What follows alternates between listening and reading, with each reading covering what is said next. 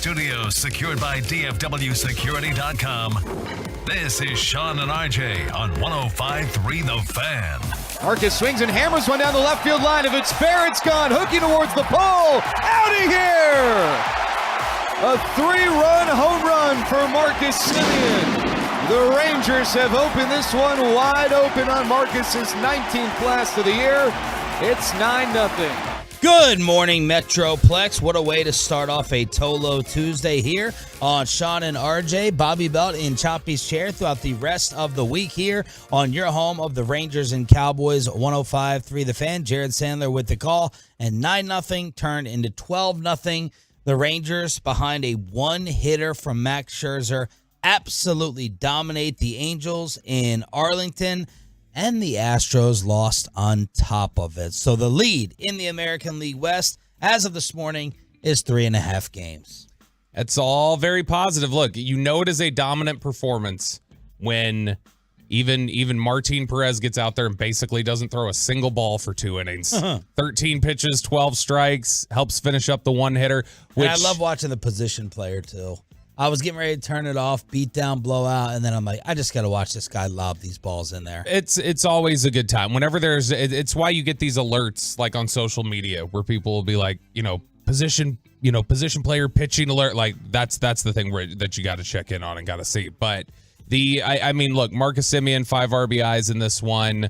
Scherzer has been, ever since those first 2 innings, that first game. Yep. Where we were all on the practice field at Oxnard a little uneasy, like, oh, crap, what have they done? He has just been flat out dominant. Since allowing 3 runs in that first inning, he has allowed 1 over his next 19. That's the stat. 3 in the debut, 1 over the last 19 innings. Last night, 7 innings pitched, 0 earned, 11 Ks, 1 walk. Yeah, holy smokes! He's allowing fewer. Whenever we talk about WHIP, the walks, hits per inning pitched. If you have one that's under 1, that's really good. It means that on average, every inning you're allowing less than a walk and a hit combined. He right now, since that second inning, so just pick up with the third inning of his first start, go through the rest of the way, which is I believe 17 innings pitched. He's averaging less than a walk and hit for every 2 innings pitched. Every 2 innings. His whip is something like 0.48 or something like that. I mean, just the stuff looks really good. The slider, that was one of the big things we talked about when they traded for him, was if he can figure out the slider, he's going to be back to himself. And so far here in Texas, he's figured this out. And man, if you can keep getting John Gray stepping up the way that he has, Dane Dunning stepping up the way that he has, Scherzer starting to pitch the way that he is, Montgomery continuing to do things, and then you get Evaldi back pitching like he had been. I mean, that's a strong rotation for this stretch run. So now let's try to analyze quality of opponent, because I was going into this game and I'm like, okay, finally a real test in the Angels for Max, because the 2 previous games, the White Sox and the Athletics, what can you really take from it?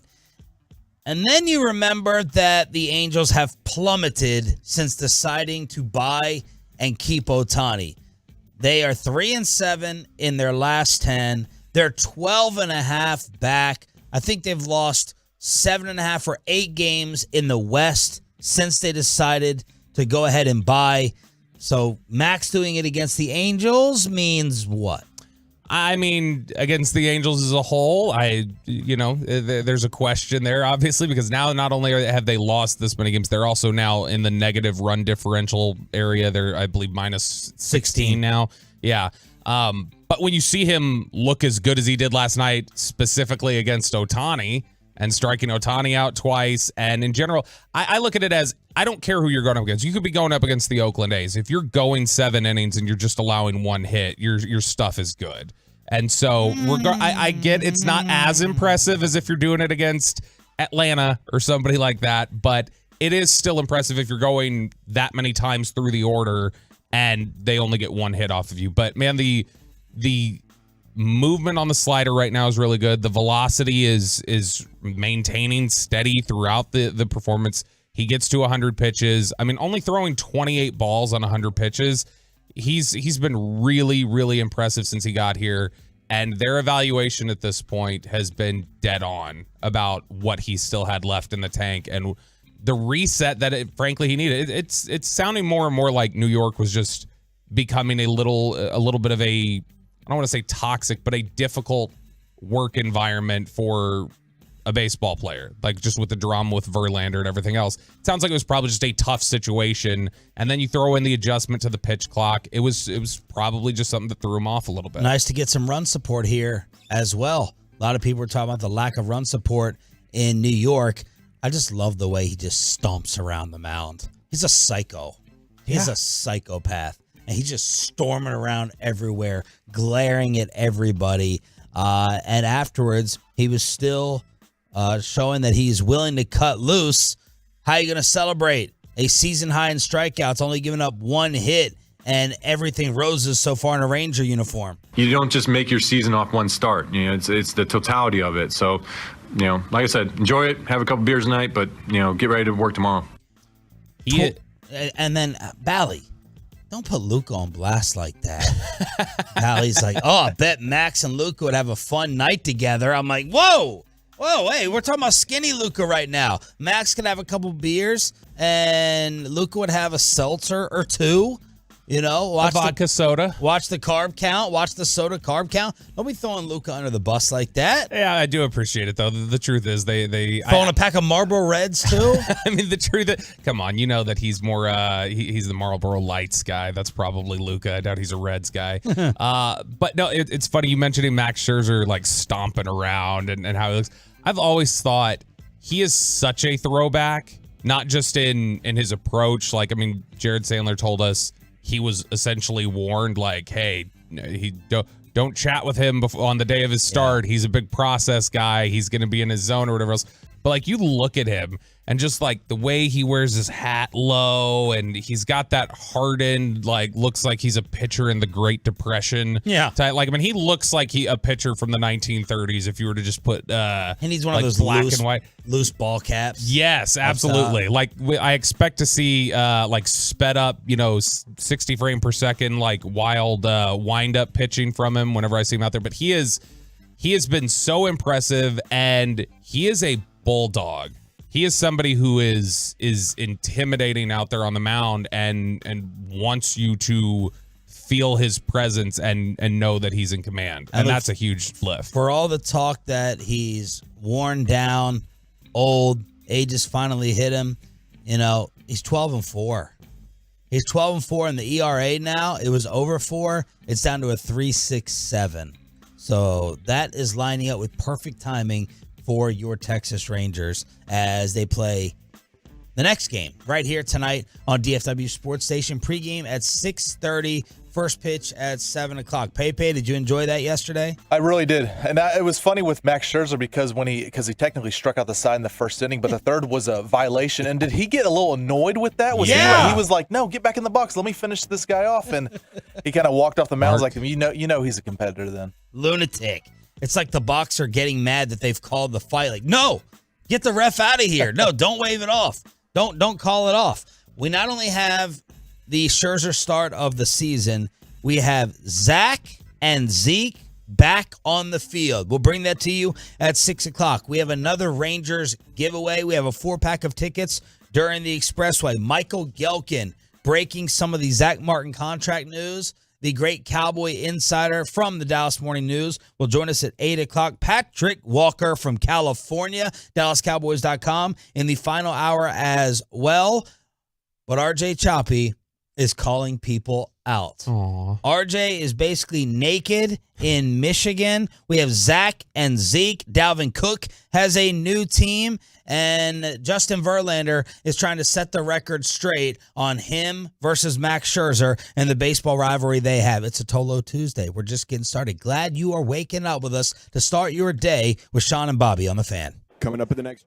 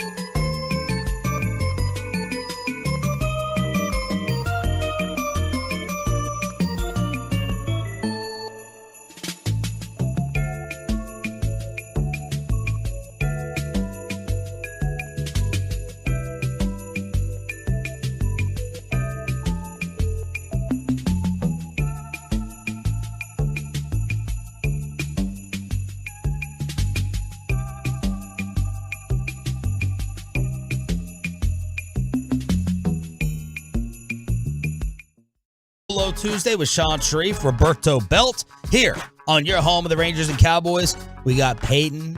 He's nodding ahead in the background. We got Ryan running the fan cam, Twitch and YouTube.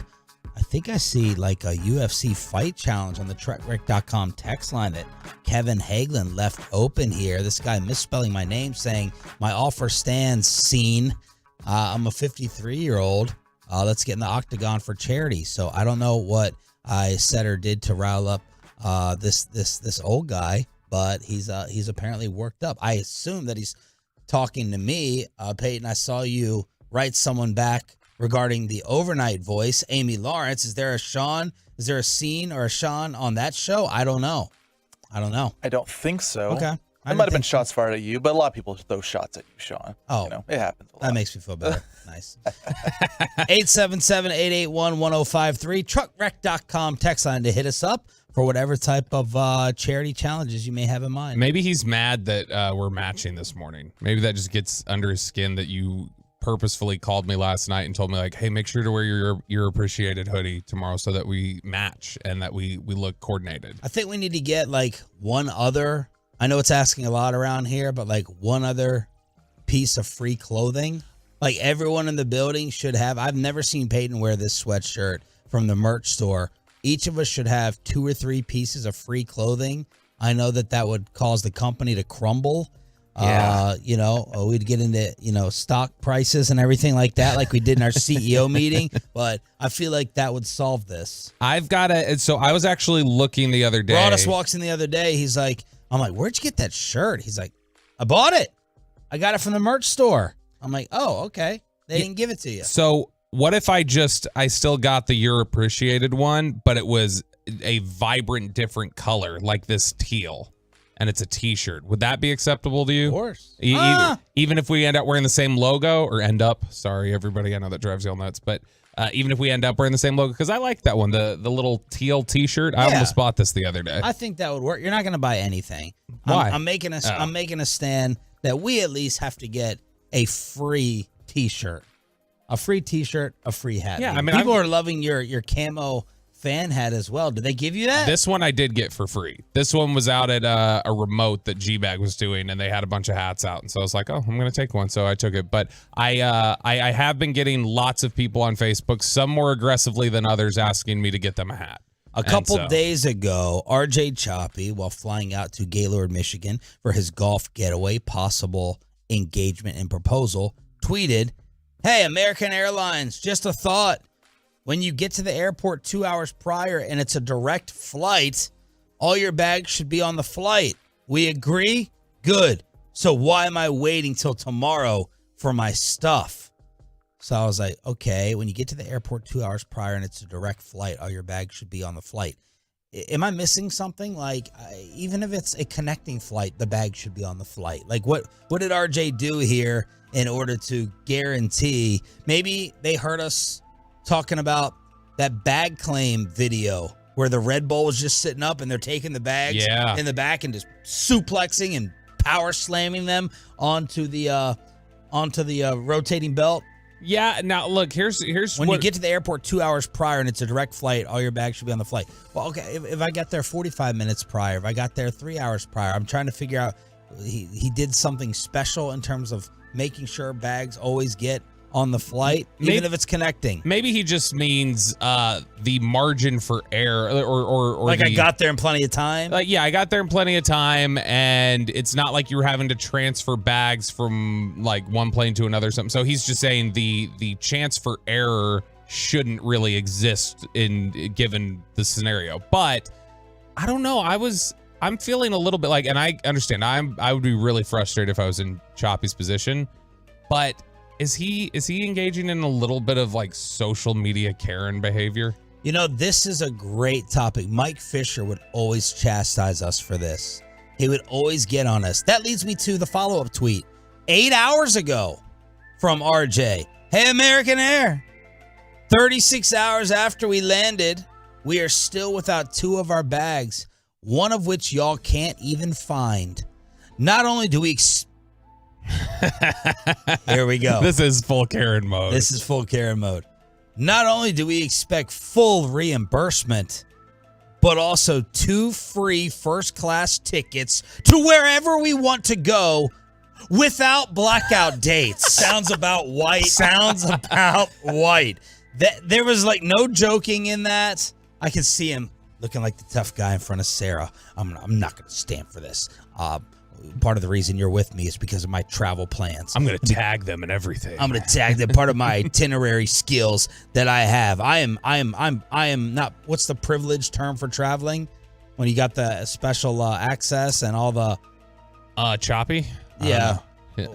I don't know what it is. I don't know what it's called. You got the special car deals and Priority. Yeah. Is that it? Priority? Nah, something like that. But not only do we expect full reimbursement, 2 free first class tickets to wherever we want to go without blackout dates. Who throws in the without blackout dates? I don't even know what that means. I feel like he typed all that out, and then maybe Sarah grabbed the phone and was like, "No, wait, we got to make sure to." And then she put on the tag at the end without blackout dates. No blackout. He did remember to tag American Airlines in the tweet. It's just too bad he didn't remember to air tag his bags. Okay, everyone, all the Tolos are writing that back. What is that? What is the air tag? I see Tolo Skip. I see Trey Justice. I see Sully. Everyone is saying put air tags so you can find them. What is the air tag? It's basically an Apple tracking device that you can throw on things or put in bags or whatever else, and then you can use it from your phone to be able to track where it is. And he has Apple now. He has no excuse. He's got his little iPhone. He has no excuse not to just go all the way in and get some air tags. So do you air tag things when you go out of town? I do not, but all it takes is one time for my luggage to get lost, and I will be buying a package of air tags, because I found out those things are really helpful. Because if they say it's lost, you go, well, I can see it on my iPhone right here. Go find it. How much are they? Ooh. And are they going to go find it if you send them? $30. If you send them the coordinates, if you send them the pin of the bag, are they going to do something special with that? It might help. Like if they're not able to find it, you can say, well, it's in this city. It got put on a plane over here. I mean, it might help in that sense. It's funny, and not the air tags, but we've talked about getting some of these cheap little trackers or just like little beep, like basically alarms that you can glue on the back things, because we need that for our remote. Because our daughter keeps walking away, the youngest keeps walking away with the remote, and I get so frustrated because I can't turn it. The TV we have up front, there is no power button on the side. There's no buttons anywhere on the TV. It's all run by remote. And so if you lose that remote, you can't do anything with the television. And that happened the other day during the Rangers game. I was like 2 innings late getting the Rangers-Giants game on because I couldn't find the damn remote. Yeah, my boy got rid of the outside TV remote. So you've seen that multiple times. You've been over twice, and it's embarrassing. Because you just got big black screen up there, and I'm not able to control anything or have any picture on. And then it'd be okay if I left the picture on Bally, so when people are over, it's a daytime Ranger game. But I think it may have been on the cooking channel, so you're seeing Bobby Flay while the pool party is going on. What's wrong? What's wrong with that? What's wrong with some Bobby Flay? If no what's one appreciates Bobby Flay, then they don't need to be invited to your pool parties. Yeah, what's wrong with Chopped as you're sitting there trying to He doesn't host Chopped. swim? He doesn't host Chopped. Way to lose your street No, cred. I'm not saying Bobby Flay hosts Chopped. I'm saying what's wrong with Food Network programming? Because we're a sport, we're the sports talk station. You're supposed to have the Ranger game on. You're supposed to have a sporting event on, whether it's a Stars game, playoff game, Ranger game, not, flamboying or flambang, Cherry Jubilee or whatever it is. So are you going to be replacing that TV outside? Oh yeah. Yeah, because isn't it just not even working now? Yeah, it gave me 6 years. Which is pretty good, especially for outdoor elements. Yes. So is that Karen behavior? Yes. The tweet is Karen, even though you're angry, the directive of first-class tickets wherever we want, no blackout dates. Is he joking, though? Is it more No, you no. think he's dead serious? He is. He's dead serious. RJ, what I've go ahead. No, I'm just sitting here thinking, I wish we were traveling with him. Like, I wish this happened during Oxnard, because he would be so much worse offline. Like, this is blanket ridiculous. What are you doing? He'd be so embarrassed. He really would. For all the ways he annoys me, and I'm sure vice versa, watching his travel arrogance it's such a turnoff. When he goes through that pre-check line and he's just smirking at us. Oh my gosh. And he is so proud. He is a peacock going through the airport. He really is. Kevin Hagelin was in here talking about them having to get out of the middle seats, and RJ wouldn't let it go. He's like, you know who doesn't have to move out? Me. You know who doesn't have to wait in the regular line? Me. So this is hilarious. Airport arrogance karma. It's hilarious. The flight out to Phoenix for Super Bowl, I don't know. It may have made Sean's week, the fact that I didn't pay for the upgraded thing that Chop did, and I ended up 2 rows ahead of Chop. Yeah. And I think that drove Chop nuts, and I still had a window. And how about his lie that if he had access to that lounge, he wouldn't go in? Is that the biggest lie he's ever told? It's up there. Because he absolutely would go in there, and then he'd try to, what are you talking about? I'm here for a team. What do you mean team building? You wouldn't go in the lounge. You literally tried to tell us to Uber to the family dinner because you had gone off on your own to a winery. Yeah, we have the company said, why do you have Uber charges? I'm like, well, RJ wanted to explore all of California. So he's taking the car 2 and 3 hours away. So there it is. He's demanding the full reimbursement, 2 free first-class tickets, and no blackout dates. The blackout dates is the thing and then American writes back. They just piss you off even more. Have you filed a claim yet? We can take a closer look for you. Meet us in the DM with the claim number. We're sorry for the wait. So there is RJ Choppy without bags. It really affects the woman on the trip with all the outfits and everything. I guess the main question is, did his clubs get there? The clubs have to be there, I'm sure, for the golf trip in Gaylord, Michigan. Sean Sharif, Bobby Belt here on DFW Sports Station. Max Scherzer dominant. Rangers win. Skinny Luka. But we have some big football news. Zach and Zeke are back. That's next for the 6 a.m. Club. We got a little special message for you in the 6 a.m. Club as well. Next. We have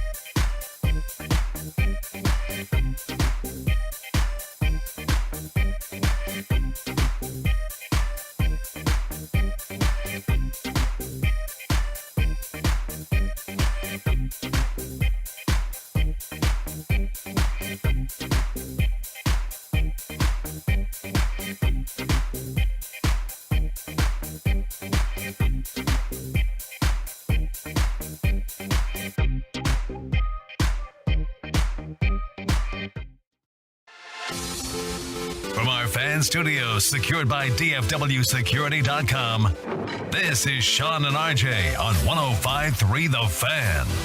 Good morning, Metroplex. Sean Sharif, Bobby Belt, our Cowboys insider here on your home. It's not that. Your home of America's team. We got Peyton and Rai in the back. We're live on the Fan Cam, Twitch, and YouTube. And before we get to Zach Martin and Zeke Elliott returning, one to their current team, one not, we got to give a shout out to the 6 a.m. Club. 6 a.m. Club started years and years and years ago after we saw a lot of the ratings and the numbers come in, and y'all were holding it down the most. And we got the numbers again yesterday, and that is the case again. Maybe it's the Firehouse Tours when we're going out there, and all of you lovely people are stopping by from 5:30 to 8 o'clock, and then you get, the little bit later on crowd, but y'all holding it down. 6 a.m. Club is back, so thank you for that. We got all the numbers yesterday. Yeah, and I mean, it's 6 a.m. specifically, like right now. This is people are showing up and tuned in and in their cars, and everybody's going back to work. The Zoom Schools. culture is over, I guess. Everybody is back on the roads and doing their thing. And yeah, you got school starting. I know a couple other school districts started yesterday. My kids went back last week, so yeah, it's a busy time, and everybody's showing up during the 6 a.m. It does make sense why I guess we're seeing so many people show up early at these Firehouse Tours, because that's the thing that's blown me away is just how early people are out there. So thank you, 6 a.m. Club. If you can make it out to the remaining Firehouse Tours, breakfast on us, donuts, C4, and Texas Day Brazil, our way of saying thank you. And we'd like you to win the Rangers 4-pack giveaway during the 720 Expressway. I think you guys have effectively put the pressure on sales and promo team too, because they're like, whoa, we got to have more towels and stickers, and like you guys have blown them away. Yeah. You guys have blown them away with that, and they're like, we definitely got to make sure we have more inventory for these things. Crank it out. 21 days later. 21? Zach Martin returns to your Cowboys and flying on out to Oxnard, California. They reached an agreement, reworked contract. Bobby, how did this get done? Try not to, bog us down too much with the numbers, but we need to know basically how this got resolved. This got done. I mean, it's the fun thing to say is to point to it and say they watched the game on Saturday night and went, yeah, this is a disaster. We need offensive line help in a bad way. But I look, this Eagle fans are saying, oh, Jerry watched Jalen Carter's first rep. Yeah, that's what it is. That's exactly what it is. It's funny, for all their tough talk, for all their posturing, which they postured on and off the record, they postured. Yes. And for all of that, let's go back to July 27th. Okay? Way before, that's second day of camp. And Charles Robinson is out at Cowboys training camp. Charles Robinson, very plugged in with Cowboys personnel, decision makers and things like that. And this is what he wrote in his article. When you tap league and agency sources on a resolution, the most sensible compromise from the outside is this: a Donald-esque deal that is adjusted for age realities, which would guarantee Martin somewhere in the realm of $34 million to $36 million over the next 2 seasons, with either a hard-out free agency in 2025 or retirement, or some kind of 1-year balloon payment by Dallas in 2025 if the team wants to retain him an additional year. How much money was fully guaranteed for him on Monday? Right smack dab in the middle of that 34 to 36. He was guaranteed $35 million. So, maybe a little conspiracy theorist of me here, but sure sounds like the Cowboys always had in mind exactly what it was going to take to get it done. They always knew where this was going to settle, and they were hoping to just play the game a little bit. So he's still not the top paid guard in the NFL. He's still a few $1 million away from that. Chris Lindstrom is, I believe, $21 million annually. So he's $3-4 million off of that. But he does get a much needed pay raise and fully guaranteed. And, I wonder if the fact that it's 18 and 17 as the years that he's getting paid, I wonder if it was supposed to be 17 and 17. They're like, all right, we'll tack on 18 so you can use that $1 million to cover all the fines you built up during training camp. But I think this is something that they always had the framework in mind. Zach always wanted it to get done. Zach wasn't out here trying to hold anybody hostage. He just wanted his final payment. He wanted a little extra, I think, to make sure he was set as he enters the twilight of his career. And this is something that doesn't just improve your right guard spot. This improves your right tackle. This improves your center. The value of having Zach Martin inside does so much for Tyler Biotish and Terrence Steele that you've effectively improved 3 positions by just putting him back in the lineup. So that is a huge relief, provides major stability for the Cowboys, and ultimately the right thing got done. So yesterday I tweeted, I'll let you take care of the impact on the field, but yesterday I tweeted, after all that talking, after all that barking, Jerry loses another negotiation. And I got jumped by some Cowboy fans. And they brought up pretty decent points saying, you don't know that he lost. And Charles Robinson's Yahoo report would kind of lend credence to that. If Charles was told, hey, we're looking at a final settlement here of 36 total, then that would lead you to believe that they knew what was going to happen. I'm just talking publicly. Jerry saying, look, it's just the facts. Sorry. We got to pay Micah. And Zach already got paid. The way that they came off. And again, a lot of this is probably. So here's what happened at the media party. I'm not going to tell you everything that happened, but here's what happened. We go in, Peyton. We're sitting there. We're enjoying the ocean. All the lovely, beautiful people. All the free 1942 with Sprite. Whoa. All the Johnny Blue. All the sushi. And there's Clarence Hill, Newey Scruggs starting a conversation with Jerry. We look over 5 minutes later, and I actually took the photo that night, and it's 20 people surrounding Jerry. And I first just thought that they were like BSing. Normally Steven gets cornered, and you got David Moore and others basically holding a little microphone in his face. Again, at Nobu in the private party, and they're asking about long snapper and backup right guards. And that's normally Steven. And I think just with Jerry, because I've been in that conversation once or twice, Well, he's kind of just BSing and talking, He's not giving you team updates. This was a team update. This was a 30-minute team update. The circle had gotten too big. The drinks were too free. I wasn't going and getting involved in that. A lot of body heat. It was kind of blocking the bar area.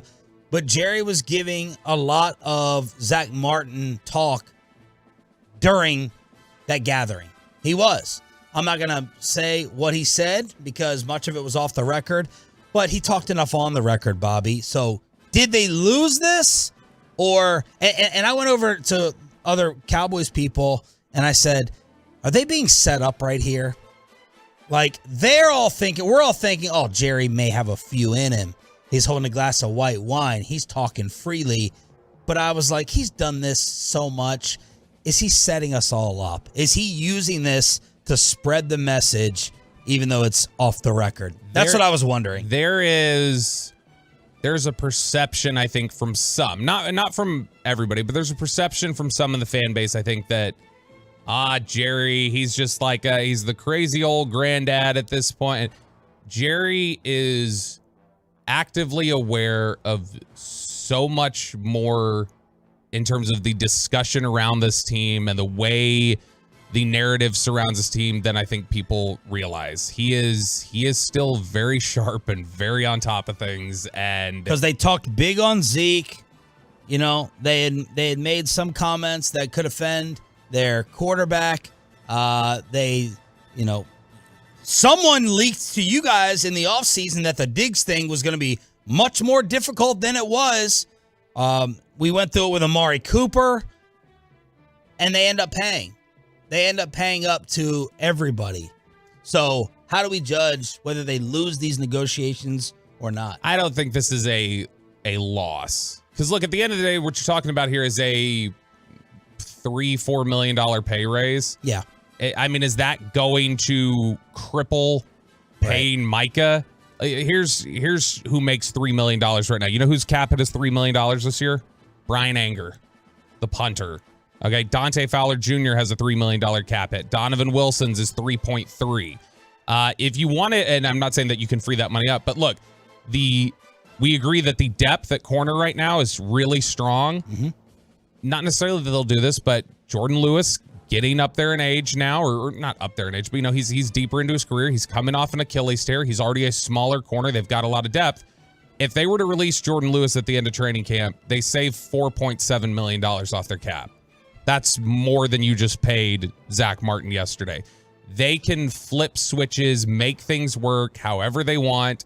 It's posturing because it is the art of the negotiation, and they're gonna play things a certain way. And yes, do the Cowboys, like every other team and every other player and their representative and agent and the NFLPA and everybody else, do they use the media sometimes to get some stuff out there, and not even with the knowledge to the reporter that the reporter is getting stuff out there for them? They just tell them like, hey, look, this is, maybe this is what's going on, knowing that the reporter will then talk about it, right, but never telling them, I want you to put this out there because I'm trying to do that.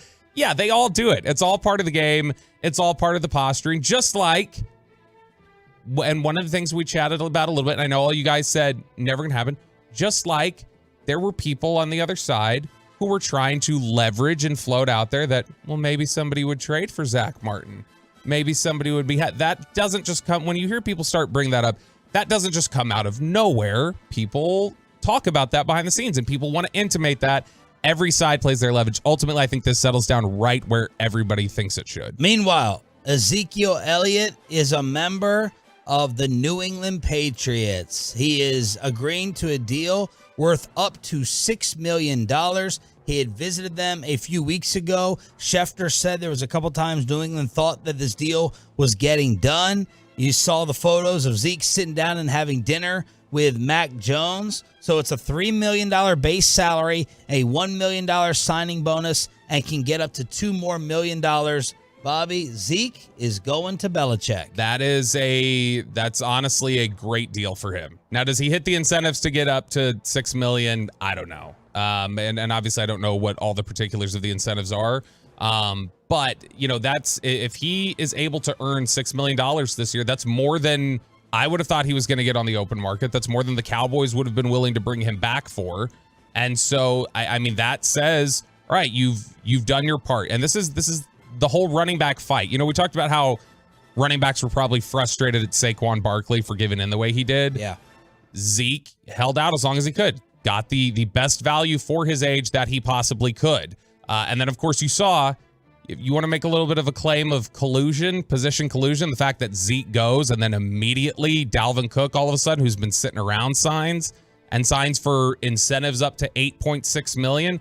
This is calculated running back value that they're trying to attain, and they're going to sit out until they can get it. But it's a great value for Zeke, I think. And I mean, this makes October 1st really interesting. He will be back at AT&T Stadium. Biggest return to Dallas for a player since who? I mean, I honestly, the last time there was a storyline this big, and it wasn't even a player. The last time there was a storyline this big was probably Jason Garrett coming back with the Giants, where it's like, that's the biggest return we've had. But this is even bigger than that because it's somebody that's on the field. We never got the chance with Dez. So something to sit on for a future poll question at 877-881-1053. Would you slightly consider DeMarco Murray because he went to the Eagles? I mean, I know it's not as big of a player, but... Yeah, because I don't know. Text it. Let's come up with some names. Biggest return since. He's going to wear number 15, his college number from Ohio State. And week 4, the New England Patriots and Ezekiel Elliott returning to Arlington. There it is, Inside the Star on your home of America's team with our Cowboys insider, Bobby Belt. Best start of the season from Max Scherzer. The armpit loses as well. Verlander reacts to the Max Scherzer drama. And there may be another girl involved in the Wander Franco story. That's next on your home of the Rangers after this.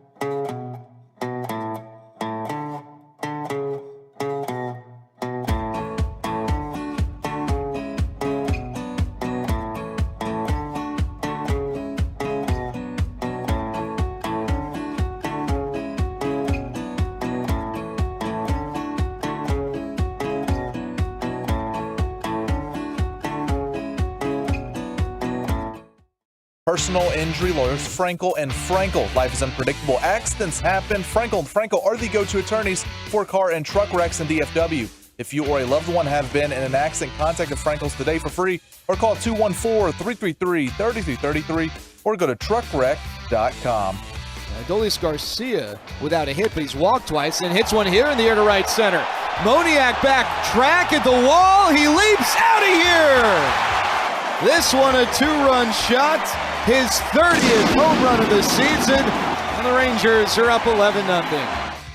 This one turned into a laugher last night right here. A 12-0 beatdown of the Angels on DFW Sports Station. This is your home for Rangers baseball. Sean Sharif, Bobby Belt with Choppy out this week on vacation here on 105.3 The Fan. Max Scherzer was lights out. 7 innings, 1 hit, no runs, 1 walk, 11 strikeouts, and I'm just judging the velocity. I'm looking at the radar gun, and I'm looking at the stuff breaking, and I thought we were in for a pitcher's duel. I really thought Patrick Sandoval early on, and Nikowski was highlighting this. He's like, man, Sandoval's stuff looks good. But if you're a very disciplined team and you're able to lay off, he can get in trouble with walks. That's what happened. He had come in on a nice run, Patrick Sandoval on the other side, but he quickly got frustrated. He had a little bit of a meltdown out there on the mound. Man, at 6 walks in 3 innings. That's some, Aroldis Chapman with confidence issues type of performance out there. But, I mean, look, it's funny. You look at the fact that he threw what was it, like 15 more balls than Max Scherzer did, and Scherzer went twice as long as he did. I mean, he was a mess last night. 83 pitches to get 8 outs. Sandoval. And his ERA was a 1.04 in July. And he started off August giving up 2 earned, and then he didn't make it to 3 innings last night. The Rangers scored 12 last night. In the previous 4 games combined, they'd scored 13. And so it was nice to see the offense come alive, wake up. You got a little bit of the power there in the 7th inning with the Simeon and Adolis home runs, which, by the way, I saw Jared Sandler tweet last night, the note that it's Adolis Garcia and Matt Olson. Those are the only 2 players in Major League Baseball with 30 home runs and 90 RBIs. I want to talk about the new exciting thing. You obviously have Scherzer. JP Martinez, man. Mm-hmm. This guy is a treat to watch. When you just see different speed, it's like Tyreek Hill speed on a baseball field. He scored 3 times last night. He had 2 hits. Did you see him turn it on down the third baseline when he wasn't exactly sure what he was doing? And then the ball was bobbled in center field. And Tony Beasley's like, all right, we're going. And he took it from 2nd to 5th and just immediately accelerated, easily scoring. This is worth the price of admission to watch this guy fly around the bases right now, JP Martinez. I think plays are over. I think plays are done, dead and gone. And no, they're still alive because of this guy's legs. Yeah, he reminds me a little bit, not the way his career ended, but it's a similar impact early on as I feel like we got when, and I don't remember if you were here at this point. I know Peyton don't remember. You remember when Julio Bourbon got called up at the end of 2010? And Bourbon was just so fast and so dynamic. And I mean, things didn't end up the way you wanted to, or in 2009 is when he got called up. Things didn't end up the way you wanted it to with Bourbon's career. It turned out he just couldn't consistently hit, but man, it was the same sort of just, whoa, who's this guy? And JP Martinez is a comeback story. I mean, this is 2019, I believe it was. He was the number 2 ranked prospect in the Rangers system. And by 2020, he had fallen all the way to the back end of the top 30, according to MLB Pipeline or Baseball America, one of them. And so he is somebody who's, kind of got some redemption here. And I loved it. I know we mentioned it yesterday. I loved when he got that double against San Francisco and he got up and he was pumped and fired up and screaming at the dugout. And it's nice when you see these players come up and their first exposure to the Major League Baseball, you're seeing them play with this, childlike energy and love for the game. Scherzer struck out Ohtani twice. And not only did he have his most strikeouts this season, he is added to the career 10-plus strikeout list. Nolan Ryan, 215 such games. Randy Johnson, 212. Scherzer, 112. Roger Clemens, 110. So he joins, and he's been amongst that company. And Scherzer has more double-digit strikeout games than any other big leaguer in the 2000s, and it's not close. It's Scherzer, 112. Then Randy Johnson, 87. Chris Sale, 80. Verlander, 72. So those are some of the notes from a dominant Rangers win. The armpit loses, so the lead is 3.5 games in the American League West. Game 2 against the Angels tonight, 6:30 pregame, first pitch at 7 o'clock. And remember, Ohtani is missing his start this series. So we're not going to have to go ahead and face him. DeGrom, by the way, is on that double-digit strikeout game list at 60, tied with Garrett Cole. Yeah, he's been really, really good ever since he got Texas. In fact, he was starting to turn things around a little bit in New York. If you look at game score, which is the metric created by Bill James, the father of baseball analytics, essentially, he had created this as just a way to gauge, how good a starting pitcher's performance is, taking in a number of different factors.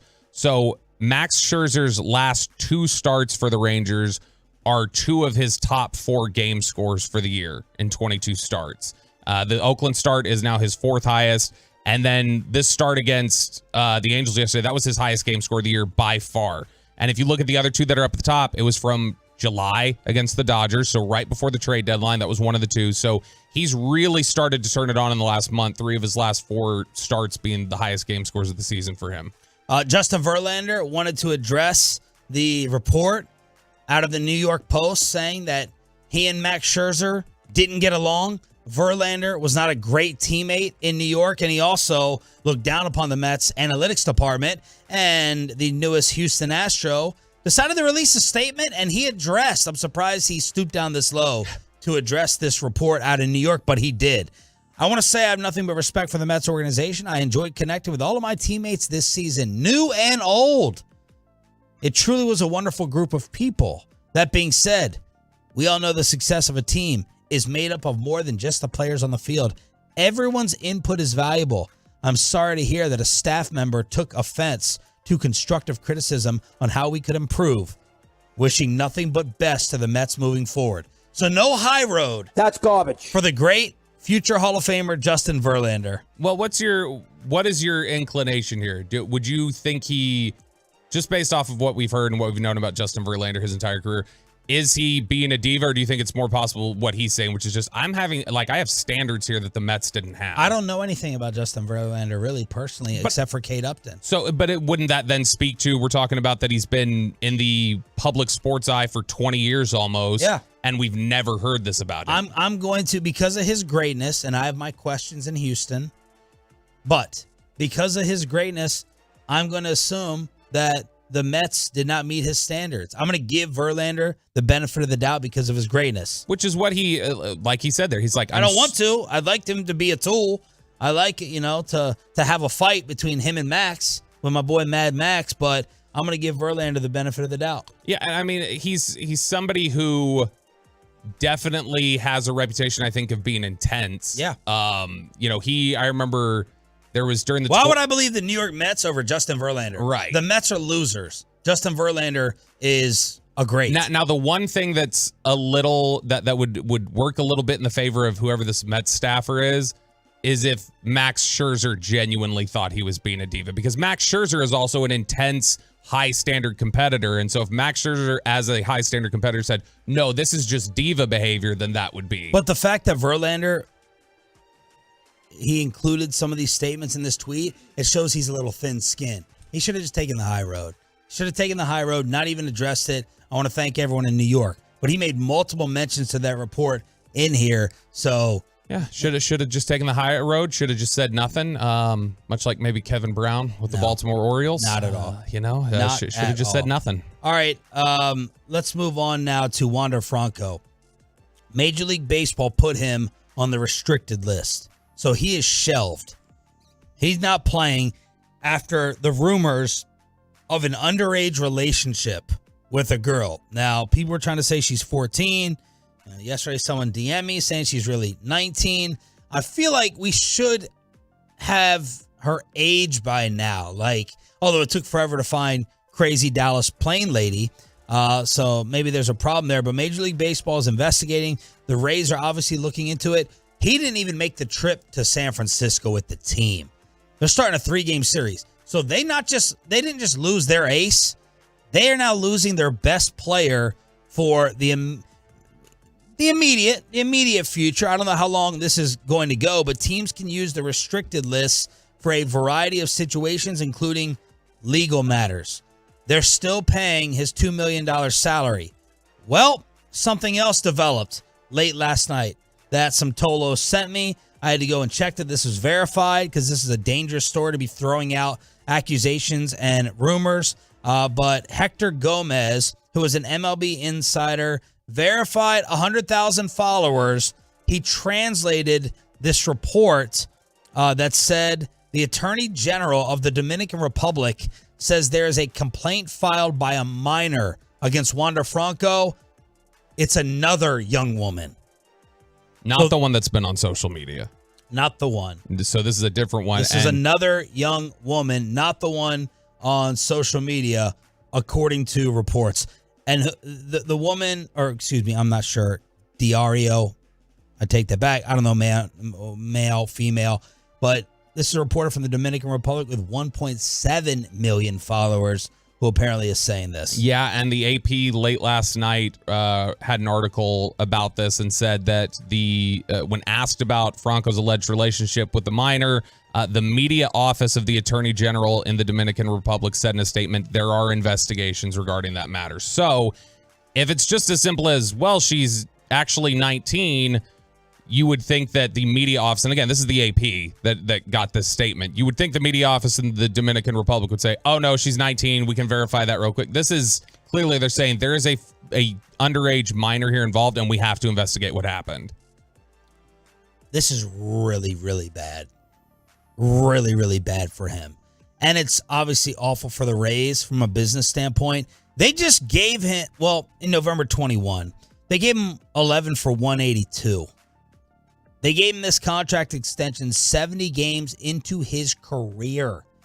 This year, hitting 281, 344, 475 with 17 home runs, 58 runs batted in, 30 stolen bases, made his first All-Star team. So they're losing their best player, position player, and they've lost their ace coming down the stretch with the race. Yeah, and I mean, Baltimore's been hot the entire time. This is something that's going to, in all likelihood, push Tampa down the list of contenders, especially if they're out without him for a little while. But I mean, this is a couple issues now, obviously one more serious than the other, but this is a couple issues now that have popped up with Wander Franco recently, because we had the same issue back in late June, I think it was, where Kevin Cash just said he's suspended for the next 2 games. I don't think they ever got into details why, but it said, for disciplinary reasons, he's not playing the next 2 games. So he's already run afoul of Rays management on some stuff. And then for this to come up, it definitely feels like he's a hot figure. Was the blind side fake all along? You didn't tell us, Sandra Bullock? And Kyrie Irving defends James Harden. Next for the 6 a.m. Club with Sean and Bobby. We're also doing a brand new thing for the Ranger ticket giveaway. I want you to hear what it is next on The Fan. But first, I also want you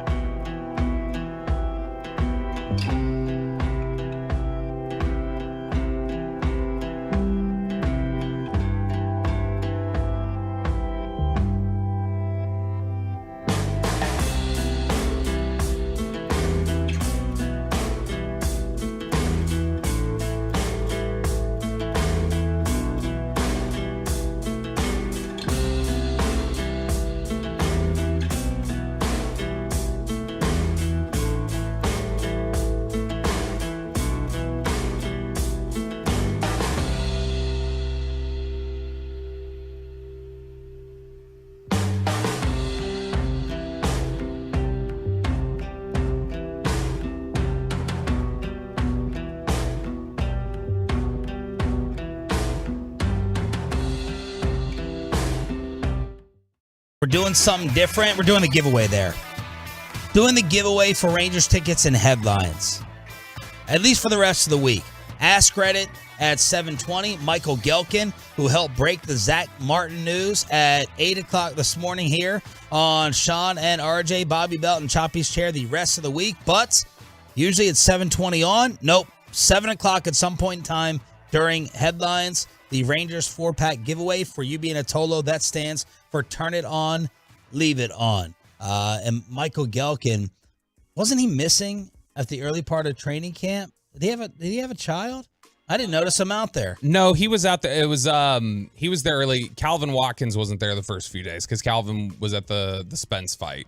But no, I think Calvin actually now is the only one in Oxnard for Dallas Morning News. So they rotate a little bit, and so Michael and I believe David Moore are back here, and then it's Calvin that's out there in California. But no, Gelkin has been Gelkin was there day one. Chiafalo was telling me Gelkin is just like standing outside of our broadcast area, just pacing on the cell phone all show long. He's just on the cell phone with people. Yeah, I mean he is incredibly well connected across the league. It's not just here in Dallas. He obviously, his background, he had been with he had been on the Raiders beat previously and on the Chargers.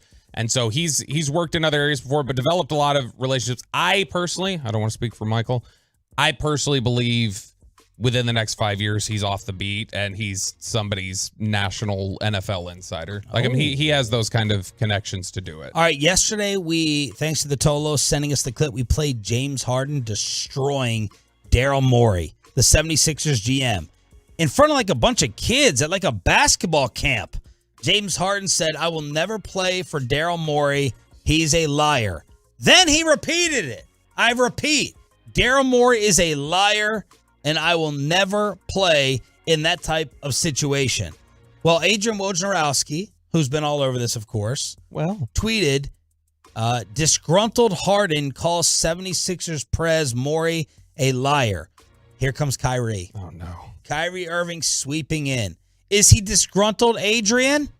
Or is he holding Daryl Morey accountable for his dishonesty and lack of transparency throughout the contract negotiation process this summer? Remember, Kyrie and Harden. It is amazing to me. You talk about the sign of a new generation. You have Kyrie, Durant, and Harden, apparently all still boys after being a part of one of the biggest disasters in the history of the NBA. One of the most laughable, maybe the most laughable super team ever put together. Mocked, justifiably. And they're all still tight. No one's mad. What even competes with that one? In basketball, in the history or of basketball. In sports, it's obvious. It's the 2000 Redskins. It's the Eagles in 2011 or whatever they were. But in basketball, the only one that I can think is close, and they actually made the finals, but the only one that's close is the Lakers one, because that was the first attempt to just gather up all that talent. The other one is the Nash, Dwight Howard, Kobe. Oh, yeah, that's the one. That's a bigger one, probably. I don't know. I have to go back and look at what they did. I don't think they made the postseason. No, and Kobe broke Dwight Howard mentally, and Steve Nash was hurt all year. That was a disaster. So, but all these guys, they're still cool with each other. This is a perfect Kyrie fight. Don't you hate when people like word pick the smallest little thing? Do you not think, Kyrie, that James Harden is disgruntled? He's clearly disgruntled. He's not happy. That to me is the definition of disgruntled. He's not pleased. He's not happy. He doesn't want to be in his current situation. But when you deal with someone like Kyrie, the smallest little things become big things. And that explains, in part, just a fraction of his story on why he can never get along anywhere. Because you're just picking at the dumb. You just have that friend. My brother does this stuff a lot of times. I'm like, is that what you chose to focus on? Of this whole conversation we just had, of all the sentences that were just said, that's the thing. Like, some people's brains just operate a little bit differently. The wires are a little bit crossed, and there's Kyrie. He's trying to take up for his buddy, but nitpicking Adrian Wojnarowski saying disgruntled Harden. Is he disgruntled? Or is he holding Daryl Morey accountable for the dishonesty and lack of transparency? Yeah, he's disgruntled. Both things can be true. Kyrie is very calculated. So I think this was not a misstep for him. He looked at it and he said, all right, I got to take up for my guy. And what better way to do it than on a Woj story that's going to get all this traction? I can take issue. I can take up for him. What I'm fascinated by in this whole process with Harden, who is very clearly disgruntled, he would probably even say that. Disgruntled doesn't mean wrong. It means you're upset. You're bitter. Right. And he clearly is. He used a child's basketball camp to make his statement and repeat it and go like, kids, listen, Daryl Morey's a liar. These kids who have no idea who Daryl Morey is. They're just sitting there going like, can we get our juice boxes? Is he done talking yet? What's happening here? But the Philadelphia Inquirer, Keith Pompey, the Sixers reporter, had an interesting note yesterday about this. It said a league source said Mori wasn't surprised at Harden's commentary and his attempt to make things personal, given his agent's reaction this weekend to being informed the Sixers weren't able to find a suitable deal. The Sixers, however, are unmoved by Harden's statement and still expect him to report to training camp. And this take back of power in the last year from superstars that NBA front offices are trying is fascinating to me, because 4 years ago, and I don't just mean the player Harden was 4 years ago, just take the same exact scenario, put it in the climate, the NBA climate of 4 years ago. He's already been traded. Damian Lillard's already been traded. Kevin Durant and Kyrie Irving don't wait until the trade deadline to be traded. There's a little bit of this taking a stand from NBA front offices now that say, no, you guys are under contract and we're not just going to like bend to your whim. Yeah. I don't care what your agent wants. I don't care what this guy wants. Typically, they've been able to leverage the power of agents control a lot in the NBA, especially compared relative to other sports leagues. And they can make life very difficult on you if you don't, bow the knee to them and do what they want. And so that's why teams have tried not to, risk angering them. But man, it's really interesting to see Daryl Morey or the Nets or the Blazers right now just, standing in basically and going like, we're not giving you your way just because you want it. Pepe, have you seen The Blind Side? Yes, I have. Now, Michael all that. Well, how'd you see it? It's blind. Since we've come back, I feel like you're lying a little bit about. Oh, test me on the movie. Woo! Who played the dad?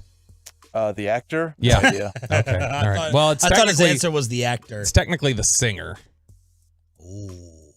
Yeah. Country. Not going to be able to do that. Tim McGraw. Who played the mom? Sandra Bullock. Good job.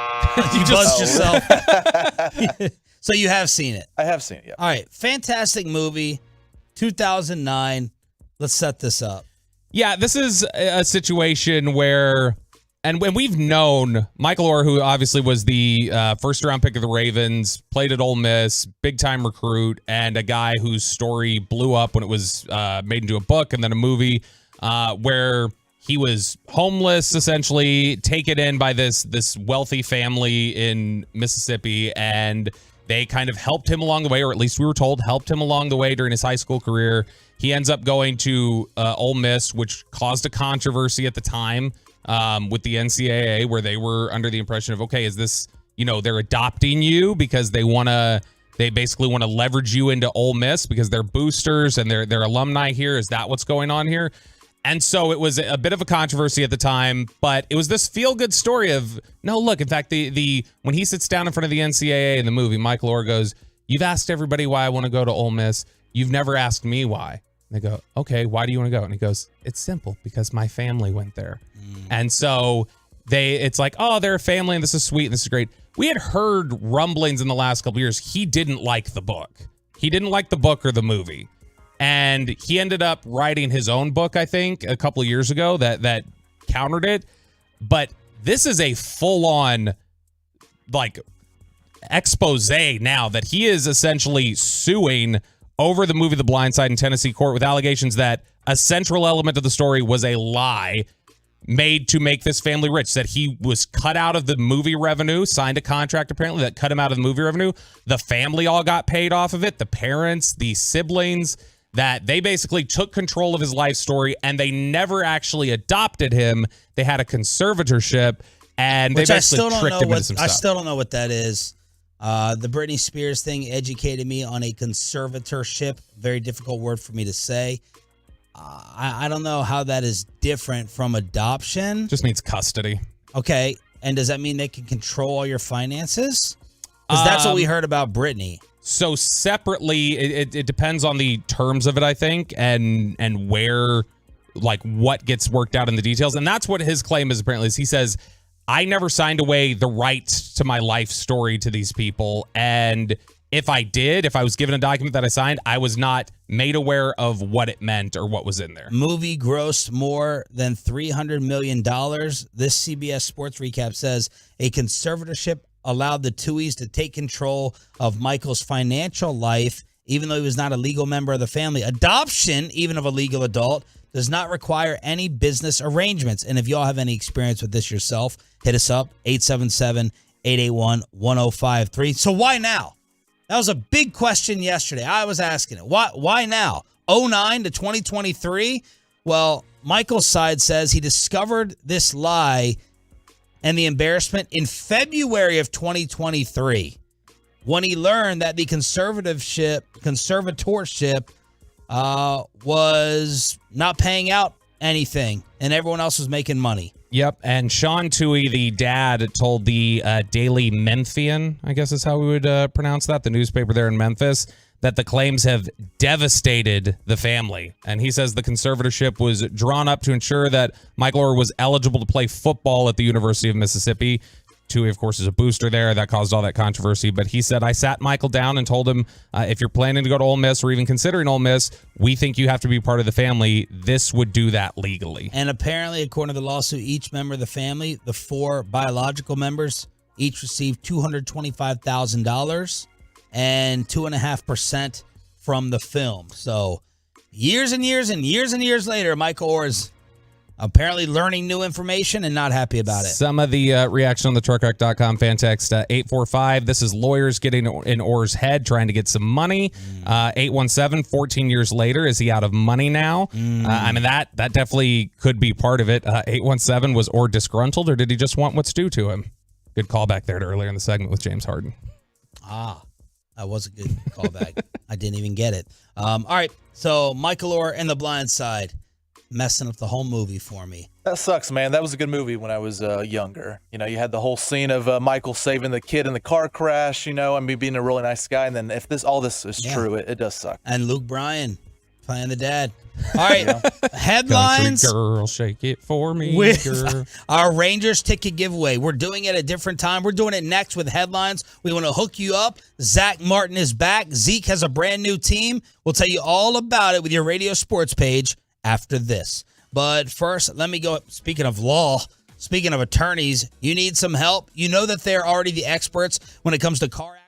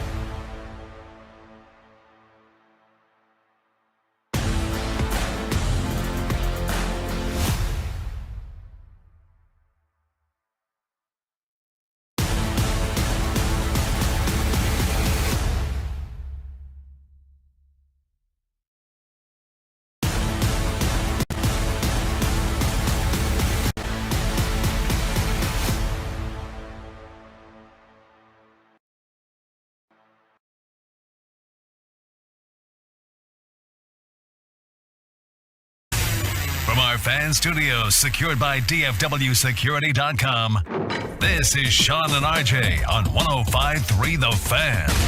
Good morning, Metroplex. This is the new home of the Tolo giveaway.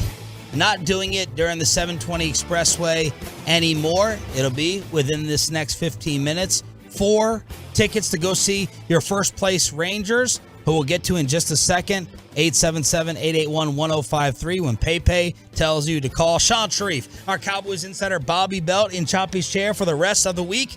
These are your headlines, your radio sports page to get you ready for your Tolo Tuesday. Zach Martin is back. 21 days. He was gone.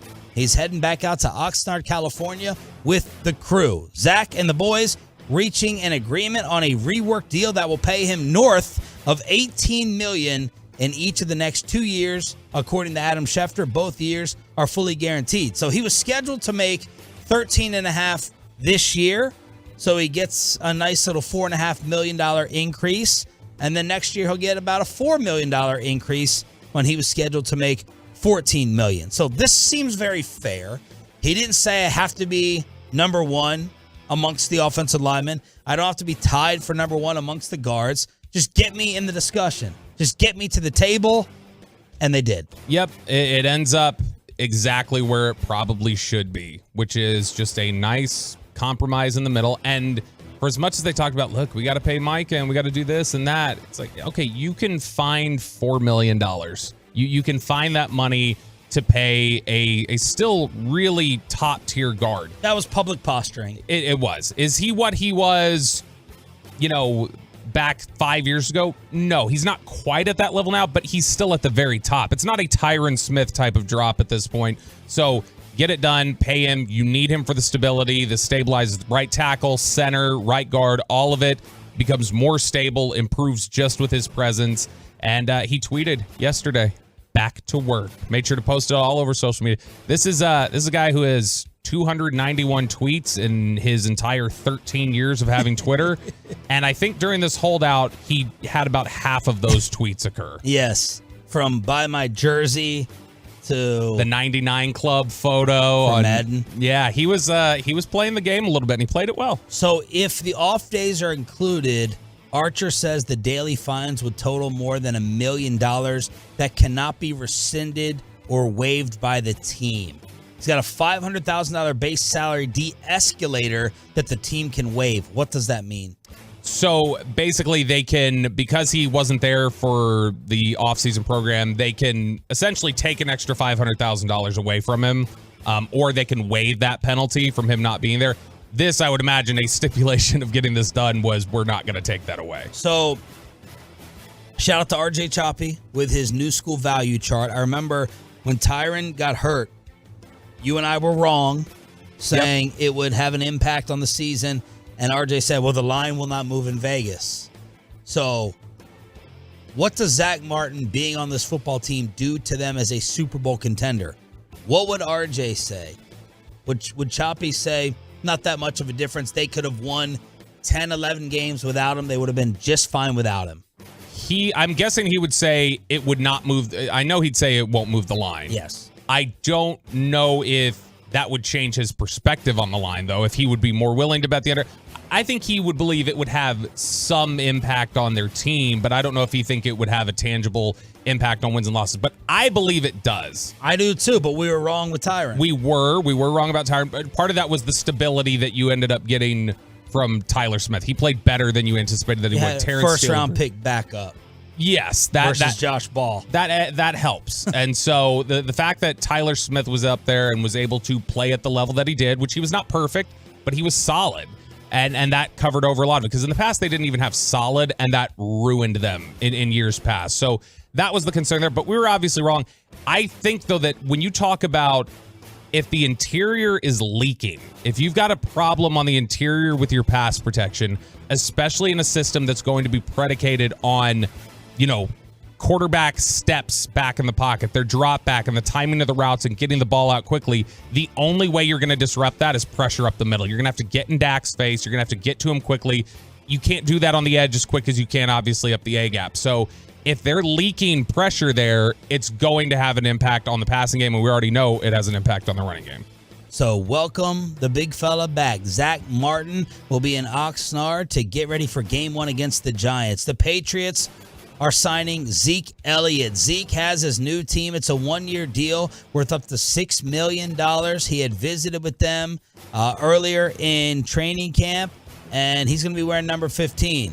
The old number from the Ohio State days.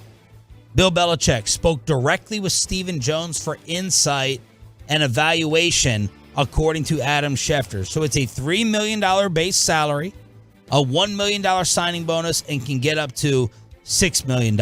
Actually, it was Ed Werder who reported that Bill Belichick spoke with Stephen Jones. So Zeke Elliott will go help out a very weak, thin backfield that includes Ramondre Stevenson, and the Patriots are coming here to the Metroplex in week 4 for Zeke's return. Yep, and that'll be, I mean, that's a very intriguing game. I know we asked earlier today, is this the biggest return since what? And I know Peyton threw out DeMarco Murray in 2015. That's not a bad name. A lot of the fan texts threw out Emmitt Smith coming back in 2003. That was absolutely a huge one. But this is a big return. And look, he will be a great fit in New England. He, when we talk about guys who go to New England and they can't handle the Belichick style or whatever else, Zeke is a Belichick guy to the core. The football character is really high. Blocking. And did you see toughness? Bill Simmons is already trying to talk himself into this. Bill Belichick already got him to cut his hair. He went back to his rookie year look. He went tight fade there. But Bill Simmons is trying to talk himself into this. He says, Zeke turned 28 last month. He's an excellent pass blocker, had 22 touchdowns the past 2 years, and he's going to be a winning mentor for the future 5-time Pro Bowler Malik Cunningham. I am in. So it's quite the evolution for Bill Simmons that he's trying to talk himself into Ezekiel Elliott and Kristaps Porzingis now that they're part of Boston sports. My second question to this is, does this make you have any Cowboy remorse that the great Bill Belichick, the genius, the GOAT, is saying he's good enough for our team, but we all wanted him out of the Metroplex? Bill Belichick buyer's remorse? Do we... I understand why he would like Zeke for his culture, but do we buy into Bill Belichick necessarily the talent evaluator or the roster builder at this point? No. And so, I mean, look, he still believes in the running game in a way that a lot of people across the league do not. And we saw what Zeke had left. I don't know that it's going to get much better than that. Let's hook you up right now on your home of the Rangers. All right, Tolos, that's right. Caller number 10 right now at 877-881-1053 wins a 4-pack of tickets to see your Texas Rangers take on the Oakland Athletics on Friday, September 8th. And come on out early to Texas Live on Thursday, August 24th for the next Texas Rangers watch party to see them take on the Minnesota Twins. Rangers alums Tom Grieve and Rusty Greer will be on hand to sign autographs. And starting at 6 p.m. that day, the first 140 fans wearing Rangers gear will receive free tickets to the September 8th game as well. Get more information at Rangers.com/watch party. That's caller number 10 at 877-881-1053. Woo! Nice job, Pepe. I'm getting better. As smooth as Max Scherzer. That's a segue for what happened last night on the Fan. 1-1 pitch. Swing the ball line to center field. That one's sinking and falls for a base hit. Grossman scores. The ball's bobbled by Moniak, so Martinez is waved home. He scores without a throw, and the Rangers put up a couple, and they lead 2-0. Now, this was fun. So my most excited time now to watch Rangers baseball, if I have to isolate the days, easily a Max Scherzer start, Scherz Day. And he put up his most strikeouts of the season. 7 innings, 1 hit, no runs allowed, 1 walk, 11 strikeouts. They beat down LA 12-0 since the 3 runs he gave up in that first start against the White Sox. Right? Early, rough start, 3 runs. He's given up 1 over his next 19 innings. The stuff seems to be there. The confidence is there. And apparently the beers are there as well, as Scherzer was talking postgame. You don't just make your season off one start. You know, it's the totality of it. So, you know, like I said, enjoy it, have a couple beers tonight, but, you know, get ready to work tomorrow. Yeah, he is. Look, he can have all the beers he wants as long as the slider's going to continue to get back to its normal spot that it had been for years. He's been excellent with the slider the last couple starts. The fastball velocity is, touching 95. It's remaining consistent. There's a lot of encouraging signs here. The hard hit percentage, the barrel percentage is improving from where it was at in New York. So a lot of these peripheral statistics are looking better. We obviously know the general box score is looking better, and he looks like he's found his comfort again. Jordan Montgomery will be on the mound this evening against Lucas Giolito. 6:30 pregame, 7 o'clock first pitch right here on DFW Sports Station. Tolos are calling right now to try to win those Rangers tickets. We're doing it every day from here on out at 7 o'clock during your headlines. The Rays placed Wander Franco on the restricted list. He is not on the road trip to San Francisco as Major League Baseball is trying to figure out if he has had an underage relationship. And now Dominican Republic publications are saying a second underage girl has come forward. Yeah. So this is not looking good right now. Could be accusations. The first girl, maybe she is of legal age. None of us know, but it's not looking good right now for Franco at all. No, it's not. And he already has had, obviously, this is a leveling up and a step up in terms of the seriousness of his problems. But this is somebody who's had some immaturity issues there with Tampa Bay. And somebody who, as recently as like 6 weeks ago, was suspended for disciplinary reasons by the team. So this is another step, again, like I said, that in an aggressive manner. But this is bad news for him. And if he is found to have done this, I know we talked about it during crosstalk yesterday, I think his career's over. We were talking about this, and I was wondering because of Trevor Bauer precedent. RJ and I agreed that Bauer should not have been like blackballed forever after the punishment that he endured. But I think I'd have to agree with you based upon that type of precedent. Or maybe you don't think that applies as precedent. I do. And I'm like, okay, this, I don't want to rank. I don't want to power rank sexual assaults or crimes. But this would be in maybe a similar discussion. And if he is guilty, I would have to agree with you. I think I would agree. Yeah, and look, I mean, I don't know. Society has surprised me before, but I think that this is a topic when you're talking about assaulting children, which is what this would be. I still believe society has that as a standard. AP Top 25. Let's talk a little college football with what came out yesterday. Yes, who is the top ranked team in the state of Texas? Sean, who do you think it is? Take one guess. You can try. Go ahead. That's right. It's the Texas Longhorns. TCU! The eyes of Texas are fun. Yeah, they are the 11th ranked team in the country. TCU ranks 17th. We obviously have Georgia Bulldogs as the number one team in the country looking for the three-peat. But interesting on here, a couple other teams that are of note to people in North Texas, I'm sure. The Oklahoma Sooners come in at 20th, and the Aggies come in at 23. Both of those teams had awful seasons, disappointing seasons last year with losing records. Jimbo Fisher, I mean, we'd agree, probably the coach most on the hot seat as we enter this season. Yes. But Oklahoma and Texas A&M do crack the top 25. The rest of the top 10 after Georgia at 1. It's Michigan at 2, Ohio State 3. Bama, maybe a little overrated at 4. LSU 5, USC 6, who I think USC is a real title contender this year with Caleb Williams. Number 7, Penn State. 8, Florida State. 9, Clemson. And then 10, Washington. This is a tremendous edition of Ask Reddit. How many pillows do you sleep with? What person has gone the furthest with the least amount of talent in life? What's the fastest way you've seen a new coworker get fired? What's the worst possible drink to order at a bar? How did you almost die? The Tolo Tuesday edition of Ask Reddit with Sean and Bobby and you on the...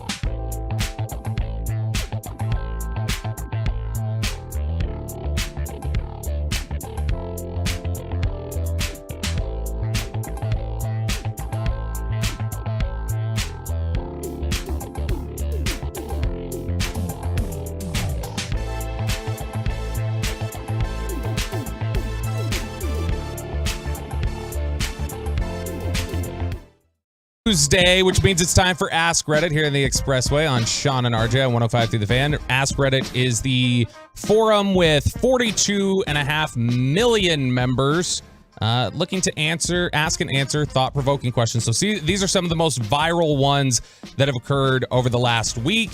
You can weigh in on the truckwreck.com fan text, 877-881-1053, 877-881-1053. We also want to hear from you in the YouTube comments section. I see right now we've already got like several hundred people in there right now, so make sure you make yourself heard. And by the way, we gave the props to the 6 a.m. club for retaking over the show ratings in terms of hour by hour by hour.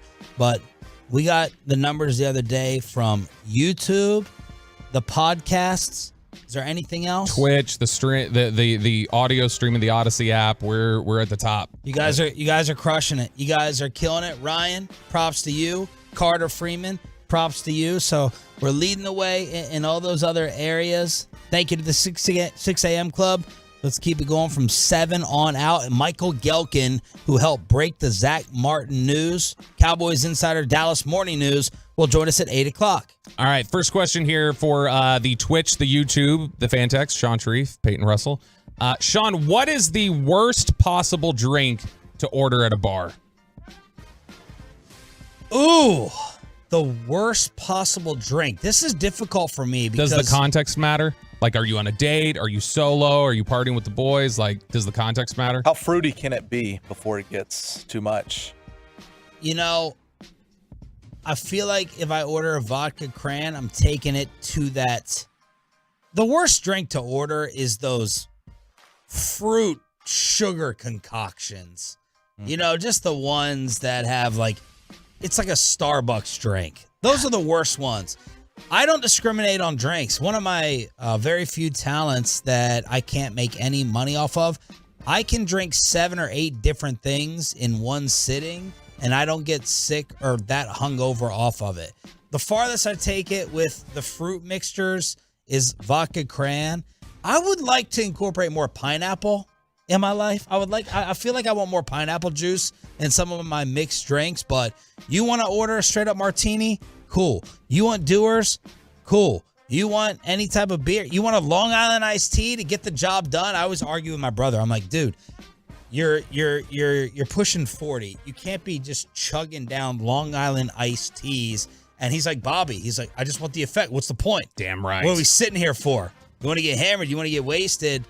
So I would just say one of those crazy fruit concoctions that you should only order if you're on the beach at an all-inclusive in Mexico. I mean, look, the answer is easy. Water. If you're ordering water at a bar, you're not built for it, okay? And you need to just Maybe go you're home. just Gavin Dawson, though. You're NA. No, I'll tell you what the actual worst drink is for me. Just, I'm only going to answer this personally. Like, I know, and it's somebody already submitted on the truckwreck.com fan text 214, a Vegas bomb. Because the first night I ever drank Vegas bombs, which you know what they are, right? It's peach schnapps, Crown Royal, and Red Bull.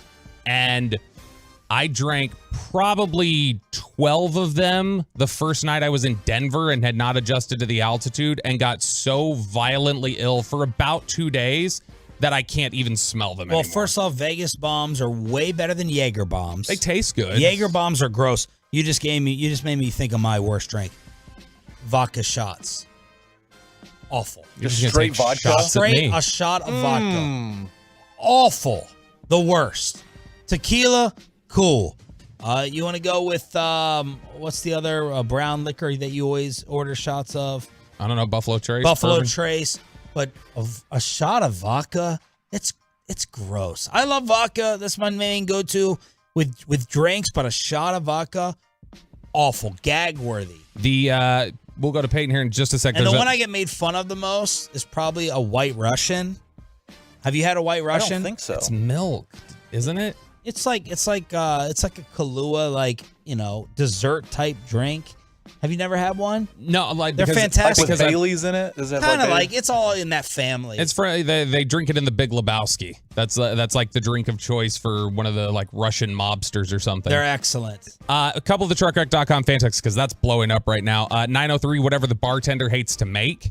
817, bottom shelf tequila shots. Ugh, me, Chiafalo, and Wolchuk in Oxnard 2 years ago. Oh, I was like, here, you guys, I'll buy, you fly. You go get the shots. I'll pay for it.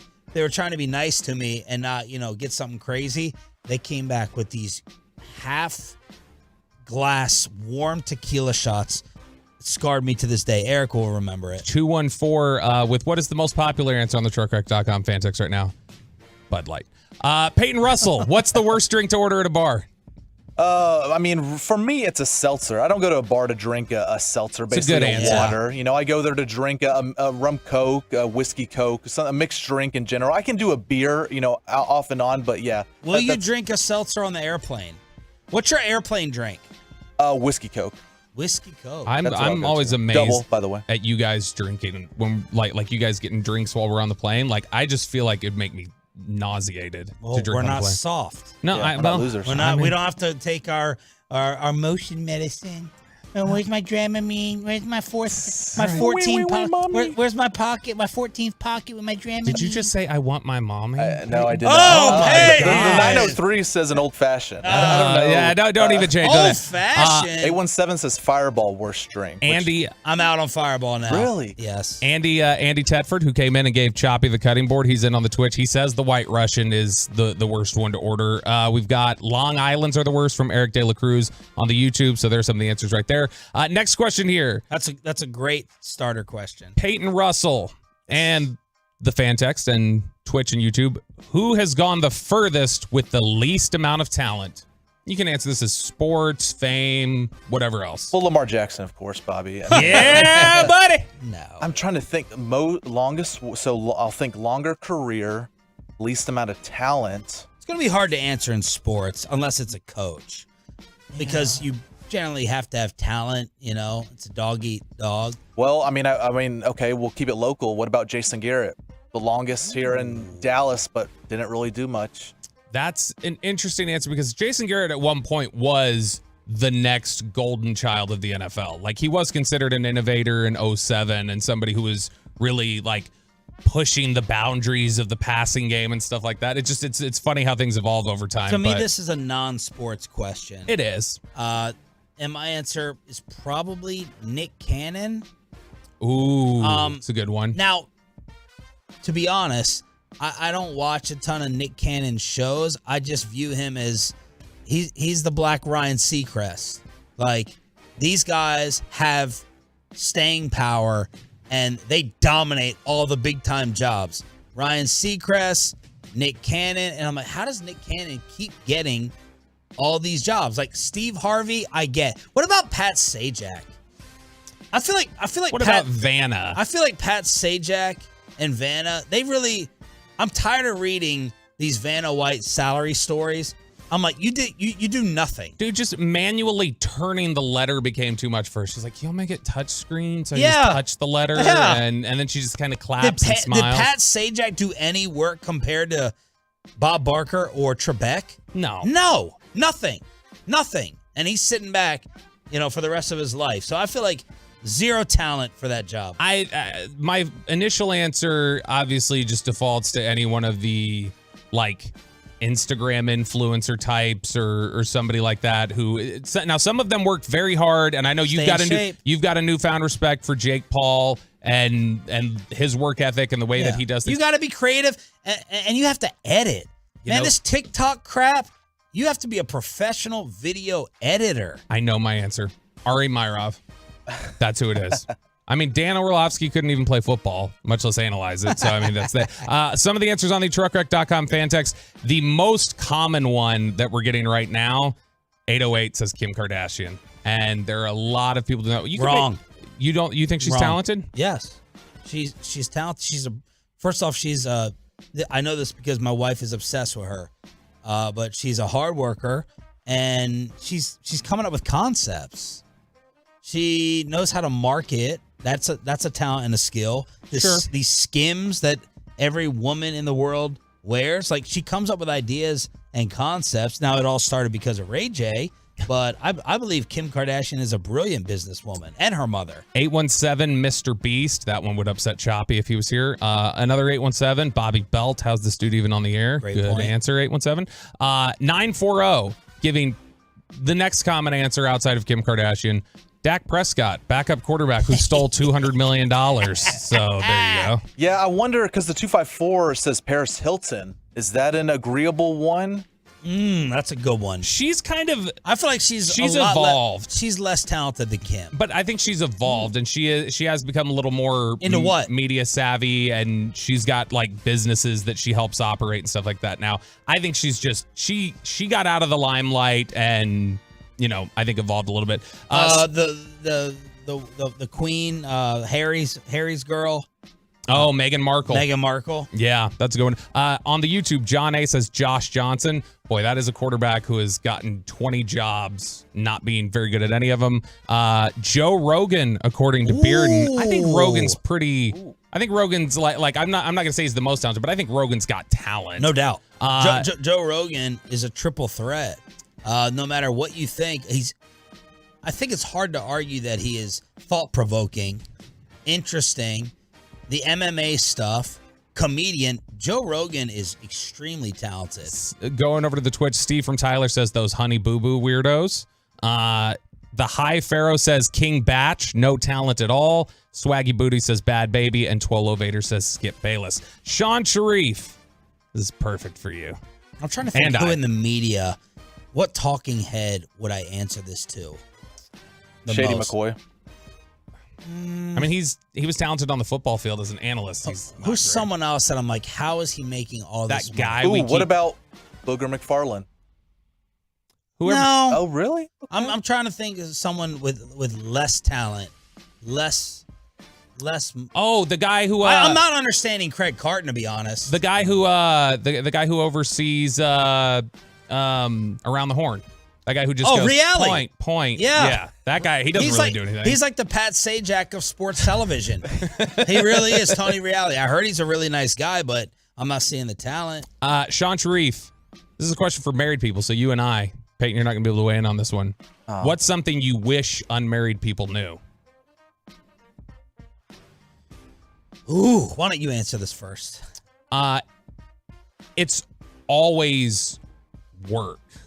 Like the relationship always takes work. Like I don't think you're ever gonna get to a point, as somebody who has been married for a decade and somebody who, my grandparents were married for 50 years, my parents were married for 20 until my mom tragically died, Peyton. Watching that, it's never just smooth sailing. You have to actively work at the relationship and work at, working together as a team. I totally, this is, I know I say a lot of things that rile people up.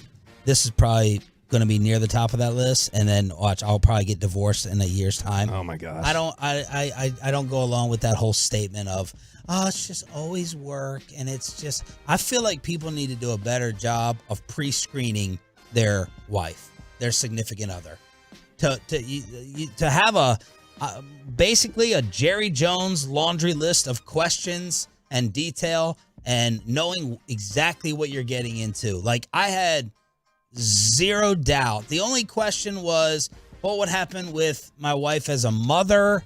What would happen? What other questions did I have? Which she's passing. Which she's passing. What would happen with her as a mother? Something I could not get a feel for while we were dating. Otherwise, man, I felt like I had a lot of the questions there. Maybe kind of what would happen after we lived together, but we already moved in together before we got married. See, I would say, like, these surprises that my buddies run into, I'm like, why didn't you find out before? Because people fall in love with being in love, and they're like, let's just go ahead and get married. And I'm like, you didn't have this conversation before.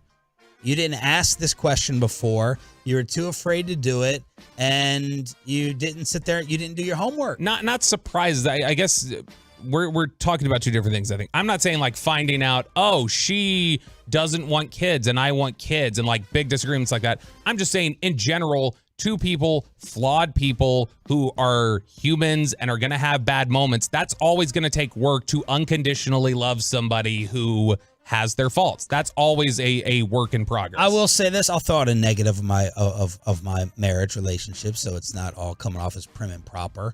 And I think this is already kind of known to guys and girls. This go and do your own thing. Like, hey, guys night out, take a guys trip. That don't exist in my house. My wife wants to, and part of the reason I married her, I want her at all the events and all the things that we do, but that's not happening with, I have another couple that we're friends with, and she's like, go with the guys, go with the fellas, go with the nights out. And that does not exist in my home. Very, very rarely. It does in mine. Some of the answers on you told her to go to Houston. I know I did. I was a benevolent leader and allowed her to. The Octo Wisp on Dallas Fan Cam says, just let her win. Your life will be happier. 1208er says, it's always work. People change. You have to adapt. Communication is key. I said, what 22 says communication is everything on the YouTube. We have Growth Network saying, amen, Sean. I butchered the pre-screen. Yeah, man. John A, have kids early. Ooh, that's a great debate because I'm someone who had kids late, going to try to have a second child, old like Kevin Hagelin, like Gavin Dawson. And it's like I want to be. And it's like, if we were 20 years younger, how would our arguments have mellowed down now? 20 years ago, we never would have been able to be together because much more raw and the arguments would have gotten a lot more heated, right? And now after you date for a while and you've been out there, you're like, all right, I know I need to settle this argument because I've been in the dating world. I'm not going to find anyone better. This is who I'm going to be with. This is who I'm ending up with. So I don't know. Definitely energy level would be higher and better having kids younger. So I don't know. That's a great debate. Yeah, the 903 brings up a good point, the amount of compromise that goes on, which leads me to my next question. Should I have, someone who, me, obviously wants to be married one day? I mean, should I not have the expectation that it's all 50-50? Or does that just depend on who your partner is? Are you married to Gabrielle Union? No. Okay, well then, that they're a 50-50. I don't know, what does 50-50 mean? Like, what do you mean by that? I mean, bank account, I guess just everything you buy, really 50-50. There's no compromising is 50-50. You have to meet in the middle in a way. I guess I don't view it as there's a split. Like, I don't view anything. I view it as like we are one unit now and everything is ours and everything is 100% ours. That's how I view it. Which, by the way, just to show you the split that exists, Sean, 214, LMAO, Sean spit in the fire, and the text right before that one, 214. For once, Bobby is spitting fire. These are different 214s, but they both, you spit and fire there. Now, I will say this. The change in my relationship is when the work that did go into it is realizing, okay, this could elevate this argument here. I'll be quiet on this one. I'll be quiet or choose your battles. She'll be quiet. Choose the battles. Choose the battles. But I think people knew this stuff already. Peyton Russell. And we're doing Ask Reddit here. It's where we take the most viral questions off of Reddit each week. Peyton, how did you almost die? Oh, boy. Well, this would be right about a year ago today when I was in California with the homies. We were on the ocean. Was this Los Hombres? Los Hombres, yes. This was the entire squad going up to Oceanside, California. Great place. We were at the beach, and I like to swim a little at the beach. I'll relax on the sand, but I like to go on the water, swim a little. But there's a point where there's a drop-off. And once you get past that drop-off point, you better hope the waves don't come and get you, which they did. I got to a point where I couldn't stand up, so I was swimming, but the current was pushing me out. One wave came on top of me, and I'm spinning underwater. As soon as I get back up, I tried to push off the ocean floor, and my feet just hit out from underneath me. So now I have no room to push off and go forward back to the beach, and waves just kept tumbling me down. There was a little point where I was like, I think this is it. I got scared. I really did get scared. And then finally, I was Michael Phelps in the whole thing. I was swimming. My arms were going 110 miles per hour. And I finally got to a point where the waves were pushing me back ashore. Wow. But yeah, I got really scared. The ocean, man, it's creepy out there. Sean, you ever come close to death or cheating death? I've never been in the hospital. I've never gotten any serious disease. I'm trying to think of the last major accident. I did have an encounter with a tree in college in a car while riding with someone. That was not good, but near death, I don't think. I think the times that I've been near death, I probably haven't been aware of it. Yeah. Like my senses have been down. Maybe I was getting mouthy with somebody who I shouldn't have been getting mouthy with, and they were one step away from hitting me and I had no idea or something like that. Or, maybe I just narrowly missed some car accident that I didn't know. Honestly, the answer is probably every time I fly, guys. Every time I fly, I'm cheating death. But specifically, there was one time I was going from Orlando and it was going to stop off in Atlanta and go back to Dallas. And as we were coming into Atlanta, it was as we were descending from the clouds, they were issuing a tornado warning for downtown Atlanta.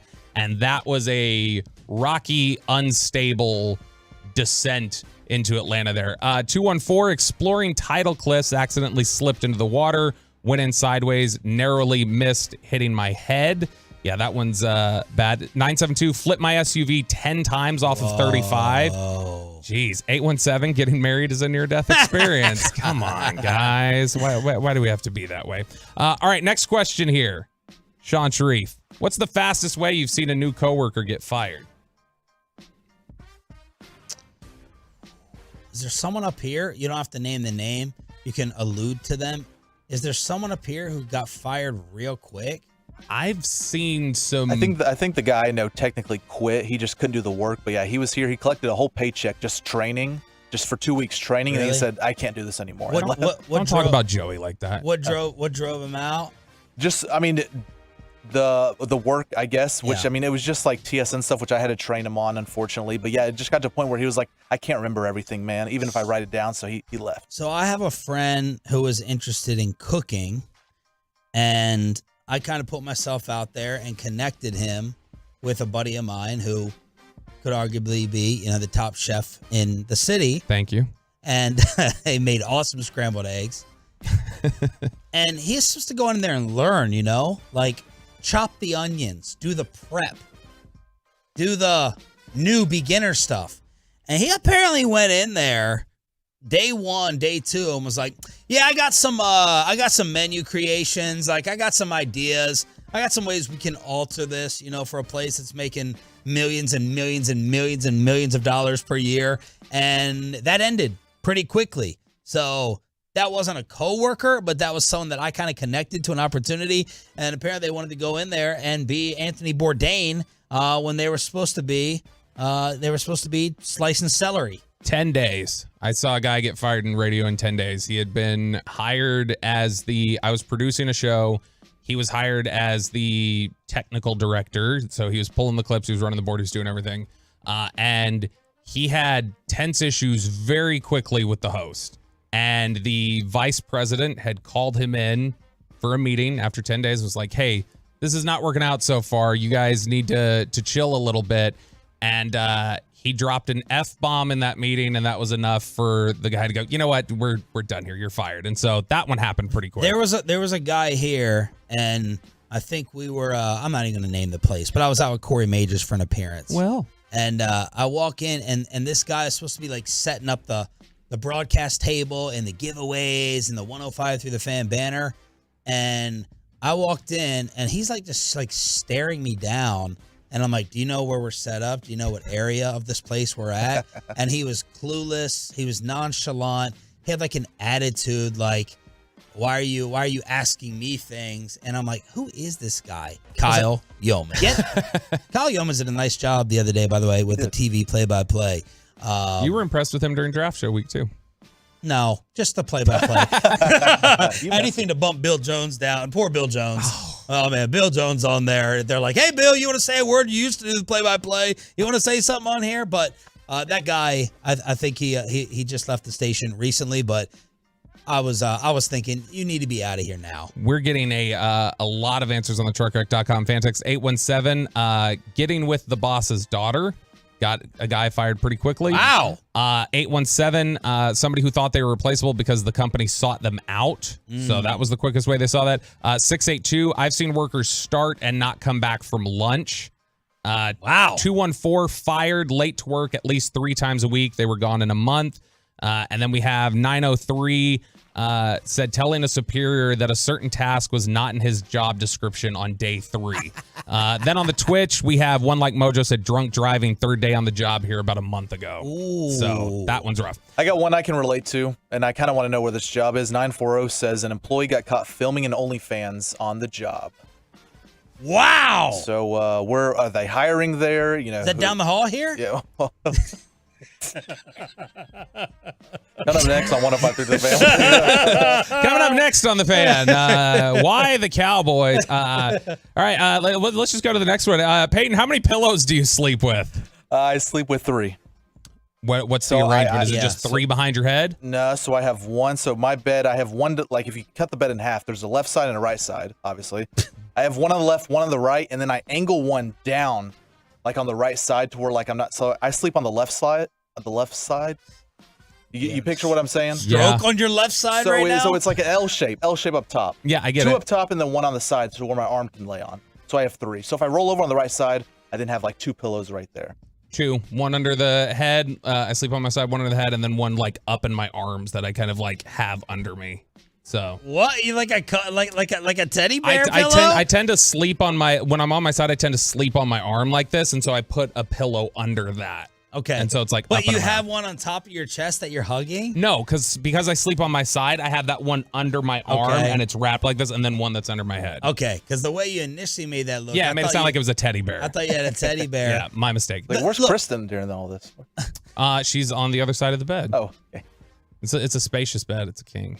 Look, look. The whole point of this question is: do you have the snuggle pillow? That's what this is about. So I would probably say 3 pillows as well. And there's like a Snuggie pillow picture of me somewhere out there. I can't remember what the invention was or what it was, but yes, I will roll over on the side and usually have like that pillow to put my arm around. So I do have the Snuggie side pillow. It seems like a lot of people do. I wish I could just lay on my back and sleep. I really do. I can't. I have to be you're on my laying side. on your shoulder, you're laying on your arm. I feel like my blood is giving out. I wake up with numb fingers almost every morning because I'm pinching that nerve in my shoulder. 469 sleeps with 5.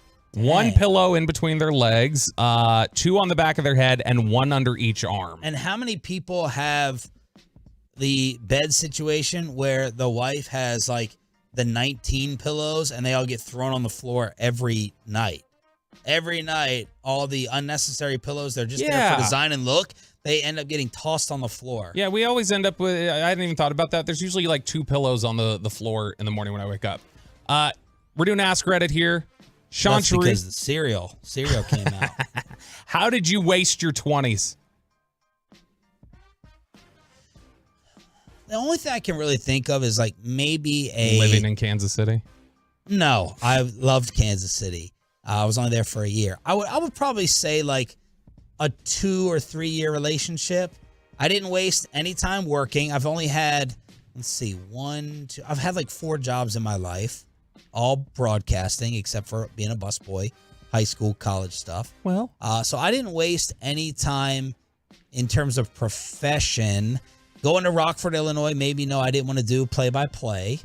I would probably say a dating relationship that carried over from high school in my first year or 2 in college. I did waste a lot of college academic time. Freshman forgiveness for failing all the classes. I got called plagiarizing.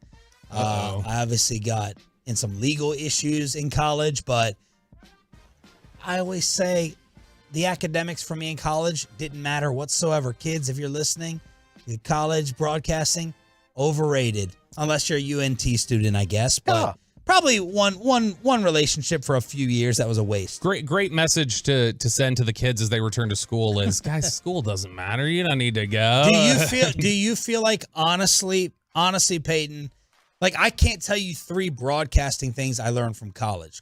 Would you be able to carry that over from North Texas? No, I don't think so. I mean, broadcasting class in college at UNT really was just the guests that we had, because that was the big thing. Like we had Spittle show up one day. That's how I really got involved. Are you for real? Yeah, he was. Spittle showed up? He was the first guest of my, I think, junior year. No wonder you didn't remember anything.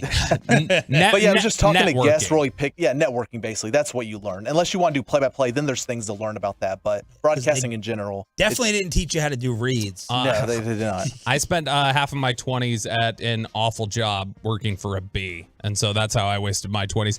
The one like Mojo on the Twitch says drugs and alcohol. Steve from Tyler says, oh, that's easy. Meth and cocaine, not kidding. Dang. So a lot of that there. Swaggy Booties couldn't find a good job until years after college. Beardo says on the YouTube says, eating Chipotle every day, got fat sadly. Soda didn't exist back then. You can use soda to correct that. And then the final question here, Peyton Russell. What is it that you've invested thousands, or in your short life, hundreds of hours, and now is pointless? Working out. Because there was a moment there right in high school where like I was going to the gym, going in, first few years in college, I was going. It was probably like a good 4-year run of going 5 days a week. And then, COVID hit and I kind of just stopped after that. I mean, I still go for runs and work out occasionally, but like I was really on the grind for about 5 days a week for 4 years. And then I kind of just stopped for a few months, and now it's like, well, I'm not going back because I don't have the motivation to. Yeah, so my answer on this is probably the really motivated moments. This is a perfect question for Choppy, by the way, because he has invested so many hours in other things. He goes through all these phases. As he says himself, he's had 3 midlife crises. So this is a perfect question for RJ. As you're well aware, I'm a big fan of spreadsheets. Ultimately, I probably overdo them, and I would be disturbed, I think, to look at the amount of time I've spent formatting a spreadsheet or making an entire spreadsheet that ultimately the data I wasn't interested in it by the time it was done, and I didn't even end up using it. So that's probably a good one. A supersized edition of Ask Reddit, in case you are new to the show and you're just flipping through stations. 7 o'clock is our new time for the giveaway. It's Rangers 4-pack of tickets the rest of the week. That's at 7. And then at 7:20, it is the Express commercial free. Commercial free every single day for 40 minutes here on your home of the Cowboys and Rangers. The man who helped break the Zach Martin return news. One of the best, if not the best, Cowboys insiders around, Michael Gelkin. Dallas Morning News on the home of America's team after this. Always a welcome sign.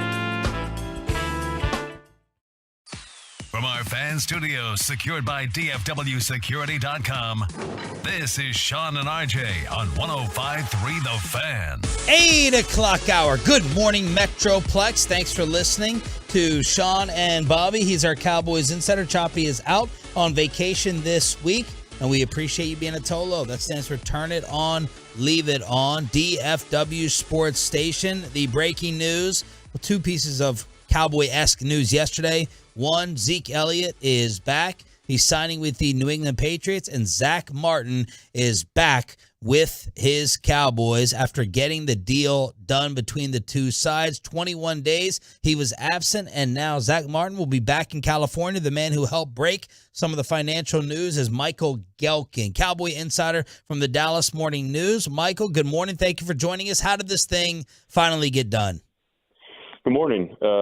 Thanks for having me. I think it ultimately came down to both sides recognizing that, they were better off with this resolution coming and being willing to find some sort of common ground where if the Cowboys wanted to be really, rigid with this whole situation, they would have said, you know what, you signed a 6-year extension. This is year 5 of it.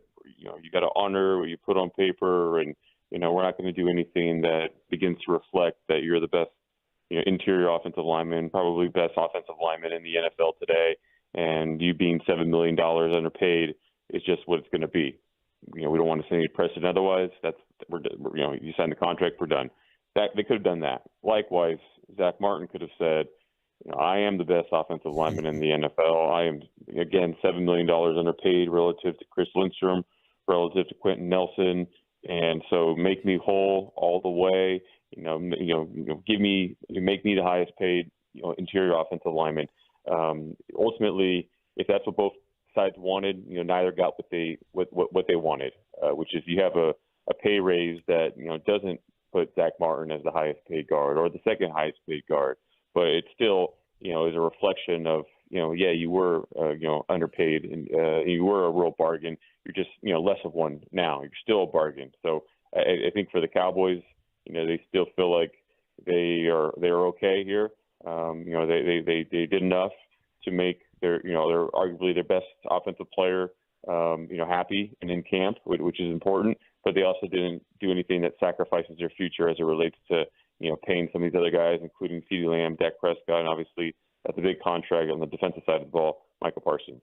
There was a lot of tough talk, Michael, from the Cowboys on and off the record, it felt like, on this topic over the last month. So there's some talk now that people are like, look, this is another negotiation that they lost. Look, they lose out. Ultimately, was that posturing, and do you think this ends up around where the Cowboys probably always expected they were going to have to pay? I wonder what the Cowboys' expectation was for how this thing was going to end. I got to think that, maybe with these $50,000 fines that there was, daily, that there was a hope that, incrementally Zach Martin would get to a point where he would just show up. But I think it became pretty clear, over the course of, a 3-week wait that, no, his heels are pretty well, dug on this one. And, in the gap of, where he was currently paid to where he ought to pay really was widening, considering, you remove about $1 million from, already $7 million deficit relative to market value. And so the longer Zach Martin waited and the closer we got to the season, I think the more some of his leverage came to play, because ultimately the Cowboys believe they have something here with this roster. And you could easily argue that, and I would, that this is the most talented roster that Zach Martin's been a part of since he arrived in Dallas in 2014. And so to squander the what Martin means to that offense, to that run game, everything that the Cowboys want to be in terms of their identity this season, to squander that over a few $1 million, I think it was just very reasonable that the Cowboys would budge and be like, okay, well, we're not going to do nothing. Clearly, you are not coming back for with an action. So let's find some sort of common ground here. Where ultimately we're both a little bit unhappy, But that's kind of the hallmark of a quality deal, is if both sides feel like they got a little bit of what they wanted, but not exactly all of what they wanted. Michael Gelkin, Dallas Morning News, with Zach Martin returning to the Cowboys here on 105.3 The Fan.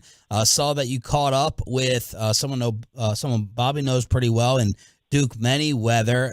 It looks like he's been working out with Zach. What has Zach Martin been doing in order to stay ready? Staying busy. That's the one thing about Zach Martin, where anyone in the Cowboys organization that you speak to over the past few weeks, none of them had any doubt that Zach Martin, when it came time for him to report, whenever that would be, he'd be ready physically and mentally. Like, the guy is just so locked in. I wrote a story on him a few years ago, and I was kind of wanted to understand just kind of what makes him great. Not a whole lot is written about Zach Martin in general, which I think is a testament to his consistency. And he's kind of just, he'll be the first to tell you kind of a boring, there was no great adversity he overcame in his life. He just kind of goes about his job. But the one thing that people, from a football side and also a personal side, his inner circle will tell you about Zach Martin, he's just so consistent. And that's something that Duke Manyweather talked about, was just the consistent approach, the diligence, the wanting to be the best version of himself.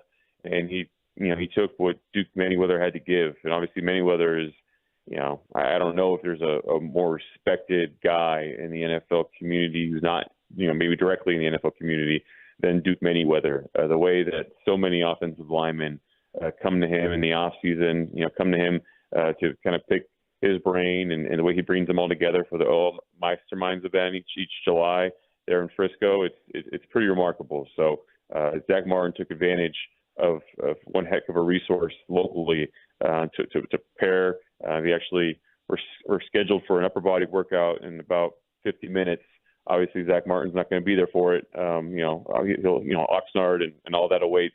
Nonetheless, Manyweather's work with Martin was instrumental to kind of help make sure that he stayed on track and is ready now for camp. Do you know Zach's practice schedule out there in California when he's stepping on the field day one for him? Sorry, say it one more time. Do you know when Zach is actually going to practice in Oxnard? I don't think there probably is a long way for that. There's going to be, I imagine, a bit of a ramp-up period, so I doubt you'll see him, say, on the field today for team period. But individuals, I imagine that will start pretty soon, but his exact travel schedule, I'm not sure, so I don't know when he got in. But I imagine it won't be long. Wouldn't be surprised to see him on the field very, very soon. We're talking with Michael Gelkin from the Dallas Morning News. Michael, the other big Cowboys-related news yesterday was Ezekiel Elliott now has a team. He signs with the New England Patriots. We kept hearing Jerry and Steven sort of leave this door cracked open a little bit about a potential return. How much do you think that was really a conversation or a thought for them versus just, deference and respect to somebody that they thought really highly of? Yeah, I think the one thing I remember about where Ezekiel Elliott was mentally when the season ended last year was there was no place he wanted to be other than Dallas Cowboys. What Dak Prescott means to him, what this locker room means to him, what this organization means to him, all that had him envisioning being nowhere but Dallas. And so I think if the Cowboys were really serious about having Elliott here, he would be here. And being serious includes a financial offer that reflects that interest. And I just don't think they ever showed him one. Now we have him in New England, and we'll see him October 1st when the Patriots come to AT&T Stadium. And the Cowboys are really set now to, if there was any doubt, move forward with a really, really young running back room. Rico Dowdle obviously had the fumble the other day, but I thought it was explosive. And he has 7 career NFL carries. Malik Davis going into his second year. And obviously Duke Spawn, who I think everyone who saw that game would be impressed by. It's a young group behind Tony Pollard, young and inexperienced, but with Elliott off the board, I think everyone can kind of move on. And something we talked about in the past where, I think even if the Cowboys aren't serious about a player who is something of an icon, someone of an intention getter in terms of, fans, talk about this guy, media talk about this guy, talking about an Ezekiel Elliott, talking about an Odell Beckham Jr., they put a lot out there public to insinuate interest when I think behind the scenes, if there was as much interest as it kind of let on publicly, the deal would have gotten done.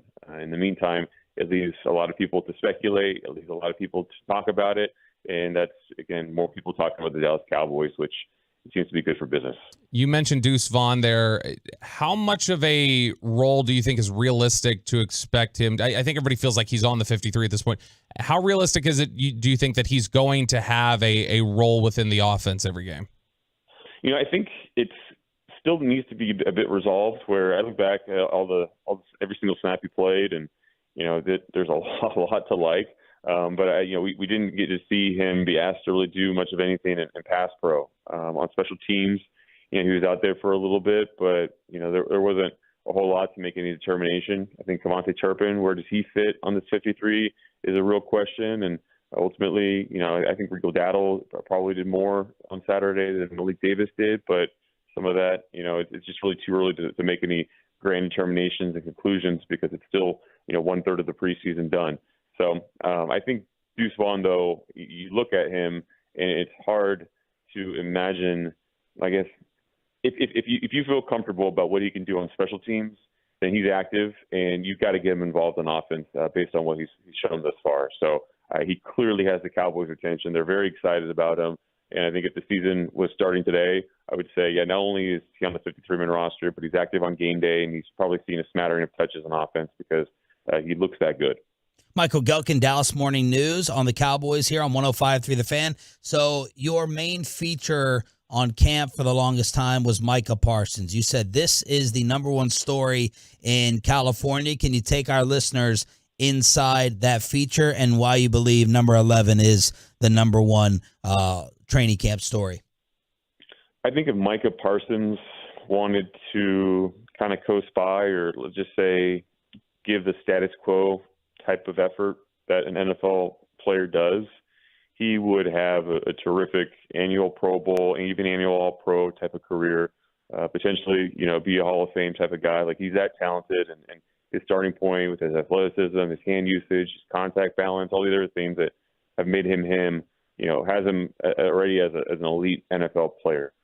But he's done more this year, where he's decided to be truly great and put in the work to achieve that. I remember speaking to his brother in Oxnard, and he's like, I haven't seen Micah this focused. And you talk to other people who have been around Micah Parsons this offseason, and he's just dialed it up in a way where it's just a mentality for greatness. And so when you have a guy who is putting in the extra work and not, being afraid to reach out to Andrew Whitworth, and not being afraid to work with a local boxing coach, and Mark Cooper was actually the one who introduced him to that boxing coach.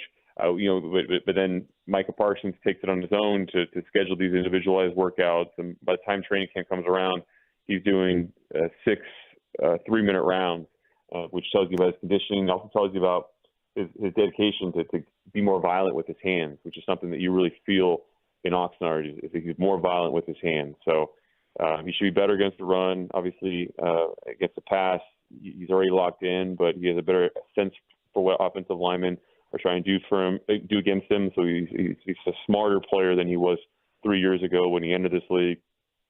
Just he's elevating this entire team, and the defense is what's going to be carrying this team ultimately. But with Micah Parsons elevating everyone else with the way he's elevated himself, to me that is the story of camp. It's not trash talk. It's not the occasional Dak Prescott interception that gets overblown on social media.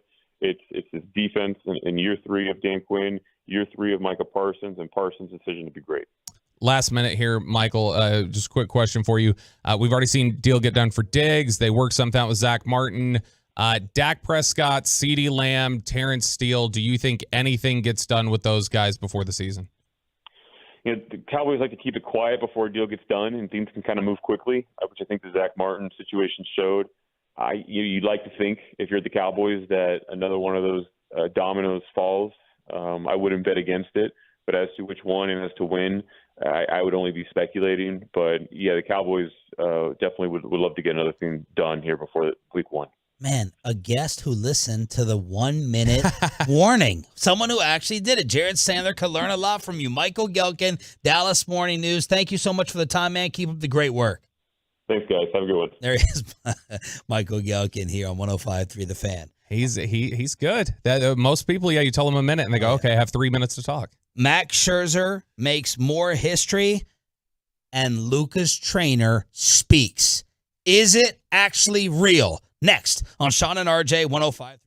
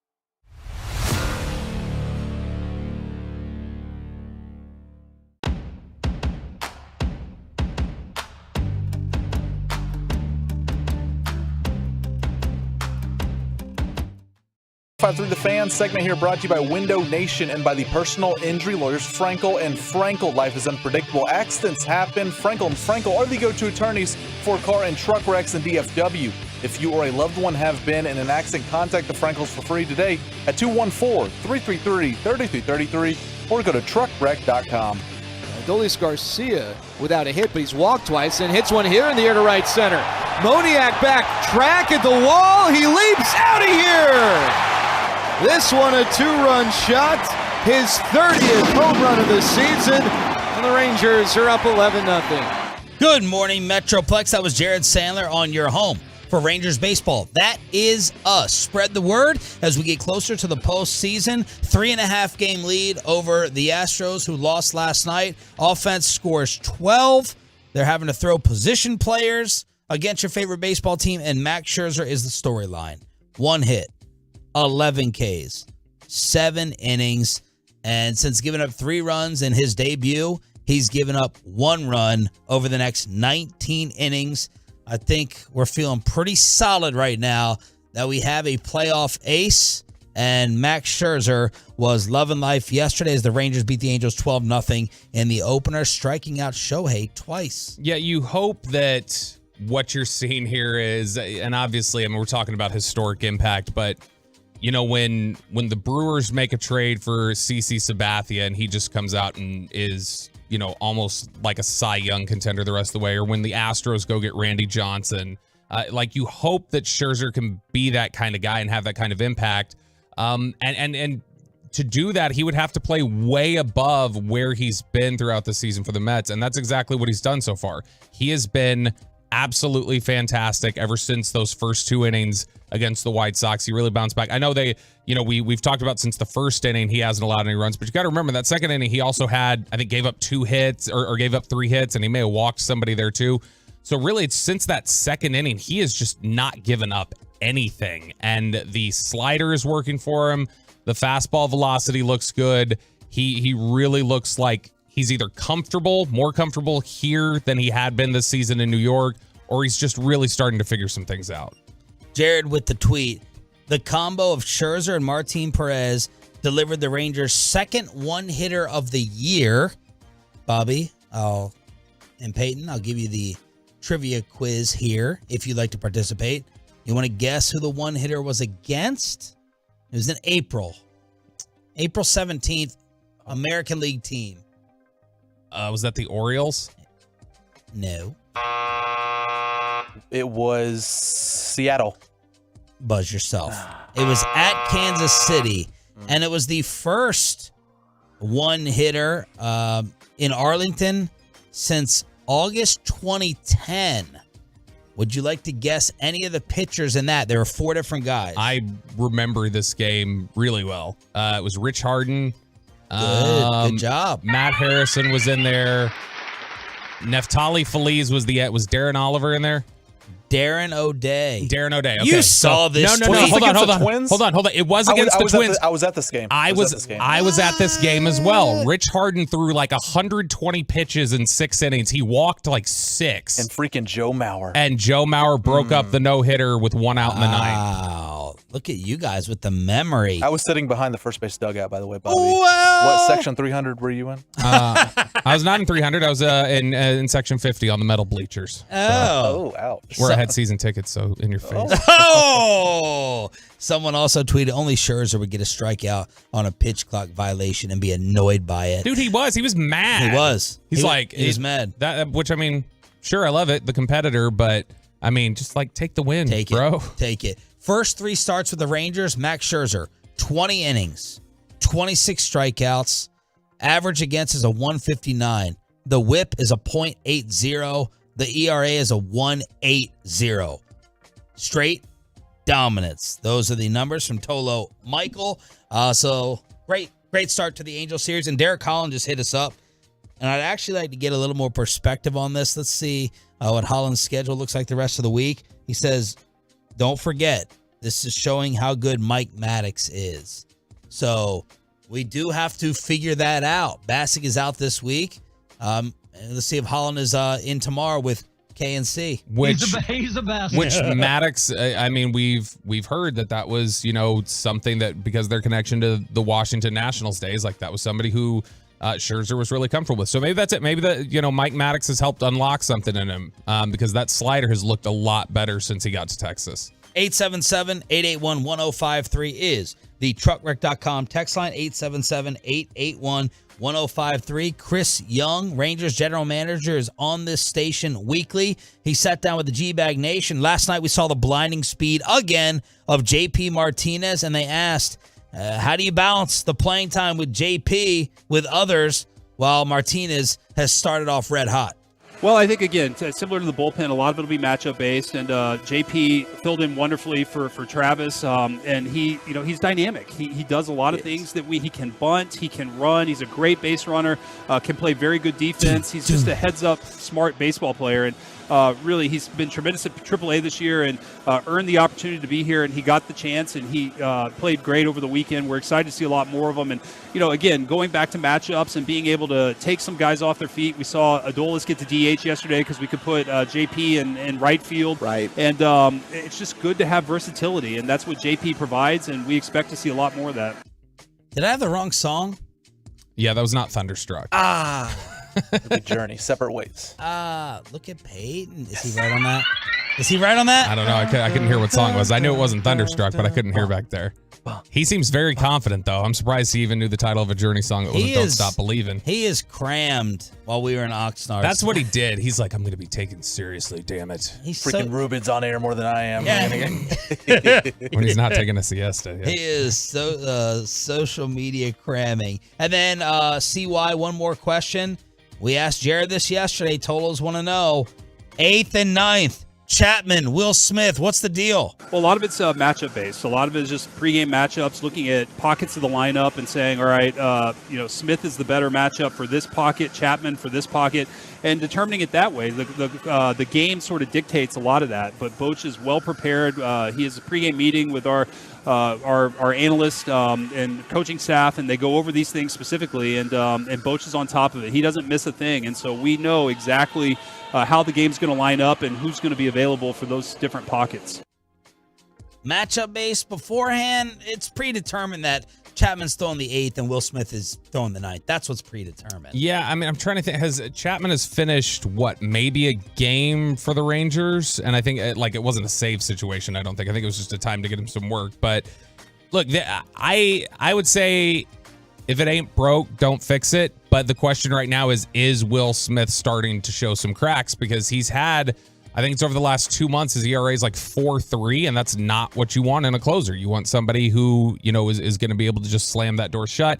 And by the way, checking on it now, he has still not finished a single game for the Rangers. Chapman hasn't. So it sounds like the matchup is based on, who's hitting in the 8th inning is who he will pitch against. All right, that's when he throws. Very excited for this next story. I have declared that in shape Luka will actually be a real thing this offseason. We're not going backwards. You're ready to get hurt again. I'm not ready to get hurt. I'm happy here. Usually he's saying that at Sizzler during the offseason, but I'm believing this one has staying power. And there was an interview done with Luka's trainer. Was this from Mavs Moneyball? Mavs Moneyball had covered it and summarized it. It was said to the Slovenian media outlet Sport Club. Okay. Here are the quotes from Luka's trainer. Shortly after his arrival from Dallas, we had a frank conversation.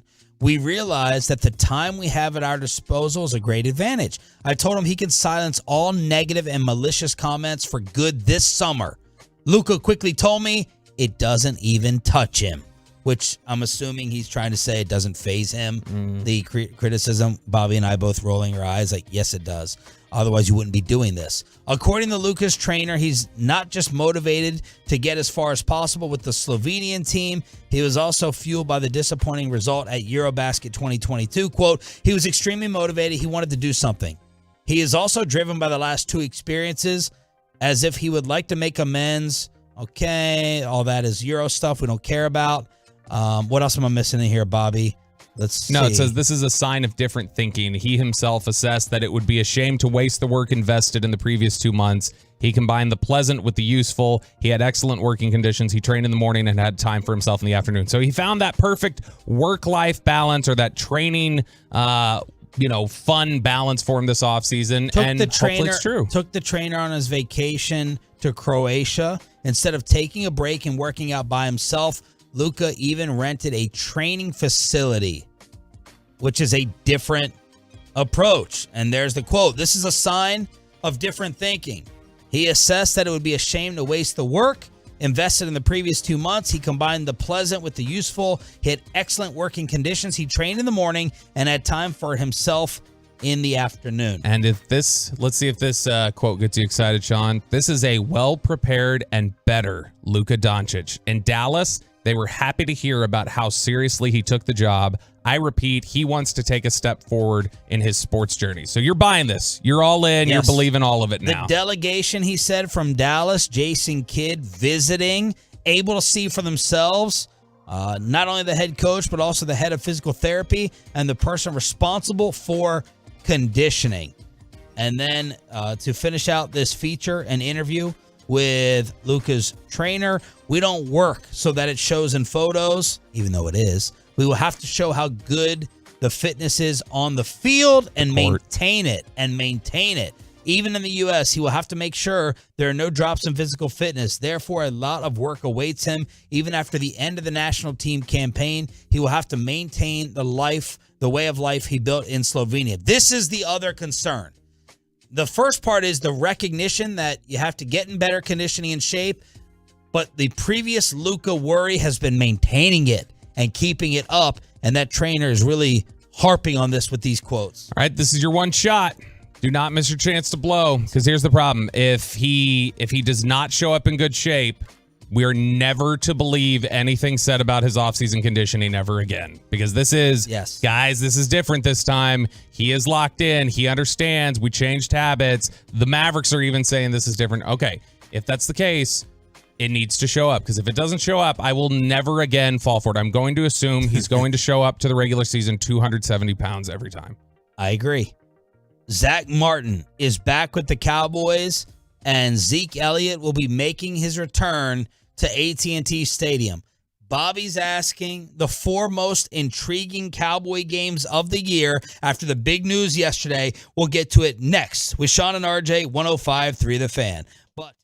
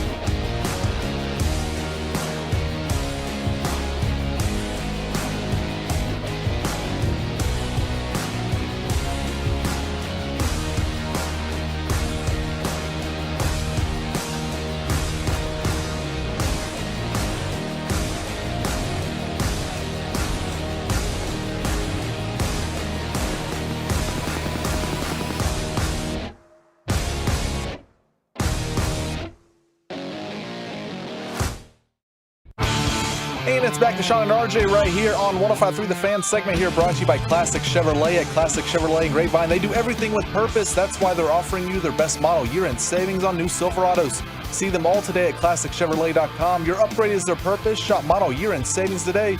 This is Texas. This is Classic Chevrolet. Relax and enjoy the difference and find new roads.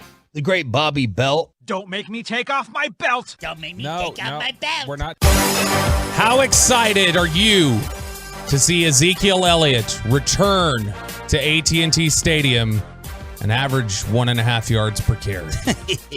More on that in just a second. First, some really awful, tragic news from the NFL world, and just an awful run for the Arkansas Razorbacks football family. Alex Collins, the former Arkansas running back, 2016 pick in the 5th round, had spent time with the Ravens and the Seahawks, passed away at the age of 28 yesterday. He, according to reports, had died in a motorcycle accident. This since April, Sean. It's August now. So in the last 4 months, Alex Collins, former Arkansas quarterback Ryan Mallett, drowned in Florida. Former Arkansas defensive end Chris Smith passed away in April. I don't think details of that ever came out. And then one of Arkansas's top recruits, an incoming freshman, Deion Stutz, in June, he passed away in an ATV accident. So this is 4 deaths in 4 months for that Arkansas football community. So just really terrible news, awful stuff. Hate to see it. And somebody who I know, Alex Collins, there was just an outpouring of positive comments and memories for him. Russell Wilson had tweeted that was one of his favorite teammates of all time, that he was always so upbeat and dancing in the huddle and having fun. But some tragic news there. So this was a question that I asked on Twitter yesterday, and there were a lot of responses to it. And I want to hear from you guys on the truckwreck.com fan text as well. 877-881-1053. 877-881-1053. So when it comes to not necessarily the best game, right, or the most intriguing opponent, like every year, Cowboys-Eagles is an interesting game. And there's the divisional implications on the line and everything else. There are a few games on the schedule every year that have intrigue for, you know, our purposes, the way we like to talk about some of the storylines and some of that. And I think with Ezekiel Elliott signing with the Patriots yesterday, the 4 most interesting games on the Cowboys schedule from just a storylines perspective occur in a 5-week span. That's week 2 at home against the New York Jets. You get the Aaron Rodgers, Mike McCarthy matchup again. Dalvin Cook now. You get Dalvin Cook, and the Dalvin Cook, who, by the way, signed yesterday for $8.5 million. Or I think it's 6 with 8.6. Incentives can get it up to 8.6. And what did you think of that deal? I mean, that's a great deal for him, to be honest. That, as was pointed out yesterday with both the Zeke and the Cook deal, the incentive portion, if they hit it, is probably going to be above the pay cuts that were offered to them by their teams. So these are small wins for the running backs if they're able to achieve it. But week 2 against the Jets, obviously Aaron Rodgers has never lost in AT&T Stadium. That's always a talking point. So drama there. Week 4, New England comes to town. That's now the return of Ezekiel Elliott, the biggest return to AT&T Stadium by a Cowboys player since probably, as Peyton pointed out earlier, DeMarco Murray, 2015 when he came back. And then week 5, you go on the road to the 49ers. That's just from all the drama the last 2 years of how losing in the playoffs has really pushed them to make some roster changes. And then week 6, on the road against the Chargers, and you get the Kellen Moore, Mike McCarthy offensive play calling square off on national television. So with that in mind, what I want to get y'all's opinions on the truckwreck.com fan text, on the Twitch, the YouTube, everywhere else. How would you rank those games in terms of your interest? And it felt like there was, on Twitter, I got over 100 responses there. Well, and the majority seemed to place New England at number 4. Great question, first off. Very intriguing. Text your order. And that's within a 5-week span? Yep. Jets, Patriots, 49ers, Chargers. 877-881-1053. 877-881-1053. Patriots is 4 for me. I don't care that Zeke is going to get a few handoffs. The Patriots are boring.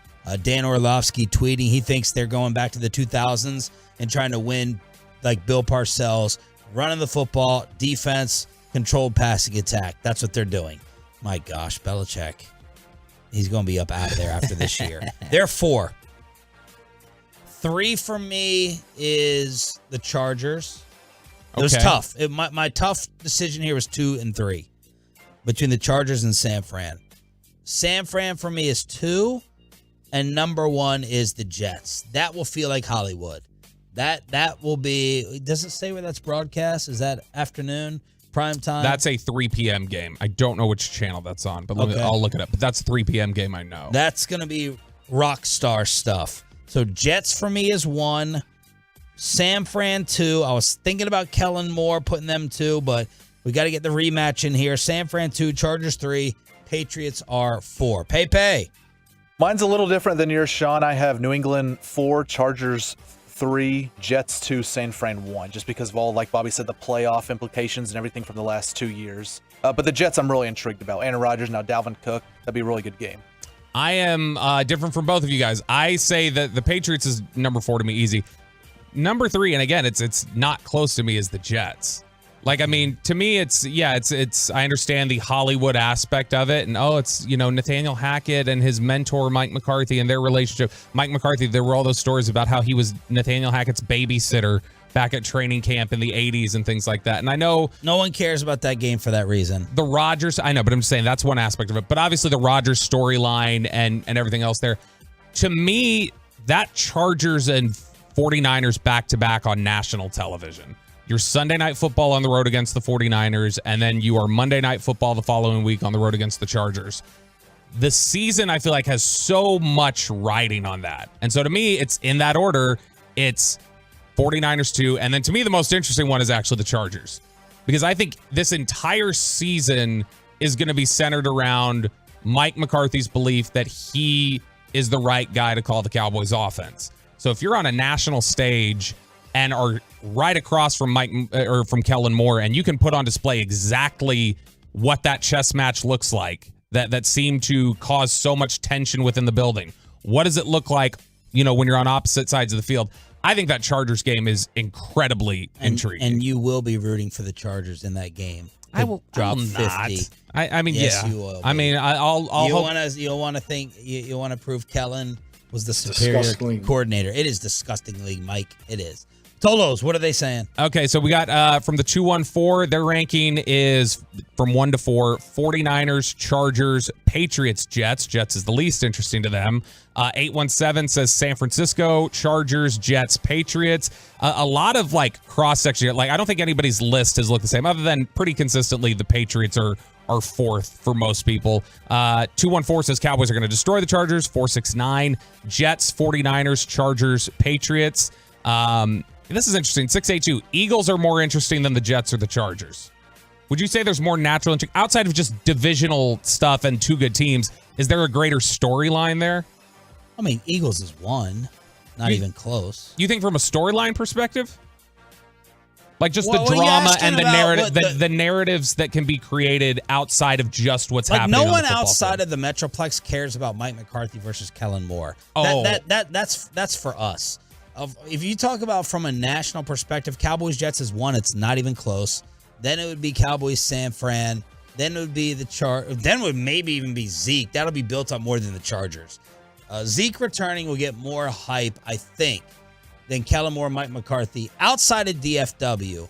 Now Zeke is not going to be on the field a ton, I don't think, or do a lot, but Kellen Moore and Mike McCarthy, that's more for us. We need to say this for the receipt segment, Peyton, what I'm about to say. That week, I guarantee the headline, I don't know if it'll be Monday coming off of Sunday's games, but there will be a day, Monday, Tuesday, Wednesday, one of those days where the entire headline, the top story on Get Up, Speak, Undisputed, whatever else you want to throw out there, the topic will be McCarthy versus Kellen. I think that'll be the story that week in the NFL on national talk shows. It will be up there. I don't think it will be. It will not have more coverage than Cowboy 49er rematch or Zeke Elliott coming back. I don't believe. It definitely won't touch Aaron Rodgers' Jets. What I will say is, it won't sniff it. That is going to be, if you're stumbling out of the gate at all, McCarthy always talks about blocking out the noise. That's something that we've discussed before. That's going to be put to the test in those 5 weeks. That's going to be difficult to just block out noise and chatter about what's going on. And I think that's a critical stretch. If they get through those 6 weeks and they're tight and their chemistry looks strong, I think they can weather whatever comes the rest of the way. But those first 6 weeks, I think, are going to be the biggest test as to who the Cowboys are. By the way, they're talking about Trey Lance being the third quarterback in San Fran. The quarterback situation in San Francisco makes it tougher for me to really move that up to as high as it could be. Brock Purdy fully cleared, by the way, yesterday. Yeah, it's just boring. It's a boring quarterback situation. But Michael Lombardi, former GM, apparently Trey Lance, he was disastrous in his preseason game. He should have thrown 2 more interceptions. He was getting sacked nonstop. And they're talking about Sam Darnold being the 2 there in San Francisco, with Trey Lance being the 3. Think about, though, for Mike McCarthy's perspective, think about if he is able to beat Aaron Rodgers, okay? First person to beat Aaron Rodgers at AT&T Stadium. If he's able to go on the road to San Francisco and do what Kellen Moore was roundly criticized for not being able to do, which is draw up a game plan in 2 playoff games to defeat the 49ers. And then if he is able to go across from Kellen Moore on national TV, by the way, in these last 2, and beat Kellen Moore in a chess match, man, it's going to be really hard to come up with any legitimate criticisms for Mike McCarthy if he wins those 3 games. That's going to be a pretty strong case for him to not only obviously finish out this season, but that might give him some leeway to continue this into 2024 almost regardless of what playoff success looks like. Below the belt. That one flew by. It was a good question. Thank you. Rank the intrigue in that 5-week stretch. Jets, San Fran, Chargers, and New England, with Zeke joining up with Bill Belichick. Sean Sharif, Cowboy Insider Bobby Belt. We got Peyton and Ryan in the back. We're live on the Fan Cam, live on Twitch, and live on YouTube. Where are the Rangers now in the power rankings? And Patrick Walker, has he seen Zach Martin yet in Oxnard? Final hour of the show after this. There's no reason to search sports headlines. We've got them, and we'll get you.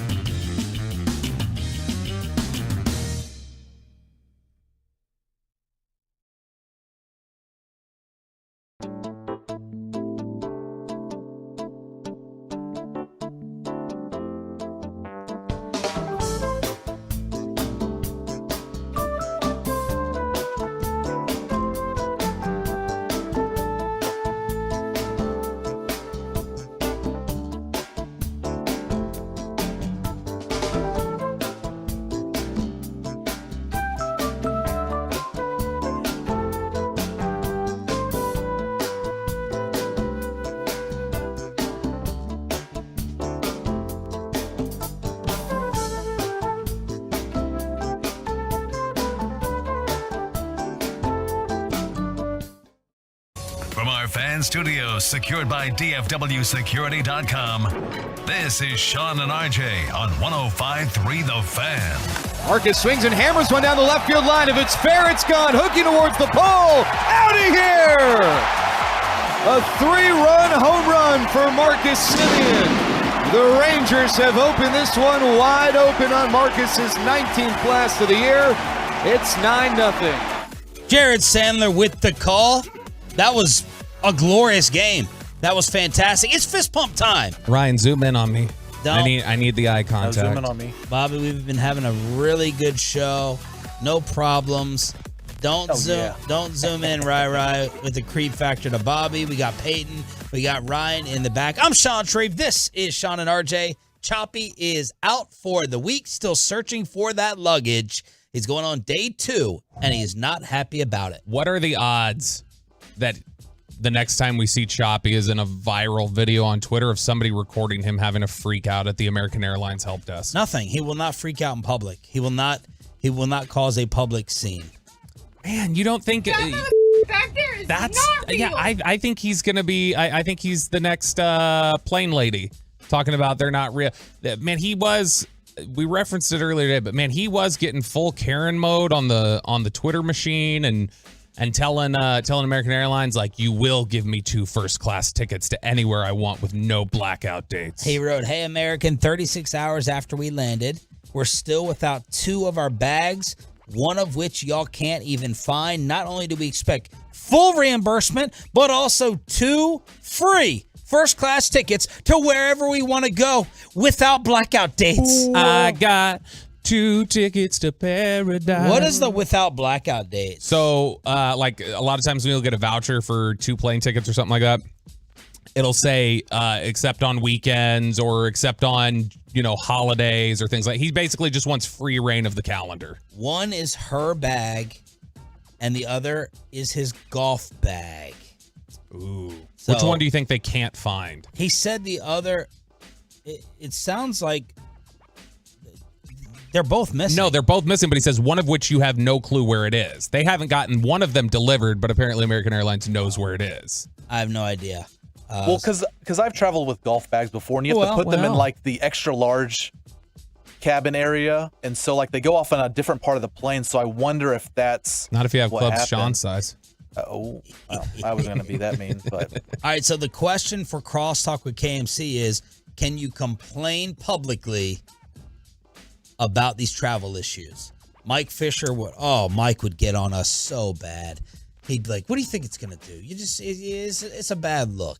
It's a bad look. What is it really gonna do?" My thought is, can you get a voucher for it? Can I get something out of this by complaining publicly? If enough people respond to it, can it get me something? But the last travel nightmare that I had was going on vacation to Mexico, and I did not get on social media. I was on the phone. I put them on blast on the radio, but I was not tweeting about it because my wife did not want me to. Yeah, and I mean, what wasn't your complaint going to be? Was going to be towards Spirit Airlines? I had all the airlines. I was going to say Spirit's going to have a very, I feel like Jason Kidd approach, and those be like, no one's dying. Did you land? That's all you got to worry about, bro. Right. Like you're lucky you get a seat. All right. So RJ Choppy, 2 days without 2 bags so far in Gaylord, Michigan. By the way, we are doing some Sean and Bobby intel on our Facebook page. We're giving listeners the power. So it's Sean and RJ Facebook page. And so far, there's 100 Tolos in about an hour who have signed up for some research that we're doing to alter and change the show up. We want to take some listener suggestions, and we want to change things up as we're going right into football season. So far, we got a ton of great feedback, and over 100 people have said, yep, I'm down. So we want your opinions. We're going to read through all of them. Bobby's going to put together a nice, neat, nerdy chart, and we're going to go off of that. So we just decided to do this within the show, and it's already working out great. Yeah, exactly. So you just go on the Facebook page, search Sean and RJ. You'll see the picture of Sean and RJ kind of with their arms goofily crossed and smiling all big. I shouldn't take shots at anybody's pictures after we saw the one of me holding the football on the newsletter. When I get my hands on that. Oh, my gosh. I don't know. This is why I skipped the photo shoot for the station. And we had just had a recent photo shoot. Then they put out another one, and they're like, hey, we want you guys to pose like Bo Jackson in the old poster and have shoulder pads on and a bat. And I'm like, I'm not doing that. Because every time we take a photo shoot here at the station, their goal is to make you look stupid. I took 50 photos last time. I said, I do this stupid duck lips thing. Don't put the duck lips in our profile pics. What did they do? They did that. So I'm like, cool. Y'all want to be jackasses? You want to make a joke of it? I'm not going and holding and spiking a volleyball.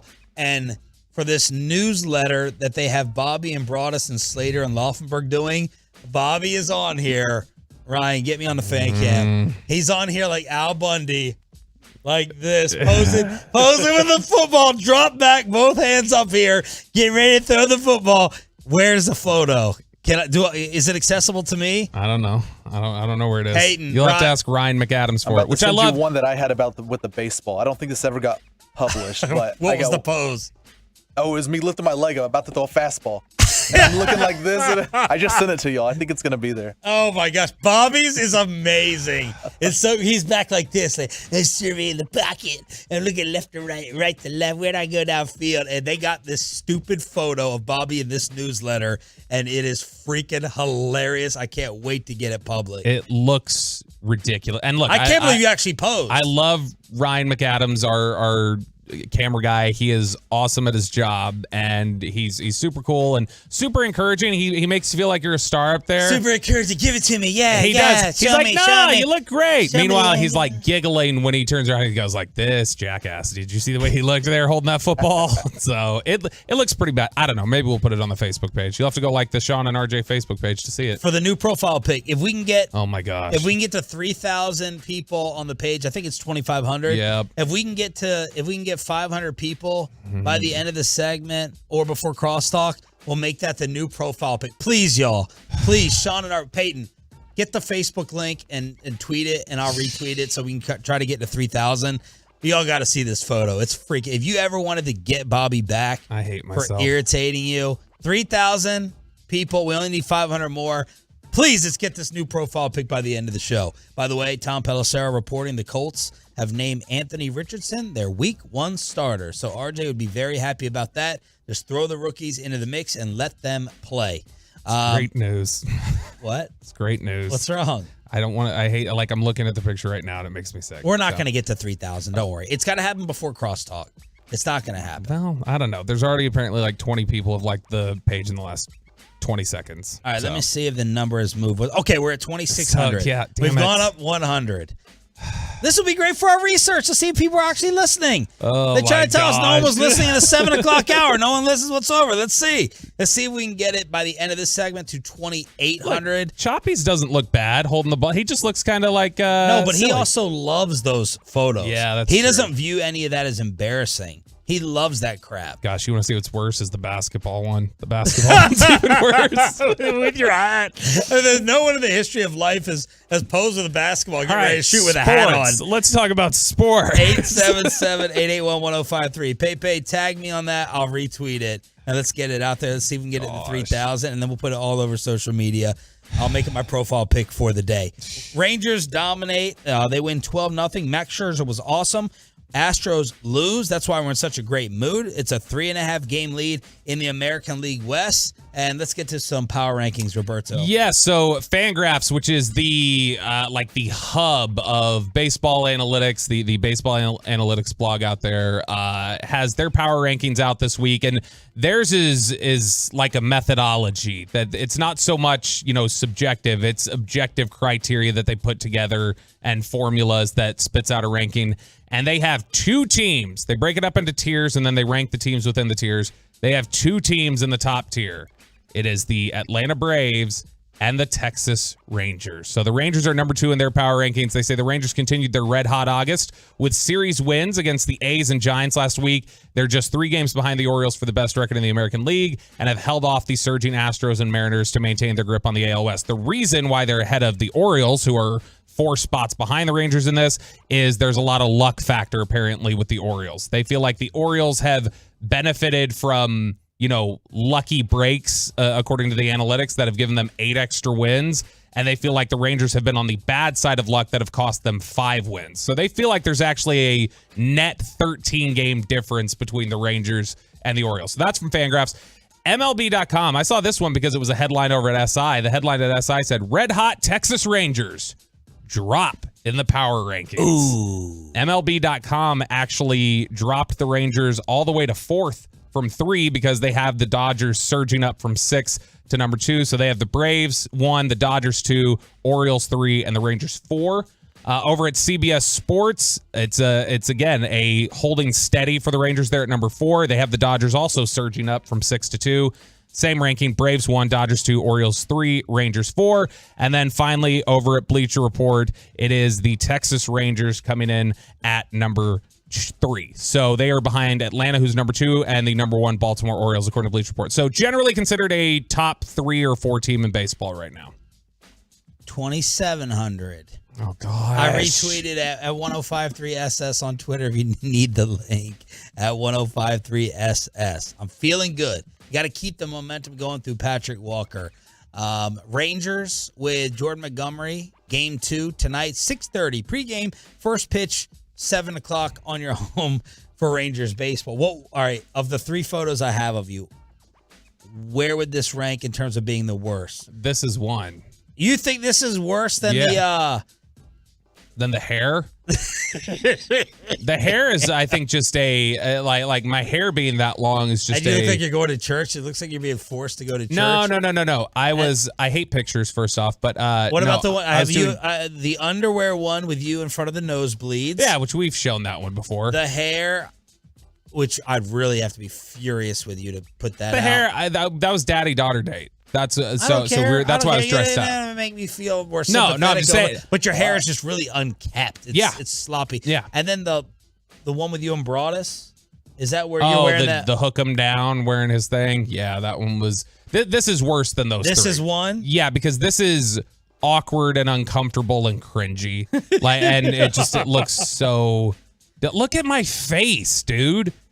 Like, it just looks so stupid. Because that's the problem, is that they're like, hold this football, but also smile. It's like nobody goes like, it looks so stupid. Hey, speaking of stupid, did you see Wander Franco, by the way? Speaking of stupid, yeah. That wasn't my segue to Franco.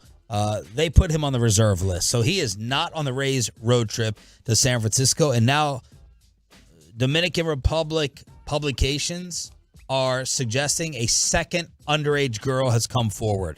So they're checking that out for Wander Franco. And did you see the Marlins former owner killed Derek Jeter? Derek Jeter destroyed our ballpark. And I was like, I'll click on this. Do you remember that stupid carnival-like thing they had in the outfield? Sculpture. Yeah, did Derek Jeter build that? Is that how he ruined the ballpark? No, Derek Jeter tore it down. Oh, then he improved your ballpark. When Derek Jeter first took over, I don't know if you'll be able to find this, Ryan. See if you can find this on the fan cam. It's the Marlins sculpture, and this is it. It's ugly as sin. Look at that. Yeah, that looks like it belongs at a Six Flags. So this thing would spin around. It was basically it's a carnival attraction.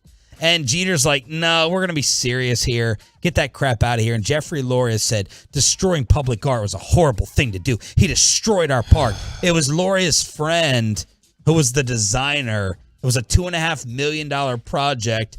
And Jeter came in and was like, I'm tearing this thing down. So if you remember that stupid feature, is this the dumbest feature you can remember at a stadium? We got the Jags pool. We have the slide in Milwaukee. It's on the fan cam now. It's on the fake. Look at that thing. Look at that monstrosity. Oh, gosh. Right? That is bad. I'm trying to think if there's anything that's a bigger eyesore or dumber. Nah, nothing really stands out. Not having curtains at AT&T Stadium. Ooh, Jerry, that was Peyton. That was Peyton Russell.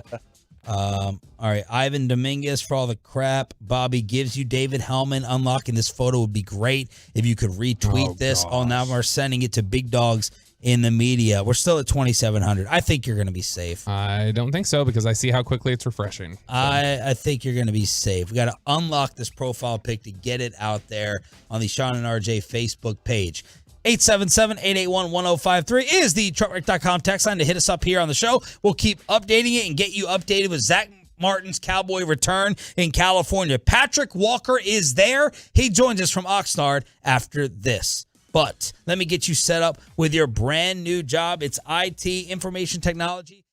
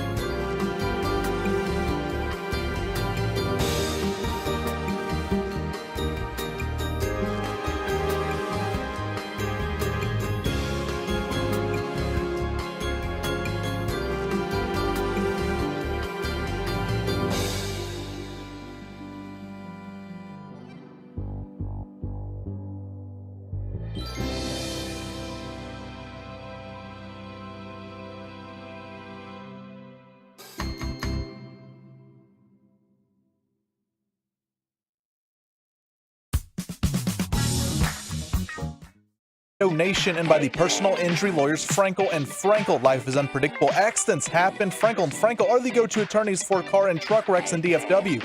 If you or a loved one have been in an accident, contact the Francos for free at 214-333-3333 or go to truckwreck.com. Patrick Walker has been cranking out tweets at Voice of the Star. He joins us every Tuesday and Thursday on Sean and RJ, Bobby Belt, and Choppy's Chair the rest of the week. And Patrick is joining us from Oxnard, California, brought to you by Ford.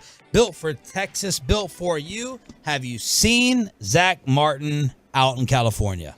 I absolutely have, and I'm as excited to see Zach Martin as I am to see this picture of Bobby Belt that you guys keep talking about. You won't see it. Listen, Bobby, the more you say it's cringy, the more I need to see it. But absolutely, Zach Martin, saw him effective yesterday here on campus, walking around, talking with some PR folks, had a big smile ear to ear, and for obvious reasons, when you get a pay raise, a well-deserved pay bump of $8 million, and I mean he'll net roughly $7 million after the fines are subtracted. But all in all, it's a great day and a great moment for the Cowboys because this has the potential to be a very special season coming in 2023, and you don't want to have it potentially derailed because you couldn't come to terms with someone who is the best player on your team and the best guard in the National Football League. So Zach Martin is here. Padded practices resume for the Cowboys today. I don't know if the Cowboys will put Zach Martin out there. He's been training with our good friend Duke Manyweather, so obviously he's going to be ready to do so if they choose to do so, but we'll see what happens at around 11 o'clock Pacific time. Did you always feel like this was going to be the outcome, or was there a part of you that thought maybe Zach Martin is not on this team this year?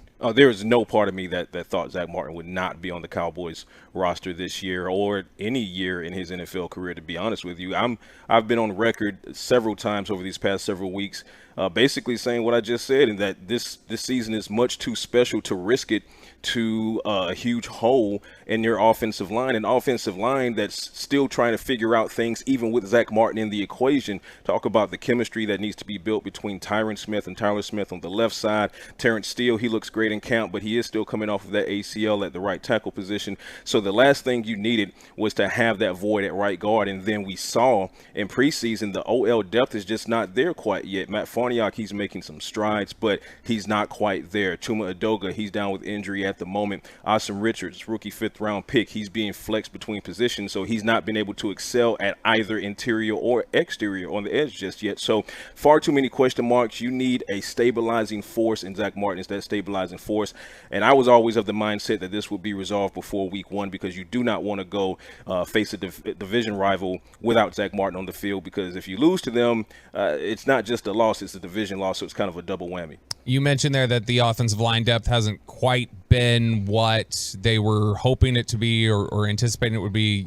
You know, you mentioned Farniok's coming along a little bit. They like Brock Hoffman, and getting Zach Martin back absolutely helps. But in terms of the depth question, are we looking at a potential where they maybe take some of their depth at other positions, maybe in the secondary or something like that, and say at the end of camp, hey, we've got to make a move here. Let's see if we can flip our depth for somebody else's depth?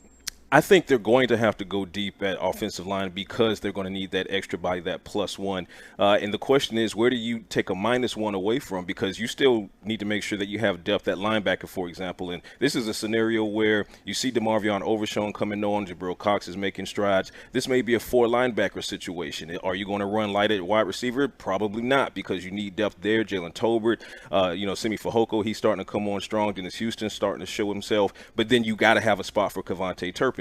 So when you start looking around cornerback as well, safety as well, you got a hard decision to make at safety with Wanye Thomas and Marquise Bell making plays in the absence of Israel Mukwamu. Well, he's back, but in the absence of Donovan Wilson, those young guys stepped up due to those injuries to those veterans earlier in camp.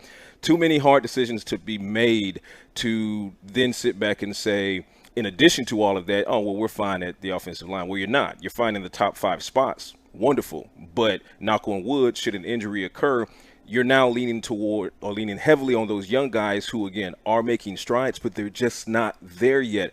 And yesterday I kind of jokingly said, hey, Jason Peters is still out there as, break glass in case of emergency. Hey, Jason, how you doing? How's the family? Hope everything's fine. Stay free because, we might need you. But in the absence of that, these young guys are going to be forced to step up. So, Bobby, I like what you said about Brock Hoffman. He's another guy to watch. And again, Hoffman, Farniok, Lindstrom behind Biotish, Richards. These guys have made strides from OTAs to minicamp through training camp, but are they ready to step in the event of an injury? I have questions about that.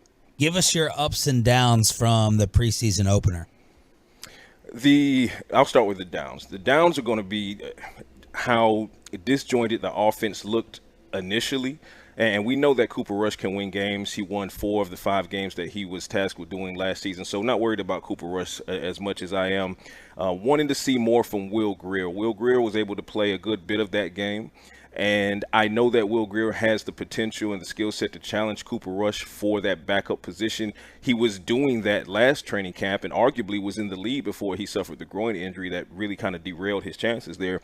But he was pressing too much against the Jacksonville Jaguars. So I would like to see him let the game come to him a little bit more. Some of those throws, one that he sailed to the left flat to Sean McEwen, that's an easy throw. He wants that back. The next play, Jalen Brooks in the right flat. Easy throw. He didn't make it. The interception on 1st and 10 in the fourth quarter. You can't make that throw.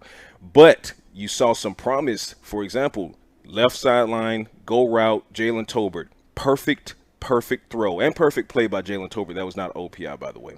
But those are the kinds of throws. And then you saw when he took off, Will Grier did, and used his legs as well. The skill set is there. The potential is there. I think he just needs to settle in a little bit, and I'm looking forward to seeing him do that against the Seattle Seahawks. The ups are easy. Deuce Vaughn, DeMarvion Overshown, Damone Clark, those 2 young linebackers flying all over the place. Deuce Vaughn showing that size doesn't matter. What matters is, can he play football? And he absolutely can. He was out there collecting ankles like, stamps in 1975. So Rico Dowdle, even though he fumbled, if you go back and look at what happened in that quote-unquote phone booth, there were still good things happening. Turpin was all the way downfield blocking, and it was just a series of unfortunate events. So if you take that fumble away, Rico Dowdle still looked very good. He has burst, he has the size, and he showed you some value as a returner as well with the 44-yard return.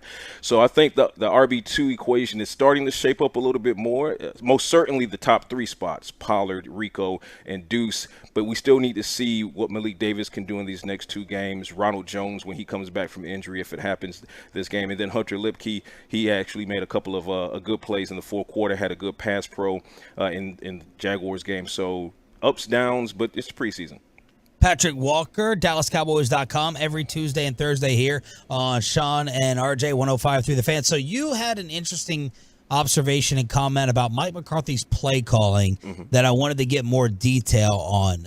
What did you think of it, and how are you able to really tell and judge what was happening in the preseason opener?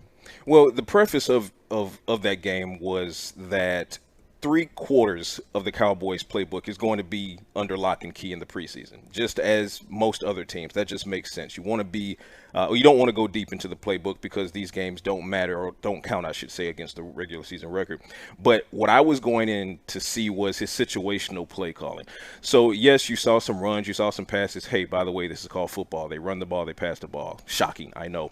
It's about the situations, 1st and 10, what's the ratio of run pass 1st and 10, and what type of runs versus what type of passes are we talking about? Overall, when I went back and dissected the film, I was extremely pleased, even with the 25% of the playbook that Mike McCarthy put out there on film, because example being the Jalen Tolbert touchdown, and I use that as an example on Twitter for a reason. It's something that, no knock to Kellen Moore, because I'm on record as saying I believe Kellen Moore didn't deserve as much criticism as he received there, but that being said, he did deserve some criticism. This is one of those instances where Mike McCarthy showed me something that I didn't see with Kellen Moore. Jalen Tolbert's touchdown, go back and look at that play. You have John Stevens Jr., rookie tight end, lined all the way out to the left on the long side of the field. Next to him, you have Kavonte Turpin was on the other side of the field. So you have 2 guys on the left side. you have Kevontae Turpin in the slot on the right, and then you have Jalen Tolbert, and then you have another receiver out wide. The way that play resumed, or when it resumed, you had John Stevens dragging on the go route. He stole the coverage from the defensive back, the cornerback, and the safety. They both were assigned to him. The man next to him took the defensive back out to the flat. That cleared the middle of the field. That allowed Jalen Tolbert to do a smart route, where he pretended that he sat, and that caused the linebacker to sit, and then Tolbert took the middle of the field, and he was wide open. Now, why was the linebacker stuck in having to choose on Jalen Tolbert? That was because Kevontae Turpin ran a deep outside fade, and that dragged and deleted both the safety and the cornerback on that side of the field. So that was an excellent play call and an excellent route, and that's why it looks like such an easy touchdown. So then when you start to factor in going into the regular season, well, yeah, that'll be Jalen Tolbert sometimes, but then what do opposing defenses do, fellas, when that CeeDee Lamb on the outside on one side and Brandon Cooks on the other side, and maybe you drop in Turpin, and then you might have it's too many weapons for the Cowboys to not get those easy plays if the play calling is there, and I'm seeing that the play calling is there, so it's very exciting. Your thoughts on the Ezekiel Elliott signing? And we were trying to kick this around earlier. This is the game on October 1st. That will be the biggest homecoming since who? DeMarco Murray? Emmitt Smith? Emmett? Okay. Bigger than DeMarco, a little under Emmett? Yeah, it's bigger than DeMarco. I think it's bigger than DeMarco because as good as DeMarco was in his time with the Cowboys, Ezekiel Elliott is, for me, with his body of work, he's a Ring of Honor conversation. DeMarco Murray's not a Ring of Honor conversation. So that alone would put this return similar to Emmitt Smith with the Cardinals returning to North Texas. So, but as far as what I feel about it, I love it for Ezekiel Elliott. I feel like it gives him an opportunity to prove that he still has a good bit of tread left on the tires. He's in a situation where, unfortunately, the Patriots don't have the wide receiver weaponry that the Cowboys do have, but I think they have enough wide receiver talent to be able to take some pressure off of that running back unit, Juju Smith-Schuster being the primary one that I'm looking at there. And then he's also going into a situation, Ezekiel Elliott is, where he's not being asked to be the primary back. Obviously, you have Ramondre Stevenson, former Cotton Bowl MVP of Oklahoma, and he had a breakout season last year. So it's still a tandem situation, much like what Zeke had here with Tony Pollard. So it works out. And then, of course, hey, by the way, he has a Hall of Fame coach in Bill Belichick, who usually gets things figured out. And Mac Jones, I think, is a capable quarterback. I don't know that he's in Josh Allen era or anything like that, or Joe Burrow era, but he's figuring it out. He's above the Mendoza line when it comes to quarterback caliber play. So I think it's a good situation for Ezekiel Elliott. He looks good. Right now, we'll see how it looks on the field, but he's back to 1.5, and he's cut the hair off. He's looking like Buckeye Zeke, so it'll be fun. So Week 10, I just ask that everyone just give the guy his roses for what he did for the Cowboys, and wish him the best for every game except the games that he plays against the Cowboys. Oh, he's definitely going to get roses. No doubt about it. Yeah, and I'd love to see it. Give him his roses before he has to go up against Mazi Smith and Jonathan Hankins and Micah Parsons. Mazi Smith early eval is what? A plus. It's a plus. Is it an A plus? No, we're not going to go that far yet. It's because he has some work to do, which makes sense because he is a rookie and he's on a defensive line. And rookie defensive linemen have a pretty steep learning curve. And that's why I typically don't grade defensive linemen until year 3. Now, Mazi's development should come a lot quicker because, number one, his strength is insane. Number two, he's surrounded by a boatload of talent. Micah, DeMarcus, Dorrance, Sam, Osa, Neville, Chauncey, Jonathan Hankins, the list goes on and on. So I think he's going to learn quickly. I posted a video just yesterday of he and Micah Parsons kind of after practice. Micah was teaching them some hand moves. So that type of stuff is going to help him elevate quicker. As far as the Jacksonville Jaguars game, I'd like to see his be a little bit more explosive. I like to see him add a little bit more finesse moves, but those will come with time. He was also double-teamed quite a bit, and on one instance, at least, he was triple-teamed before the third guy chipped him and then went off to a different assignment. So the fear from opposing defenses is already there and evident, and I want people to keep in mind that Mazi Smith is not entirely dissimilar from Jonathan Hankins in that don't stare at his stat sheet. That's not what he's here to do. He's here to eat up double teams, which frees up the edge rushers to do their job. Check. That happened against the Jacksonville Jaguars. Just ask Isaiah Land. Okay. He's also here to when it is a one-on-one battle, he's here to win that battle easily, and he did that as well. On film against the Jaguars, when they finally did line him up one-on-one, he threw a guy out the club, and the guy's probably still flying right now. So the strength is there. The refinement will come. I like where he is right now in his process, and I think he'll learn a lot faster than most people think. Patrick, thank you as always. We'll talk to you on Thursday. Talk to you guys soon. Great stuff from Patrick Walker, Voice of the Star on Twitter, DallasCowboys.com. Brought to you by Ford, built for Texas, built for you. We are 200 away from unlocking Bobby's photo on the Sean and RJ Facebook page. If we can get 200 more, we'll crosstalk with the KNC Masterpiece next. But first, let me go ahead and get you set up.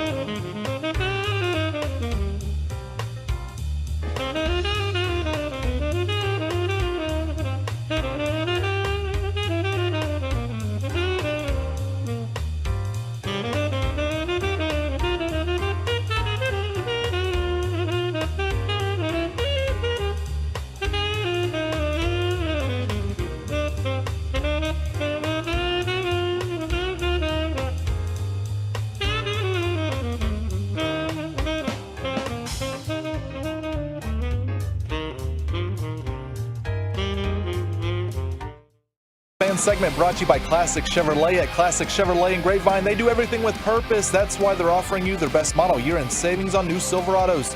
See them all today at ClassicChevrolet.com. Your upgrade is their purpose. Shop model year-end savings today. This is Texas. This is Classic Chevrolet. Relax and enjoy the difference and find new roads. 200 away on the Sean and RJ Facebook page. If you like it as a new Tolo, we can unlock the Bobby Belt photo that he does not want unveiled from that last photo session downstairs. Surely we could share that, I imagine. We'll help out. Did you guys do that? Do you have any compromising Bo Jackson-esque sports photos with posing? Here you go. That's the photo he doesn't want out there that they made him pose. Oh my gosh! Why don't you want that out? That's like that's like a glamour shot. I like it. No, see, Yeah. see. You should go like the Facebook page now because this needs to be out in the world. The one that I took, like you can see it on my Instagram right now. It's me holding the 3 balls. Yeah, yours looks great. Yeah, and but yours looks great too. Zach puts the baseballs That like one's eating fantastic. the baseball. It's funny. Choppy's is like, oh, I go long. It's funny. Mine just looks stupid because I look stupid in photos. I'm just glad they didn't have audio rolling for all of that. Well, yeah. Thank God there's no audio rolling anytime we're off the air. Yeah. Right? What, did something specific happen to yours, Bassick? No, not specific. Did Bassick just even show up? Mike happens. Yeah, he was really excited. Really? No. You saw what? He was there though. As soon as he got into the frame, he turned it on. That's true. Mike does. Once it's time to look at Mike, Mike loves looking at Mike. Showed you what a real professional athlete looked like wind up and throwing baseballs. That's true. I did get a little nervous that he really wanted to throw those at us when we were not too far away. He did. He from threw him. the football at me during mine. Okay. I caught it. You made it here. It was in question this morning. I was not sure. What happened? We're dropping Noah off at his first day.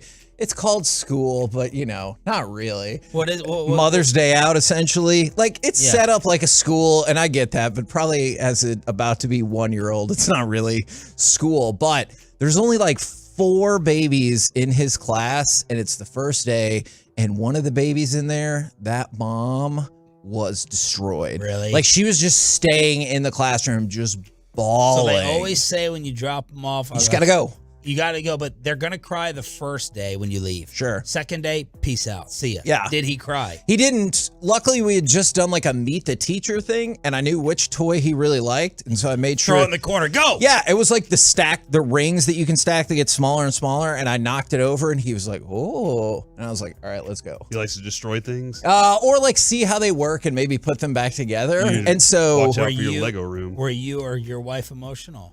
My wife, I think, is emotional. I keep asking her, and she's like, I just got to stay busy. I just got to, because we got his birthday party coming up and stuff. And so she's like, as long as I stay busy, I'll be okay.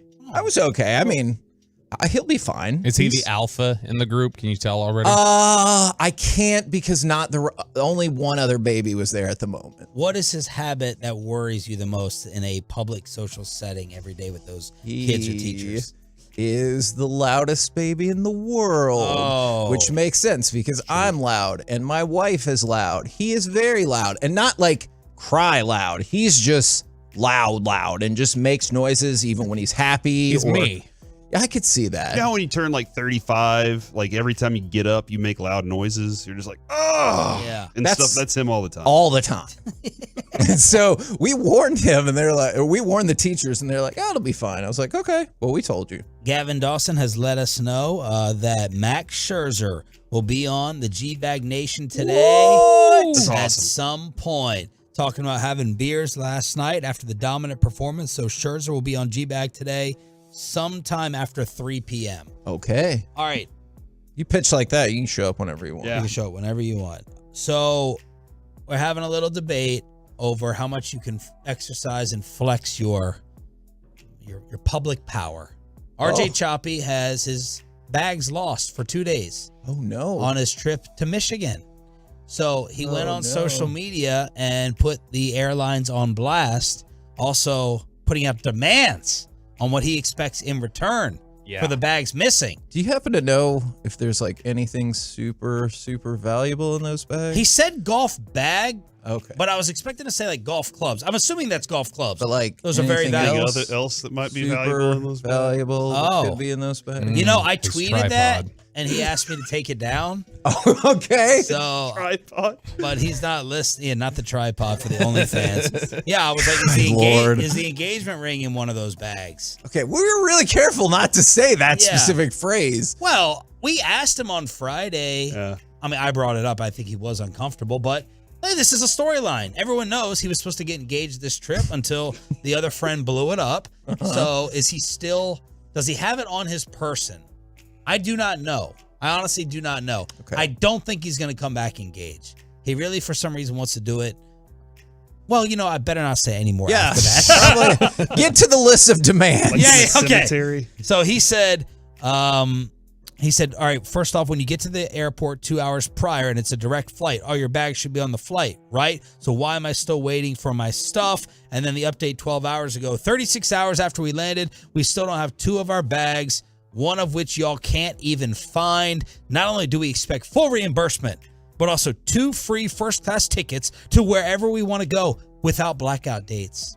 Oh. Now, what is your policy on complaining like this when you run into travel issues or you just don't? So, not travel issues, but Frontier Communications, who, by the way, they've done a great job every time I've complained out loud about it. Okay. I get a ticket, and it's like, hey, you know, like, I know your service is out right now, but somebody will be there within the next 4 days. And I'm like, oh, that's not going to work. I need this internet right now. And so once I tweet it out, they're like, please DM us. And once that happens, every single time, immediately I have it within the next hour. It's insane. Man, I'm trying to think, like, the biggest travel issue I ran into was with Spirit, and that's kind of a roll of the dice to begin with, so you can't really complain too much. So I think it's interesting that he I was standing in line in Spirit and somebody walked past us in the airport and goes, oh, look at the poor people. Oh my gosh, and I'm they standing did? in line at the kiosks, which don't work. None of the kiosks work. Yeah, but if you want to like print out a ticket, it's $29. Yeah. That place is fascinating. And my son, when we flew out to Los Angeles, that's what he chose. And he's like, it's the best deal. And I go, did you look into the rest? Do you need to take a bag or anything like that? Well, they got it so that it still comes up a little short of the others. Yeah. So you still feel like you're saving a little bit. Smart. Yeah. But the interesting part is not just 2 first-class tickets, 2 first-class tickets with no blackout dates. That's like his deal breaker right there. If he just got 2 first-class tickets and a refund, he'd be like, no dice. But what would you take to Twitter to complain about, if anything, or do you think it's just a douche move?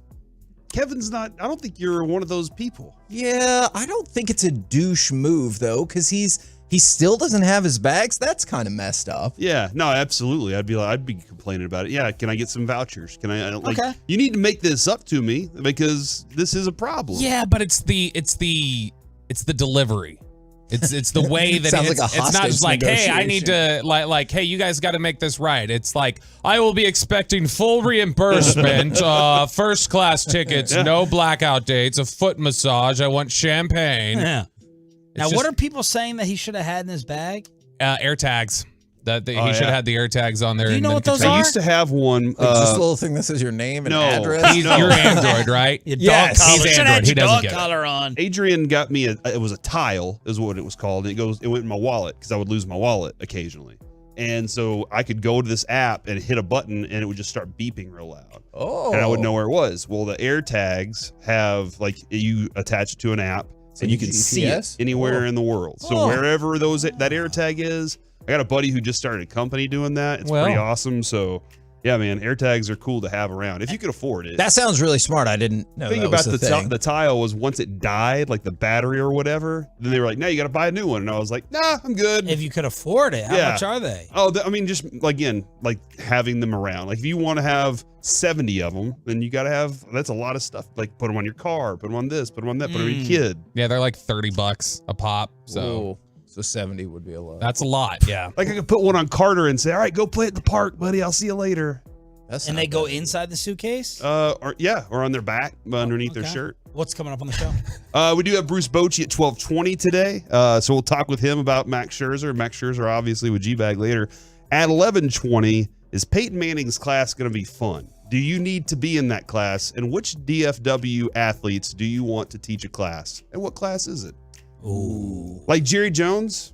I need an entrepreneur business class with Jerry Jones. I want to sit down in that one. The stories alone have got to be amazing. Actually, I would be really fascinated if Jerry taught a class on like crisis management, just to see what his take. I mean, there are plenty to choose from. Just put it out there. Settle down just a little bit. Okay, sorry, Jerry. Sorry, I'll get it together. All right, the final total right now looks to be 2,900. Yes. What is this for exactly? Is this for y'all? Did it have to be by the end of the show or just today? Or for y'all's information? The survey? Crap. End of the show. To publish this is to publish the photo of me holding that football and make it the profile picture on the Facebook page. I just want to put it out there because Bobby is dreading it so much. That's 2,900 new Facebook people? No, I think... No. We were just getting up to 3,000. We were at like 24 or something, and so he was just like at the beginning of the hour, he's like, if we get up to 3,000 by the end of the show, then we'll publish it. So if you got friends, they can create fake profiles. I think let's puff this up. Yeah, come on. We saw this with the All-Star game. Yeah.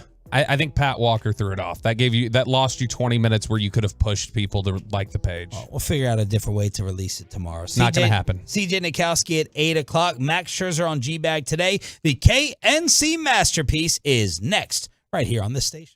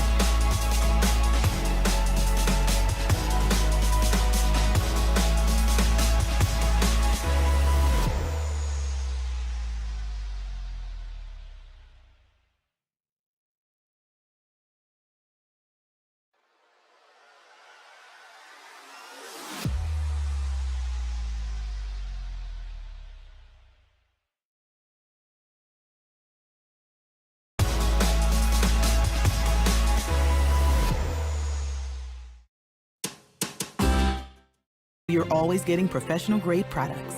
Call, click Grainger.com, or just stop by. Grainger, for the ones who get it done.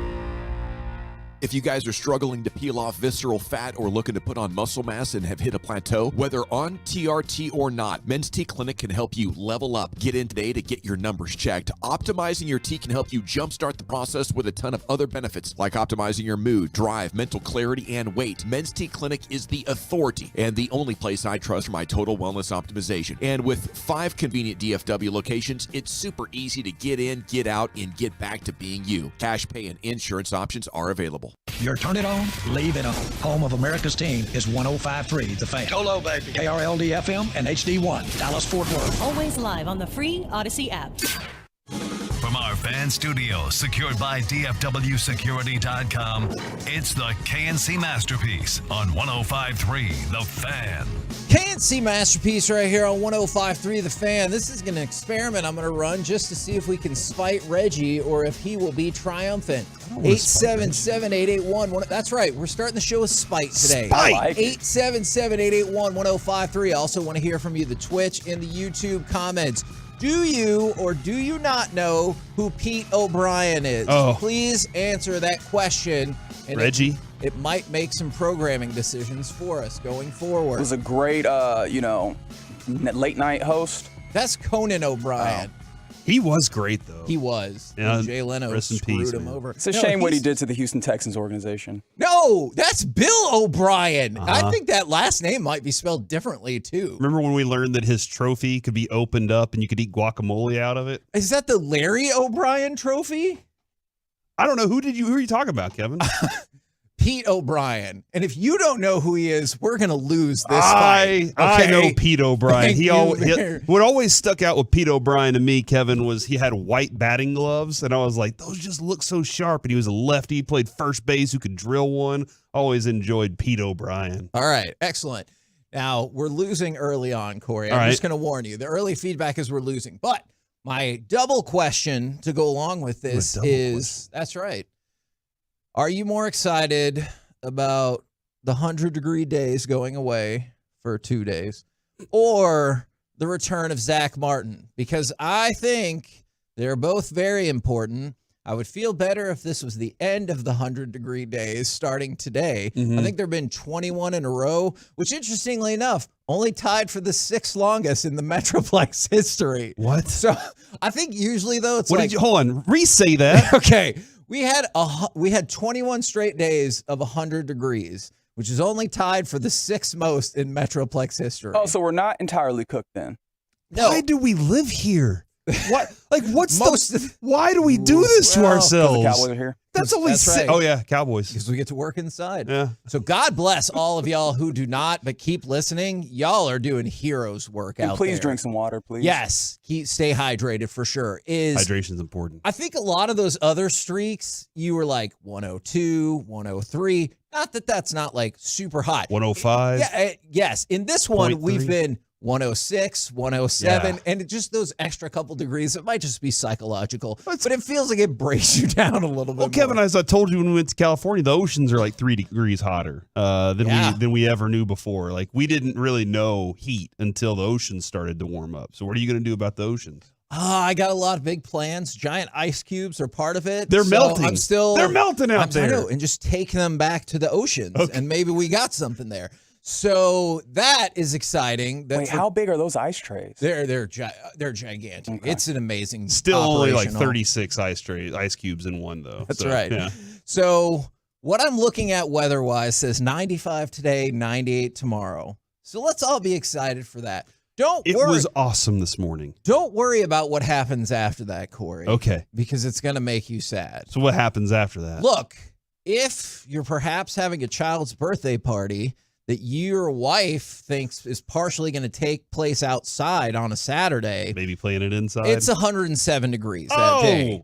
Once you get back to Thursday, the highs are 107, 107, 107, 107, 106. We can't just we had the heat dome, right? Like that's what they were calling it, was when the heat just stays over an area for a while. That's a heat Do you dome. think we can just open the heat dome up? Yeah, why can't we just have a cool dome? Like where's the cool dome? That's a great question. Yeah, thank you. Somebody asked Sonic Bags of Ice, but do you want to waste that glorious Sonic Ice? That feels like an important resource as opposed to just regular ice cubes. Yeah, let's just get bigger ice chunks, ice blocks. I feel like last a little bit longer than individual pieces of ice. Plus, you're right.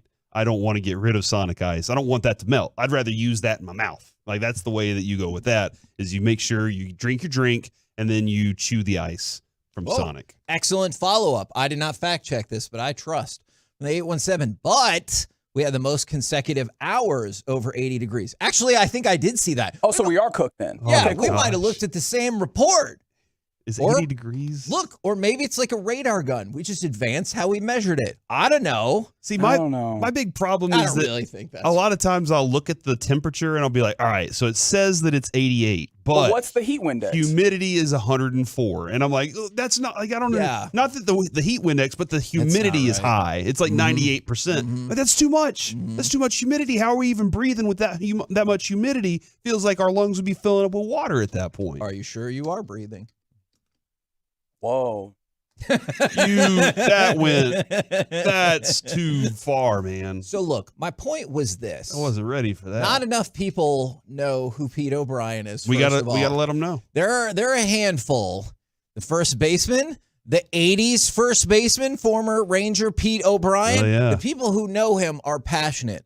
However, yes. From the 325-940-214, another 214, another 214-97. Look, there's a lot of people who don't know who Pete O'Brien is, and that is a shame. That was our most favorite Ranger first. Yeah, so we probably need to bring Pete O'Brien to the forefront. We'll Yes. talk with the Rangers and see if we can get that done for Rangers throwback in the near future. Now, the other part of your question, though, Kevin, I got Equally shocked when important. you talked about how hot it has been lately. Yes. The other part is, or are you happier that Zach Martin is back? Happier that we have a respite from 107, or happier that Zach Martin is back? And I do want to point out, Zach Martin has quit his holdout. Last week, we pointed out that Mike said he was going to go hold out along with Zach Martin. And Mike is still not here, so he's still holding out. Is this a solidarity holdout? Yeah, I think. Now, see, okay, you might be right. Uh-huh. But also, I don't know if I believe that because Mike does not believe in the Cowboys' ability to negotiate. Oh, yeah. Because didn't he they'll give in. They always give in. And so now he's holding out for running backs. It just shifted. He's all the running backs. Okay, well, Dalvin Cook and Zeke just got deals. Yeah, it was a big day. So he's just not here? He's holding out for the writers in Hollywood. Good luck to Mike. Oh my gosh! Well, we'll never. That's see why him. we're doing. That's the real reason we're doing Fan Phenom. Which don't forget, there's another one happening on Thursday. Is if Mike's holding out with the SAG people, it could be. All right. It could be a while. Listen, I know we got to talk about Zach Martin here, but will there ever be a day that radio is AI hosts? Oh yeah, doesn't that kind of exist now? Is an AI host going to make a Munster joke?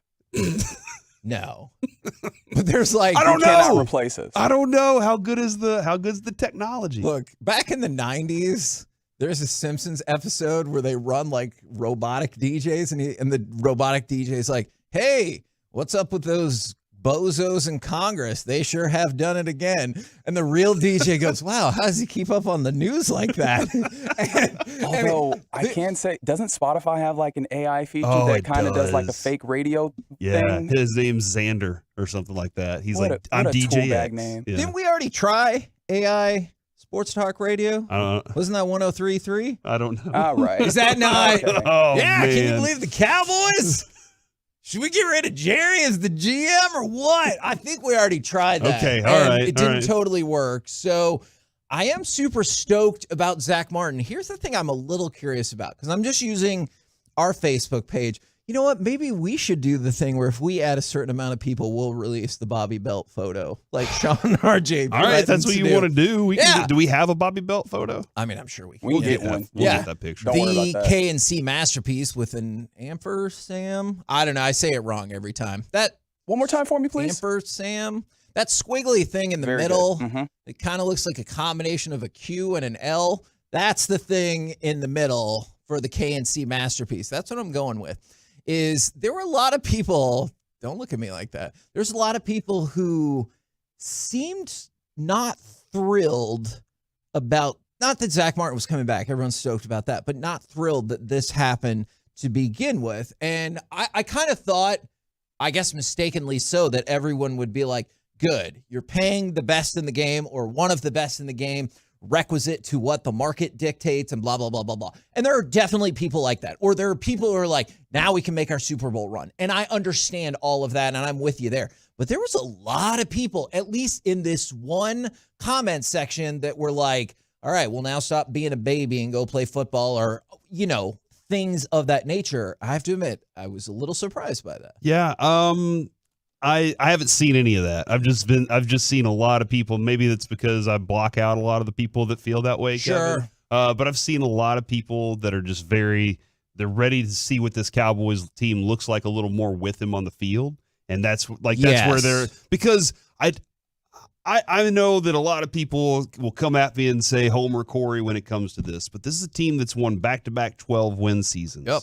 This is a team that has as much structure as I think I've ever seen it have before, and it's because we've been able to separate the football and the glam. And that's a real thing that I think is happening, is that Jerry Jones, like, I can still do my stuff over here. And they're like, yeah, just let us do our stuff over here. And he's like, all right. And then they ignore a lot of the stuff that that goes to the football stuff. And I think it's a good model. I really do think it's the best model we've seen in a while. Now, can they overcoach some things that are missing with Dak? I don't know. Those are things that's what the coaching staff has to do. But I think a lot of the fans right now, Kevin, are seeing that this is a very good chance for this team to be a winner. Despite all the other things that it's been in the past and its history of it all, is that it's another good chance for it to have another double-digit win season and compete in the playoffs for a Super Bowl. That's what they see. And I think that's why fans just kind of wanted, hey, let's get the distraction out of the way and get back to the football part of it, because that's where we need to make our big focus right now. What is this offense going to look like? Yeah, and Look, I did not jinx it by saying that. We didn't aren't say going to that. suck because I didn't said say that. Somebody just texted that in and said we're going to suck now. And then for the 405, I'm happier that Zeke got signed and Zach got signed. We'll get back into Zeke a little bit later in the show because I'm curious how people feel about that as well. But I am excited that Zach Martin got paid. The other thing, I don't know if people are totally focused on this or if you think this is a thing, is people have been discussing the potential imminent retirement of Zach Martin. Well, with the 2 years getting fully guaranteed, he's playing. I kind of wonder if that was a discussion of compromise. Like, it wasn't as simple as Zach Martin wants more money and the Cowboys want him to play for the contract that he's on right now. Like, I get that was a huge part of it, but it kind of seems like to a certain extent that he might have dropped some hints or there might have been discussions about, hey, I can just not play, or hey, this will be my last year or whatever. So maybe part of the negotiation was we will get you both of the next 2 years fully guaranteed if you fully commit to playing to the team. Now, I know I'm playing for the team. I know I'm speculating a bit on that, but there's been a lot of speculation about the potential retirement of Zach Martin. So if nothing else, you have one of the, if not the best interior linemen in the game that is coming back, will be back, and will be here for at least the next 2 years. Yeah, and I mean, that solidifies what you feel about him. I mean, he's still considered the top guy when it comes to the position. Yep. And as you are still looking at what this thing is right now offensively without him, it's frightening. And so now it's, I think if you're going into next year's draft, Kevin, I know last year everybody was like, all right, you got to get this guy to replace Tyler Smith. Well, now you're going into next year's draft going, we got a lot of work to do back on the offensive line. And maybe McCarthy made the concession of we got to beef up the guy in the middle. We got to get Mazi. That's more important right now. But that concession won't be made next year when you're starting to consider the futures of what's been an older offensive line and something that kind of started falling apart one piece at a time. So that thing, I think they're really committed to making sure next year is the big deal, but they needed Zach Martin back this year. So essentially it's going to be a bump up of $8.5 million total over the next 2 years because he was set to make 13.5 this year and 14 next year, and both of those are moving to $18 million. So over the span of the next 2 years, you're going to jump up $8.5 million, which I know is still a hefty chunk of change, but I bet a lot of Cowboys fans are breathing a sigh of relief. Not that he's back in training camp, but that we had multiple discussions. Remember yesterday, I thought Isaiah Stanback was going to be like, "Now, calm down, you're fine." He took such a pause when we were like, but Zach Martin's not going to miss like actual games, right? And he goes, and that kind of answer made me nervous. And so I was glad that they were able to get this wrapped up. Yeah. And was it just the one game that made them think that they saw one preseason game and they were like, we can't even get any work done out here. We got to fix this quickly. I cannot rule that out. Okay. I really cannot. Yeah. I don't know that's the case. I mean, because listen, man, when it came to Cooper Rush dropping back, and I don't think Zach Martin was going to play much, but when it came to Cooper Rush dropping back against the ones, they were like, oh, he checked down every single time because he'd had no time to throw the ball. They were like, we can't put that guy out there on week one. They were like, this is at least against the ones against Jacksonville. We can't do it week one against a real NFL football team. We're the KNC Masterpiece right here on 105.3 The Fan. Coming up next, we will give you a chance to have your voice heard. Let's vote in the Mavs fan survey after an offseason the GM said accomplished their goals. We'll do it next right here on The Fan. DFW's number one.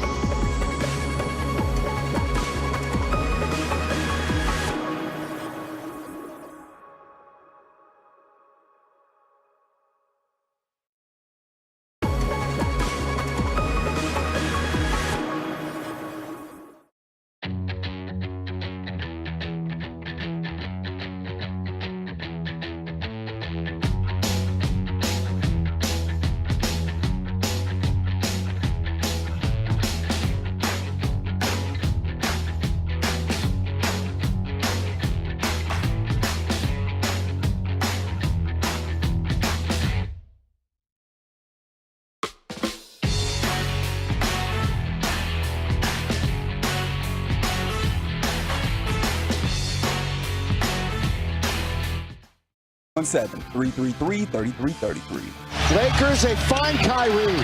Irving with the basketball, with 3, with 2. Irving, they're going to get a shot away. Kleba wins the game. KNC Masterpiece right here on 105.3 The Fan. We're going to talk. I know Mike's not here, but we're going to talk about the Mavericks. What? I got this. Dwight Powell gets elbowed in the face because he's so clumsy, but the Mavs love him. And there's nothing we can do about it. We're doomed. Oh, no. Is that? I mean, that's pretty close. Okay. So we have the... You didn't call him a great guy, though. Oh, yeah, great guy. And then he's playing with Luka, who's surrounded by a bunch of minor league basketball players. Yeah, take that, Kyrie. The Athletic has... That'll never work. The Mavs survey. Well, we need to make this survey work. All right. I'm going to give y'all the opportunity to vote in this survey, and let's see how it turns out. When did you become a Mavericks fan? The 80s? With Aguirre and Blackman, the 90s with the 3 J's, early 2000s with Dirk and Nash, or after that? The farthest back that I can remember is the 3 J's. That's when I really got invested, and I remember Popeye Jones being at a game and seeing Popeye Jones and being like, oh my gosh, that dude can eat basketballs. And so that's when I became a fan. So that Lucius Harris era was Mike a lot of Isolino. Yeah, lots of weird names that rolled through. But the Dirk era was the best time of my life in basketball. How many Mavericks games? I had the time of my life right there. Did you? Oh my God! How many Mavericks games did you watch last season? And I'm going to alter this question. If you didn't have this job, how many games would you have watched last season? Because that changes kind of the parameters of this. All right, so I woke up every morning and I watched the YouTube playback because I didn't have Bally. Oh, Doesn't count. But now that I have Fubo TV and Bally, I will watch it. I love watching basketball, so as many as I can. 74 games. Last year? The YouTube stuff? No, last year. Oh, yeah, last year. I don't know, when they were on national TV, so like 12. Fewer than 41 is what I'm going to put down. Your options are thank you. More than 80, 61 to 80, 41 to 60, or fewer than 41. How many Mavericks games did you attend last season? None. 1 to 5, 6 to 10, 11 to 30, or more than 30. I think none.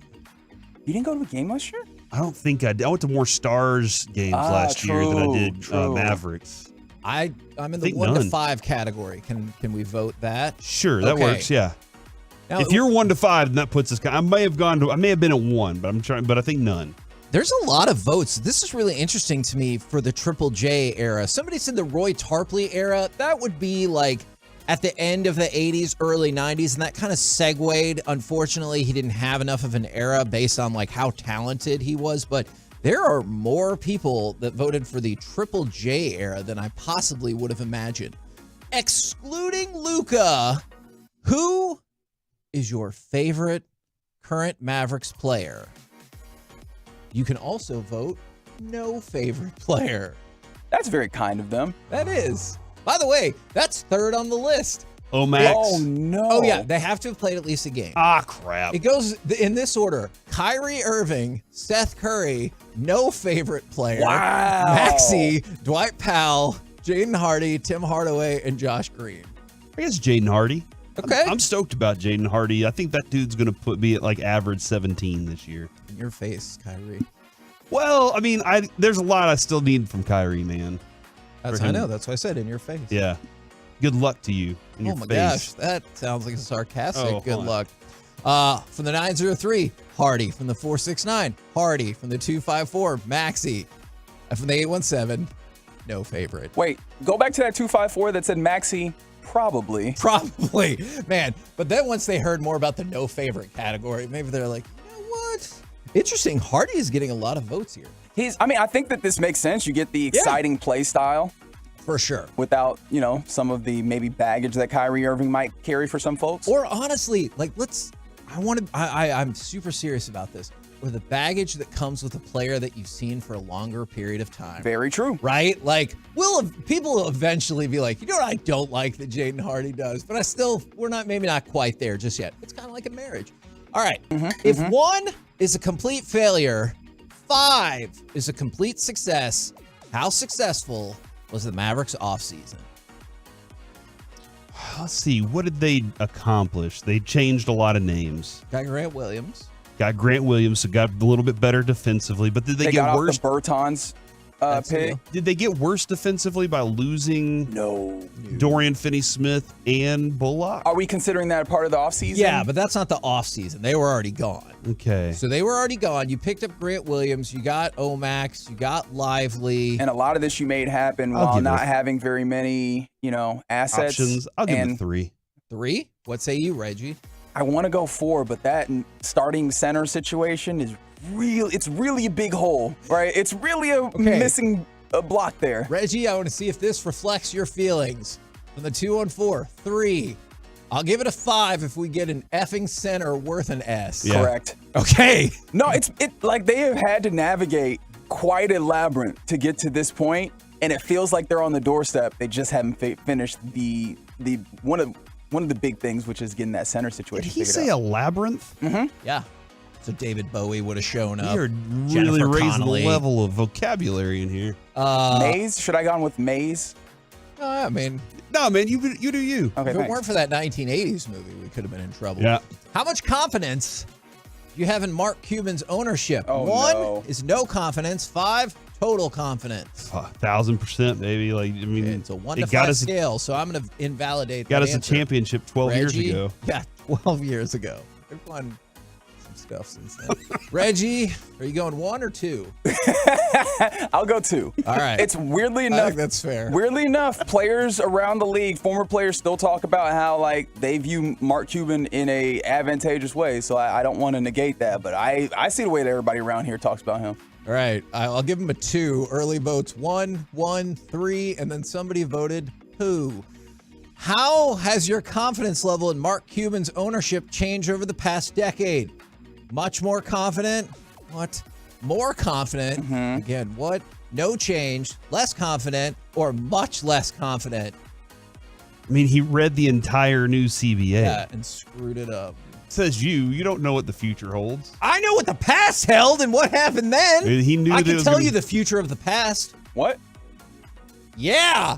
Think about that Oh, for just I a don't minute. want to think about that. If for a you, minute. the part that you're talking about happened in the past, I can tell you the future of that past, it ended poorly. Did it? Would that be the current? We are sitting here right now with Luka and Kyrie and a chance to win a championship. So. Yeah, and we wasted 10 years to get there. Or is that just how long he foresaw the new CBA would allow us to the time? He's like, look, guys. It's going to be a while. We can't It's a win long under this build. new CBA. I know other teams are going to try to figure it out. We can't do it. Yeah. So It's a long rebuild. I put much less confidence. Okay, What all right. say you? Is that fair? That's fair, man. I'm being very sarcastic. Yes, that's very fair. I'm less confident. Same scale. No confidence is a 1. 5 is total confidence. How much confidence do you have in Jason Kidd's coaching? I don't know.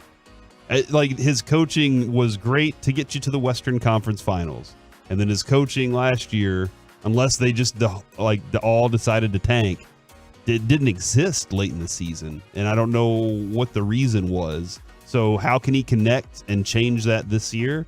I'll say a 2 right now. Okay. That's where I am. Reggie? A solid 3. I still think that their ability to drum up defense out of a team that I had no defensive aspirations about was admirable. And so I want to give them that credit. But no, there's still some things that remain to be seen for them. Same scale.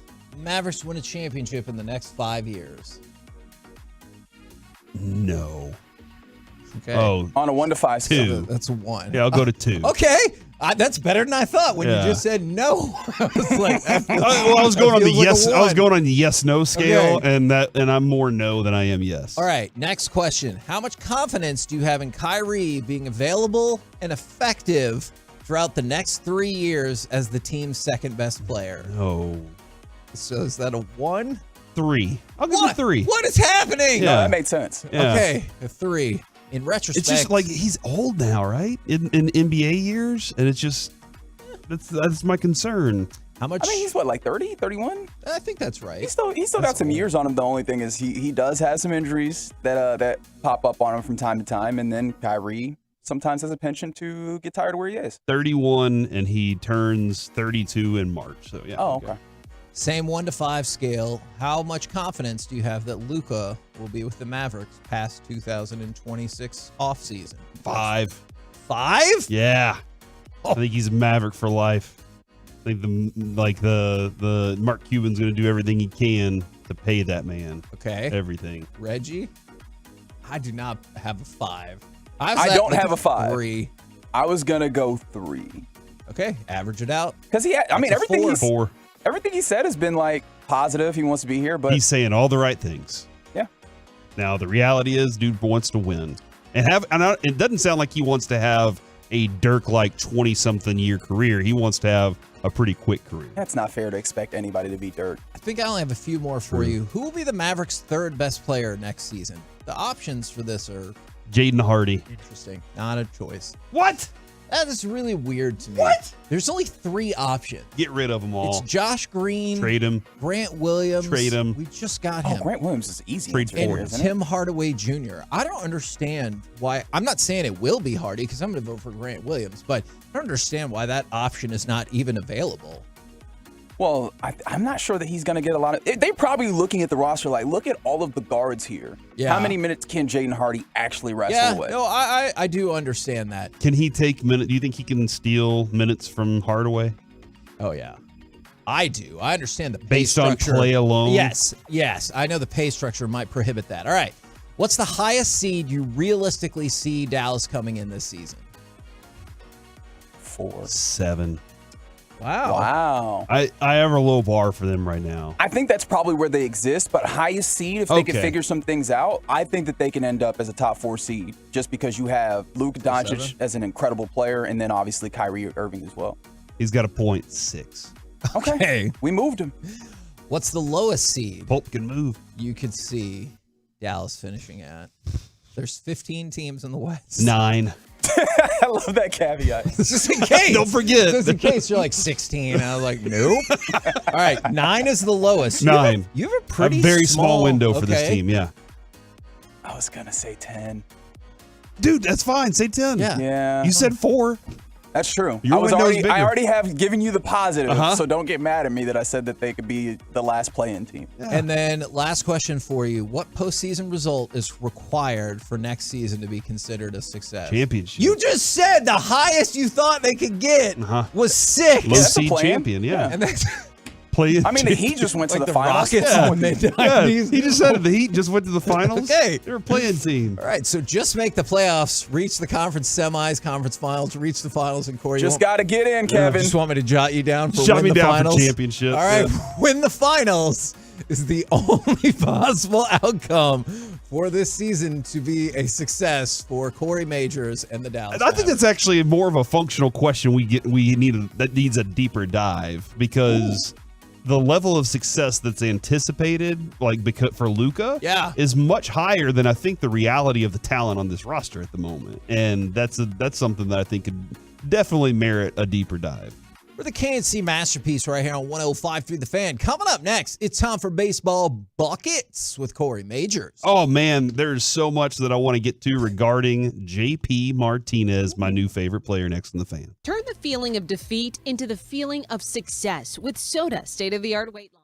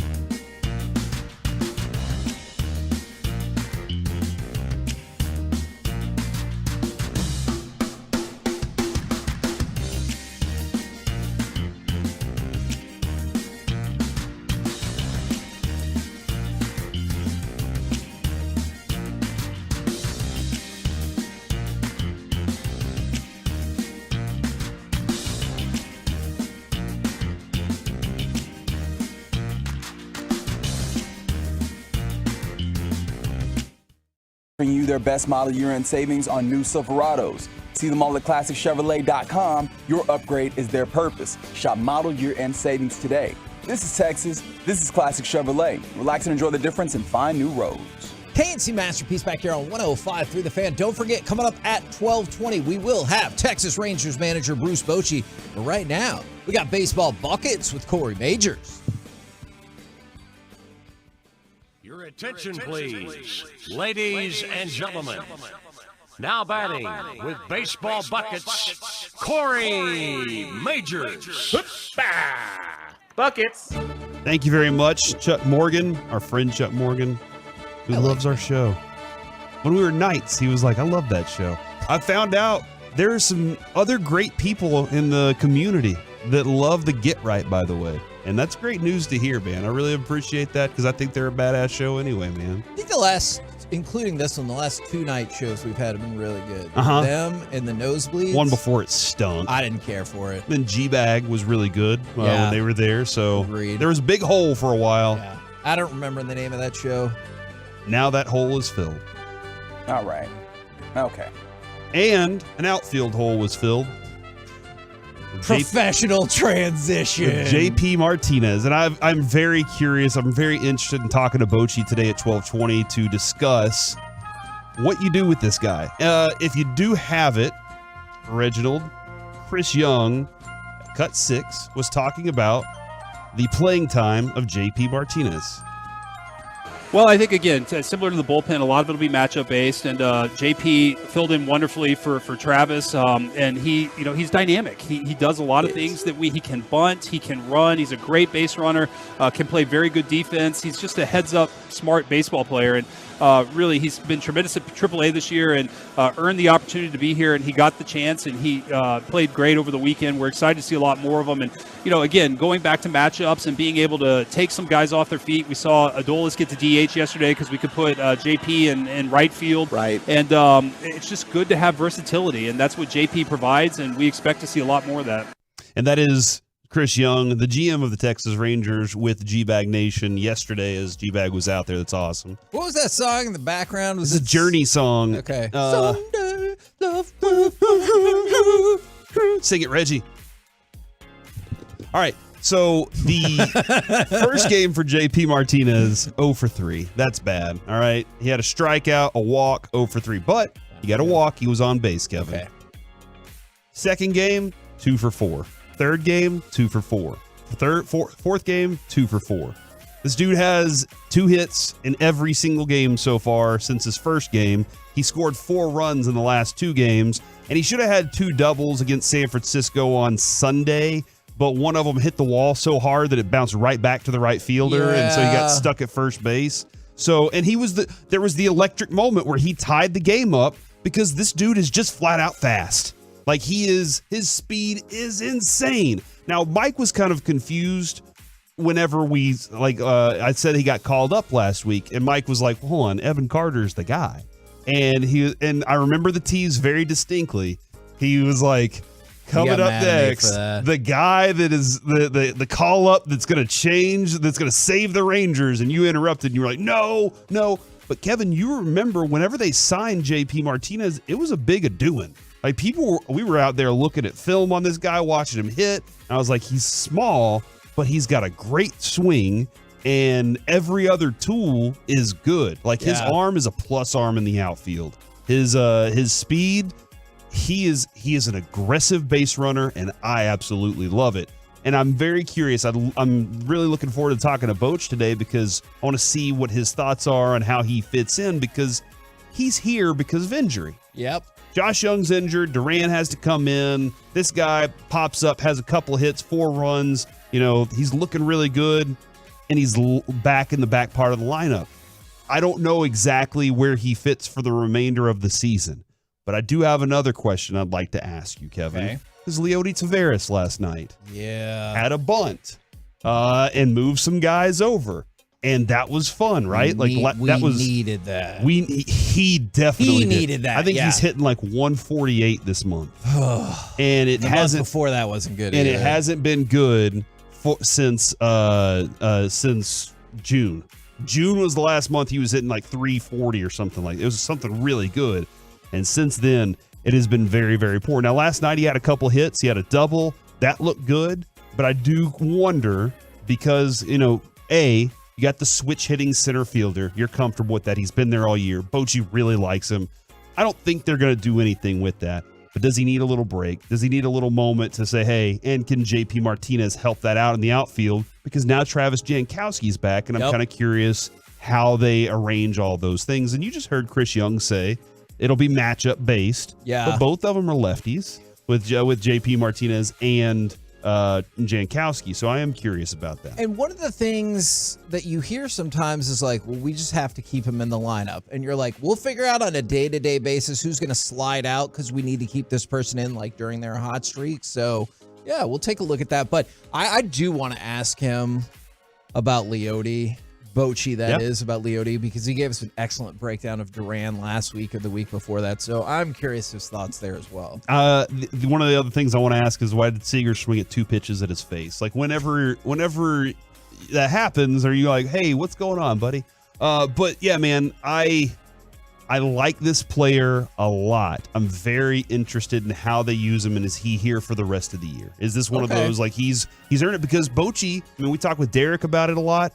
Bochy is, you've seen this year, very attuned with the guys riding hot right now. Yep. I'm riding with him. Yep. Analytics can tell me a lot of things, but I'm not going to force a player in when this dude's hot right now. Sure. Sometimes confidence. I think that's, if you were to ask Bochy what what would he say is something that the analytics can't tell him, I think it's confidence. And when a guy's confident, because there's no way that a computer can judge how confident you are. You just wait. But oh man, are you telling me? No. There's going to be a litmus strip that says, "Hey," I'm playing devil's advocate for confidence above replacement. The analytics people. Yeah, we need a new car. I'm being the analytics people who are going to be like, first of all, confidence is overrated, or don't worry, we're developing a test for that. Okay. So don't rule it out. From the 210, if Martinez keeps Smith from batting, I'm hyped. And like Josh Smith has struggled at the plate too, so that's a definite. I understand that. All right, I wanted to hit this real quick. Justin Verlander. Josh Smith was going to help. You did? I did. Sorry about that. Well, one day maybe. Okay. We'll grow the kid. Mike Puma of the New York Post. Awesome. Recently undertook an autopsy of what went wrong with the Mets this season. And we got the good one, I guess. The guy that was like, he's like, I'm here to work and I'm here to like peacock around the entire pitcher's mound every time I strike somebody out. He will be on G-Bag Nation today. He was outstanding yesterday. Since 3 runs in the first game, and since then it's been nothing. You can't hit the dude, and it's so much fun to watch him pitch right now. Here's a quote. Here's an excerpt from that. Verlander and Scherzer had a strained relationship as Tigers teammates, and a source said even as the pitchers worked toward harmony with the Mets, there was occasional discord. Oh. Verlander was a, quote, diva, according to this Met, causing Scherzer to grouse about his fellow 3-time Cy Young Award winner. Verlander often complained about the Mets' analytics department, which he deemed inferior to the one that served him in Houston, which I get that. I mean, they were able to cheat. Verlander, who was traded back into the Astros, was largely detached from them and didn't add to the team's identity. On the other hand, Scherzer last season helped form the fabric of the clubhouse, which I think you can see right now. Then add this. Max Scherzer went on and said, here's my post about the Mets organization. I enjoyed connecting with my teammates.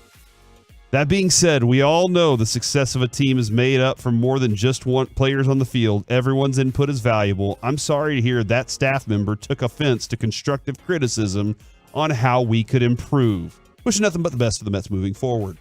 I'm sorry that you took offense to that. That is not an apology, and it never has been. Yeah. But he's basically saying, I gave you constructive criticism. And I do want to know, this may be for another time, what's the difference between constructive criticism and just crappy criticism? First of all, it could be how you phrase it, honestly. And also, I think that has become very, very debatable. Okay. You know, on what's constructive and what's not? Yeah, exactly. You feel like Bochy gives good constructive criticism to his players? Yeah, I do. Like his breakdown of Ezekiel Duran, like I said, I thought it was really insightful, but he was talking about things that Zeke was doing wrong. That's one of the things that we talk about is sometimes people will be like, well, you know what? You suck at your job. And you're like, okay, well, that is not constructive criticism. Right, exactly. And then I just think different people are built different ways. And some people view all criticism as not constructive because they're like, oh, you're just here to tear me down. Like that's one thing you get a lot is somebody tries to give constructive criticism. You'll get some people who are like, look, they're just trying to tear me down. And I'm like, I mean, maybe that is their ultimate goal, or maybe they're just trying to be helpful with something that they think you can do better. Yeah, I'm more likely to like be upset at first and then walk away for a while, maybe a couple of days, come back and be like, okay, you know what? I can work on these things. Sure. Here's how I'm going to approach it. And I also am curious with when talking to Bochy about Scherzer today. when you have a dude that's that animated, he told us with wives, just let them go. They can only stay mad for so long. And I wonder, yesterday, Max Scherzer got a third strike in the first inning, a third strikeout. He was mad. But he didn't get to throw the pitch. And so he looked pissed off that he didn't get to throw the pitch to actually strike the guy out. How do you handle that? You just let him walk down to the end of the dugout and do his thing? So lots of fun stuff. If he keeps pitching like that, yes. Whatever That's you want, exactly man. what I let happen. We're the KNC Masterpiece right here on 105 through the Fan. Coming up next, Zeke signs with the Patriots. How will that turn out? Plus, we'll talk with our Dallas Cowboys insider, Mickey Spagnola. All of that next right here on the Fan. Hey, laughing too hard in the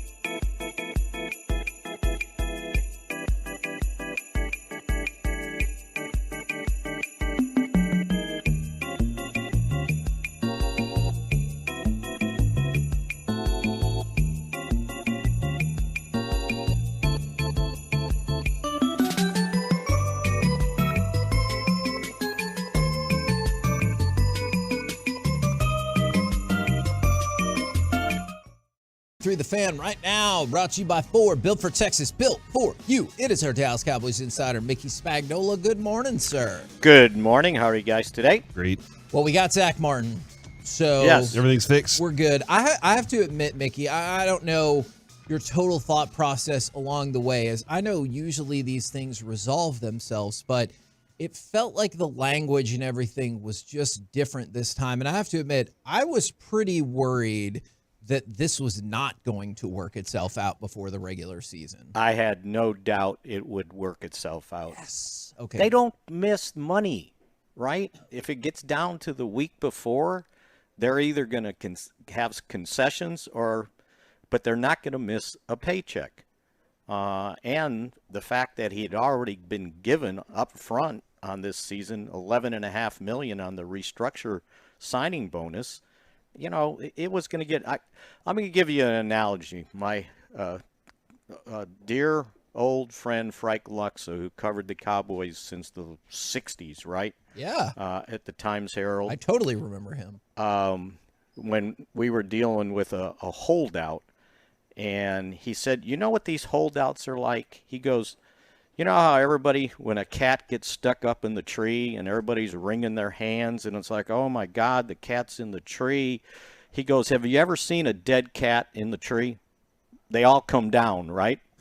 And his analogy was all the holdouts usually end. No one sits out an entire season. And so, yeah, this was going to happen. And so both sides conceded, right? The Cowboys, put in a little bit extra over the next 2 years, $8.5 million over 2 years, but guaranteed the contract. Yeah.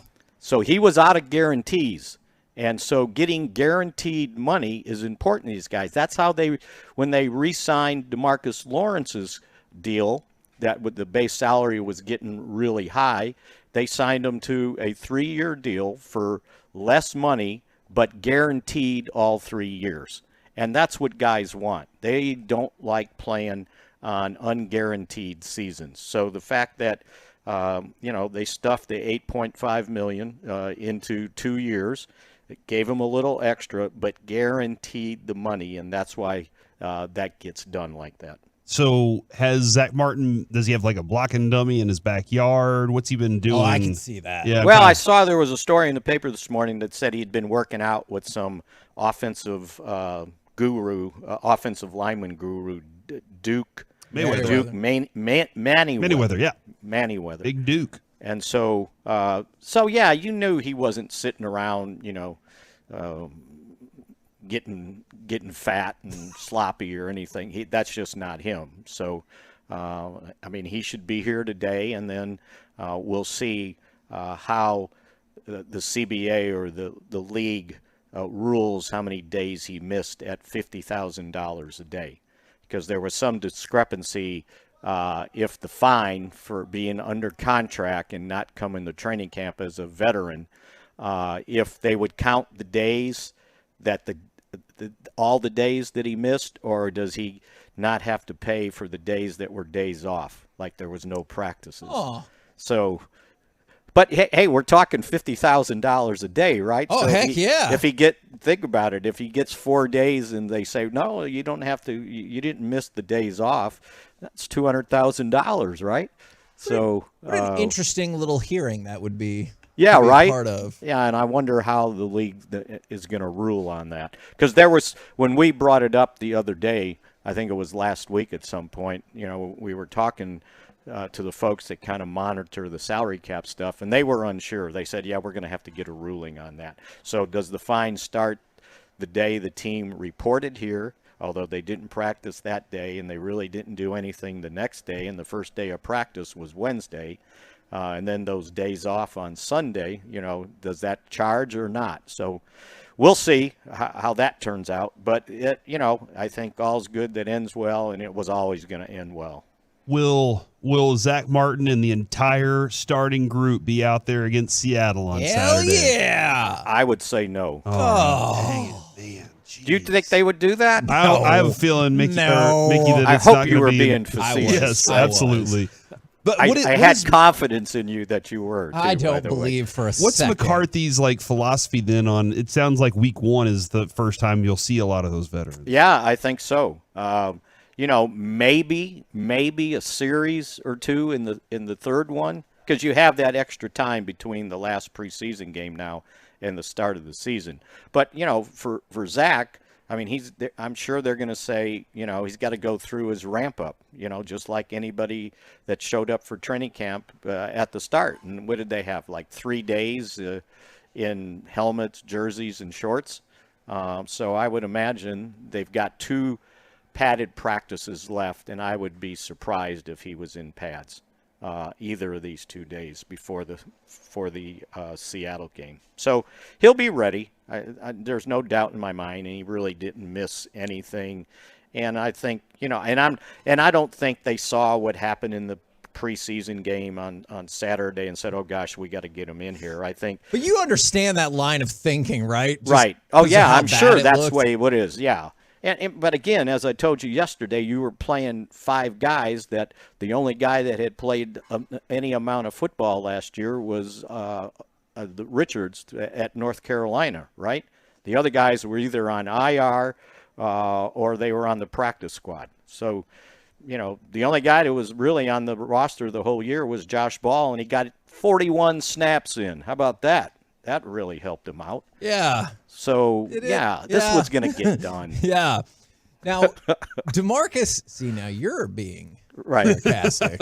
Is DeMarcus Lawrence, I love this level of confidence, is warning NFL opponents nowhere to run, nowhere to hide with the additions in the secondary. And I don't know. I do kind of find myself maybe getting carried away with how awesome I think that this defense is going to be. Do you look at it, especially with the potential for better linebacker play, that this might be a, barring injury, no-hold defense? Oh, I think they can be awfully good to take that next step. Number one, for the majority of the guys, it's their third year in Dan Quinn's system, right? And then I think Damone Clark, who ended up starting 5 games last year, makes a huge difference. And I don't think the linebackers, it was a negative last year. Anthony Barr played okay, and Van Der Esch would have been the leading tackler on the team if he didn't miss that last game or two.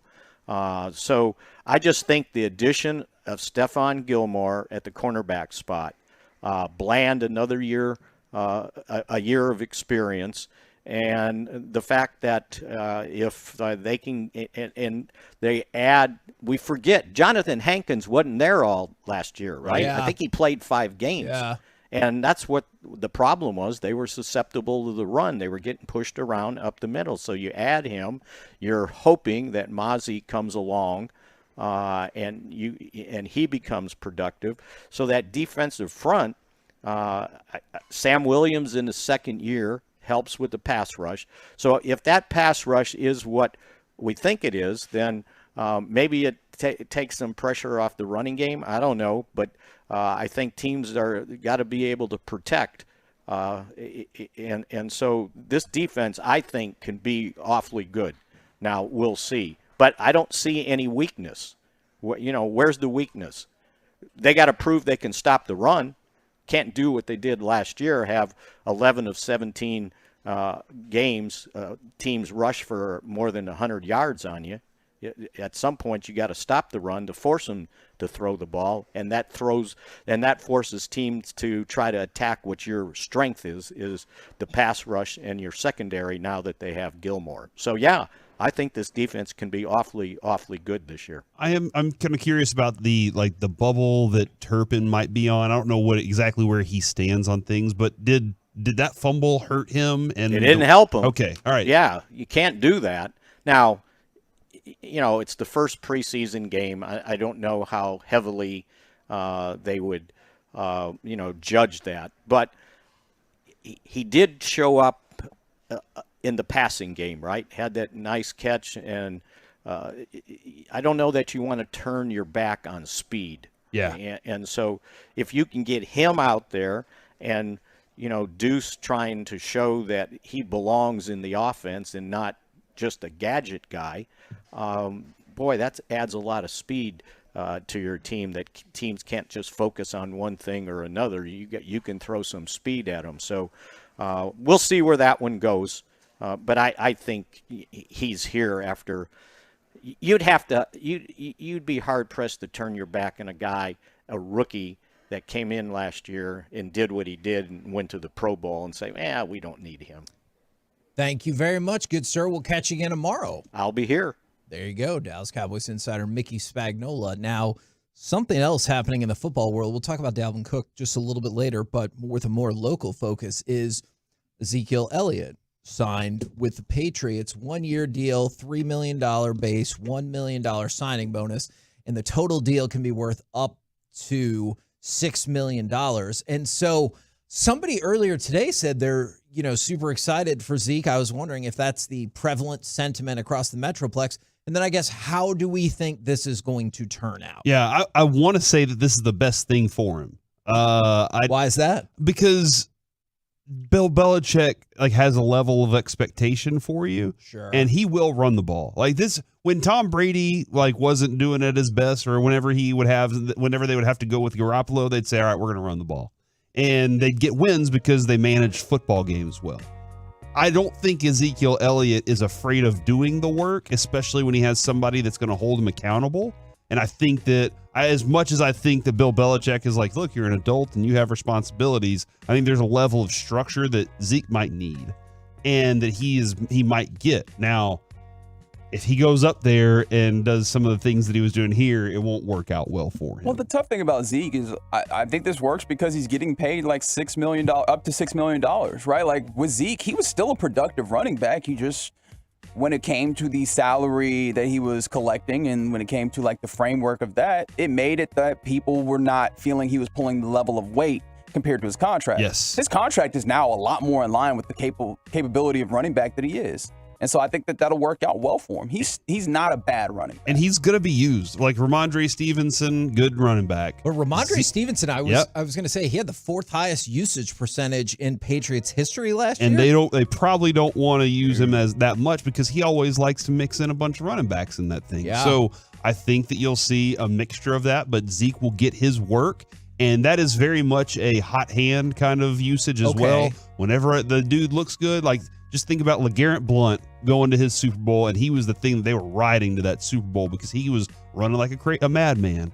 And they will say, hey, keep that dude on the field if he's going to produce like that. So that's the case for Zeke, and he's going to get his time. He's going to get to play, and he might get an opportunity to play in some important games. Does this raise your interest level in the Patriots? I know you guys love football and watch the NFL. I'm not saying you wouldn't pay attention, but I feel like this does raise my interest level in the Patriots because he's there. I will be watching to see how Zeke is doing. I think a lot of people who are trying to figure out their fantasy football schemes are trying to figure out whether or not he's going to be, what kind of production he's going to provide for them. So I think a lot of people's interest will be in not necessarily the Patriots rise, but man, how wild would it be, Kevin, if the Cowboys and Patriots were in the Super Bowl and Zeke's on the other side and Dak's on one side, and they got to go against each other. That would be one of the craziest things I've seen in my sports lifetime. Would that break Jerry's heart? No. I think so. He would be like, put that MFer in the ground and give me a trophy. It's just, wow. Because I feel like New England making the Super Bowl, well, I was going to say it would be a bigger surprise than the Cowboys, but that's probably not factually accurate because I would still be stunned if the Cowboys make the Super Bowl just because of my history as a Cowboys fan. I get on paper all the reasons. Ian Rappaport even told us the reasons why they should make the Super Bowl. I feel like that would be a really stunning turn of events. Yeah, probably so. All right, so end of the season, you think Zeke is back up above 4 yards a carry, 700 yards-ish? Because I know he'll be used in, like you said, in cooperation. Yeah, at most 800 yards. Okay. In my opinion, because it just doesn't seem like they have 1,000-yard rushers every year. But I could be wrong about that. It just feels like they're like, no, we have a bunch of guys that do this job. So I say about 800 yards. If he's at 4 yards a carry, that'll be great, man. And then if you want to mark your calendars, Sunday, October 10th, Cowboys and the Patriots. Oh, no. Are you kidding me? Which you can hear right here. So we don't have to wait on to the Super Bowl. 105.3 The Fan. No, I mean, this will be a Super Bowl preview. Yeah, according to Corey. That's what I'm going to write down. Now, that's what I heard. What date did you say? October 10th. I think it's the 1st. October 1st. Oh, is it? Did you add a 0, Kevin? I'm sorry. Do you know how to read a calendar? I read an inaccurate story that has led me down a wrong. It wasn't from the USA Today. Was it from sportskita.com? No, it's from somebody I like, and we appreciate their work. Oh, okay. Yeah, because October 10th is a Tuesday. Okay. Well, then you know what? I should have just stuck with October. So close. We're the KNC Masterpiece right here on 105.3 The Fan. Coming up next, is this Peyton Manning taught class going to be cool? And what classes would you want which DFW athletes to teach? 877-881-1053, and I'll study a calendar next on The Fan. Where they'll go next, even they don't know. Do they pose a threat? This is the KNC Masterpiece on 105.3 The Fan.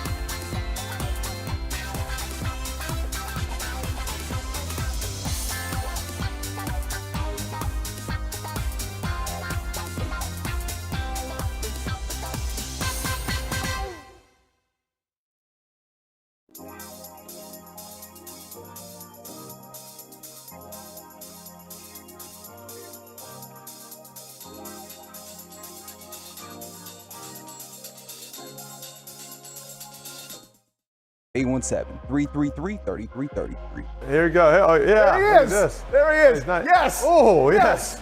That's what we're talking about. Wagner, a veteran, right? Get him down. Now get out and let these guys take over. KNC Masterpiece back here on 105.3 The Fan. Peyton Manning is going to teach a class. Is that going to be awesome? And then, what classes would you want which DFW athletes to teach? The 47-year-old is going to teach at Tennessee, which makes sense. Because if you went and taught at Alabama, I would be really confused as to what was happening. Is Alabama Tennessee's biggest rival? Or is Alabama kind of like the Cowboys, where it's just everybody just Florida, wants to beat them? Okay. Maybe. All right. I don't think they were good enough for a while. Tennessee, to be Florida. Alabama's biggest rival. That's the same thing with A&M fans. And they're like, oh, we're going to be Alabama's rival. I was like, I hope so, but probably not, right? Look, you have to be realistic about your college team. Mm-hmm. I feel you have to be at least the number 2 team in college to be a rival of Alabama. Usually that's the case. And you saw that with the AP preseason poll. Alabama was 4, and they're like, this is Alabama's lowest ranking to start the season since 2009. And I thought, they're 4. Mm-hmm. Yeah. Saban's on the hot seat, man. Watch out. Has Georgia positioned themselves as the rival then? Oh, yeah. Yeah, they're the one now that's like, all right. Like, I guess Clemson was kind of in that for a minute while, because of the championship. For sure. All right. So Peyton Manning is going to teach a course that focuses on sports reporting, video production, performance, leadership, and communication, and public speaking as part of the core curriculum. That's pretty wide. That is a wide net to cast. Some of those things I know he can do. Some of those things I'm not certain about. Well, here's the thing, because what he really is the teacher of is preposterous. He joins as a professor of practice. So, What's that mean? Clearly, I'm hiring Allen Iverson for that. But that's why I wanted to give you the definition, because I knew if I said professor of practice, you'd be like, yeah, like doctors. Doctors are always practicing. That's why you got to take what a doctor says with a grain of salt. They're like, hey, you're sick. You got to be like, well, you're just practicing. This is trying stuff out at this point. Yeah, not talking about a game. This is practice. Hold on, what? Also, I would definitely hire Rafa Nadal if I was looking for a professor of practice. I He can practices see that. a lot. He does practice. If he can teach you 40% of his cardio, you'll be able to outlast anybody that you probably know in an athletic competition. Yeah. But yeah, other things. Well, that is probably true. I don't know that though. He's no Sting, I'll bet. Sting the singer, right? Hold on. Is Rafa Nadal's He'll be sexual? watching you. Is he a tantric person? See, that's what I said. I don't know that, but I would take Sting in that kind of competition over Rafa Nadal. Because Sting can last for days, right? He's like, weeks. I was 12 hours, and I was like, that's too long. It does seem like I got too other much stuff to do that effort. day. But as part of the College of Communications and Information, he'll be the professor of practice, which actually sounds like something that you say for a really good person who's like awesome in training camp, but never good enough. Like Rugnet Odor in spring training was the professor of practice. And then you moved in the regular season. You're like, oh, okay. So is this going to be a fun class? And then what DFW athletes would you want to teach a class? As a student, I do remember guest speakers, and I'm going to assume there's some guest speaking involved here. Like whenever guest speakers would come through, we had Coop come through, man. We had Eric Nadell come through. We had a lot at UNT. Like we had access to a lot of talented people. Mark Followell came in. It was great to hear their experiences. And I really do think, like Hank Dickinson did a great job teaching that class. I think that his approach was, I want to give these guys, people who've really been involved in this, to get that opportunity to see it. So as I was living the experience, I went back to things that they'd said, and I was like, oh yeah, I remember so and so went through this, similar to this. It's going to make it easier for me to do it this way. So I do think that Peyton Manning has a lot to draw from. Yeah. As we said, that net is very wide that he's casting here. I don't know. Like I'm very interested to see that, but he has I think the biggest thing is he has the pull, because his name for one and what he was, people will be interested in the class. They'll just want to be, hey, any little tidbit I can take from Peyton Manning, it would be awesome. I think it would be amazing. And we've also seen he's ventured out into a lot of video production stuff through his Omaha Productions. Yep. They are all over sports production when we talk about podcasting, when we talk about creating content for like the likes of ESPN and other vehicles, like, and documentaries. Like he's really branched out into the space. So not only does he probably have some level of hands-on producer experience and kind of coordinating that, he also has a large net, I imagine, of folks that he can draw on that probably could speak to some of these things. But some students just want an easy class, right? Sure. Oh, yeah. That's where Eli Manning comes in. Yeah. Because he quote tweeted this story or I guess reposted. We're not doing that anymore. He's trying It's to. not a quote tweet anymore? No, I don't. It's still to me. It just says quote and repost. So he quoted it and said easy A. Oh, yeah. So that's good too. That's the Emma Stone movie. How many times have you seen that movie? Twice. Okay. Nice. That's lower than I would have guessed. Yeah. What do you mean? I don't know. That just seems like a movie that you would watch a bunch. Why? Just because like it's an easy watch and you like Emma It Stone, right? is an easy watch. It is one of those you can just kind of turn on and be like, all right, I got stuff to do. Good film? I'm gonna hang some wallpaper. It's it's solid. quality. Yeah. Anytime I see Tucci in a movie, I'm pretty happy. I like Tucci. From the 214, they didn't give a specific His name was class, Muerte. but I'm there for it. Mike Napoli teaching would be crazy. Yes. Sign me up. In that instance, I think there should be more college gamble courses. College And, gamble yeah, courses? So You might not be wrong. Not about gambling, but you just get to know the professor, but you don't get to know what the class is. So like, you sign up for that class with Mike Napoli. I love it. You don't know what it's about, That's a but great- it's Mike Napoli. So you're going to go check it out. Is that really that different from like some person like you used to love Julia Roberts and you're like, oh, she's got a new movie out. I'll watch it. Doesn't no matter what. the movie. Exactly. Yeah, it's Julia Roberts. Exactly. Yeah. I haven't thought that, but I know a lot of people do. Well, that's I guess I didn't really know I wanted to go study under Bill Mercer. I was 1 year too late. One semester the voice too of late. The Sportatorium. Yeah, that's why I went to UNT was to study, because he was there. And when I got there, they were like, he just retired. And I was like, dadgummit. All right, I got a fun Bill Mercer story for you then. When I was at the newspaper at UTD, we were doing a story about him, and I called him, and we chatted for, I don't know, like 15 or 20 minutes to the relevant parts of the story because he's going to be doing stuff with UTD. And then I said something about being a wrestling fan. And he goes, if you've got a few minutes, I can tell you a story. And I was like, oh my God, yes. And we were on the phone for like 45 more minutes because I just kept asking him questions about like the Von Erichs and the Freebirds and the Sportatorium and everything. He was so nice, and he was glad to be like, oh, the funny thing about that is, and then he would tell me something I'd never heard. I think I remember you being on the phone with him. Yeah. I think I remember being like, that was a very long conversation. I think I had to do work. He was awesome. He was. Every time I got a chance to talk to him, he was great too. Kevin, leadership class from Troy Aikman and Dak. Like, do you think those would be it's two different styles of leadership? Because again, I've never seen Dak choose somebody out the way Troy Aikman does. But all you hear from every teammate is that Dak's a great leader. Yeah. But Troy Aikman obviously was a great leader too, because everybody on those teams refers to it as Troy's team. See, and I think I would pick Troy just because, like, at that time, like when Troy debuted in the NFL, I think I was 9. And so I feel like I would have been more open to those life lessons. So I would like that.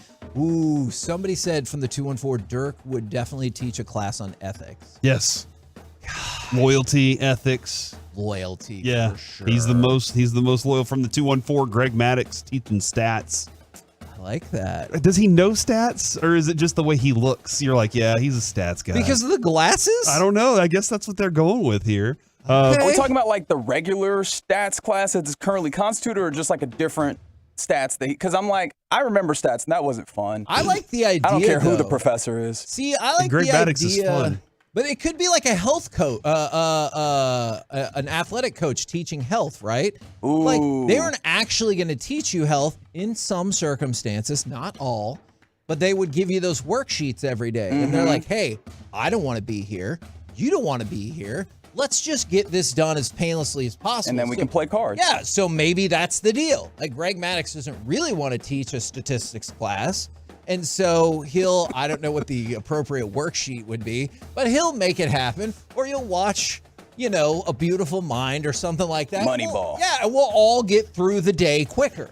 From the 719, Corey Seager teaching tenaciousness and readiness. I like that. Yeah, he does. Again, he swung at 2 pitches that were at his face. So, like, that dude was just always ready. This would be a short class from the 972. I think I can do this introductory. How to watch film with Manziel at A&M. Hello, class. 0. I'm Professor Manziel. Don't. See y'all next week. Class is over. See y'all at the end of the semester. Are you assuming that Professor Manziel showed up on time? That's a good point. On like day 3, you keep going for a couple days just to make sure he shows up and the syllabus says don't. And then the class is over. With this, I would be interested to sit in a Kyrie Irving history class and just see like his thoughts on things and where that class takes you. I'm not going to lie. So you want to audit that class or you want to be enrolled? Because those are different things. I want to be in that Both. class. Yeah. But just remember, sometimes you have to adjust your perspective to your professors. Dude, yeah, I've had professors that changed my minds on things that I was like, dang, that was actually interesting. I never thought of it that way before. Ooh, someone just sent in a class. I don't know that they sent a person. So I want you guys to give me the first name that comes to mind when I mention this class. From the 650, trash talking class. Because there's a lot of places you can go with this in the history Larry of sports. Bird. That's a good answer. Yep. I want Larry Bird to teach that class. There are many plausible answers, but Kevin Garnett. That was the other one. Ooh, Wow, I you can guys see really that. got to the rim top of my mind. I can see that. Yeah, because it felt like Kevin Garnett would say things about crawling into your skin, and you're like, oh my gosh. They're both great trash talkers, but how different would those two classes be? Like I would like to compare our experiences for the Bird class versus the Garnett trash talking class. That's what the campus would be like. Is like, oh man, you should have had Bird's class. Oh man, no, absolutely, Kevin Garnett was better. Cam Newton just telling a class he has more money than everyone there. Okay, see, and then he could maybe co-host that class with Brett Favre. Because then Brett Favre would be like, but if you don't have the money, check this out, kids. Talk and to then your local government. Yeah, and then he would like make a name, sell some copper bracelets, and then you can do things. From the 469, Ray Lewis teaching ethics and philosophy would be fun. I think that if you're going to take a Ray Lewis class, it has to be about how to reduce crime. Like that's really, and that is basically just make I thought you sure. were going to say hype speeches, but you know what? I was going to say evidential procedure. All right. Okay. As long as we're opening it up for all of these different options. Dan Campbell, weightlifting. Okay, some of these are not local. Dan Campbell looks great, by the way, dude. Because somebody said Bill Lambier kickboxing. Look. Yes. If you tell me you can't take kickboxing in college? I don't care if it's in college or not. You tell me somewhere in the general Metroplex area, I don't care where, that Bill Lambier at the Y is running a kickboxing class, I'm going to go.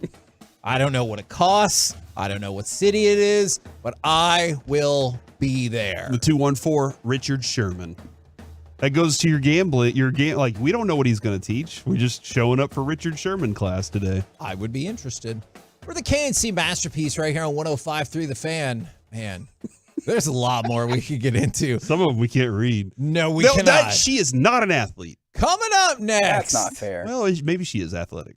It's time for Gridiron Gravy. Can Lions fans survive this season? Let's talk about it next right here in The Fan. Hello, this is Chip with Diamond J Properties. Are you looking for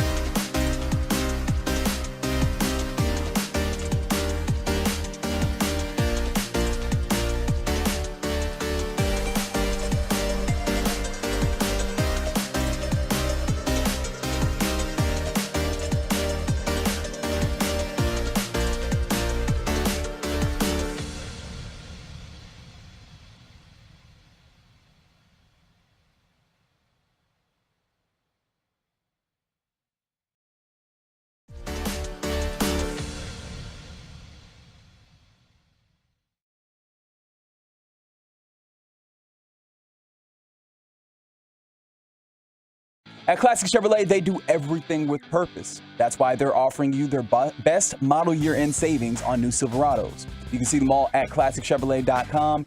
Your upgrade is their purpose. Shop model year-end savings today. This is Texas. This is Classic Chevrolet. Relax and enjoy the difference and find new roads. Goff empty out of the gun. He's got it back. Looks. Throws end zone. Caught. Touchdown Detroit Lions. James Mitchell. Hey, rookie. Welcome to Detroit. That's your first NFL touchdown. Look. KNC Masterpiece back here on 105.3 The Fan right now. It's time to go around the entire NFL and dip into some gridiron gravy. And we start with those Detroit Lions. It got so loud during Detroit's first preseason game, the Giants had to use a silent count. A preseason game. I know. I think, man, that level of hype for your team is off the freaking charts. And so you brought up an interesting question. Can Lions fans survive this season? Because as Rangers fans are kind of learning, there's a lot that comes along with the raised expectations. Like, we talk about, hey, fastest to get to 70 wins in club history, and they're like, how the hell did we blow that game to the Giants? Yeah, I think we take it for granted that the Rangers are having a really good season, and I think it's very difficult for people who, I think it's from stinking to winning. Like, you go from that, you're like, I don't know what it's like to experience a winning season. Sure. And so, and that's very, like, this Rangers season, it's still long. There's still a lot left to it, but it's going to end real quickly out of nowhere. You're going to be like, oh, crap, and we're in the playoffs? Yeah. And I don't know. I'm still having a hard time remembering I remember the World Series. I remember, some of the ALCSs, but there are still moments from playoffs that I don't remember, like the exhaustion of each playoff game and how important they were. And Kevin, with the NFL, there are 17 of these things. Yep. All right. And so if they lose like one or two, they're going to freak out. Be like, oh my gosh, the season's over. Especially it's like 0-2. Yeah, but we've seen teams out of nowhere, like something clicks, they turn around, they go on a run or whatever. But Lions fans being this pumped for preseason already, it sounds exhausting for one. It's awesome because that's what Dan Campbell wants, right? He wants that kind of environment there, not a big, huge room that's super quiet. But I just don't know if Lions fans know how to handle the entire, maybe the success of winning is in football. Wait, how much entitlement do you think happens quickly? Because they've been sorry for a long time. Right, and it's not the entitlement part. Okay. As much as it is the realization of, is it real? Right? Okay. Like you go through that part, and then you're like, okay, it is real. And then you start to think you're better than you are. And then like all the experiences that you have to go through in being seeing a winning team happen. Because we experienced that with the Mavs. Yeah. We're in the Western Conference Finals. Are we really that good? And then you kind of get knocked back down pretty quickly. Well, they opened the season on the road against the Chiefs. So yeah, that could be very quick. Yeah, they'll go great. Don't worry about it. One way or another, and then they had the Seahawks at home. Okay, that's more kind of in their neighborhood. No, depending on what you think about these newer starting quarterbacks, their season could go really, really well at the start. Because after you host the Chiefs, then you have the Seahawks, Falcons, Packers, Panthers, Bucks. Wow. So, that's a whole bunch of, I know they're not all rookies, but that's a whole bunch of, newer quarterbacks for those specific teams. So, things could go very well for them. If that defense is better just marginally than it was last year. Because their defense last year was so... Reggie, can I use the word boo-boo? I think that's applicable, yeah. Yeah, that's what it was. And that's the only reason that other teams were kept in games, because they could score almost at will. Yeah. But they just could not stop people from scoring, so that's why they were exciting late in games. So for that part of the schedule, we could be looking at it early in the season going, oh, wow, the Lions are really good right now. Okay, then... But can their fans handle being good? Okay, so I have one more question for you then. All right, let's say it does start off really well. Do you think the stretch of maybe Baltimore, Vegas, Chargers breaks them down? Is it the last 3 games where they're at Minnesota, at Dallas, and host Minnesota? Depending on what you think about Minnesota, it could go crumbling to the ground at the end. I personally think Minnesota's winning the division again. Okay. I would not be surprised if the Lions do, because obviously, Kevin, you've assigned me as a big Lions fan. Yeah. But I think that Minnesota is the bar for them to say, okay, we're as good as we want to be. But again, that does rely on their defense. I also think the Bears are going to be better than anybody's giving them credit for. I don't think the Packers are going to be better than anybody's giving them. I think Packers are going to be kind of like trying to figure some things out this year. You think the Bears are going to be better than the Packers? I think there's a possibility that it's going to be Vikings, Lions, Bears, Packers. Okay. Or it could be Lions, Bears, Vikings, Packers. That division is that's the biggest wild card for me. Is I have no clue what that division's going to look like. It's because the Vikings lost Dalvin Cook.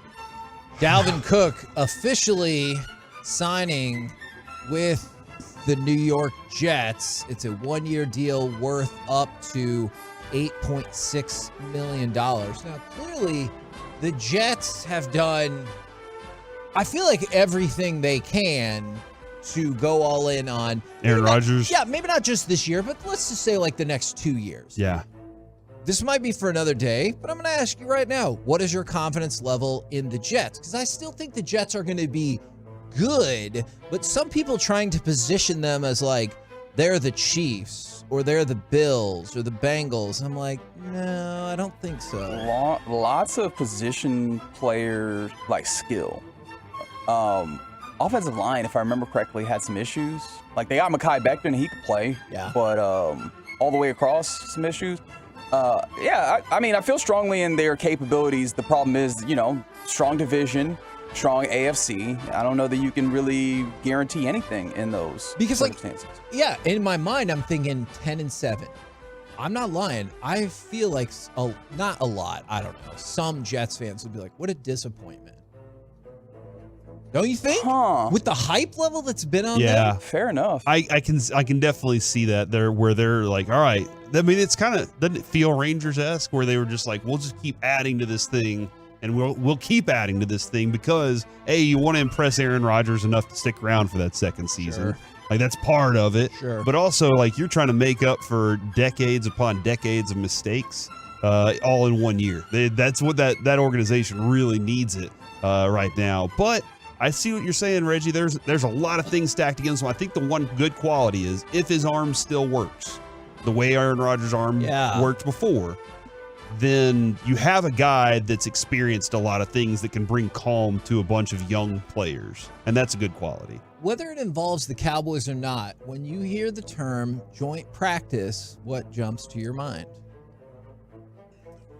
Sitting down, having some weed together. Oh. Joints. Okay. Is that not? I was thinking fighting. Oh. So. Yeah, because we were there when the Raiders and. Exactly. Yeah. And the Ravens and Commanders had a joint practice today, and fights have already broken out with the coaches having to separate the teams. But that just feels like a tradition of joint practices. Yes. You give them a speech about not fighting all you want. The first time somebody holds onto that tackle a little bit too much or they drive a little too hard, you're like, that's it. It's go time. Yeah, no, I think, you finally get an opportunity to hit somebody else, and maybe you have something that during the regular season you didn't like about that person. Maybe you played them before in the past and they punched you in the rib or the kidney, and now it's time to get payback whenever there aren't any fines and referees looking. Are you ready to catch Indianapolis Colts fever? That sounds really painful. That feels like a no from both of y'all. Anthony Richardson's been announced the starter. Yes. Now there's even more to it. Okay. Gardner Minshew has spoken out about this. Oh, is he like, I'm going to do more chin-ups with a jock strap? Is he going to play tight end? I not no to that first one. Right. I have not heard any such announcement on the second part. So he's going to play safety then. So Shane Steichen said that Anthony Richardson has been named their starter. Richardson said personally he was shocked but excited. And the Gardner Minshew said this is his franchise. There's a reason he was picked where he was. He's going to be really special. Well, that's nice to hear. So now are you ready to catch Indianapolis? Not really.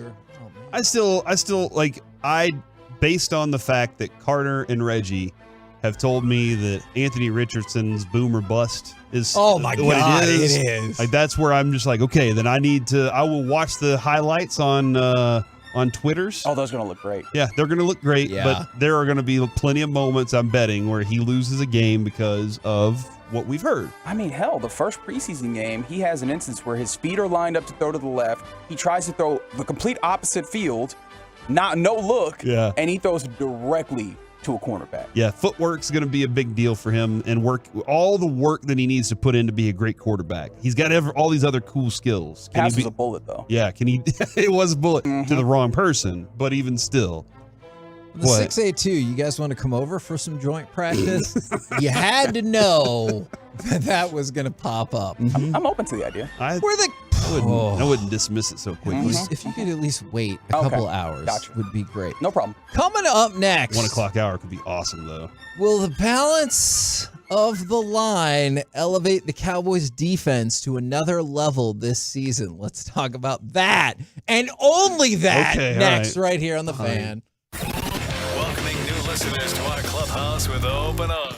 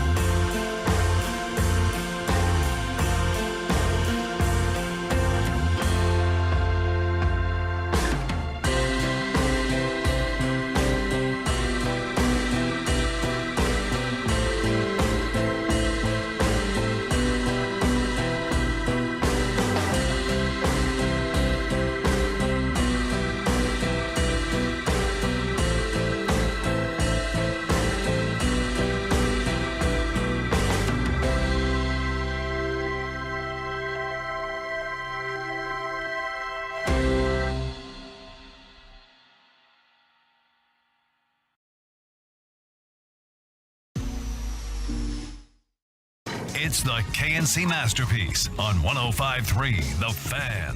KNC Masterpiece right here on 105.3 The Fan. Will the balance of the line elevate the Cowboys defense to another level this season? We have talked about this a lot off air and just made a few brief mentions about it on air, and I kind of wanted to dive a little deeper here. I know people will argue at times that defense doesn't translate season to season like you might think it would. Brad Spielberger had tweeted out some defensive stats, not the director of ET, had tweeted out some defensive stats. He knows this too well, right? Over the last couple of years, where the Cowboys are the only team to rank top 5 in both seasons, and they did it in multiple categories. It was defensive expected points per play, 3rd last year, 3rd the year before, and quarterback pressures, 1st this past season and 4th the year before. So you've now seen that the Cowboys have shown that they can replicate defense year over year, because that was kind of the thing about like turnovers as well. You can't replicate turnovers, and the Cowboys still did a great job at forcing the other team to turn the ball over. So you've seen carryover from 21 to 22, and now I feel like we're all super optimistic about 2023. I might be most optimistic about the across-the-board strength of the defensive line, not just the edge. What do you mean? What do you mean strength? Like the fact that Mazi's really strong, or just like you're talking about other things? No. Like literally right now, let's say, and this is going off, I realize defensive structure is going to change, but right now your first wave would theoretically, I think, be DeMarcus Lawrence, Mazi, Osa, and Micah Parsons. Okay. Then your second wave would be amazing, by the way. Sam Williams, Jonathan Hankins, maybe Gallimore, and Dorrance Armstrong. I think all 4 of those guys could. I think Gallimore could play on another team. I think 3 of those guys could start on another team.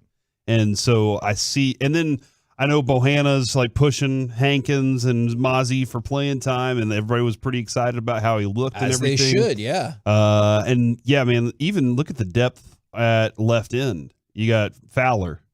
I mean, like you're back to Fowler at your 3rd behind Armstrong and Micah. And I know this might sound weird, but one of the people that we talked about with Broadus was Isaiah Lamb. Isaiah Lamb, Broadus is all about. And so I think that has led me just to be super pumped about the defense as a whole, because we've talked a lot about the addition of Stephon Gilmore and how we already think that Trayvon Diggs is really good. We've had conversations about Curse, Wilson, Hooker, the 3-headed safety monster, and then depending on what you want to do with Mukwamu, I felt good about that spot already, but I think this is the best I've felt about the depth and potential of the entire defensive line in, I don't know, a really long time. Yeah, I'm very excited about it. I think the one thing, I think it's as well constructed as it can be. There's a lot of room for Mazi to grow. I think Hankins will probably, because he is the veteran, will probably get a lot. You'll see him a lot. But you also want to save his legs just a little bit. But you have an option behind him or in front of him right now. And that's something you really didn't have last year. If he wasn't in, you were struggling to stop the run game. That was their biggest. Your point. Yes. That was their biggest problem. Was that? I think, Kevin, I'm more interested in how they perform by season's end. Okay. Than right out of the gate. I think they're going to get pressure. I think this defense is going to get pressure from all different places. So much so that everybody's getting excited that they're seeing in practice Leighton Vander Esch blitzing. I think you're going to see Overshown blitzing. And I think there's going to be lots more opportunities for these things that are, as Reggie points out, it's all about disguise in the NFL now. Reggie's talked about that at length, and man, if you're listening to Reggie on the Get Right, you're really getting a good education on the stuff that he's looking up and learning right now. But his ability to put guys in different places, I think credits because of the defensive line, and that's where but I want Kevin, because last year Micah's numbers slid late. Sure. DeMarcus Lawrence's numbers slid late. A lot of these guys that started, okay, we're kind of wearing down just a little bit late in the season. And that goes to your point about, and this is somebody's fever dream that I do not think is completely far-fetched. I'm not saying it's going to happen. For the 903, on the passing downs, let's roll out Parsons, Lawrence inside, and Williams and Armstrong on the outside. Is one thing that we did hear and we did see out in training camp is you've seen more situational football with the more traditional edges going from the middle and like not occupying your typical defensive tackle. Like, no, they're still there to hit the passer with a more aggressive up the middle scheme. So I do think, I'm not saying it's that exact lineup, but I do think it is going to be possible to see some of that interior movement, how people are hoping. Yeah, no, I think the dream scenario for Dan Quinn is we are so effective in our pass rush that there are balls floating in the air.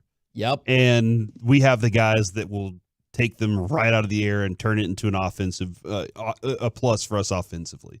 That's like his. Fine. That's you want his to say touchdown. That's yeah, fine. I think that's his dream scenario. And I go back to there were a lot of Ravens teams that looked like it was relentless. It was aggressive. You could hardly breathe. You drop back, and all of a sudden, not just the outside edge is coming at your face. This is now the inside's coming too. It's exciting to watch when you're a fan of the team that has that. And the Cowboys put so much emphasis on building and growing that over this time. I think Micah was the kind of wild card that they didn't expect to be that, because Dan Quinn really didn't expect him to be that his rookie season. He just found out because of injury that's what it was. And then he said, we need to add to this.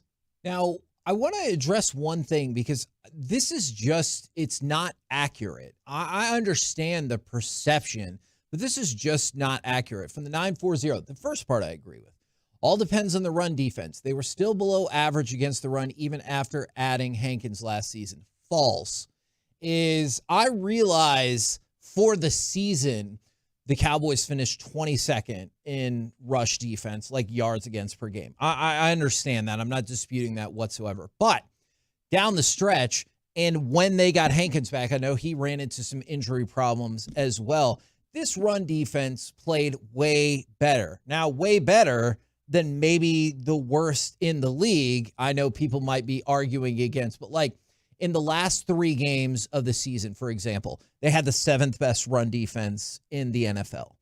And I realize 3 is a smaller sample size than we saw at the beginning of the season when you're like, oh, this is just a mess. But you saw glimpses when Hankins got here, when he was healthy, that this can be an average run defense at a time when we thought average would be amazing. Now, will some of these schematical shifts, will the addition of Mazi Smith, will a healthy Jonathan Hankins make it better than average? I think it's possible for sure. Yeah, no, absolutely. And I mean, I think Kevin, I think the linebacker additions make it better too, because I mean, you watch the game this past Saturday. Yep. What did you see whenever some of the big beefy defensive linemen held up their spots? Damone Clark, or I was going to say Overshown, blowing somebody up. Yeah, exactly. Or just tackling them.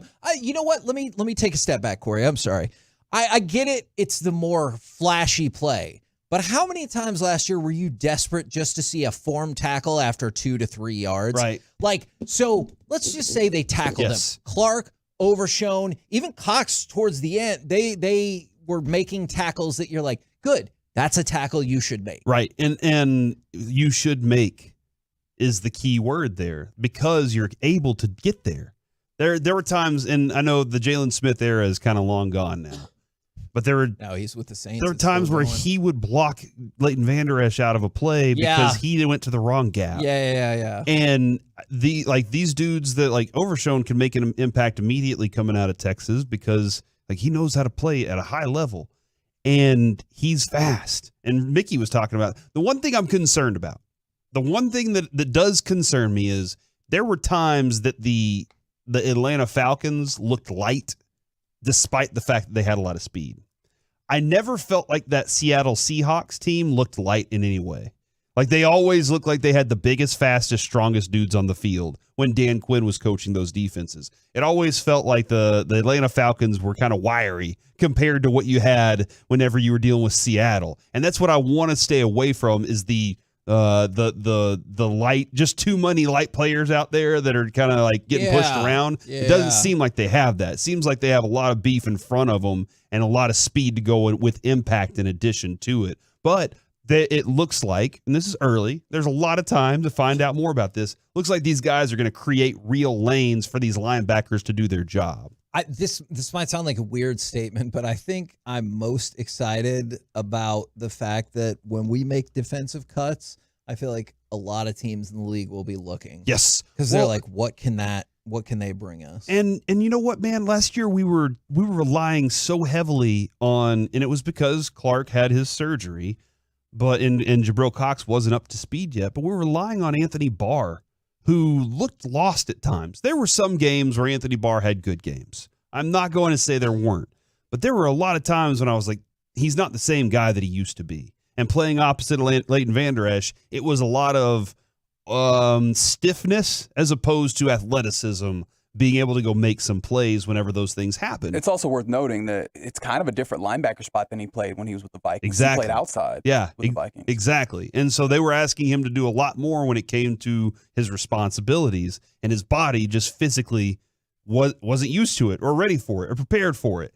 But you look at the body types of Clark and Overshown and these other guys that are going to be next to Leighton Vander Esch, and you're a lot more confident that they're going to be able to get to those places, get to their spots, make the tackles that are necessary. We're the KNC Masterpiece right here on 105.3 The Fan. It's not quite 60 seconds on soccer, but I did want to throw this out there. Are you seeing this too? Oh, hold on. Am I only seeing this? I don't know. Mine is going to be about Lionel Messi. What's yours about? Oh, the ESPN has reported again that AT&T is the favorite for the World Cup in 2026. ESPN Deportes mentioned that, I think, last week. So, yeah, we're seeing this multiple times. I have been promising you for more than a year you would get at least the semifinal. And then remember, we brought up this conundrum that SoFi had run into with the dimensions of the field, which might make them ineligible to host the final. Is you could have the literal biggest sporting event in the world. Cowboys Super Bowl? No, from an international perspective. Okay. You think Cowboys Super Bowl would be bigger than the World Cup final? For the entire world, I do not. I do. Do you? Yes. It would be bigger in my world. I know. But that's my world. Okay, that's a great point. But for the entire world, I will say, all right, text in entire world. 877-881-1053. Our ratings are really good. Yeah, the ratings. We have listeners all over the world, That's Kevin. true. You know that. That's true. So if you're on the other side of the world right now, Cowboys Super Bowl or World Cup final at AT&T, which one's bigger? And should you be asleep? I guess is my other question. Maybe they work nights. Maybe they work overnights. I mean, I can sympathize. This has always with been that. a show for the people that work third shift. That is very true. I was just going to say that Lionel Messi being on Inter Miami is going to be part of an Apple Plus series, and they have already more than doubled their League Pass subscriptions for MLS since he came over. So that is pretty astonishing business impact right there. And another reason why I say having the World Cup final would be bigger, just because, hey, you're making people care about soccer in America, then it's huge. It's huge everywhere else. And if you're changing hearts and minds in America, then by 2026 we'll be soccer crazy. From the 817, which I'm pretty sure is Europe, Cowboys Super Bowl. In the Metroplex. Also, that's Luxembourg. From the 817, somewhere in Europe, Super Bowl. From the 972, I'm on the other side of the world in Mesquite, Super Bowl. That is not that far from where we're It's sitting Mesquite, right Greece, now. Kevin. From the 817, again, Europe, the Cowboys have the bigger people on the field. So there you go. That's a good one that goes along with it. From the lots of 817s rocking right now. That feels Thank you, local. Europe. I guess you can move, but it feels odd that we have such an 817 concentration living all across the world. From the 469, which I'm pretty sure is Eastern Japan. Soccer fans are the pizza roll of sports fans. Cowboys Super Bowl all the way. Actually, it must be Italy since they're talking about pizza rolls. Pizza rolls are big. I think it was in Italy. Sicily.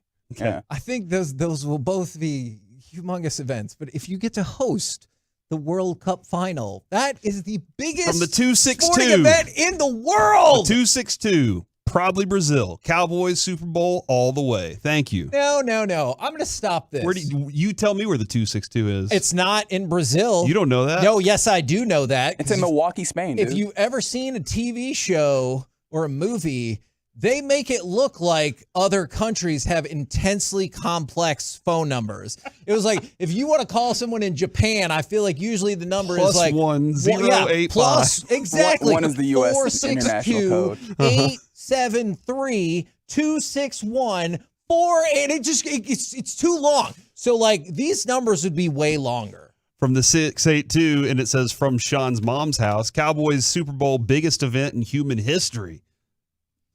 I'm not really sure where Sean's World mom Cup lives, but I draws like more than 1 billion viewers for that final. From the 972, Texas Italian here, Rangers World Series bigger than both. I agree. Okay. You know what? Maybe that'll be our first question posed to Bruce Bochy. We will have the Texas Rangers manager on next, right here on The Fan.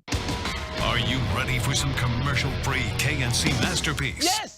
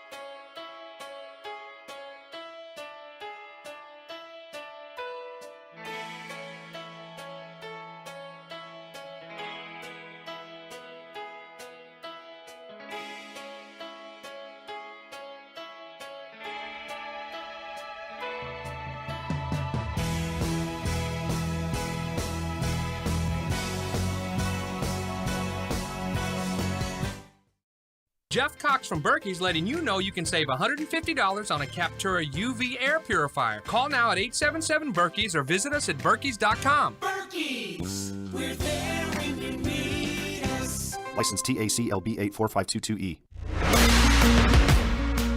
KNC Masterpiece back here on 105.3 The Fan, where we will have Texas Rangers manager Bruce Bochy popping on the show in just a minute. If you're looking for some sense of encouragement for the Texas Rangers, not that you should need it, but they're good right now. They have been very good all season, and we've been super pumped about that all year long. Bleacher Report put them as having the second best starting pitching staff in all of the lands of Major League Baseball. They did not compare other leagues and whatnot in there.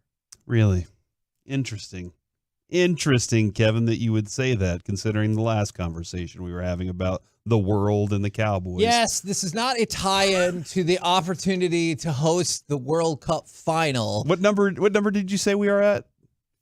Second best? Second best. All right, that's awesome, especially considering you kind of almost replaced your entire pitching staff.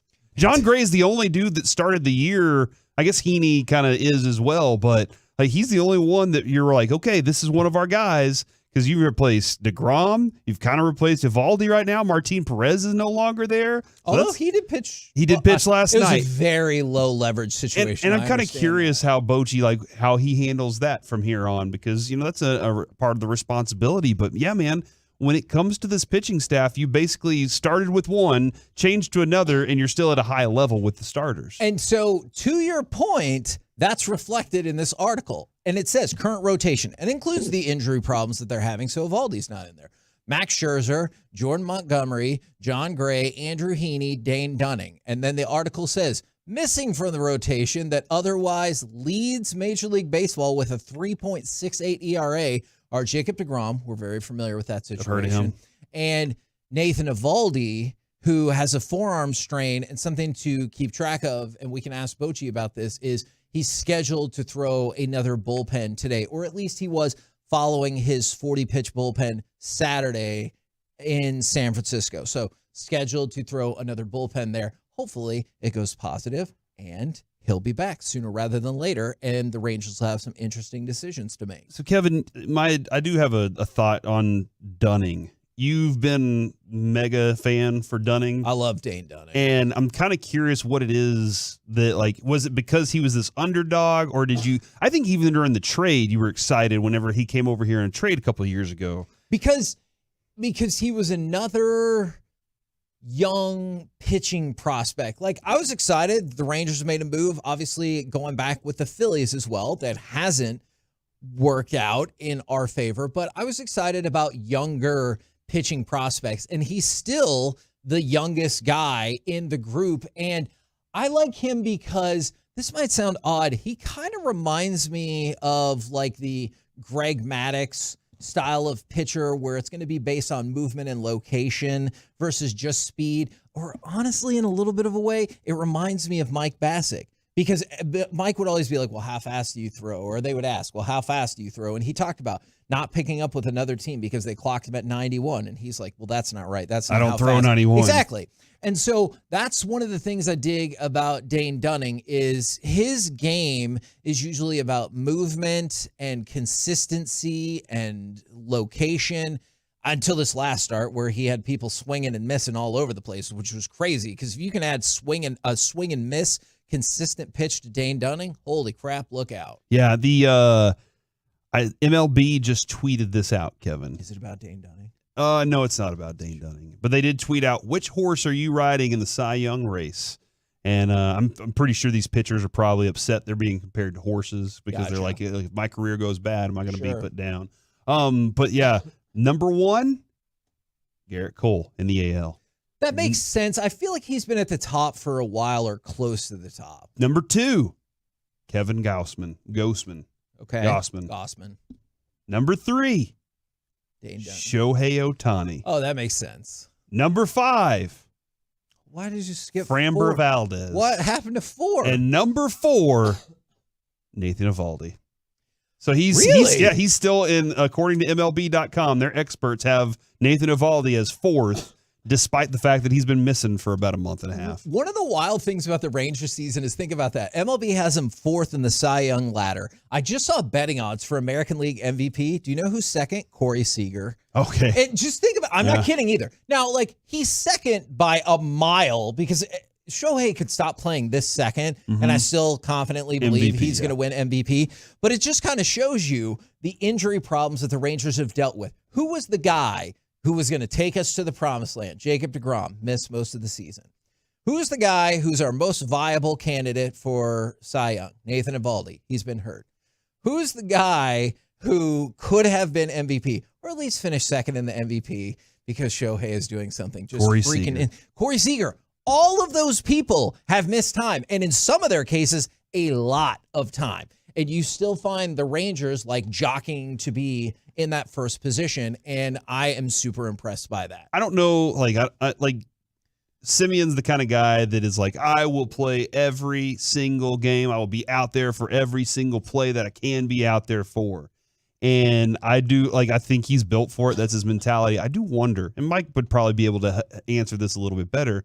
Some of these guys that have had these breaks from injury in parts of the season, I wonder if it is like the injury is so bad that it's going to be with them for the rest of the year and it's going to be problematic, or if it's something that kind of refreshes them, like Jonah Heim. I wonder if he said his legs were fresher and that he feels a little bit better not having played all these games lately, even though his wrist has been something they've been worried about. But he said he feels more refreshed and excited because his body hasn't been taking, those extra reps. Now, for the people that were asking, Philly is the team that is ahead of the Rangers in that. I want to go to cut number 4. Max Scherzer is going to be on with the G-Bag Nation today after 3 o'clock. So I really hope there's more questions about this. This is Scherzer talking about, what are you going to do after such an excellent performance? You don't just make your season off one start. It's the totality of it. So, like I said, enjoy it, have a couple beers tonight, but, get ready to work tomorrow. So that was going to be kind of my question is, how do you relax or mini celebrate perhaps after a triumph or just a job well done? Do you take that time or do you just get right back to it? And by the way, that's a great point from the 214. That's another one that there's been so many injuries to this Rangers team, it almost slips your mind for just a second. Josh Young, who for a big chunk of the year was the Rookie of the Year favorite, and at worst slipped into the second or maybe third position. Again, at worst, with still an opportunity to win the award. He is now out as well. So Rookie of the Year, injured. Cy Young potential, injured. Potential runner-up to MVP, injured. Like, the Rangers have gone through all of that. So they have shown the ability to fight back in the face of adversity a lot. But, so that was going to be my question is, how do you celebrate a job well done? Well, it kind of depends, Kevin. You have a good show. All right, I have a good show. Do I have a show tomorrow? Yes.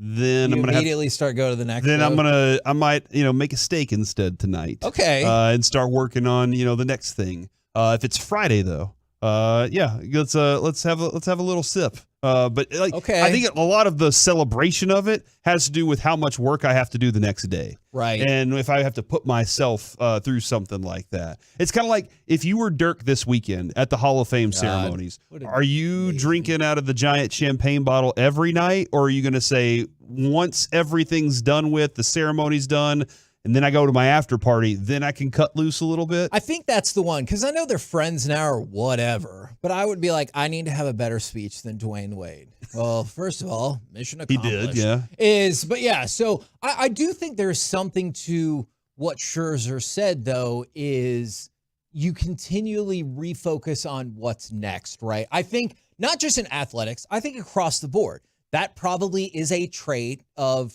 probably some people have gone crazy about it too, but probably the trait of a lot of successful people is hopefully you take a moment to appreciate what happened, but probably more likely you're already focused on the next thing. And that is a problem I'd tell you a problem I run into is doing a good job or sometimes doing a great job or something going really well is like the baseline. And that's what gets me into trouble a lot. And that's what I talk with Talking. You mean trouble?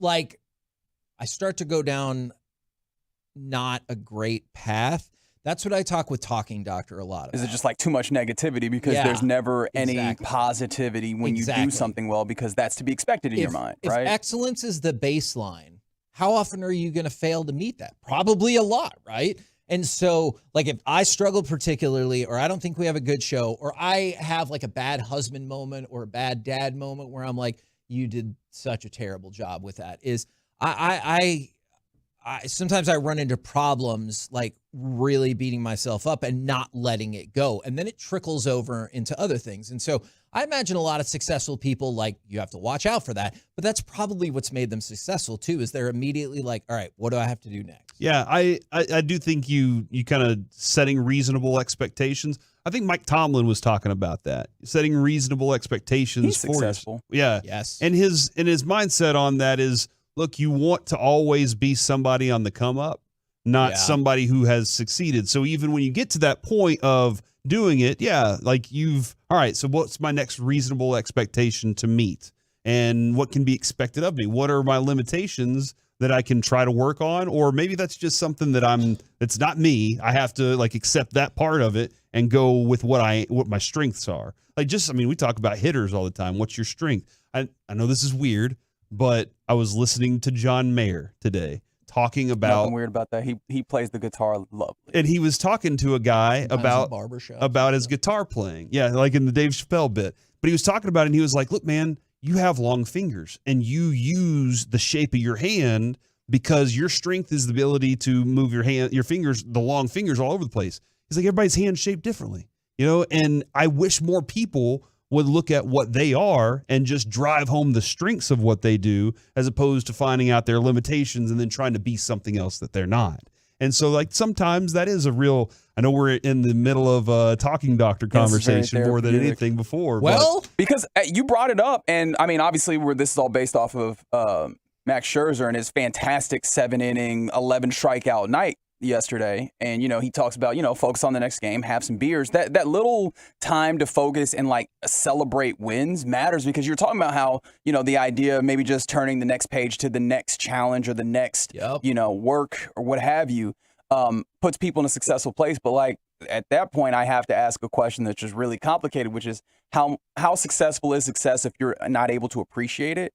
And like having those moments of appreciation, and it very much is me looking inwards, because when you were talking about that, like what's the thing that you do to enjoy it? And I was like, I don't know if I necessarily have that thing, and that's probably not a good thing, right? No, that's not. Being able to have that opportunity to appreciate successes matters in all of this, right? Like setting small goals to get to the larger goal matters, but if you don't appreciate those small goals as you go, I wonder how that helps you appreciate the larger goal also. I think that is an excellent point, and I will need to set you up with my Talking Doctor, because it sounds like he can copy and paste some of the stuff that we've talked about for you. I'm definitely... Would that mean there's a discount? Or? Yeah, we could probably work on that. Fantastic. Now, I will tell you this, positive in the mental health space, and this brings me so much joy, is I talked to Athena, who is the head of NAMI North Texas. And she was actually asking me about totally different event. It's a bowling and cornhole tournament. Sweet. At Shenanigans with a Z in Rockwall. Seen it. On October 7th. And so we were talking about maybe getting involved in doing something there. And I asked her, hey, is there any chance that y'all had an uptick in donations on Friday? Her response, that's where those donations came from. Sweet. She goes, it was so random and so many new names. We honestly didn't know immediately how it all came about. They got $1,000 in donations from y'all. Y'all did that in one day. And it's a big deal because, like, you understand how the economy and the world works. Yes. Is like a lot of people, when they tighten their belts, like what falls to the wayside sometimes, or honestly, a lot of times, is charitable stuff. And so I know it's been tough for some charities around there. And so that $1,000, especially for one day, was a huge boon for them. And then if you want to check out Strikeout Stigma, October 7th in Rockwall, that's their next event that they're going to use to hopefully try to spread the word and raise money. But y'all did an excellent job, and I wanted to tell you thank you. So did Athena, but I have the platform right now to tell all of you guys thank you. Yeah, no, absolutely. Yeah, we I got cupcaked for that, and hopefully we can continue to do. That was the reason that all started. But Kevin, we do so much work with My Possibilities. Yep. And I wanted to keep that portfolio expanding. I did see something I wanted to throw at you real quick, Kevin, before we move on. Okay. At Super 70s Sports has they tweeted this out a while back, and I really think this is important to get out there. Okay.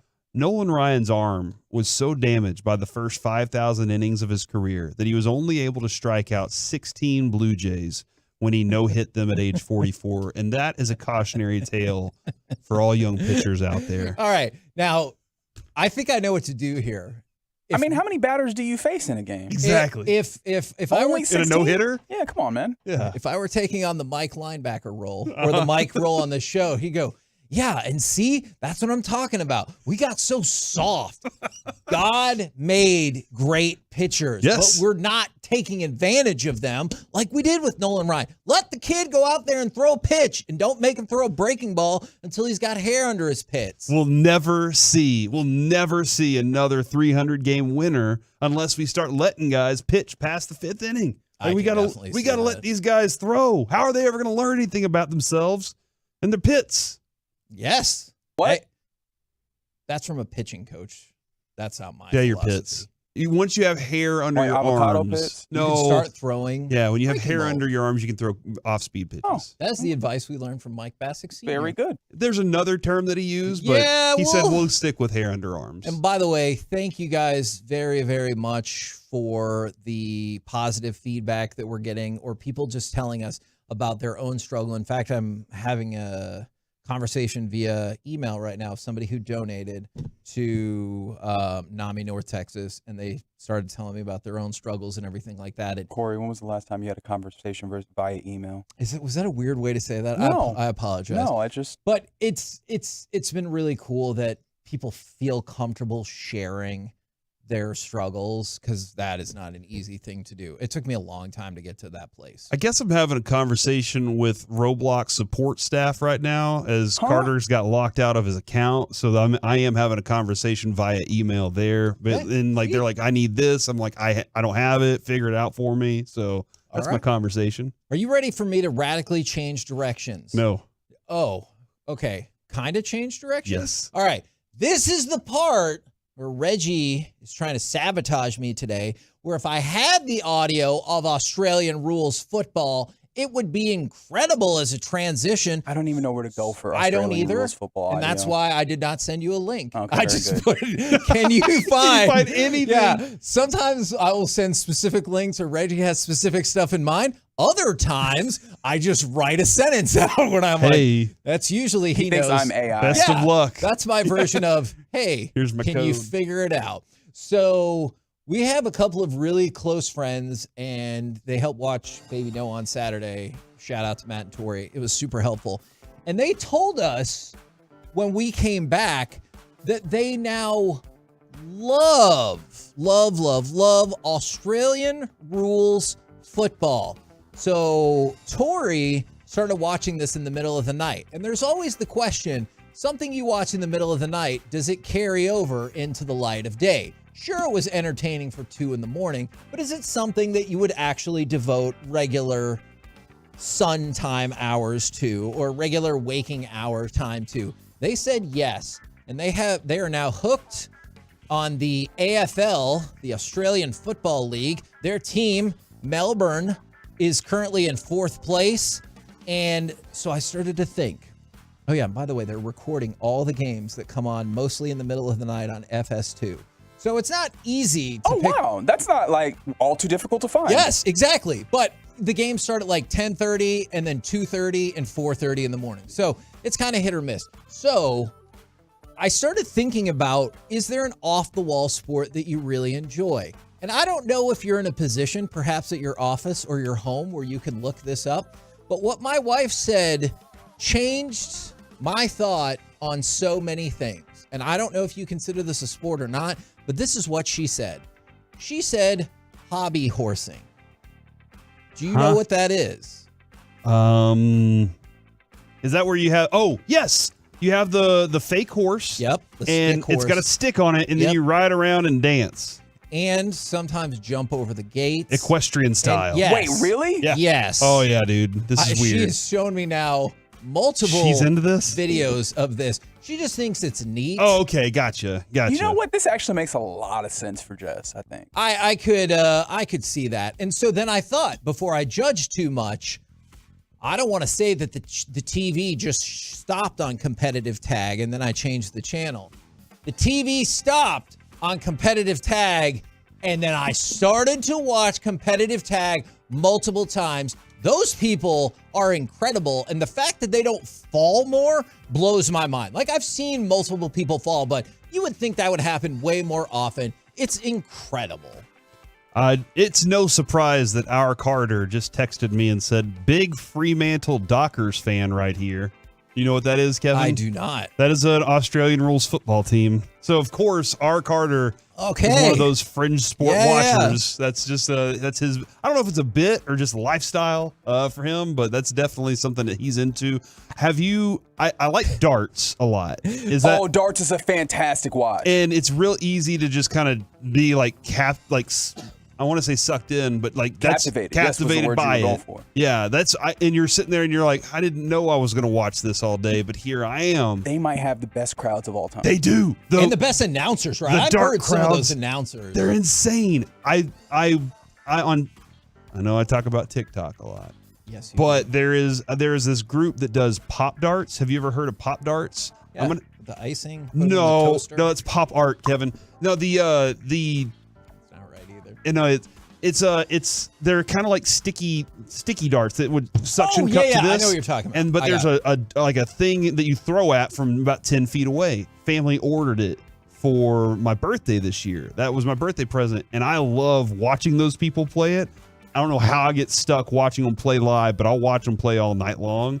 And now that's what something like the kids are like, are you trying to play competitively? And I'm like, man, if somebody wants to, I will kick their ass. Man, I love our text line because they know ball. I really do. Have you seen I haven't seen this, and there's another thing that I meant to watch when the Ocho was rocking. Although competitive tag has like now moved its way into a sometimes staple of the ESPN networks is from the 806, have you seen competitive Don't Let the Balloon Hit the Ground? Get out of here. It's pretty awesome because they built a set that looks like a living room.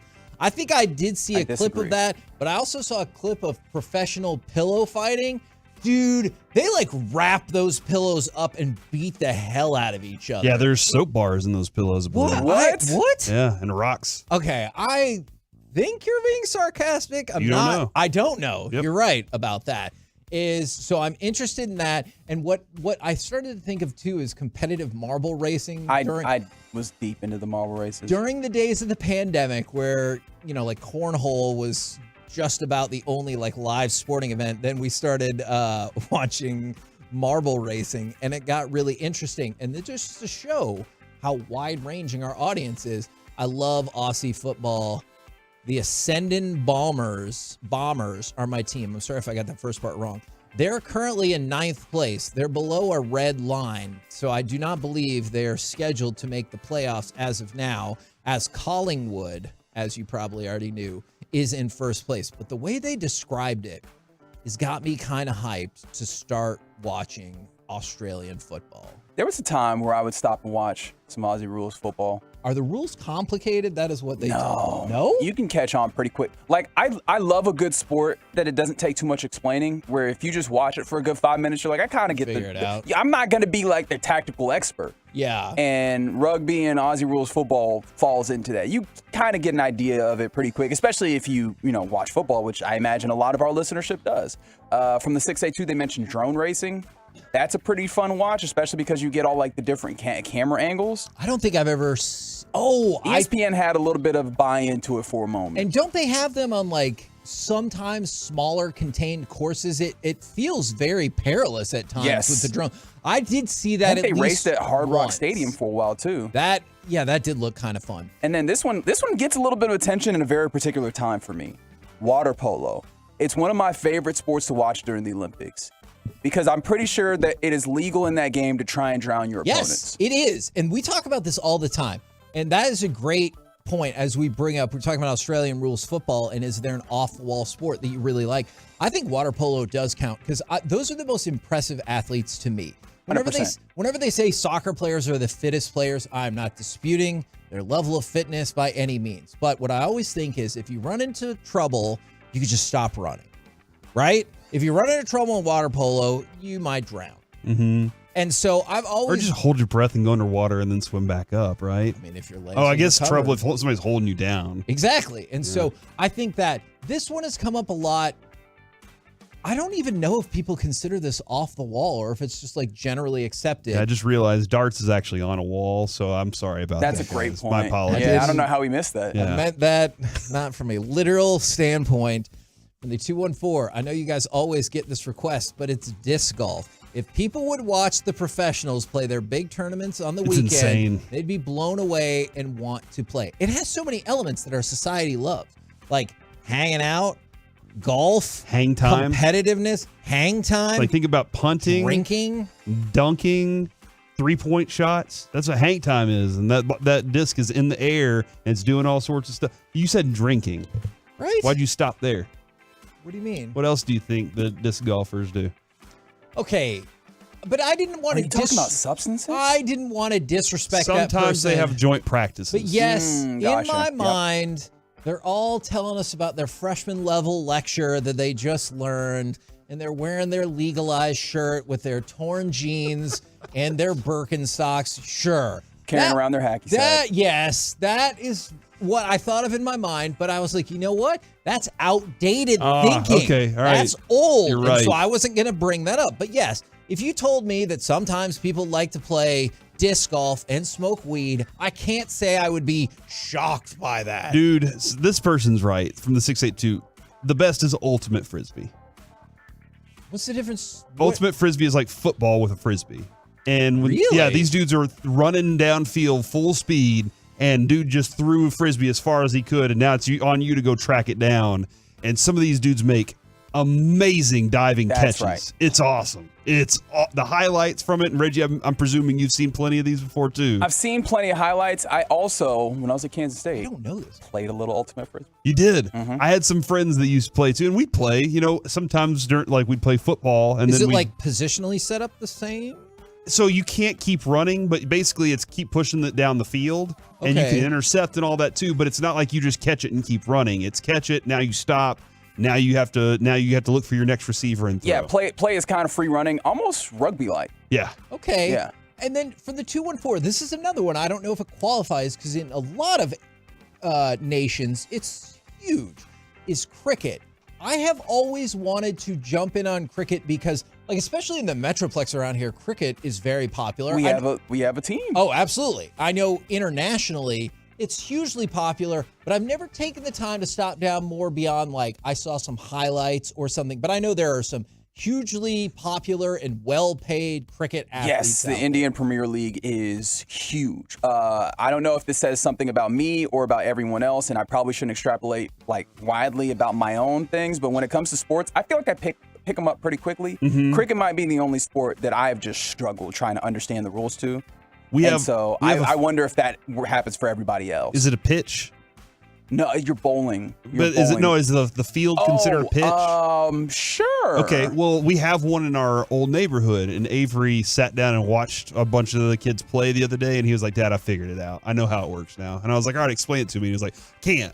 But I know how it works. It's vibes, very vibes laden. Yeah. From the 940, but don't the horses keep drowning? No, and then that is funny. From the 817, speed rock climbing. This is again on the wall because it is kind of a wall. True. Disqualified. But dude, if you've watched these guys, like they basically scale a wall like Spider-Man. If you go, I was and you out. have to hit the thing at the top. Yeah, right? and it's a flat wall. Yeah, it's a flat wall, and it's 3 stories tall or 2.5 stories tall, and they just fly up to the top. And I'm like, how did you even do that? A couple of questions about bowling have come in. Do you consider bowling a fringe sport? Because I remember there was a time like bowling. I don't think that's off the wall as much as it is. Because like bowling is kind of other than that one dude that was like, "Who do you think I am?" Pete Weber. You are. I am. I am. Who do you legend. think you are? I am. From the Weber. 214. Weber? I always thought it was Weber. Too. Weeble? It's not Weeble. Weber Wobble. Wobble? I thought it was. Shut up. It's from the two. I try to engage you in a good faith conversation, and you're just jacking around. It is from the 214. Omega Ball. It's 5-on-5-on-5 soccer. What? What? Are there are 3 goals? 5-on-5-on-5 soccer. Okay. That's like playing 2 football games on the field at the same time, and that would be fun. Like just kind of make the field an X and just go at it and just see how it happens. Oh my gosh! You get to defend 2 receivers at one time. All right, I haven't had a chance to obviously read it yet, but from Sports Illustrated last year, what is Omega Ball? Rules of soccer's newest format explained. This sounds like something I will follow up on and check out. We're the KNC Masterpiece right here on 105.3 The Fan. There are so many more votes and a lot of votes for professional tag. Yeah, we talked about that at the very beginning. I got caught up in competitive tag. I think it's awesome. Coming up next, it's time for the C Block starring Corey Majors. Is Kyle Shanahan doing this on purpose? Next on The Fan.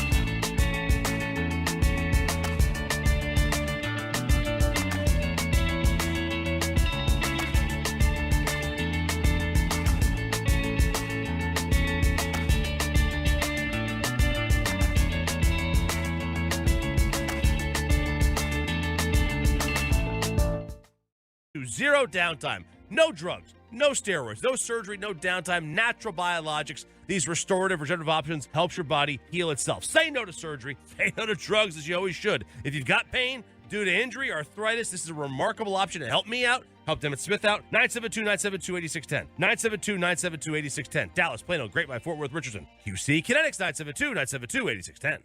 This is the exclusive home of Dallas Cowboys football. KRLD FM and HD1, Dallas, Fort Worth. Let's go, Cowboys. Always live on the free Odyssey app. From our fan studio, secured by DFWsecurity.com, it's the KNC Masterpiece on 105.3 The Fan. KNC Masterpiece right here on 105.3 The Fan. We're going to have Bruce Bochy now at 125. Yep. But right now, always staying on schedule, it's the C Block starring Corey Majors. Here's what I think happened, Kevin. He had his phone in his back pocket, but it was not on vibrate. It was on ring. And he was at JP Martinez's batting practice, and the sound of the bat every time he hit the ball was so loud that he couldn't hear his phone ringing. Okay. So he was like, you know what? I'm going to make it up to the guys. We'll do it at 125 today is when we're going to hang out and talk with them. So I always love talking to Boch. There's a lot of questions that we have for sure about some stuff, and we'll get into it. Now, there are a couple of things I wanted to dive in on, and one is, do you think a coach would ever intentionally call bad plays for a player for his team? A little bit. Interesting. Because I think about something that Frank Provenzano told us a while back when doing interviews of prospective draft picks. Frank. Yes. is try to put them in an uncomfortable situation. Okay. Now, I know this is not exactly the same, but I would kind of wonder, like, maybe you want to see their improvisational skills. Maybe you want to see if they see a play call doesn't fit with the read they see in front of them, right? Like, it kind of feels like a test, and they're like, here, I gave him a play call that won't work with this read. Let's see if they pick up on the defensive read and change out of it. I can see a couple reasons you might make some of these moves. All right, so Grant Cohn, he works for, it looks like SI.com, Fan Nation, publisher of all 49ers FN, and has a YouTube page, tweeted this out, and I think this is kind of it's a wild accusation, but he said, if Trey Lance had played well in this game, fans would want him to start week 1. Kyle Shanahan can't let that happen, so he called a bunch of passes, not the typical 49ers offense. Then he went on to point this out. Trey Lance, 20 dropbacks, 7 handoffs. Sam Darnold, 8 dropbacks, 9 handoffs. If it's a quarterback competition, make it even. And to the point here, I think Trey Lance did go 10 of 15 for 115 yards and a touchdown. Okay. So he did well. He did pretty well in the 20 dropbacks and 7 handoffs. And I'm kind of curious on this. I understand the Niners love to run the football, but this is a quarterback who you have seen none of. Like, you really have no clue what Trey Lance is, because the dude hasn't really played football in like 3 years. Now that's different than what I thought. I was thinking in terms of like turn it into an opportunity, but this person is straight up saying, nah, this was sabotage. Yes, he thinks that Shanahan wants Purdy to be the guy, and maybe or maybe he wants Trey Lance to be the guy. Maybe it's that. Hold on. Is he trying to say that Trey Lance is getting a better benefit? I thought it was that.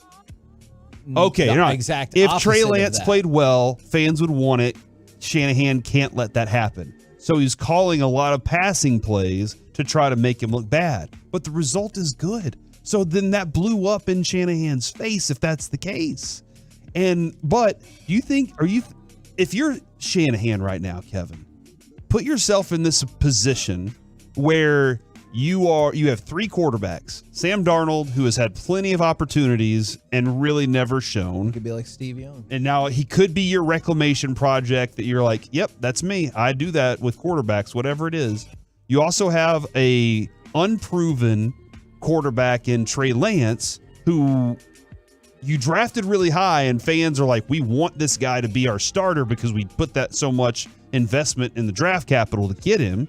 or Brock Purdy, who led you to lots of wins last year, but then got injured. You don't know what Brock Purdy. Honestly, you don't know what Brock Purdy is in the playoffs because you really didn't get that great opportunity to see that. I just don't understand. You're right about that. I just don't understand, like, potentially devaluating a trade asset, because you see articles like every day. The Atlanta Falcons should take a flyer on a cheap trade for Trey Lance. The Detroit Lions should, like, every day, some beat writer for some team is saying you should take a flyer on picking up Trey Lance. Well, if he's a tangible trade asset, wouldn't you want to make him look better? And if the fan base is clamoring for him to play, great. But also, hopefully, his trade value would look better. Not a lot better, but better. And I'll be quite honest here. Somebody was like, you're showing that you really didn't look into how Trey Lance did at all. No, I didn't. I was going off this story and what this guy is suggesting happened.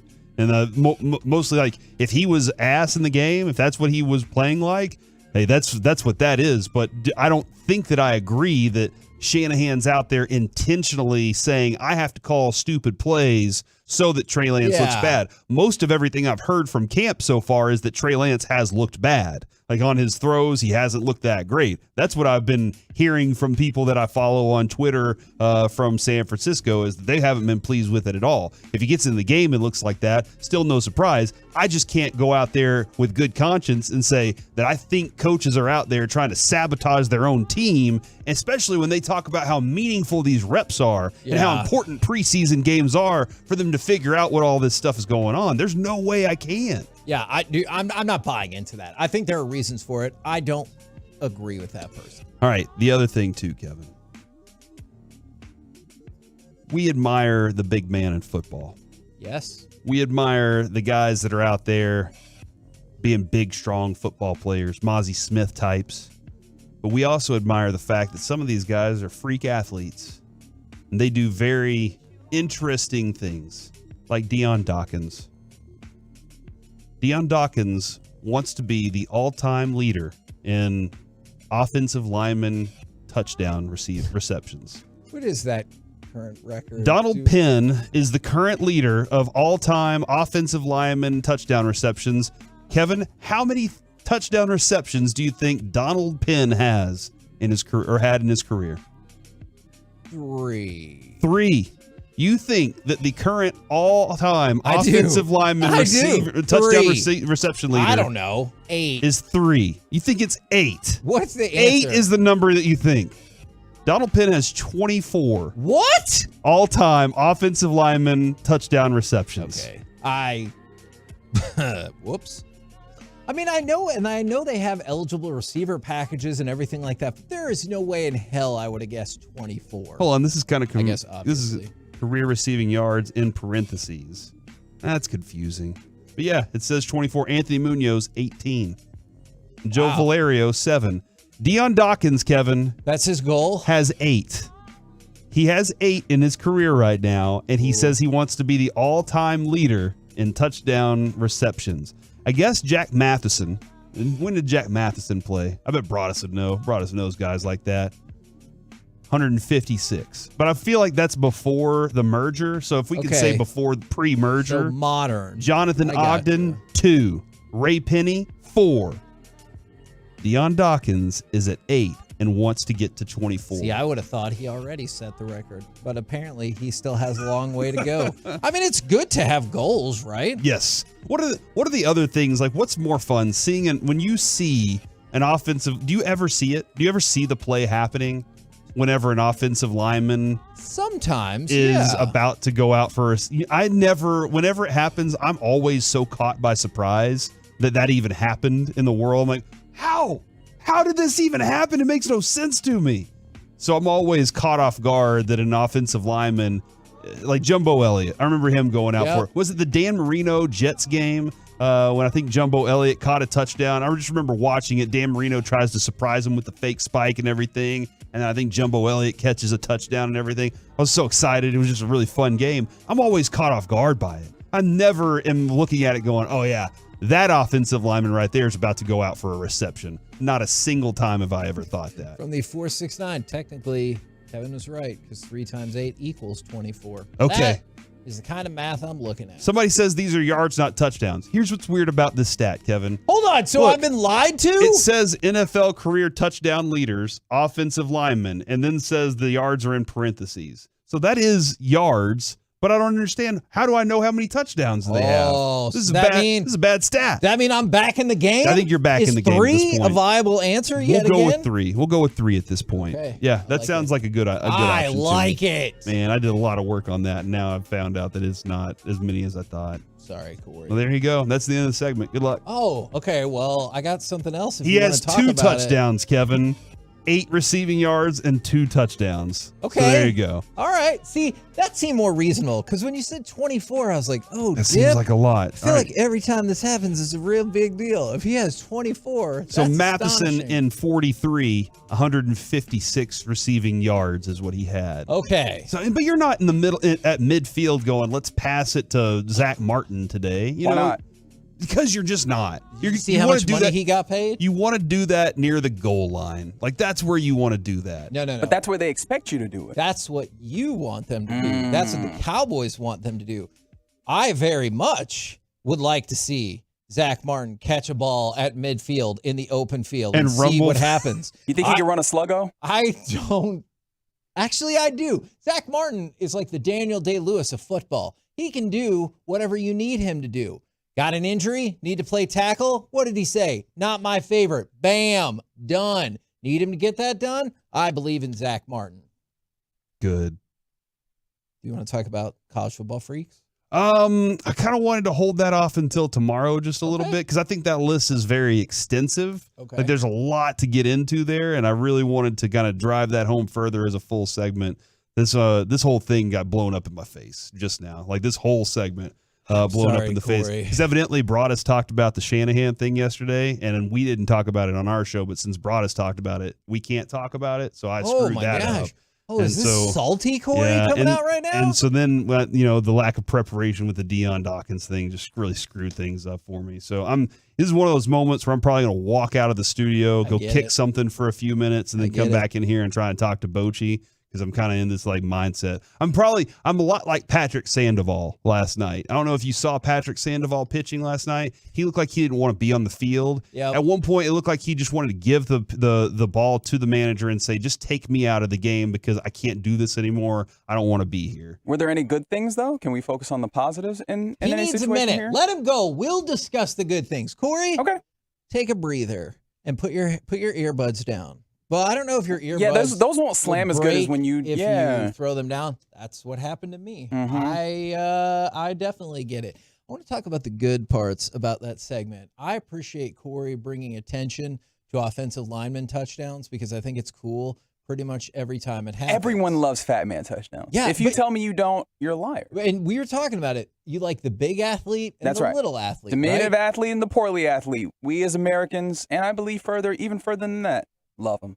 Because if Deuce Vaughn was 5'11", I'm not saying people wouldn't be excited for him, but I don't feel like the Deuce Vaughn fever and him being the people's champion of training camp would have happened the way it is right now. That's right. He's incredible. Don't get me wrong. Like if he was 5'11", he'd still be out here toting that rock. It's just a lot easier to get behind it when he's 5'5". We're the KNC Masterpiece right here on 105.3 The Fan. Coming up next, is this the dumbest sports bet? Plus, this time really, we will talk with Texas Rangers manager Bruce Bochy right here on 105.3 The Fan. You are dialed in.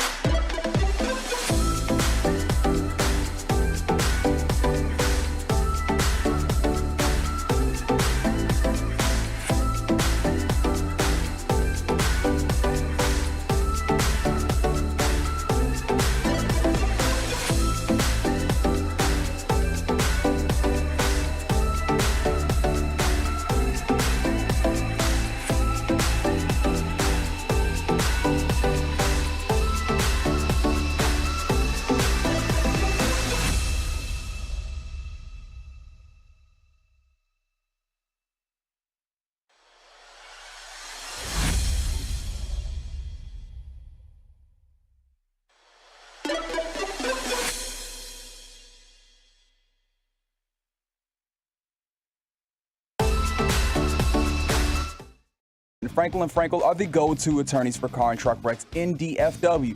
If you or a loved one has been in an accident, contact Franco & Franco for a free consultation at truckwreck.com or call 214 or 817-333-3333.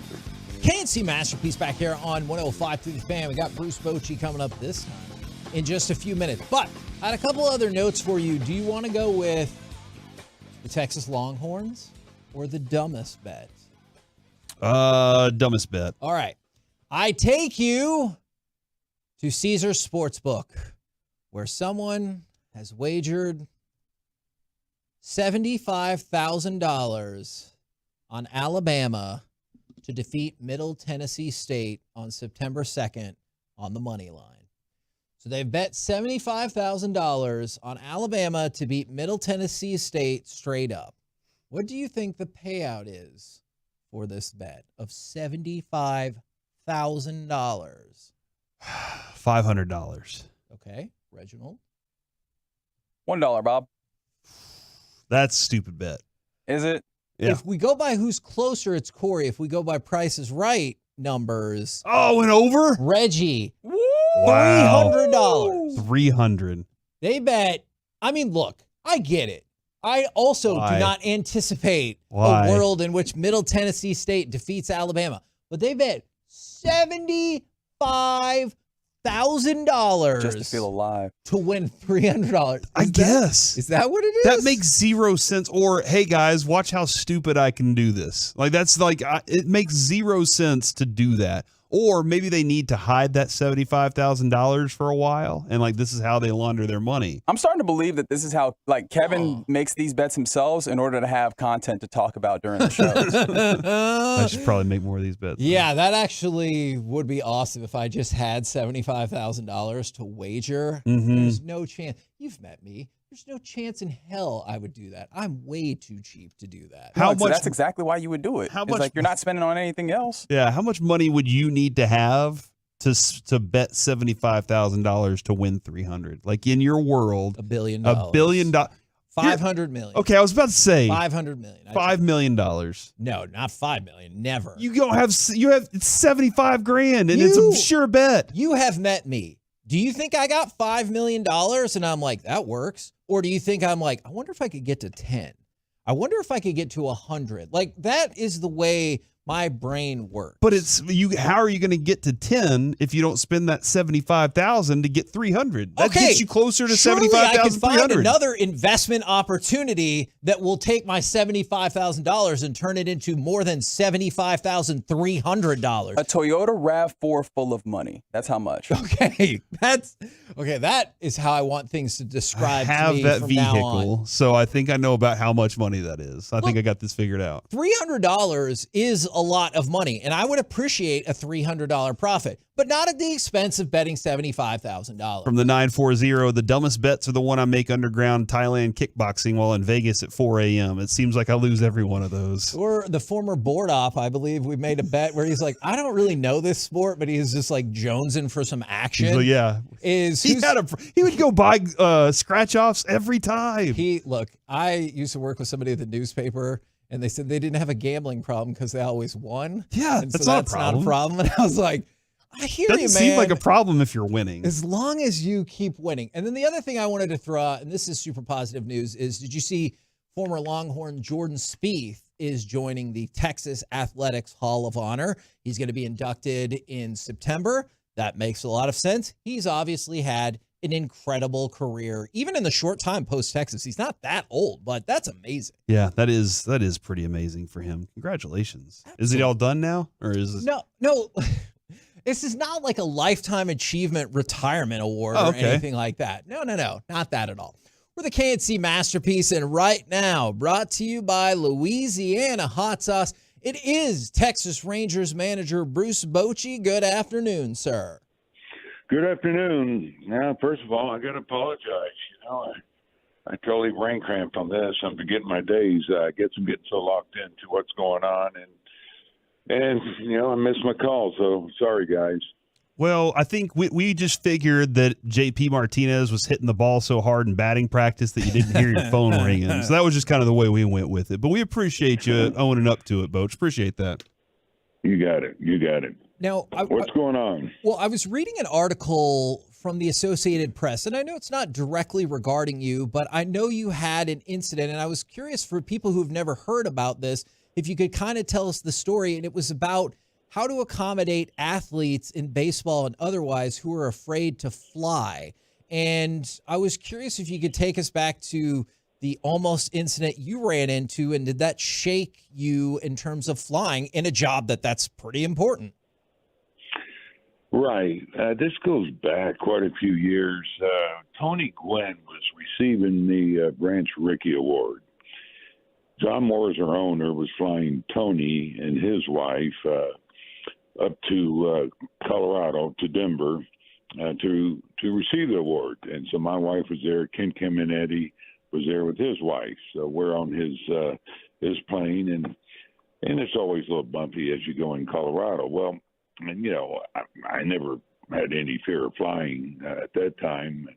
And so as we're landing, I don't know how far above the ground. I'm guessing it could have been more 30 yards. I mean, all of a sudden it probably was a little bit more. It just seemed like we're just about to have the wheels hit, and a wind shear hit us. So it takes us off the runway, and the plane starts to tilt, and I just said, we're crashing. And not just me, everybody. And somehow he got it back up in the air and came back and re-landed. And they have instruments that, will let them know when, there's a wind shear. But he said he didn't get any warning on this. He says this had never happened. I'm talking about the pilot. Yep. The pilot said, I've never had this happen. He goes, you think you were scared? I mean, he goes, it happened so fast. And, but, luckily he was so good and got it back up. Well, after that, you realize, hey, things happen, you don't know. And so, you get in those planes and there's some, pretty good bumps up there. And, that turbulence gets a little crazy. You realize it. And so it does just make you think about it a little bit. Now, it's not like I got to have somebody hold my hand or anything like some of these players did. There's guys. I didn't read the article, but she was telling me one player has a breathing coach. Yep. And, so that sits beside him. So Pablo Sandoval is probably our worst. He puckered up all the time. He hated it, and but it's what we do. So you get used to it, but still, you're always going to have those moments where you go, geez, I hope things are all right. I mean, I've hit bumps. I thought the wing was going to snap off, and but thank goodness it's a very, very, very rare deal.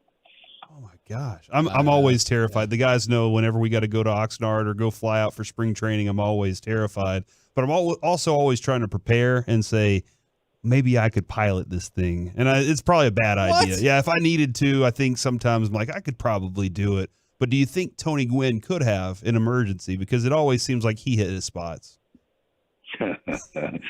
And let me tell you, Tony, I couldn't even see him. I think he hid under the seat. Now Caminetti would have gone up there. I got this. I'll take over. That would have been his style. But it got him too. It got all of us. And but hey, thankfully nothing happened there. But I will say when we took off, there was nobody sleeping. I can tell you that. Wow. I know that the focus is always on the next game, but I was curious, and we didn't get a chance to talk with you about this yet. You were recognized at Oracle Park. You could hear a Bochy chants breaking out. If you could kind of describe, what that moment was like and what it meant to you. Right. Look, I spent 13 years there, and we had a nice run. You win championships, and it's such a storied franchise, and they had never won one in San Francisco, and so those fans just have not forgotten it, and they won't, and they never stop giving thanks, and so I appreciated that to all of us that were part of that team. It's not just me. Any player, Linson Composey, whoever walks in that ballpark, that's just who they are, and they're always getting ovations, and so it's always humbling, very, very special, and you're grateful. You're grateful for this game, and like I am to be here right now. But that was a big part of my life, my family's life, and so my first time back to be received like that, no, it was really cool. I'm human. I mean, emotions are going to run through you, and I kept reminding them, because I was getting tugged a lot when doing radio shows and things. I just said, hey, love you guys. I hope I know you understand, but I got to get locked in what needs to be done here. But you still want to show your appreciation and things. So I did try to do that when I could. Now, in the closeout series games, the Rangers dropped against Oakland and San Francisco, and so I was looking throughout for trends, and the Rangers, y'all's team, has actually been really good in closeout series games, 6-3 in the second half of the season. So I was naturally curious, is there any difference in a series-ending game in the regular season, especially with the info you've gained over the prior couple of days, or no? Not really, to be honest. I mean, both teams are getting more intel on the players, how they're going to pitch them, how they're going to defend them. So, that kind of balances it out. I can tell you every team that's on the road, the chant is happy flight, guys, let's go. They all want to win that last game, whether it's, trying to keep from losing the series or even getting swept, things like that. So it's always a big game. The first one's the biggest. That's the one you always want to try to get. And now you get two chances to win the series. Of course, if you win the second one, then you want to get greedy. So that's how I look at it. The third one, though, I don't think you play any different. The last night, I kind of wanted to go into a lot of things from last night's game because it was very entertaining. It was a lot of fun to watch. Yep. And it was the end of the first inning when Max Scherzer gets a strikeout and doesn't throw a pitch to get the strikeout. And then he kind of looked like he was mad that he didn't get the opportunity to throw the pitch to strike the guy out. What's in his mind at that moment, Boch? Well, he was mad. I'll be honest. Yeah. Now, I'll be honest, I should know, but, it's not that it's a real important thing to know, but who does get to strike out? Exactly. Yeah.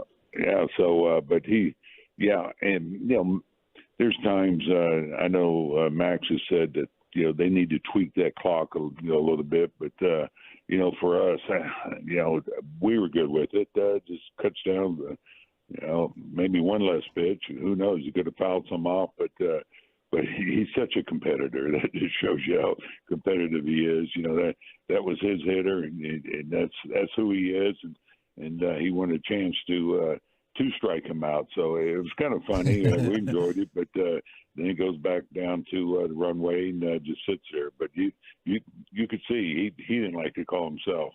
Hey, well, and that's like my kid was watching him last night, and he was like, "This guy, he's a madman." And I was like, "Well, this is great because I got to explain, Mad Max and the theory behind it." Did you ever play with or have you ever coached a personality quite like his? And is it like let him be him and just go do his thing, or is there what's it like coaching and managing Max Scherzer? Well, I'm just getting to know him, but what I'll say is, there's no stone unturned with him when he goes to face opposing teams. He wants all the information he can get. He's giving information on how he wants things done. That's who he is, and that's what makes him great. You look at the stuff, but probably more important is how competitive and how prepared he is. Now, I've had, really intense pitchers out there.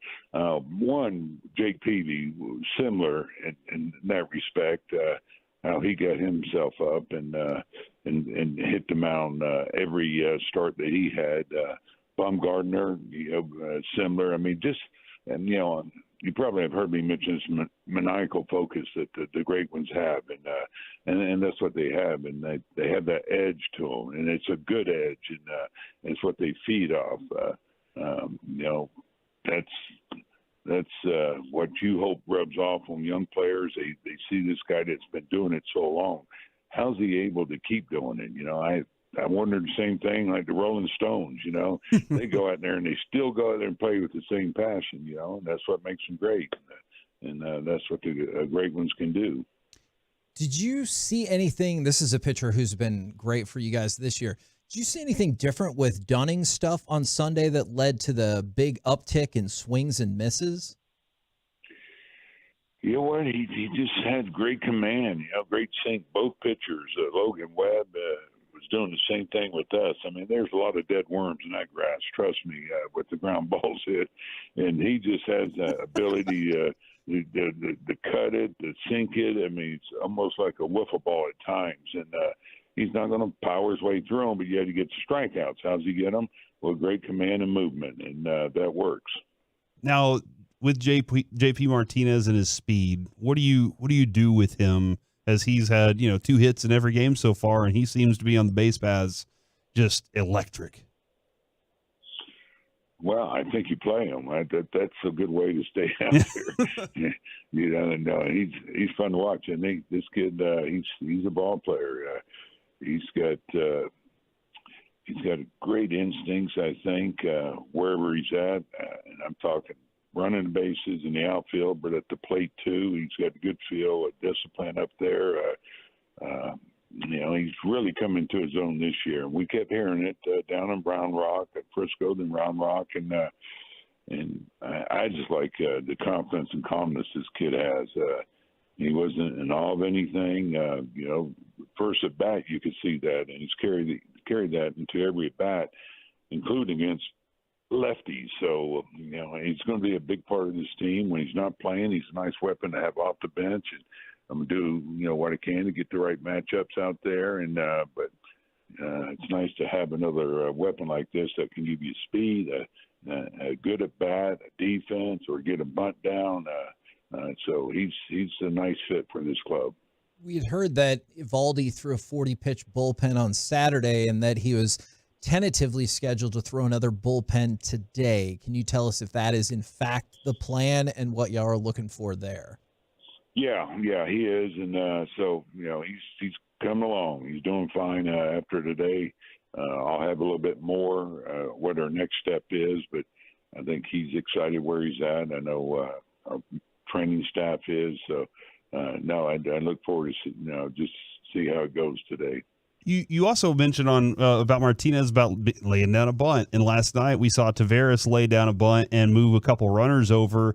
Do you think that was important for him to have, like, even though he was out, a productive at bat, something that helped the team out?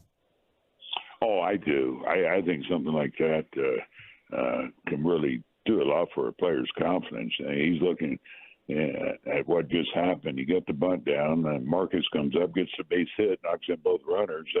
That's a big contribution. Those are his runs. He's the one that set up that situation. It's fair to say he's not quite as hot as he was a month ago or so, but there's different ways to contribute. That's whether it's a walk or get a butt down, things like that to help the cause.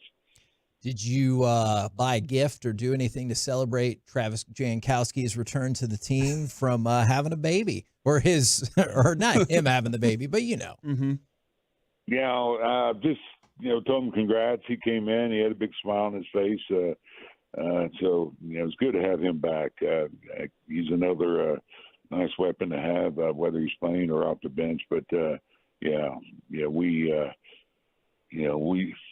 thought we would be missing him quite a bit, which we did. Don't get me wrong.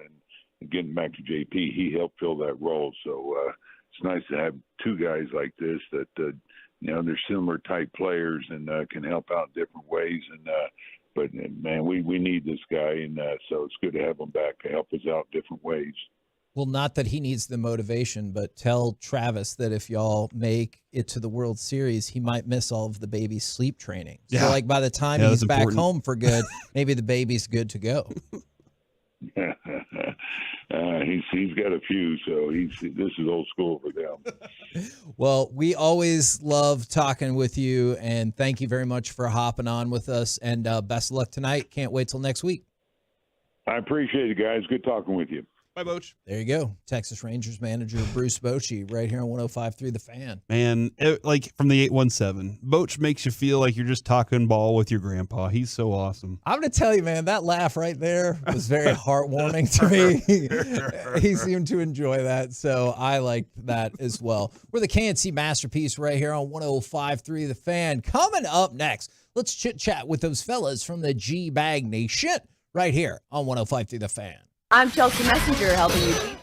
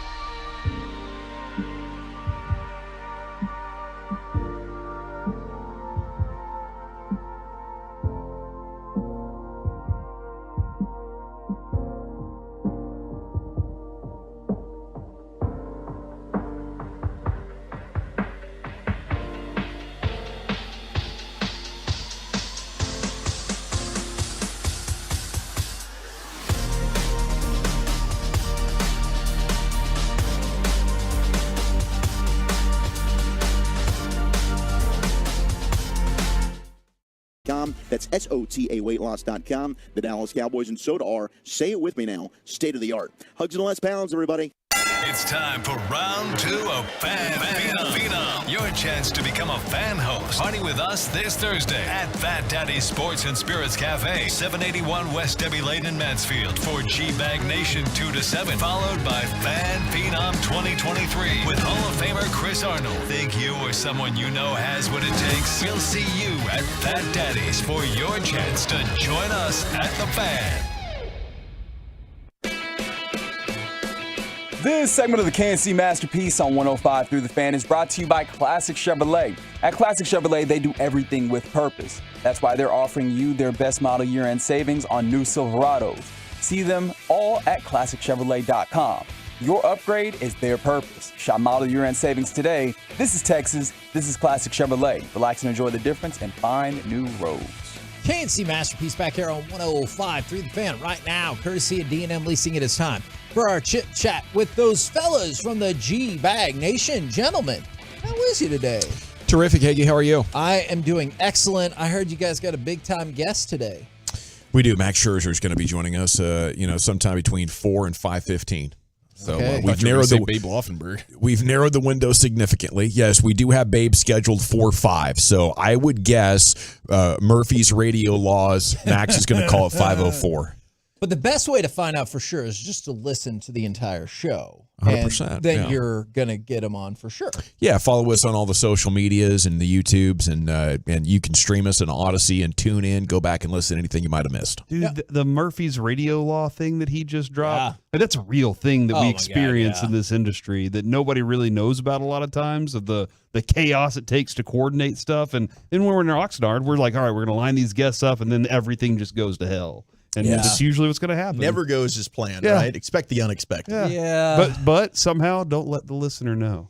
Pure chaos. Yeah. See, Grego loved it. I like being an open book. Let's peel the curtains back. There and are let the definitely listeners know. times when I want to be like, F it. All right, here's the deal. What's happening right now? Steven was supposed to be on, but now Bochy's calling. They want us to run this press conference too. And so, I don't know. What do you guys think? And just like take Exactly. votes and be like, sorry, Steven, you lost the vote. All right, welcome on, Bruce Bochy. Right. Like I always thought this, being a former listener that loved this station before I got to work here and be employed, the listeners are smart. They can kind of pick up on what's happening. Oh, you usually have Bruce Bochy at this time. Now he's an hour later. What's going on? So I just think honesty is the best policy. Yeah, no, I understand that.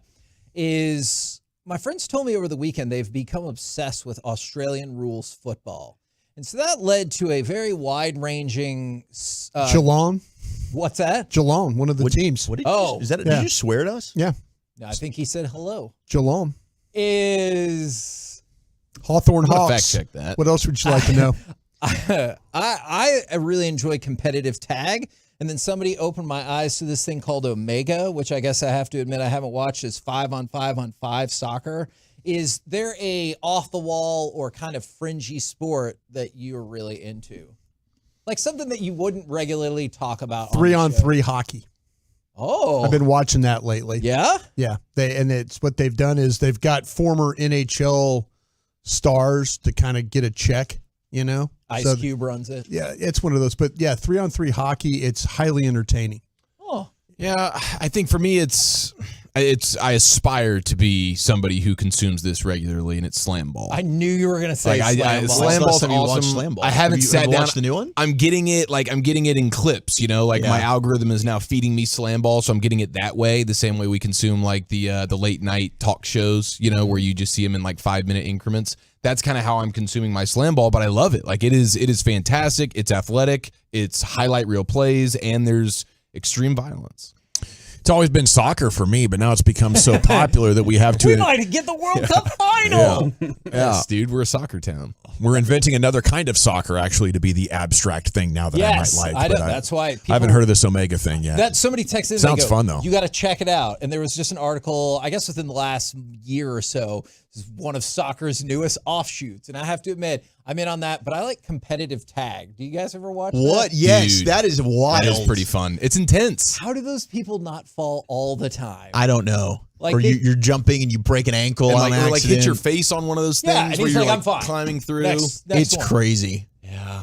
I would probably go with, and I think it's because we had so much success locally with like Carly Patterson and Nastia Lukin, but gymnastics. And I love every 4 years for summer Olympics, the gymnastics. And I am going to try and push my kids to go and do this. Like the dudes are yoked. kids? Well, wait, you have to be athletes to do that. Hey. What chance does your kid have? You get them in young gymnastics. enough. You know, we're going to make sure that they just build themselves into Olympic gymnasts. That's my goal. Or marry a gymnast.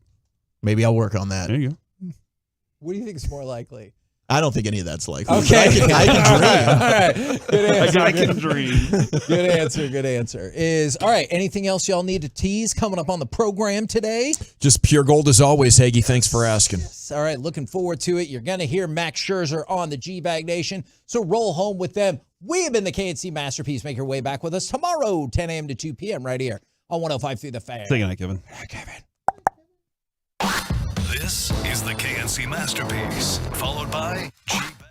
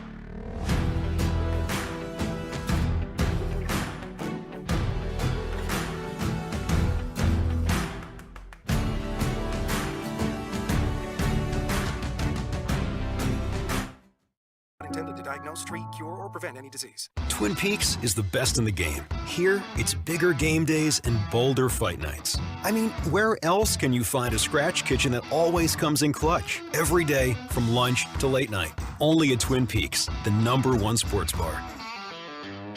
Feeling misbehaved? Stay after class and enjoy epic drink specials all week at the back-to-school costume party. It starts in a couple of days. Come celebrate the end of your kid's summer break with the naughty schoolgirls at your local lodge. Twin Peaks, eats, drinks, and scenic views. Your turn it on, leave it on. Home of America's team is 105.3 The Fan. Hello, baby. KRLD FM and HD1, Dallas-Fort Worth. Always live on the free Odyssey app. From our fan studio, secured by DFWsecurity.com, you're rolling with the G-Bang Nation on 105.3 The Fan. It's hour one of the G-Bag Nation on 105.3 The Fan. Hope you're having an awesome day. Let's rock and roll. General at your service, Addies. There's Brian Broaddus, former Cowboy Scout, NFL executive. Lucius Alexander was in the Pimp Cup at Master Control. It is great to see you, sir, after a day yesterday at the ballpark, setting the stage for a glorious Rangers victory. Let's talk about that. There's Wolchuk and Chiafalo. Carter Freeman's coordinating your video. And along with you, we are the G-Bag Nation here on 105.3 The Fan. Of course, you got your main man, Gavin Spittle, program directing just down the hall, overseeing this fine operation as he has stewarded us so gracefully for over 10 years now. Salute to him. Okay, incredible performances last night. What'd you do? Completely dominant game. What'd you do? You saw it. What did you do? We were just talking. We were just discussing things. Oh, we were just discussing things. We're just having a You were moment. there. I think we've been together 4 years now, and that's the first time I've ever heard you kind of go that route. But congratulations. Did you guys notice, did he do anything that was kind of belligerent towards the boss or anything like that? No, I didn't. Is that how you would describe it? Did he? Was it belligerent? He got to the line of scrimmage and he started making his own calls there. Did he just kind of call out everything we do? He was full on, ready. I was just sharing my opinion on a couple of things. You know, and you know I was what? looking out for my guys, Brian. I thought you'd appreciate that. No, absolutely. And the thing about it was what made it so great is that you're able to, after you said it, like, hey, not mad about it, things. It's not about you. I'm not mad at you. I'm just venting. I'm just venting over here. It's a me thing. Yeah. Just cracking some coldies. Thanks for looking out for us, man. We appreciate you. Okay. It was great meeting y'all yesterday, says the 214. I do feel like a complete dummy for walking up while you were live. Oh, don't worry about that. No, really. We appreciate We you. really weren't That's why our live. guy Will. I was just moving my mouth like I was talking. Oh, it's Callum? Yeah. Callum's the man. texting? Oh. Great to meet Callum. Yeah, he was it awesome. was. Salute to you, sir. Yeah, it's tough sometimes. It looks like we're just chilling, but we're actually on air, especially when it gets loud after they open the doors and everything. It can be a little bit difficult, but it's all good. We're used to it, you know? Yeah. I used to do a bit where I'd pretend to be customer service and just inside the front door. Like, oh, yes, sir. How can I help you? You know? Oh, yeah. Oh, no, we're doing a meet and greet, not a radio show. Come on, sit down. Let's talk about your family. Has anybody asked you where the section was? Where, like, at the game? That happened to me. I was just standing around, and they're like, where I can go and find my seats? Yeah, I like, looked up at the sign that was right behind her, and I was like, yeah, apparently it's to the left. I gave away a Yeti cooler yesterday. Yeah. I just did. I just gave away one. I used to do that on Fry Street, though, where I would act like I was the doorman checking IDs go. for the people getting in the bars. Did you ever take money? And no, you're not taking money on it. It's just a drunken ha thing for yourself, because then the people think they're in, but then the real person stops and they're like, wait, I haven't seen your ID yet. Then they're confused, like, wait, I already showed the ID, and then me and my buddies are you let me run away before I get my ass sucker. Did you ever take the ID and ask them questions about the ID? Yeah, I think we. What's your address? Yeah, start questioning. What's your date of birth? Yeah, that would have been pretty good. Hold up the line in a huge way. Why are you a redhead? Act like you got a flashlight. You really don't. You just gotta... How did somebody mistake Chiafalo for the usher, though? That'd clearly be Broaddus over here. No, it's just other, just hammered. I thought like me and the other 90 other old people standing around that ballpark. If you're doing it around the corner at Public House, everybody else is hammered by the time they get there, so they would not know any better. I forgot my khaki pants and Ranger shirt. Good vibes, though. Incredible win last night for the Rangers. Completely dominant game. I know there's 162, but some feel like, hey, man, Scherzer, 7 innings pitched, 1 hit, 11 strikeouts. The bullpen got the night off as Martin Perez threw 2 shutout innings, and the bats were all dominant, 12-zip. And a number of players with multiple hits. Simeon the home run, Garcia the home run, Garver, Grossman, Taveras, JP Martinez. Dude, JP. 6 of 15 so far in his career. So, I think, once again, it's these kind of performances that, like, only a really, really great team does. And you know what? Max Scherzer on a little bit later on, I'll ask him, is this better than the Rangers team that beat you in 2010, 2011 when you were a member of the Tigers? Is this a better team than, what you were a part of with the Nationals? How good is this team? Let's put it in context. What do you guys think? Because this is just badass, and now it's going to be John Gray. It's like, you got to be kidding me. Every time we turn around, there's another horse like taking the hill. And hopefully we get good news on Evaldi here before too long this afternoon. And he'll be heading for another bullpen session, maybe even some live VP soon. It'd be amazing. And Scherzer, we talked about this the last time he was traded in season. He was struggling and then completely flipped the script. I think went 7-1 down the stretch. And he's now got a 1.80 ERA across 3 starts. Outside of that first inning in a Ranger uniform, he's just been absolute dynamite. You're back to a 3.5-game lead in the division, and you're doing this also, no Josh Young. Like, their ability, I think, taking a step back and looking at how they've withstood injuries, they've essentially had to remake the starting rotation post-trade deadline. It's really amazing, the ebbs and flows and what this team's been able to overcome to still be in this position. You got the Nats to pay for a ton, and we were right, essentially, so far that Mike Maddox was going to be able to see something in Max Scherzer or put him in a comfort zone or give him a kind of scouting report that brought out the absolute best in him.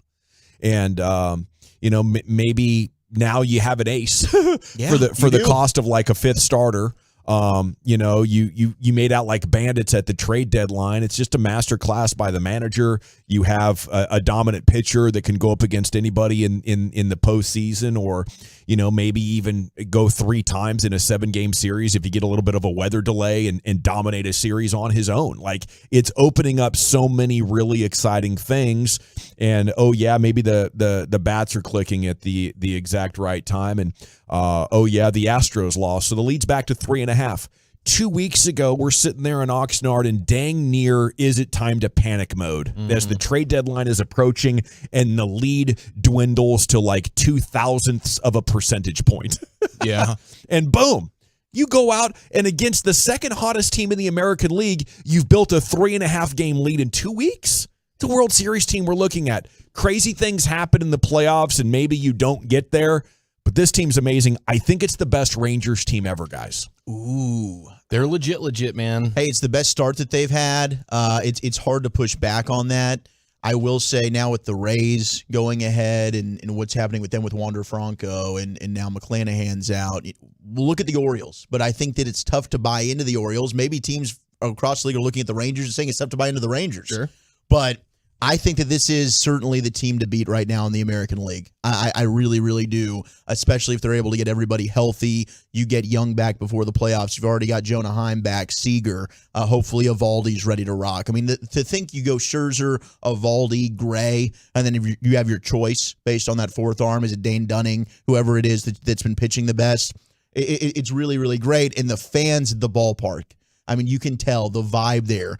It's magical. And Jared was putting a tweet out today.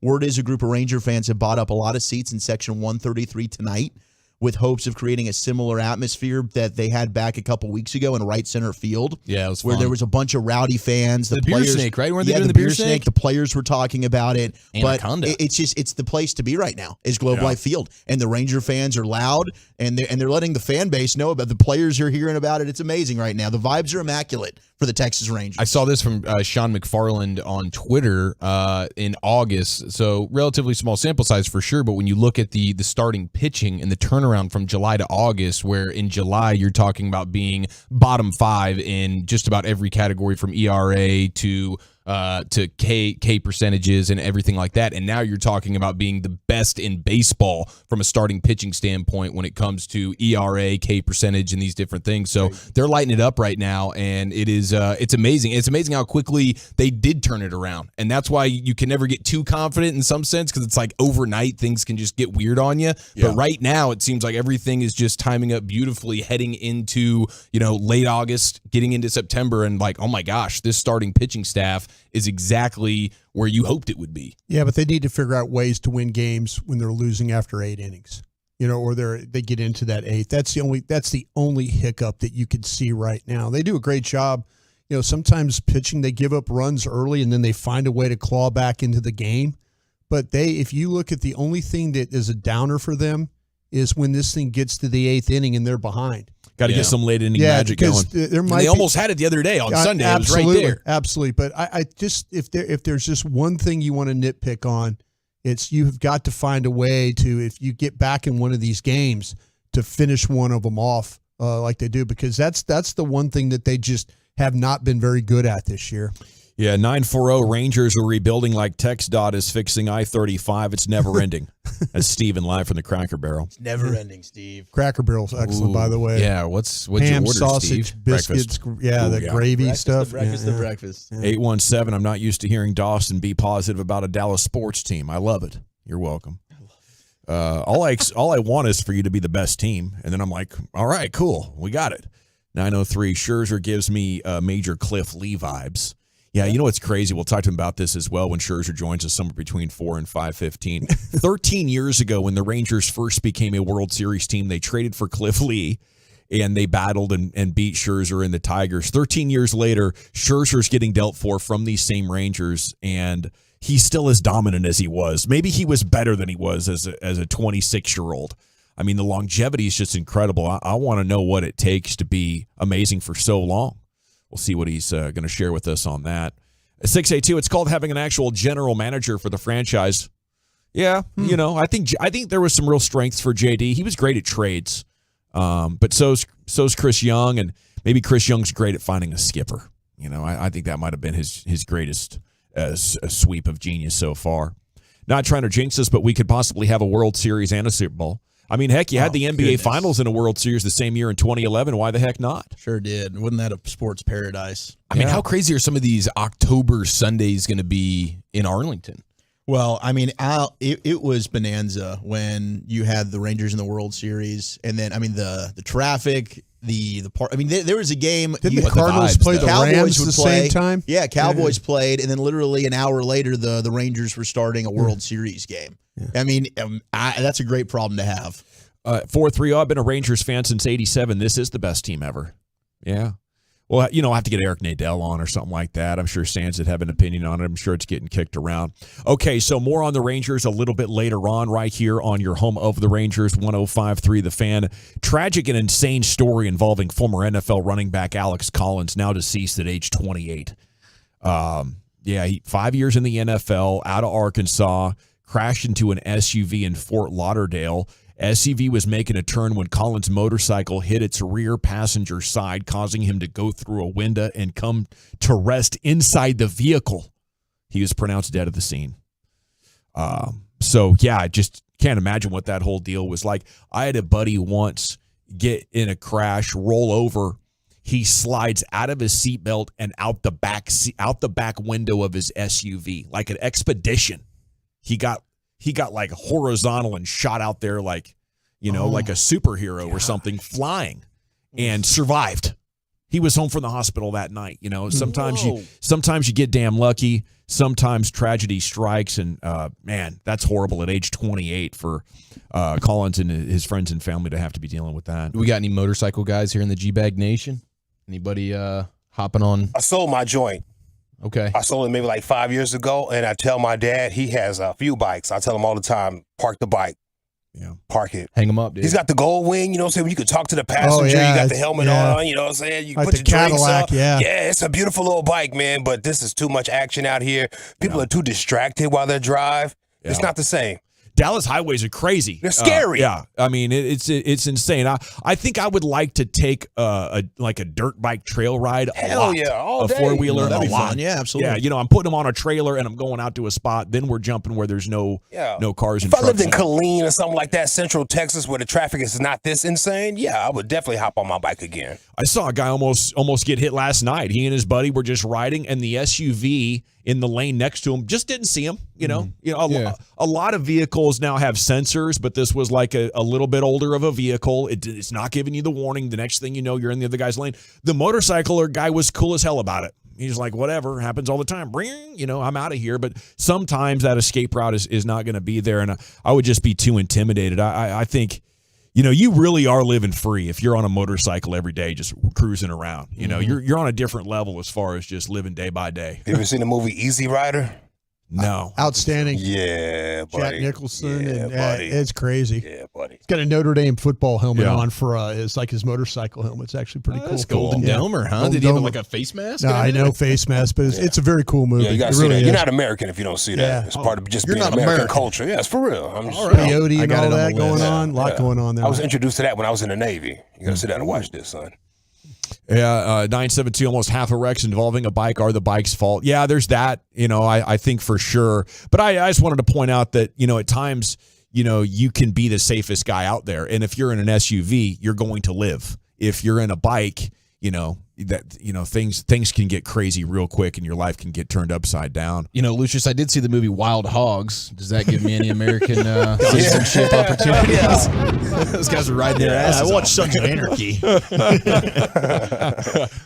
Semifinal of the Leagues Cup is tonight. Messi and Inter Miami at Philadelphia. 6 o'clock start for that, by the way. So they have 2 more games to go if they want to win that tournament. And 3 goals in the final 10 minutes. Spain beats Sweden to punch their ticket to the Women's World Cup final. Spain in the 81st, then Sweden equalized. 5 minutes later, Spain scored again, 2-1 the final. They'll play the winner of England in Australia, the host nation. The host nation, that would be fascinating if they get through. Pretty awesome. Yeah. Got it done. Up to now, already what an incredible ride they've been on. G-Bag of the Day is coming up at 2:30. What Zach Martin have to say about the Jerry Jones Tough Talk now? It's a Max Scherzer Wednesday. The window opens at 4 o'clock. He'll join us. And it's coming up here over the next 4.5 hours in the G-Bag Nation, the Fan. 100,000 watts of crystal.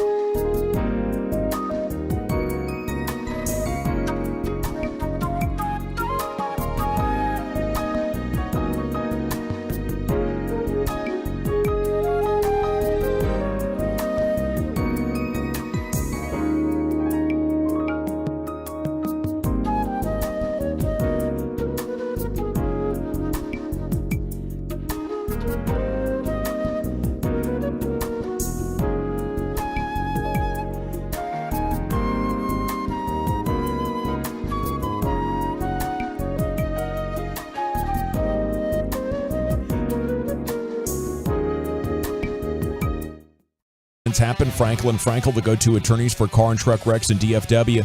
If you or a loved one's been in an accident, contact Frankel & Frankel, free consultation, 214 or 817-333-3333. Go online to truckwreck.com.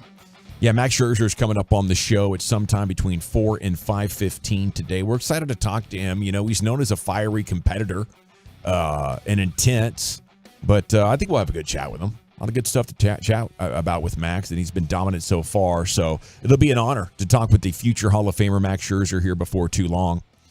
Okay, man, I was looking on Cowboys Twitter for stuff, and I found a couple of good ones. And Atolo had tagged us in this recent Skip Bayless take. And so I watched the video, and then I looked at the quotes, and I was like, is this real? Am I getting butt cracked? Or so, then his podcast is going, and he's saying this stuff over the course of a minute or so. I'm like, is this a deep fake?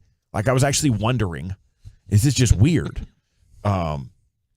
I guess it's just, predictable Skip Bayless stooping to new lows to get content and just making stuff up. I think he is feeding on people outside of DFW who are morons about the football team. They don't really know what's going on. They just like the Cowboys and watch the games, and they're like kind of getting their reality from people like Skip. And that's sad that there's Cowboys fans like that out there. Tell them to please stream us. Watch Brian and Bobby on the Love of the Star podcast. Yes, there's resources out there for you. You're not just a victim of what's going to be on your national television feed. But he said Dak lacks confidence in his ability to make game-winning plays, and he said Dak is threatened. He said a source told him a year ago Dak is threatened that this is becoming Micah Parsons' team, and because of that, he's too insecure.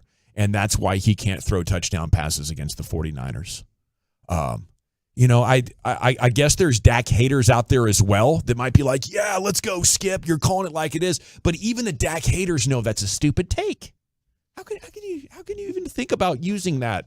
This guy he's been a writer for 50 years, damn near. He's like 70-something years old. He is better than this. But he's cracked the code on how to make money, and I guess he's using this to get clicks. And it's so annoying to us. I guess we talk about it, which kind of raises the overall awareness of Skip Bayless. But I mean, the issue there's only one issue: accuracy. Period. End of story. Jason Garrett beat him in throwing contests. David Carr beat him in throwing contests. Throwing the ball accurately is not his strength. His other strengths are so great, he makes up for it and becomes a good player. Yeah, all the intangibles are there. Yeah. There's not an intangible argument to be had against Dak. It's just the tangible things, like maybe it's the accuracy from time to time or whatever it may be on the field. But when it comes to him being the leader and being the guy that is extremely secure in himself and people rallying around him, that's tried and true, and it's been that way since day one. I mean, we've heard it since he was a rookie. When guys come into the team for within the first week and they're talking to the media about what's it like playing with Dak, they immediately talk about the leadership, the presence, and all that kind of stuff. So insecurity issues, I don't believe, are the case at all. That's my read on it, Broadus, Woolchuck, and I know you guys work over there in that environment. And do you ever heard that Dak was threatened by Micah Parsons? No, never. If anything, I think that Micah and having the leaders, and I don't even know if Micah is necessarily the leader of the defense. That's also like Micah's the best player. Just because you're the best player doesn't mean you're the leader. I think there would be people that would argue DeMarcus Lawrence has more of a vocal leadership voice on that side of the football than Micah Parsons. It's just it's such an untrue BS statement from Skip, and he does this all the time, and that he still has the platform to be able to give takes like this is sad. Really, that entire network right now is looking very, very sad and pathetic with the coverage that they're having on a Cowboys team that I get it, right? It's clickbait. Go ahead and say something. Maybe you'll go ahead and get a bunch of followers and eyeballs, but they're giving you fake news. And I just encourage you to follow the people that actually cover this team on a day-to-day basis, because it's sad. And people take that, they believe it, and they run with it. Yeah. And this couldn't be more from a false statement. I mean, that's the biggest thing that Dak has, the biggest strength that Dak has. It sucks that there's Cowboys fans all around the world, and the ones in Philadelphia have to battle idiot Eagles fans that are bringing this to their feet today. And I get it from the Eagles fans. You shouldn't get it from a professional that works for a network that covers this and does this for a living. Absolutely right. Let's media watchdog. Yeah, that's the thing. I mean, and I've said this a bunch. I believe that if you really want to be good at your craft and you're in the middle of the national media and you're on every single day, learn about this football team. Don't rely on making just stupid throw it against the wall statements. Really learn about this team. You have the all-22. You could study. You could talk to people. You could kind of figure things out. He doesn't want to do that. Skip doesn't want to do that. He doesn't want to. He's figured out that he could say things that alienates fans, or like it says, draws other fans into the fight. And it's all part of it. It's all part of the ratings and stuff like that. There are faults that Dak Prescott has, absolutely. That, there's things that he probably won't be able to overcome. He wasn't the most polished quarterback coming out of Mississippi State. There were even questions from Dan Mullen about his ability to throw. He's gotten better throughout his career. And, the accuracy, probably not always one of his strengths. It's going to have to be, though. It's going to have to be one of his strengths this year when you look at the way the offense is the way that you have the slants and the outs and the things that you have to throw, the routes that are on the move, the pick plays and stuff like that. He's going to have to be very accurate throwing the football, but he'll work hard at it. He'll figure out a way to do it. And there's been some snaps where you've seen him in practice where he's actually been very good at it. Mm-hmm. So to me, Skip, talking about insecurities and stuff, just look in the mirror. That's the most insecure guy there ever was. You know what? He might be talking about himself, and he just put Dak in there. I mean, there's reports coming out today about him and his new host for Undisputed, and he wants to copy Stephen A. Smith and do this. We're going to have guest hosts. Apparently, he doesn't want to work with Nick Wright because he knows that Nick's going to make him look bad and would disembowel him on the air, said a quote from FS1. So, I mean, Skip doesn't want to work with people that are actually intelligent and know what they're doing. You can have these shows and be on these shows, but educate yourself.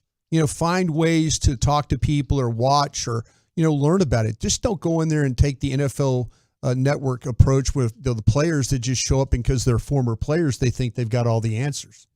573. Oh boy, Gavin, don't let Bobby Belt hear you talk about Dak and accuracy. He'll pull out his pocket protector nerd stats and try to prove you wrong. Gavin used an example from 5 years ago about Dak's accuracy. LMAO idiot. He's not always accurate. He's just not. I mean, there's some throws. The biggest problem, you should not worry about Dak's throwing the ball down the field and the interceptions. You should worry about the ones he throws where he doesn't see the guys. 972. That's the ones you should worry about. All y'all do is jock ride the Cowboys. At least he's on. His Dak is garbage and always will be. Woolly Bully's just a fanboy. That's me. Fanboy over here. Mention Dak and accuracy. The fan text lit up. Bringing that heat. I'll be over here on the side of people that doesn't believe Dak is super accurate quarterback relative to his peers. And if I'm an idiot for that, so be it. I'm willing to accept that fate, Chief. I think we actually have a list that has come out of like every skill set for each quarterback. We do. We could find out if Dak is considered a top 10 accurate quarterback in the sport at some point later on in the program. Yeah, a little sports hodgepodge, something like that. Time now for the G-Bag of the day. Into the Pimp Cup we go. Here's Lucius. Hey, so remember when I was in Vegas, Dawson, and you asked me why do I like listen to the sports podcast by the former athletes? Yeah. That's why, right there. Because they don't try to Stephen A. Smith it. They don't try to skip it because they don't have to. Nope. They don't have to. I think it's the pressure of the business that you have to hot take it. Yeah. They may have a hot take, but it comes out of just in conversation because the subject came up. Not that I'm going to hit this subject, hot take it, and get reaction. Yeah. That's just the nature of the biz, bro. They got us on that one because a lot of times fans would like to hear players say absolutely nothing. Yeah. More than announcers say a lot, just because it's cooler. You're hearing it from the horse's mouth. Yeah, bro. I've I could tell you some stories about some players that I work with that got incredible ratings for us. And it's just like, and they said absolutely nothing to you. Yeah. It's like, you tune into the football games and the quarterbacks, like some of them like Tony or the tight end Greg Olsen are really doing great work. A lot of them are just like, yep, there's a throw. Well, Greg Olsen's a lyricist out here. Yeah, he got bars. He got bars, bro. All right, our champion right here is Coach Prime. Speaking of lyricists, darn it, he has a message for the people, far and wide.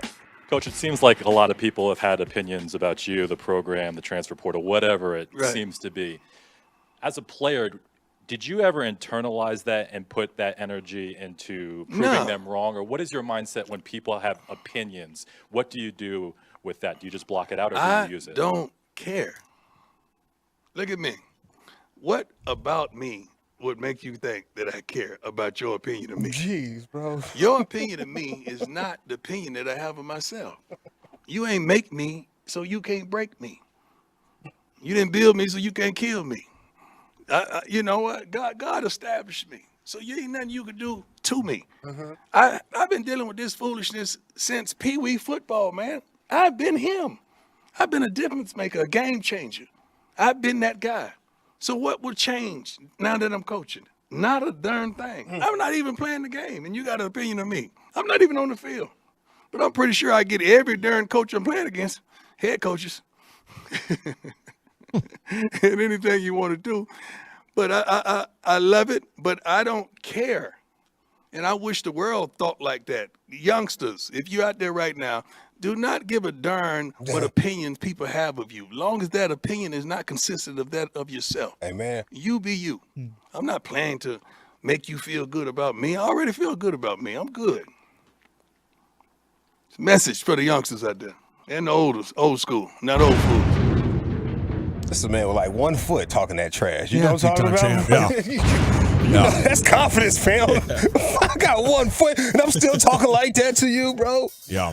That's He confidence. lived his way off of the microphone after that. He was like, "Yep, I am the man.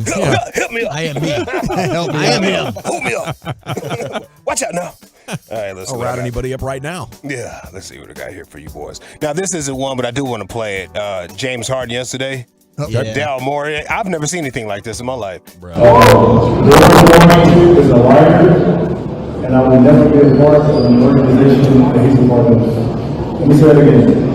Daryl Morey is a liar, and I will never be a part of an organization that he's a part of. They should have mic'd that man up all the way for something like this. Come on, man. That's a historic moment. Was he at like a camp or something? He was in China. China. Who already is out for Daryl Morey, so he was kind of like preaching to the choir. Yeah, Daryl Morey's like been anti-China or whatever. Yeah, he's being messy. They gave him a long clap in unison. Yeah, He's absolutely. being real messy when they were told to. I love that he was like, "Let me say that joke? again."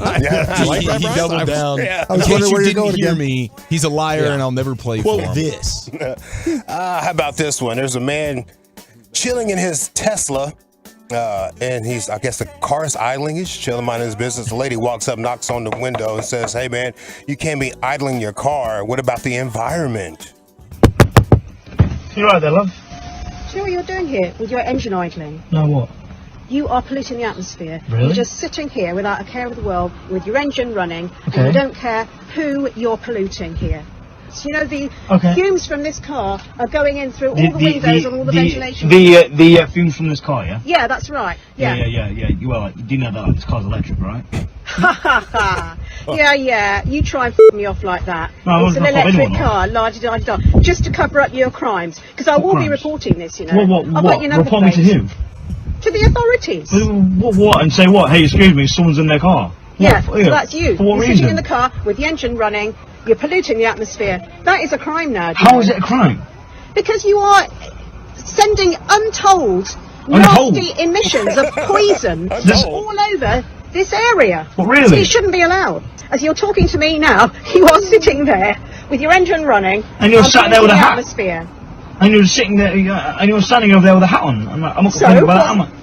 Well, that might be a crime against fashion, but it's certainly not a crime as in the police are going to get me, are they? Wow. The accents make everything better. It does. It really does.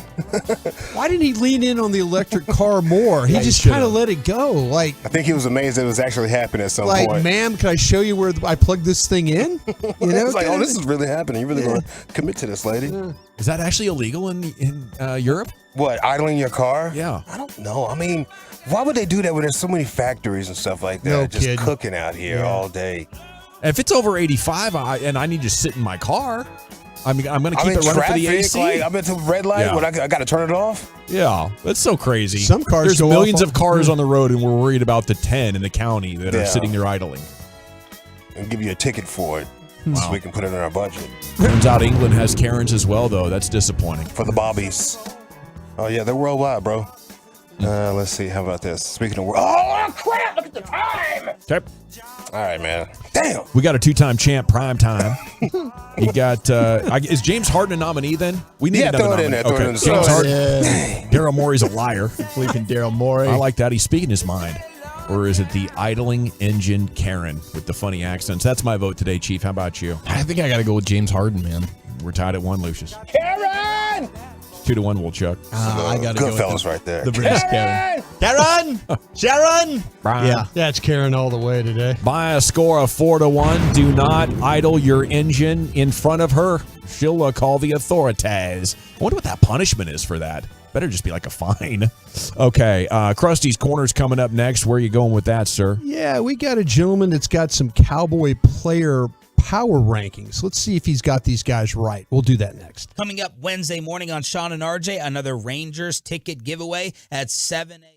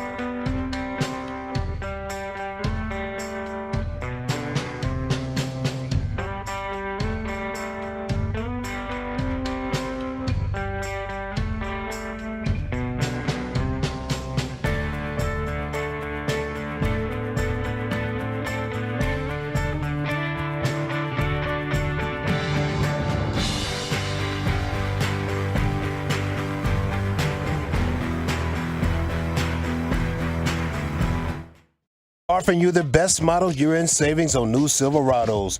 See them all at ClassicChevrolet.com. Your upgrade is their purpose. This is Texas. This is Classic Chevrolet. Relax and enjoy the difference and find new roads. Thank you very much, Lucius. It is the G-Bag Nation here on the Fan of Time now for Brian Broaddus in Krusty's Corner. Here he is, the king, Broaddus. Thank you very much. Appreciate that. I think Lucius and Gavin, you guys would know this. You guys remember the Evel Knievel toy that used to be able to wind up? Yeah. And he would Yeah, you shoot it off of things. Shoot them off things. Dining room table and stuff. I am falling into the rabbit hole of they brought it back, but they're jumping over like real car, like the little toys jumping over real cars and stuff like that. Okay. So they're trying to I remember that game as we used to to set Evel Knievel on fire and then kind of and then wind it up and then let him go. What were you using to catch him fire? Well, lighter fluid. Okay. The cape part, we'd kind of make him flammable. Nice. And then, but I'm so into now with these little videos they have. Yeah. They're showing him jumping in slow motion, jumping real cars. Well, from our generation, Evel Knievel's a legend. Yes. Yeah. Part urban legend, part cult classic figure. He's just unlike a lot. There's almost like a Mike Tyson aura to him. Yeah, indestructible, the biggest cojones. Yeah, he did the rocket car over the Snake River Canyon, but he let the parachute go way early. Are you buying the car?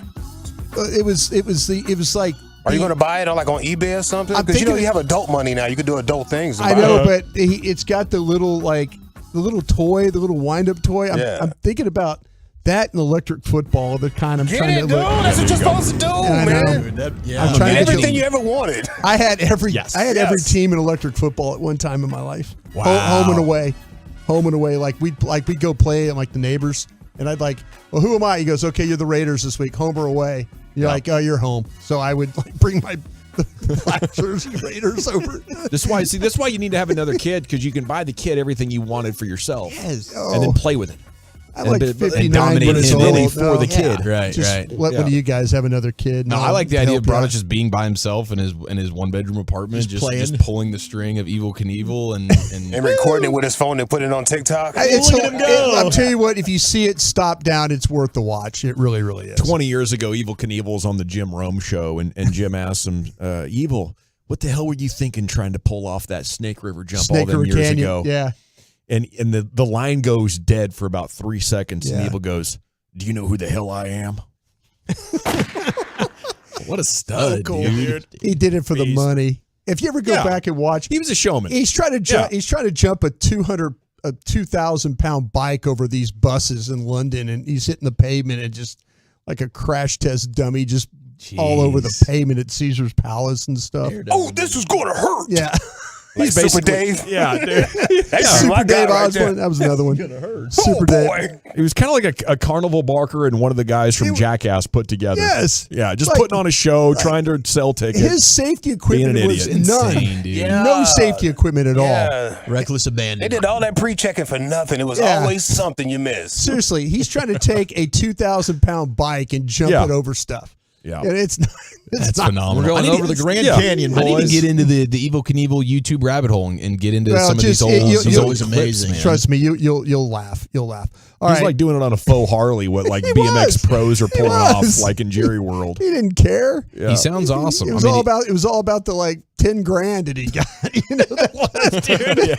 You had a better chance of winning money as being a really good bull rider than you did Evel Knievel. Sometimes doing it for the pride. Evel, what are you doing? For the love of the game. I'm just telling you what. I'm telling you what, Bill. I'm excited about this $10,000. Bro, you broke every bone in your cover your body. medical bills. Hell, I'm doing it for free, boys. He broke every bone in his body. He really did. He did. He absolutely did. He's the man. He was a showman. I mean, he's no Rod Kimball, but it sounds like he's pretty close. All right. Well, speaking of showmans, this comes from our buddy Katie Lang. Katie Lang. Katie Drummond. Katie Lang's a performer, right? All right. Hey, Katie. Constant craving. Let's go, girlfriend. Katie Drummond. Katie Lang. What are we doing? But anyway, he power ranks the Cowboys. He had a list of how he power ranked the Cowboys to start the training camp, and he's redone his list. And I want to see if I can kind of interest you guys in some of the tell me if you agree with his movers and then his drops, if you would. So he's got Jalen Tolbert as being one of the biggest movers. Actually moved up 20 spots from his power rankings of what he had him, where he had him started out. Devin Harper. So he's at like 79th now? Yeah. Jalen Tolbert is up 20 spots. Has he cracked the top 53 yet? He finally got him into the top 53, I believe. But this sounds like a Casey Kasem broadcast. Moving up 3 spots this week to number 5. But it's funny. It's funny because like there's some stock is there's some guys, like I said, that to me were, when you look at him, it's like that we didn't think that much of some of these guys when it all started. You know, when we were thinking, like, because Jalen Tolbert's original offseason ranking was 51st, and now he's 31st. So have you seen a good jump for him? Is that kind of what you feel like what he's been, that kind of a guy? Might still be a little high. I think we need to steal a little bit more, but it depends on who's in front of him. Yeah. Well, he's number right now. He has got him at what did I say there? 31. He's got him at 31. 31. How about this list of guys? Okay, let's just do this then from the 40 on to forward here. He's got Luke Schoonmaker at number 40. Sure. He was off-season ranking of 22. That's minus 18. That's bad for Luke Schoonmaker. Yeah, Scooney's probably a more valuable asset than Jalen Tolbert right now. And you know, we want to see more. Obviously, with both these guys, you have to have like almost every preseason game making an impact for me to believe you're actually going to be able to translate that to the NFL. It's so easy for you. You're crushing. And now we're just waiting for the regular season to get here. So I'm not willing to move guys much at all quite yet. Peyton Hendershot, he was initially at 31. He's dropped 6 to 37. Fair. His stock is down. His stock is down. Plays. He impressed me so much, though. There's value in there. How about this one? Overshone. Marvin Overshone was at 43. He's up 13 spots to 30. Yep. Smart. He's a guy that's going to end up having a big impact, I think. He and Clark future the linebackers. How about this? Deuce Vaughn. His off-season ranking was at 27. He remains at 27. Is that the right number for? It is now. He shouldn't have entered so high unless you really felt strongly about his ability to do stuff. But he's made enough plays in enough environments now that you can be much sure that it's going to translate. I moved him up. Apparently, salute to the gentleman who already had him properly tagged. This is funny because like Turpin, Vaughn. That was a violent sneeze. It was very violent. You okay over there? I'm okay. Don't try to hold that in, man. Looked like that sneeze surprised you as much as it surprised the rest of us. It was a sneak attack. The players he had, this was how he had Turpin at 28, Vaughn at 27, Sam Williams at 26, Michael Gallup at 25, Jake Ferguson at 24. All those guys have not changed since training camp. Is that fair? I mean, Ferguson and Gallup, I think, are their arrows are pointing up for me. You know, Sam Williams has had quite a kind of a quiet camp. You know, I expected Sam Williams to do some good in that game the other day. A little bit more pressure, a little bit more around the ball. Yeah, Hit the one big play, one big splash play. But you're right. Didn't see that very much. What do you have? The one tackle for loss? Yeah, that was it. Leighton Vander Esch is at 21. That's a no change. Is Dorrance Armstrong too high at 20? Yes. Yeah. Dorrance Armstrong is, I think Sam Williams could have a better year than Dorrance. I think Dorrance benefited and got some sacks maybe that he didn't have to work that hard for last year, and it's probably not sustainable.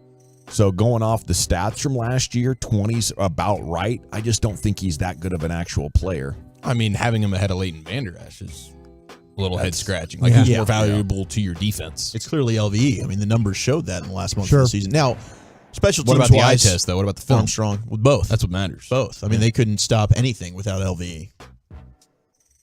It's interesting. Mazi Smith, his offseason ranking was 13. Now he's at 16, down 3.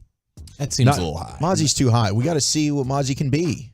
Yeah. I think it's tough to put these rookies in the top 20 of the conversation. It stinks that he's not going to be that game record that you're hoping. You take a one tech in the first round, it's very, very rare. I was kind of hoping he could be more impactful, but I think he's got a lot of things to pick up. And the idea of him being a good pass rusher, it's probably ridiculous. He's a giant man, and we'll hope that he can fill that role admirably, which he's still on track to do. But I don't think he's going to be better than Hankins in year one. Let me run through these top 10s for you and just tell you where they are. They got Tyron Smith. Off-season ranking was at 14. He's now at 10. Stephon Gilmore, off-season ranking was at 15. He's up 6. He's at 9 now. Let's go. Yeah. Brandon Cooks, off-season ranking at 8. He's at 8. No change there. DeMarcus Lawrence, off-season ranking 7. He's still 7. No change there. Tony Pollard is at 6. That's no change. Diggs is at 5. No change. Prescott at 4. No change. Then you got CeeDee Lamb at 3. Zach Martin at 2. And the number one player on our list here for Katie Drummond is Micah Parsons at number 1. To me, it's ridiculous to not have the quarterback as your number one player. It is so much more difficult than all of the other positions. I don't know. You run around 310-pound guys and get to the quarterback 13 times a year. You're better than Dak. Probably not, but he's better at his position compared to his peers than Dak is. So, but how about that Stephon Gilmore, dude? He's found a fountain of youth. He has. His habits, his professionalism really paying off here at age 34. Absolutely. No doubt. Him and Cooks are both balling. Okay, we're an hour away from our Max Scherzer window opening. That opens at 4 o'clock. Coming up next, the NFL news of the day. Chuck, where are you taking us? What's the toughest position in the NFL according to these two? We got the number 50 and a new starting quarterback to tell you about. That's next. Okay, I want to chat with you about my friends at the Frankels. If you are hurt,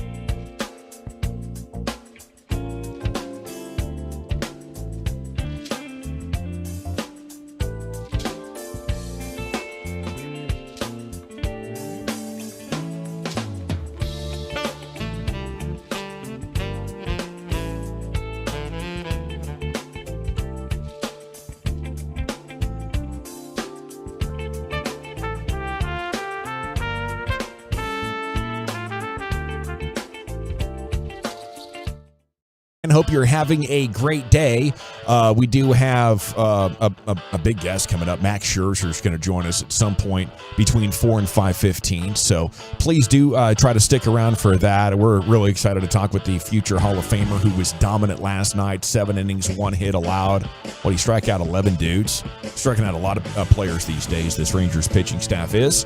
And it's time now for Zach Wolchuk to deliver the NFL news of the day. Here he is, Zach. Dalvin Cook is a New York Jet. That broke last night right before the end of our show. He's getting a 1-year deal up to $8.6 million for the 4-time Pro Bowl running back as he now joins Aaron Rodgers. And we've got episode 2 of Hard Knocks, which will be airing tonight. I saw a little clip, and I guess some guy comes out and does a magic show that wows Aaron Rodgers. So get ready for that. If you like magic and you like football, tonight might be your night for Hard Knocks. All right. I know you're a big magic guy over there, Brian. Yeah. They're going back to the old school stuff. Yeah. That's like when the Cowboys was on there. They had Chris Angel come through and scare everybody. And it was badass. Yeah. That's throwback. I'm into it. I used to love watching Mind Freak, dude. Dude, Mind Freak, David Blaine. That dude did some weird stuff. No, that was Chris Angel. No, Chris Angel was Mind Freak, yes, but David Blaine's also Yeah, one of those guys. he's a super stud. Yeah. Why do they dress like pickup artists? Have you noticed that? They dress up like dating guys, pickup artists? Yeah, honestly, you're right about that. Same thing. Like that, but you're right. Yeah. Dude, would they like swallow a quarter and then like show it how it's like moving down their arm, and then they literally cut their own skin open and pull the quarter out of their arm? What the hell are you doing? Nuts. That's not normal. Love those guys. So on top of adding Dalvin Cook, the Jets have also activated Breece Hall, who was out for the season last year. So once he saw that signing, he jumped up there real quick. He got had healthy, that ACL right? injury back in week 7. He's now activated. He's going to be good to go. So they've got their tandem of Breece Hall and Dalvin Cook. And you're right. I'm sure that had a little bit to do with it because the Jets running backs have been asked about Dalvin Cook numerous times for the last month or so. And they're all like, no, we're good. We like what we have in our room. Well, now they got to welcome him in there. And I think it's a good move for a team that's had injuries to the position. But Breece Hall, I think, was on pace to be the Rookie of the Year last year before he went down. Seems like a GM that understands his really good quarterback is really going to need a running game to set up the defense to exploit. Run the dang ball, right? Yeah. Just run the dang ball. We got good news for Brock Purdy, which might be bad news for us who don't want the 49ers to do well. But Shanahan said that Brock Purdy could play in the 49ers' final 2 preseason games. And he's on pace to start week 1 of the NFL season. So that's something, man. That elbow's feeling good. He's looking good in practice. He's taking significant steps in recovery. And I think Brock Purdy, he also said that Brock's their guy. Like, it's going to take a lot for anybody else to come in and take that job. The direct quote is Brock Purdy would have to melt in practice to lose the starting job. So sorry, Trey Lance and Sam Darnold, but that's Brock's team. Bring him back to DFW starting Thursday.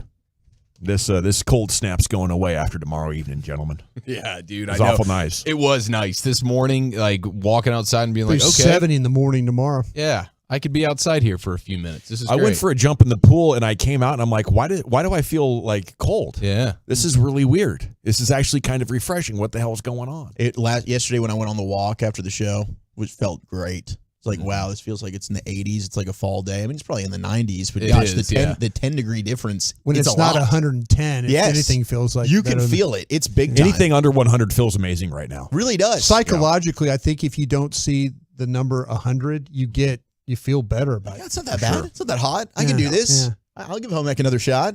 All right, let's go to the Kelsey Bros, New Heights podcast. Jason Kelsey and Travis Kelsey, which position talks the most trash, which leads to the question, is this also the toughest position to play? Take it away, Kelsey's. What position groups talk the most trash? To me, I think it's without question DBs. 1,000%. Is it because their job is so hard? You think they have the hardest job? You don't think a DB is the hardest job in the NFL? What's the hardest job? Maybe quarterback. I'll say center if you're like a 260-pound center. Dude, you got to mirror somebody throughout the whole field. Like, what's harder than playing cover one and just staying in somebody's hip? And you can't give up a yard of separation. Otherwise, it's a completion. It's so good that white people can't even do it, Travis. Like, that's how you know it's the hardest position. They don't even let white guys try to play quarterback anymore. Like, they just said, you're done. That's funny as hell. It is. I mean, it's quarterback. Quarterback is the hardest position. But second to that, I think it absolutely is DB. You're Especially- alone on an island unless you have safety help. And the wide receivers, especially these days, like the athleticism and the speed and the quickness is just through the roof. And then you get guys that are built like DK Metcalf, and they're bringing the speed and the quickness with them as well. And you're like, how the heck am I supposed to do it? And he knows where he's going. Yeah. I don't know. I'm having to play off of him. And then you factor in how great these quarterbacks are now that can put it through the keyhole. Yeah. I mean, playing corner is no freaking joke. It's next level reading. These guys' S2 score test must be off the charts to be able to see these very subtle hints that the receivers are giving about their change of emotion or change of direction and being able to stick with it. It's incredible. Plus, check this out. They're not coming out of the game. The offense is sitting on different receivers and this package and that package, and the corners are like, all right, dog, here we go again. Yeah, that's true. You know, they are. I would also say tight end. Like, we can't find any more than 11 really good ones. Same can be said about corner. There's like 15 or 20 good ones. Yeah, no, certainly there's not a lot of elite tight ends. I mean, hell, the offensive line play we've talked a lot about as well. You know, Yeah. I think I'd probably go corner over that, but the lack of good offensive linemen, I think that's also very, very telling. That's not the easiest position either with how freak show these D linemen are becoming. You know, I think Travis is right, though, about I know he's making kind of fun of his brother in a way. But, at center? But the center position, if you look at what's going on nowadays with your ability to have to identify as everybody's so good at disguising what they're doing front-wise and coverage-wise, and then you get a center that gets confused, and all of a sudden your blocking scheme gets wrecked because your quarterback isn't sharp enough to get you out of something. Man, that's okay. Now I've got a 320-pound guy sitting on my nose.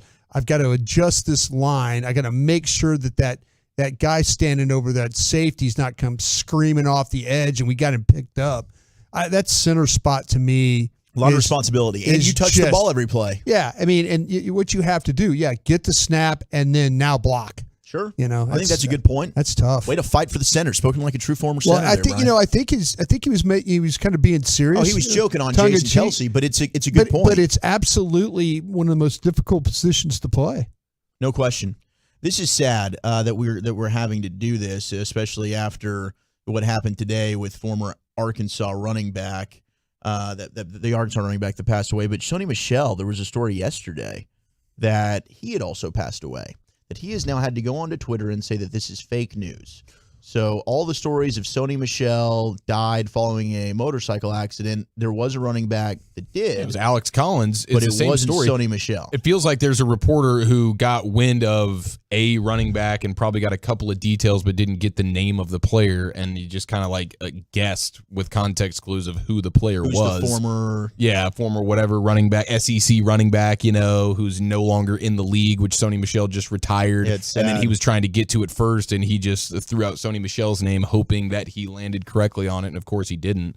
And that's I guess that's Schmuck of the Week, huh? Schmuck of the Week, For that no guy, doubt. for that reporter. I mean, rest in peace, Alex Collins. Really heartbreaking story about that. But Sony Michel is alive and well. So we wish and hope that would for be the crazy, best. waking up and opening your phone, Or finding out that back-to-back you days. died. Yeah, think about that. There's an episode of Dave actually recently that this past season that they talked about that. All right, the Eagles. Brian, you remember Eli Ricks? I do. Ellis and you. Apparently, he's playing his way onto the roster there in Philadelphia. He had a pick six in their first preseason game, and Eli Ricks was a guy that we kind of heard mixed reviews from people around the league about. Yeah, LSU, Alabama. Yeah, there were a lot of people that did not think that mom and dad were really, really involved there in a way that where they were kind of overbearing. So if you were always dealing with him, mom and dad were always right there in the picture, like in your face kind of people. Yeah, well, now the Eagles are buzzing about him. Of course, they've got Darius Slay, James Bradbury. They drafted Keely Ringo out of Georgia, but Eli Ricks reportedly has looked even better. He was targeted 5 times in their preseason opening game, allowed just 1 catch for 7 yards, also had the pick six, but that might need to be a guy we start looking at there. Division rivals could have to see him twice a week. Maybe the Eagles found one there with Eli Ricks. Certainly has the talent, but some off-the-field stuff had him slide down the draft. Didn't play a lot of football. That's the thing about it, was really good as a freshman and then transferred to Alabama, and it just kind of, if the one game you can watch him play is against Mississippi State, and he looks like an absolute first-round player. That one game, he was outstanding, and so that's if you, like I say, you'll probably see a lot of highlights of him.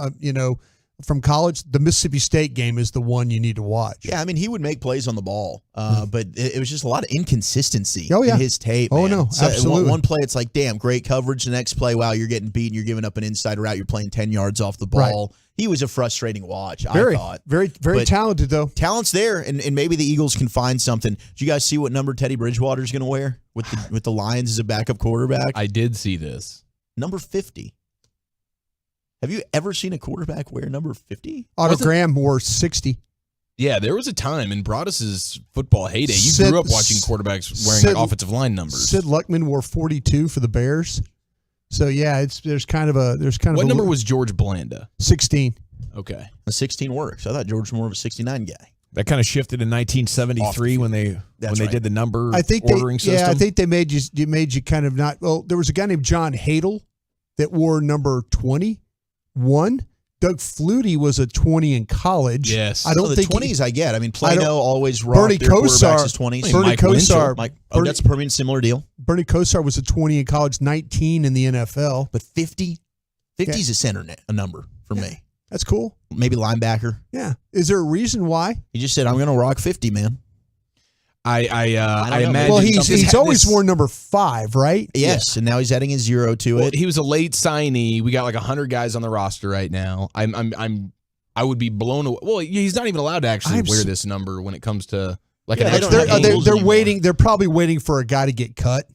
Yeah, and then but they'll I put hope not. I want to see him. I would wear like the to see 50. him don Just the at 50. least 1 week. Yeah, at least 1 week. Just wear the 50 on the sideline with the clipboard. He's watching Jared Goff out there. He's helping call the plays in. Here's Teddy Two Gloves. Well, why not? If we have these big 300-pounders that are wearing these single-digit numbers. Yeah, because I mean, it used to be he couldn't, but now they've changed the rules where you can have this. I mean, this is not something that's frowned upon in today's society, which is amazing. I'm just Free really, the 50s. I'm proud of the progressive nature that the NFL is showing here with the numbers. Man. That's what we're growing, baby, in 2023. Anthony Richardson, up and down debut, but today Shane Steichen named him the starting quarterback of the Indianapolis Colts. Sorry, Gardner Minshew. But you are not going to start Anthony Richardson, his reaction after being told he's going to be QB1. It means a lot. I'm forever thankful. I respect all those guys in the building. I appreciate all of them. And, I just try to work my tail off every day for them because I don't want to come in here and make it seem like that everything should be handed to me because it definitely shouldn't. I have to work for everything, and they've been here working for everything. So I'm just trying to reciprocate the same thing.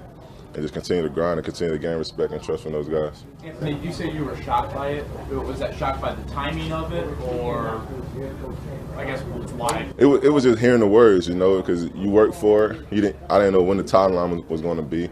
I was just looking forward to week 1 and just being ready for the opportunity and getting thrown in the fire, hopefully. But he told me, and I'm just like wow, it really happened. So. I'm thankful. I'm blessed, and I just got to keep working and just keep building on this opportunity. Was this in a QB meeting with you and Shane and Sam when he told you? No, it was after practice. No, it wasn't even after practice. It was after we finished everything yesterday. He called me back in the office and talked to me. We talked for about like 2 hours. The 2 hours wasn't even about me being QB1. He just told me that like 3 minutes, and we just started talking about life and stuff. Just trying to build connections and relationship more. But like I said, I'm thankful and I appreciate it. I love the follow-up question of, so like when you were surprised when he told you, was it just like the timing? Because it's no surprise that he's going to be QB1. Like, all due respect to Gardner Minshew. Yeah. Great dude. We love you. But every ounce of respect. You take a guy Gardner. 4th overall, you're looking for reasons. Anthony to play Richardson him. was going to be the starting quarterback there, but amazing moment for him. I hope it's fun. I think he's going to be fun to watch this year, and I hope that he's successful. And I think fantasy footballers out there, as you get ready for your drafts, that's definitely going to be a guy that you're going to be looking to take late rounds because of the rushing yards. I'm excited to watch him just because it is going to be, I think there's a chance that Anthony Richardson could every single week end up on SportsCenter's top 10 and not top 10. Yes. Wow. He's got this volatile, he's got like a highlight here and an extreme low light there. There's going to be some growing pains, but he's going to run all over some of these defenses. This has been bad, though, for him, for Stroud, for Trey Lance. There's a number of young quarterbacks who, don't appear to fit the bill. And I know it's early in preseason, but how bad of a debut can you recover from, Brian? How much of a death blow is this? It's one of those things. The problem you run into is it's your teammates. But if your teammates are with you and all that, and they've seen you practice and you go out and you have a bad day. They're like, man, this is unfortunate. You know, it's things like this happen. You know, you get. We were talking with the young corner from Southern Miss for the Cowboys, Eric Scott. Scott, anxiety. Got some anxiety in it, and as the game wore on, he got better with it. I think it happens to some of these quarterbacks, but say your teammates usually have your back on this, and they're usually the ones like, okay, this guy can play better. This guy, we've seen him practice better. We've seen him. So I think you can recover from things like that.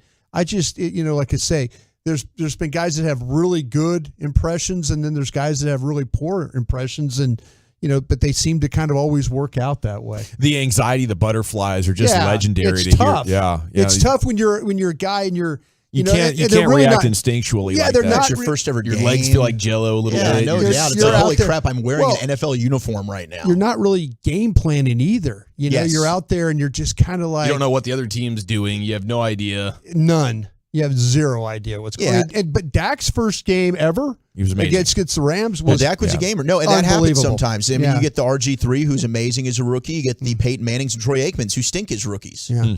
Post Week 1 power rankings and a discussion on what is the biggest weakness holding this offense back from a higher spot. We'll talk Cowboys. Restroom Revelations is coming up at 3:40 right here. The G-Bag Nation on 105.3 The Fan. Sports with lots of laughs mixed in. Sean and RJ, the KNC Masterpiece, G-Bag Nation, and the Get Right. Turn it on, leave it on. 105.3 The Fan and the Odyssey app. Accidents involving 18-wheelers can be devastating. I'm Nate Newton, and if you've been hurt by an 18-wheeler, you know how life-changing it can be. That's why you need my attorneys at J. Alexander Law, offering you the chain of protection. Yo, Josh, let them know. You know that's right, Nate. The protection starts from the jump as soon as you call our office. Between our investigators and our experienced trial lawyers, we have the resources to help.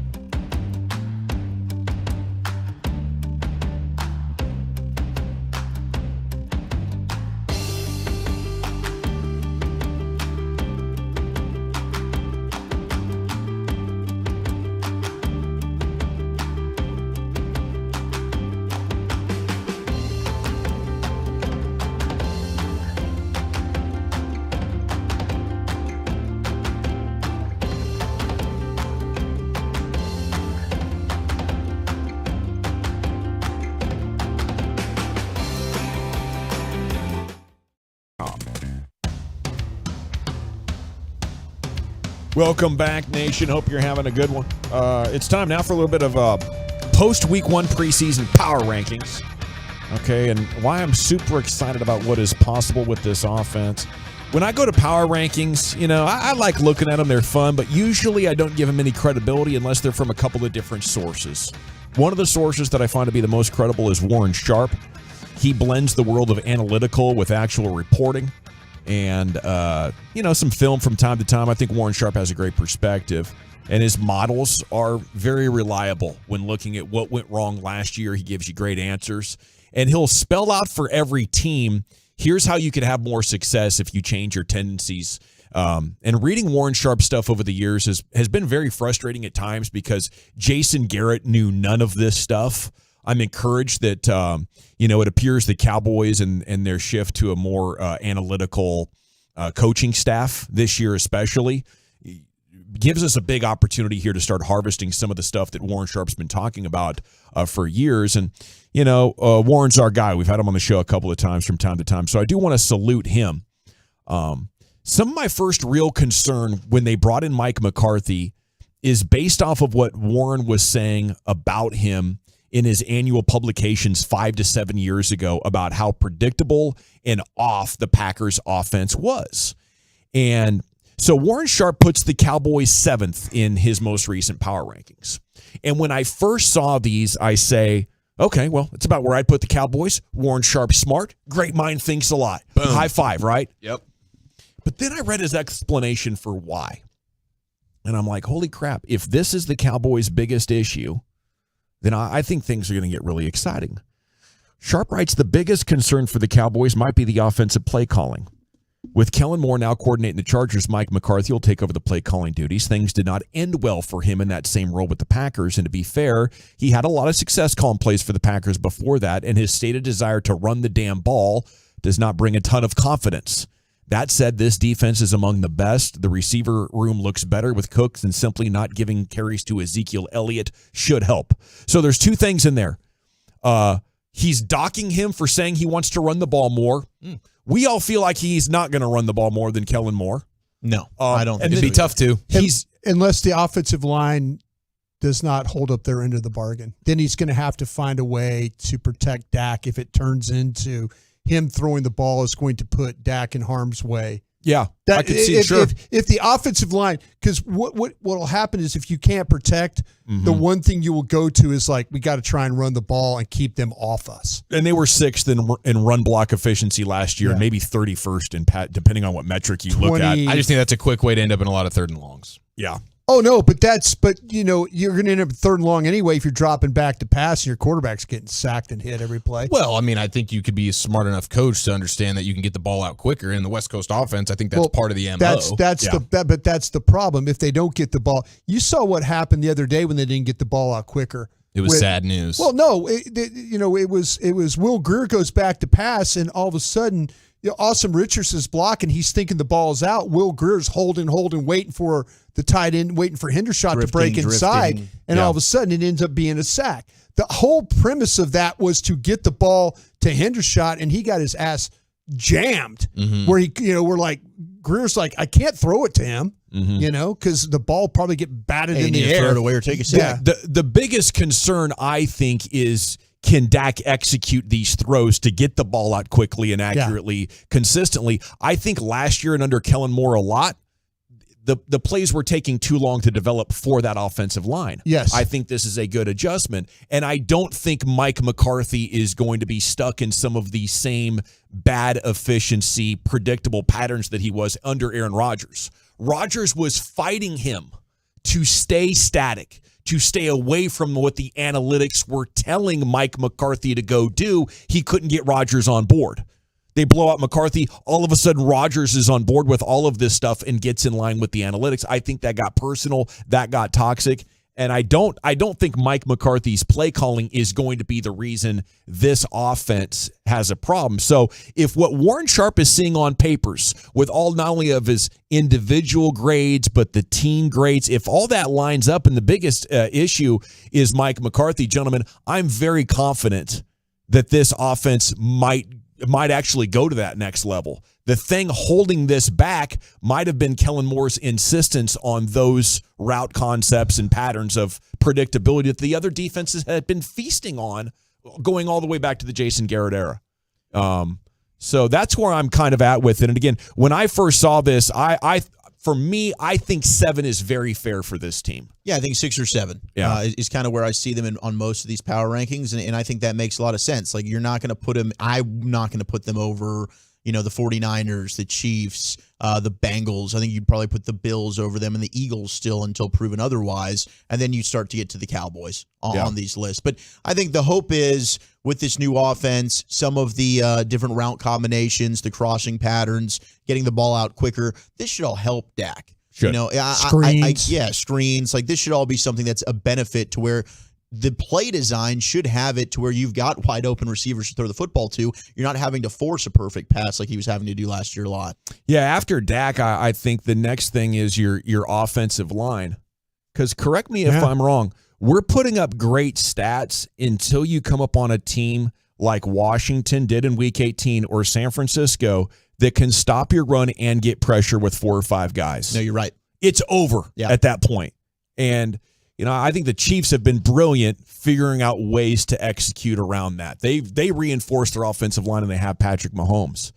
But if you continue dominating opponents like this and then you come up against great fronts, you're going to have the stats. And that's why I think Dak stands erroneously believe he is elite. Because if you can have success holding up and running the ball, Dak's going to look like that. As soon as you take those two things away, and this game is steering way so much in a passing direction, if you can't still move the football when they're shutting down your run and getting pressure, I think you're toast. I don't think Dak is going to have any more success when you put him up against those kind of defenses this year. I'm hoping the West Coast offense can get the ball out quickly enough to generate some of that running game through the short passing game. That's our hope in this deal right now, along with Zach Martin and Tyron Smith staying healthy and this offensive line actually playing like a top 5 offensive line again. Do you guys agree with that? Yeah, I think with the offensive line, I think things will be fine over on the right side. I do worry about Biadish's ankle going throughout the whole year. And then it's a fair concern. They don't really have a backup. It's one of those things where he's going to fight through. He's going to keep playing, all that kind of thing. But you're going to have, you got to hope that Tyron Smith can hold up the whole season. Yeah. Because if you have to make another move now, maybe it's a little bit easier. But there's nobody that's shown that they could be a starter right now at guard if, in fact, something happens where they have to move Tyler Smith to left tackle. You said something last week about your Packers in the 90s not being able to handle the Cowboys, but you handled the Niners. We did. And if you looked in the standings over those years, the Niners and the Cowboys were kind of neck and neck, but you line up with San Francisco. Hey, what's this? Yeah. It's a finesse team. We got this. You line up against a power football team, and it's like, our stuff doesn't work anymore. We look like roadkill now all of a sudden. What happened to our great football team? We were just playing a number 1 team over there in the 49ers. What's this? It's a style. And we saw Errol Spence get dismissed because styles make fights. He didn't have the quickness to hang with Terrence Crawford, or maybe the approach to hang with Terrence Crawford. Maybe he needed a different game plan. But I think the physical teams are going to continue to knock the Cowboys in the dirt in the biggest moments until they can fix this offensive line. I love that you brought this up. I had this same thought driving when we were flying back from Oxnard. I was thinking over the last 2 years, the Cowboys have done everything they can to try and change that. Yeah. They've tried to become more physical. Have they succeeded? Have they done enough? Well, I think they did on defense. On offense, they decided it was an injured tight end that was going to be the fixer of their problems, and a chronically injured left tackle. And Terrence Steele's going to snap back from an ACL like 7 months, 8 months later. It's way, if you're going to counter the San Francisco Niners physicality, certainly having the defensive front to push back on the other side is great, but you got to meet that force in order for your offense to work. No, that's very true. I just wonder, when you think about San Francisco, you think of them as a physical team, right? But it's the defense that's physical. Offensively, their offensive line, they got Trent Williams, but they're not road graders. You got Debo and Kittle, right? Hey. So maybe they're skill players. That's where the difference would be then from where the Cowboys are, because you don't think of the Cowboys skill players as these big physical dominant run. Maybe Jake Ferguson Maybe he can become one of those guys like a Kittle. You salute Dan Quinn for the hell of a job he did defensively, stopping that great 49ers attack for the most part the last 2 Januaries. 2 years, yeah. It has not been your defense that's needed to be more physical. No, amen. It's your offense, and I think the Cowboys are going to blame Dak for not getting it done again, and it's a damn shame because that's my guy. Restroom Revelations is coming up next. Where are we going with that, sir? Yes, sir. It'll feature fresh toilets and superstar demands. If you were a superstar, what personal demands would you request? 877-881-1053. That's next right here in the nation. Reese's.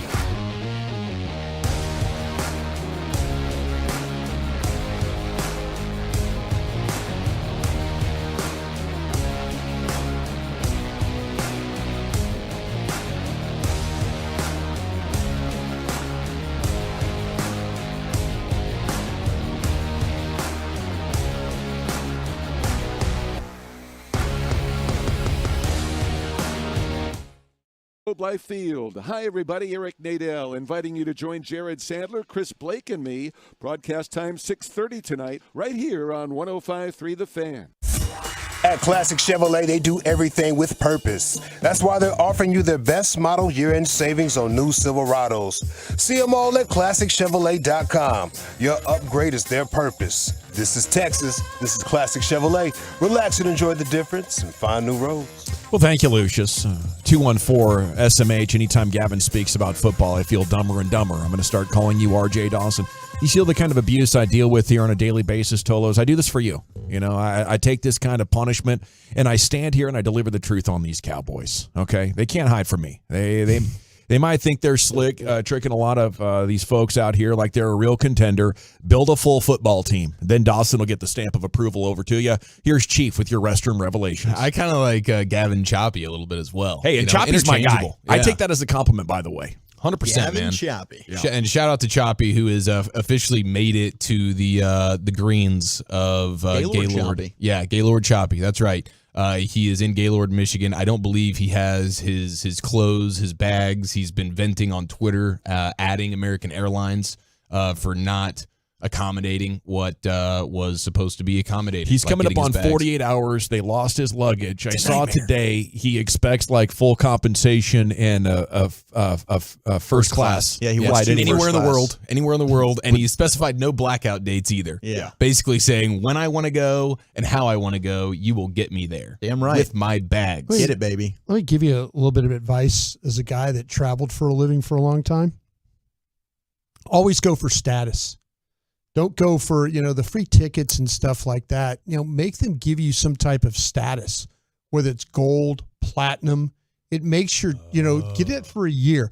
Get a membership to their Admirals Club or one of their clubs. Those are usually like about $800. I think he's a gold member, though. Okay, well then elevate your status into platinum. Do better, RJ. Yeah, That's what we're saying. Platinum, the highest level of. Yeah, no, there's higher than that, but it in the long run that helps you more than just getting 2 free tickets. Getting some type of status which will help you for other travel, which gets you on the plane earlier. Like instead of you're group 3 or group 2 instead of group 8 or 9, 9, one of those things. Like we've dealt with that before. So always just go for the status or go for the club.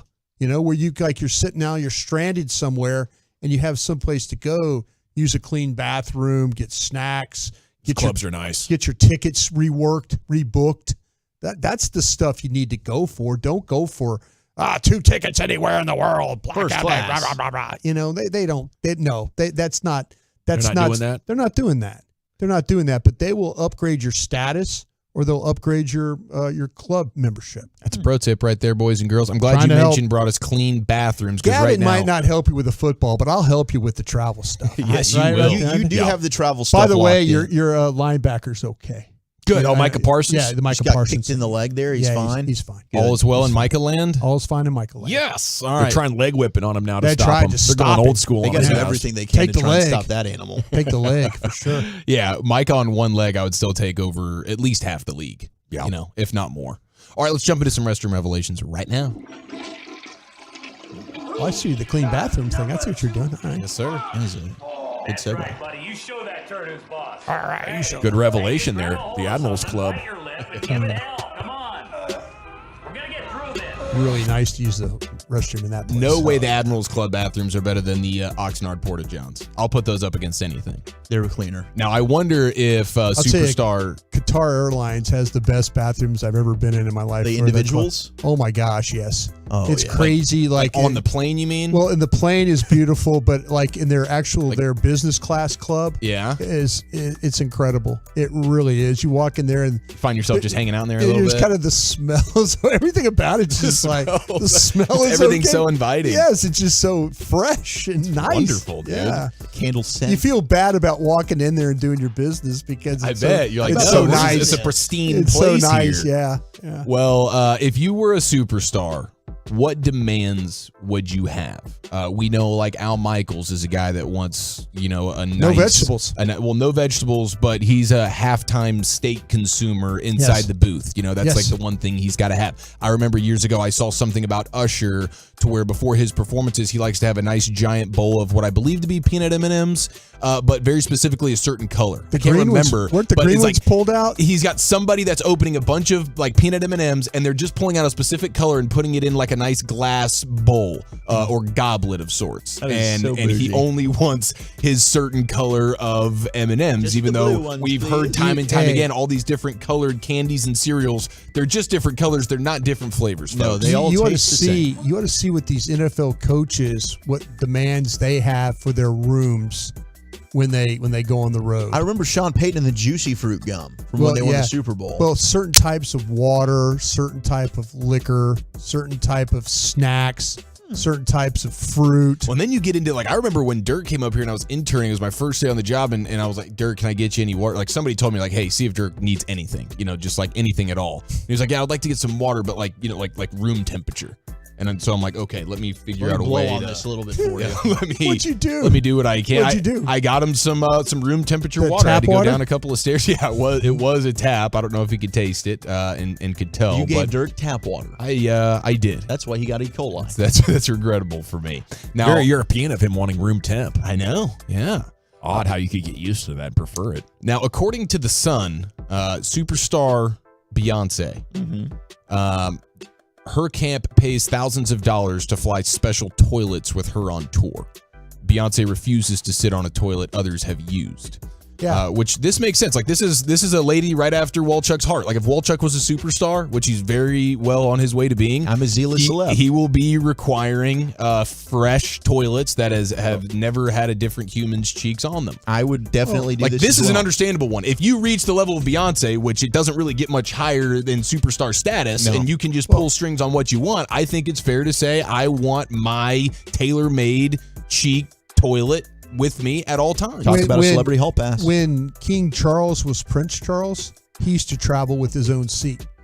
That was part of it. They brought everywhere he went. Like everywhere he was, if there was a facility and he had to go, they would have to go get the seat. But everywhere he went, they had that seat. I like that, dude. Yeah. And I think hers are actually gold. So what you'll see, there was a picture on Twitter where you'll see like a giant case, like moving case. Yeah. And it reads toilet seats on it, like Beyonce's toilet seat. She's got two of them. And the quote from The Sun is, her tour roadies have seen everything, so it's not a great deal for them. But it does raise a smile from people who happen to catch a glimpse of the branded container. What remains unclear is why the container includes more than one toilet, as in toilets. She's got multiple of these things. Got to switch them out. That's right. And so I was like, all right, I think this is pretty cool. They know like a couple other people, like Eminem has his tour staff supply him with turkey and ham Lunchable boxes.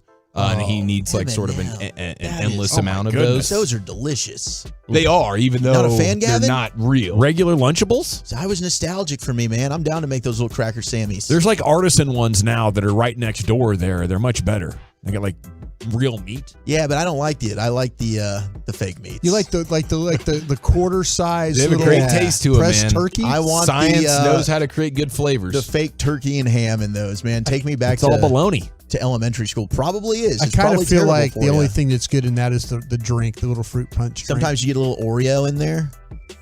That's what's up. What? Yeah, like the little dessert. Like sometimes it would be a Reese's. Sometimes it would be a Reese's. Okay. Sometimes it would be an Oreo. I've never seen it with a dessert in there. Golly, guys, you're man. I mean, how do you have a meal that isn't accompanied by a bit of a sweet tooth hankering at the end? You guys too young to ever have a TV dinner. Hell no. That's not true. Too young to have a TV. I mean, Peyton Russell's still eating Hungry Man's. Yeah, and I'll still eat a Hungry Man from here. A Michelini's, Lean Cuisines. No, I'm talking like a straight Hungry Man deal, like the Salisbury steak with potatoes. Sign me up. Really? You guys have had that? Chicken pot pies? I haven't. I was just lying. You guys are idiots. You never ate those? Why are you so poor, man? That's terrible. Okay, Mr. Pizza Rolls, Kevin Hageland over here. Hey, don't you dare crap on the pizza rolls, sir. I'm not crapping on them, but Hagee does. Those little bagel bites. I'm a bagel bites Bagel guy. bites are unbelievable. I'm a bagel bites Bagel guy. dogs. They pack a good crunch. A really good crunch. Sometimes you can undercook the bagel bites. You got to be careful. No, you don't want them to get mushy. You're absolutely right. That happens in the microwave. But the Lunchable pizzas, they got a very unique taste with that pizza sauce. It's almost sweet.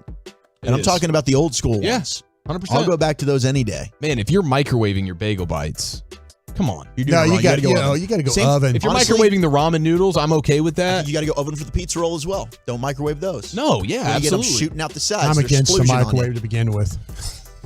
I want you to go home and try this. If you have some peach rolls, over microwave them. Over microwave the pizza rolls. Okay, I'm going to have to wait a little while for this. What happens to the point they're like volcanic hot? Yeah, and then let it cool off. It's Then like lava. let The it cool off. sauce, the cheese is flowing out like lava. Death. It makes it extra crunchy.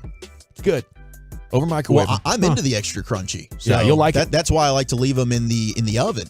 Yeah, you got to let them cool off a little bit. I do think Beyonce's onto something here. I think she really cracked the code on, like, if you need some highfalutin request as a superstar, I think your own personal golden toilet seats are right up there with the smartest thing that you could do. Now, I would probably do the Al Michaels thing, which just, I want to make sure I got a steak, really just at any moment. I can just snap my fingers and have a delicious steak. Yeah, mustard on the side, I guess, just in case, over time you're eating the same steak time and time again. You want to spice it up a little bit, if you will. But shout out to Beyonce, man. I think she's onto something here with the toilet she seat usually deal. is. Yeah, no, for sure. Yeah, I think I'd like that if I could. It'd be much better than going into like a regular public restroom. Now, not only do I want my seat put in there, but I want a guard outside the door with not letting anybody else in, Oh, so, yeah. but I'm personal with protector. Yeah. We're gonna go inside stadiums. We're gonna be at restaurants, and I know as Beyonce, if I go in and use a public toilet, some creep is gonna go in there and unscrew that thing and steal it. And probably put it on eBay for $50,000. Oh, I thought you were that's thinking true. about the walk-in situation that when they trying to open the door and it kind of startles you. That too. That the startling. Whoa, hey, what's going on? Yeah, and you're just scared for a second, like, is the door unlocked? Is somebody about to barrel in here? Yeah, exactly. Yeah, Beyonce can't be having that. No doubt, she cracked the code. I'll tell you what, I would want instead of a toilet seat. How about a personal chef? If you could get me something, if you said, "Hey, what's one thing you can have?" Like a traveling chef, Yes, everywhere you go. give me a Like traveling sushi chef. If I had to with choose, Jane. I'll take the chef. Give me the traveling chef. I Chef can sounds handle good. I can handle the bathroom thing. Just give me the chef. Okay, Like a Mike, really good one. Anything else, Chief? That's Weed rollers all we like got, Snoop boys. Dogg. Micah Parsons is fine. He's going to take it day to day there with the wrapped calf. Yeah. He's good. Okay, we're now officially entering the Max Scherzer window. It is a Scherz day once again right here on 105.3 The Fan. He's going to join us for the Rangers Players Show. In the meantime, a little bit of a sports hodgepodge, Chief. It looks like you're going back to back. Yes, sir. Big man TDs on a TD Tuesday and an epic stat of the day for you next right here on The Fan. Okay, you're going to want to check into Men's Tea Clinic if you want to get your edge back, though. Join me and thousands of DFW men and Tolo.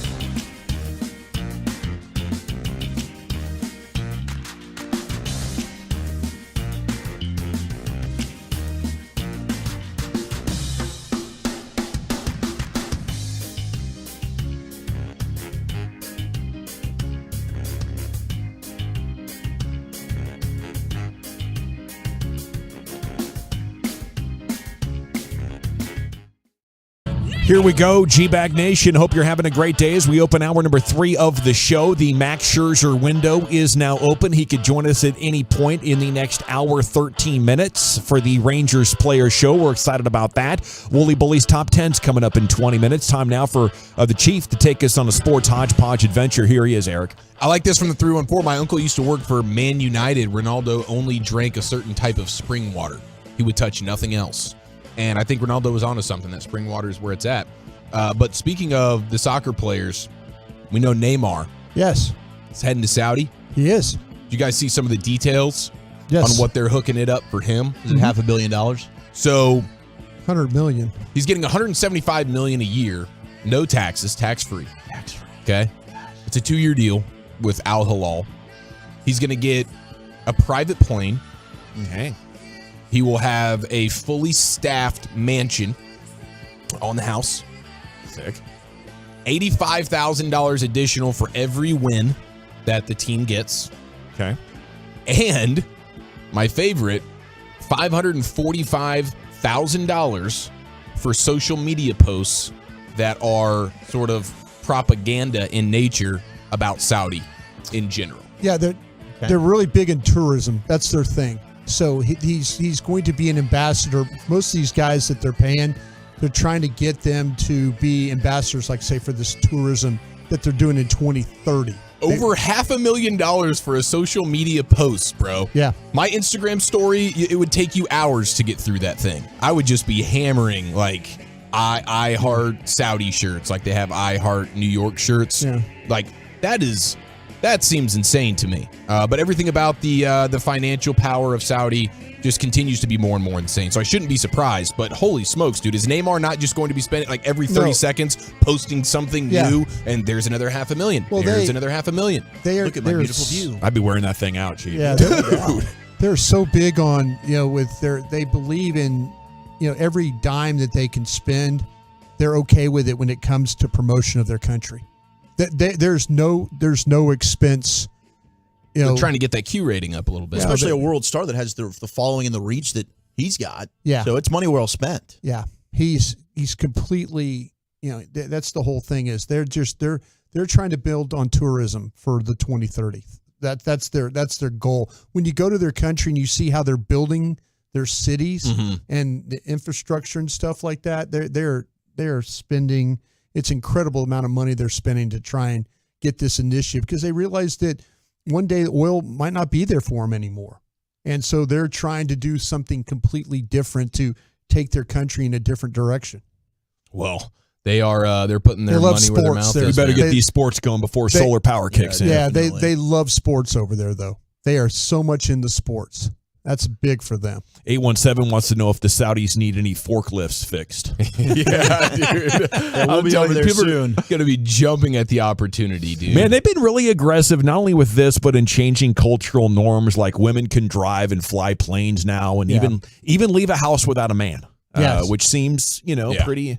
I mean, we don't have to agree with everything. Well, Neymar can live with his girlfriend in Saudi, and that's not they're allowing that. Oh wow, he's getting that's pretty incredible. Yeah, so so you're not allowed to live with your girlfriend over there? Yeah, you have to be married. Yeah, married. There's sections of their restaurants that used to be where would be in trouble. They have where single people sit in restaurants and family sections and stuff like that, kind of divided up. But it's gotten better now where everybody can sit together and stuff. But there's. Like I say, they're trying to turn things, get it more modernized, as we would say. Now, we know when it comes to the sport of football, there is no better TD than the big man TD, right? I think we're all in agreement there. Boom, shakalak. Boom, shakalak. Boom, shakalak. TD Tuesday, shakalak. Now, we did get some requests for some preseason TDs, but we don't have the same kind of, access. Well, we have the same sort of access, but we just don't have the same respect for the preseason TD, okay? I mean, no offense to anybody who found themselves, falling into some TDs during the preseason, So, okay? Kudos to you. Tolbert's TD didn't matter to you, considering he was struggling so bad last year. Right? If I'm power ranking the TDs, I think Deuce had the best one. Deuce had a heck of a TD. Deuce's TD, No, best honestly, TD. no, honestly, whoever that third string Mickey Rourke Mickey's kid nephew Nathan. For the Jaguars, that touchdown pass he threw was one of the Mickey greatest Rourke. football plays I've ever seen. Pretty damn legendary. That was pretty special. Deion Dawkins is an offensive lineman for the Buffalo Bills, and he was on Barstool's Pardon My Take, and Virginia Tech, I believe, right? Yes. He's a Hokie? He's a Hokey doke. Nobody circles the wagons like the Buffalo Bills. Like the Hokies.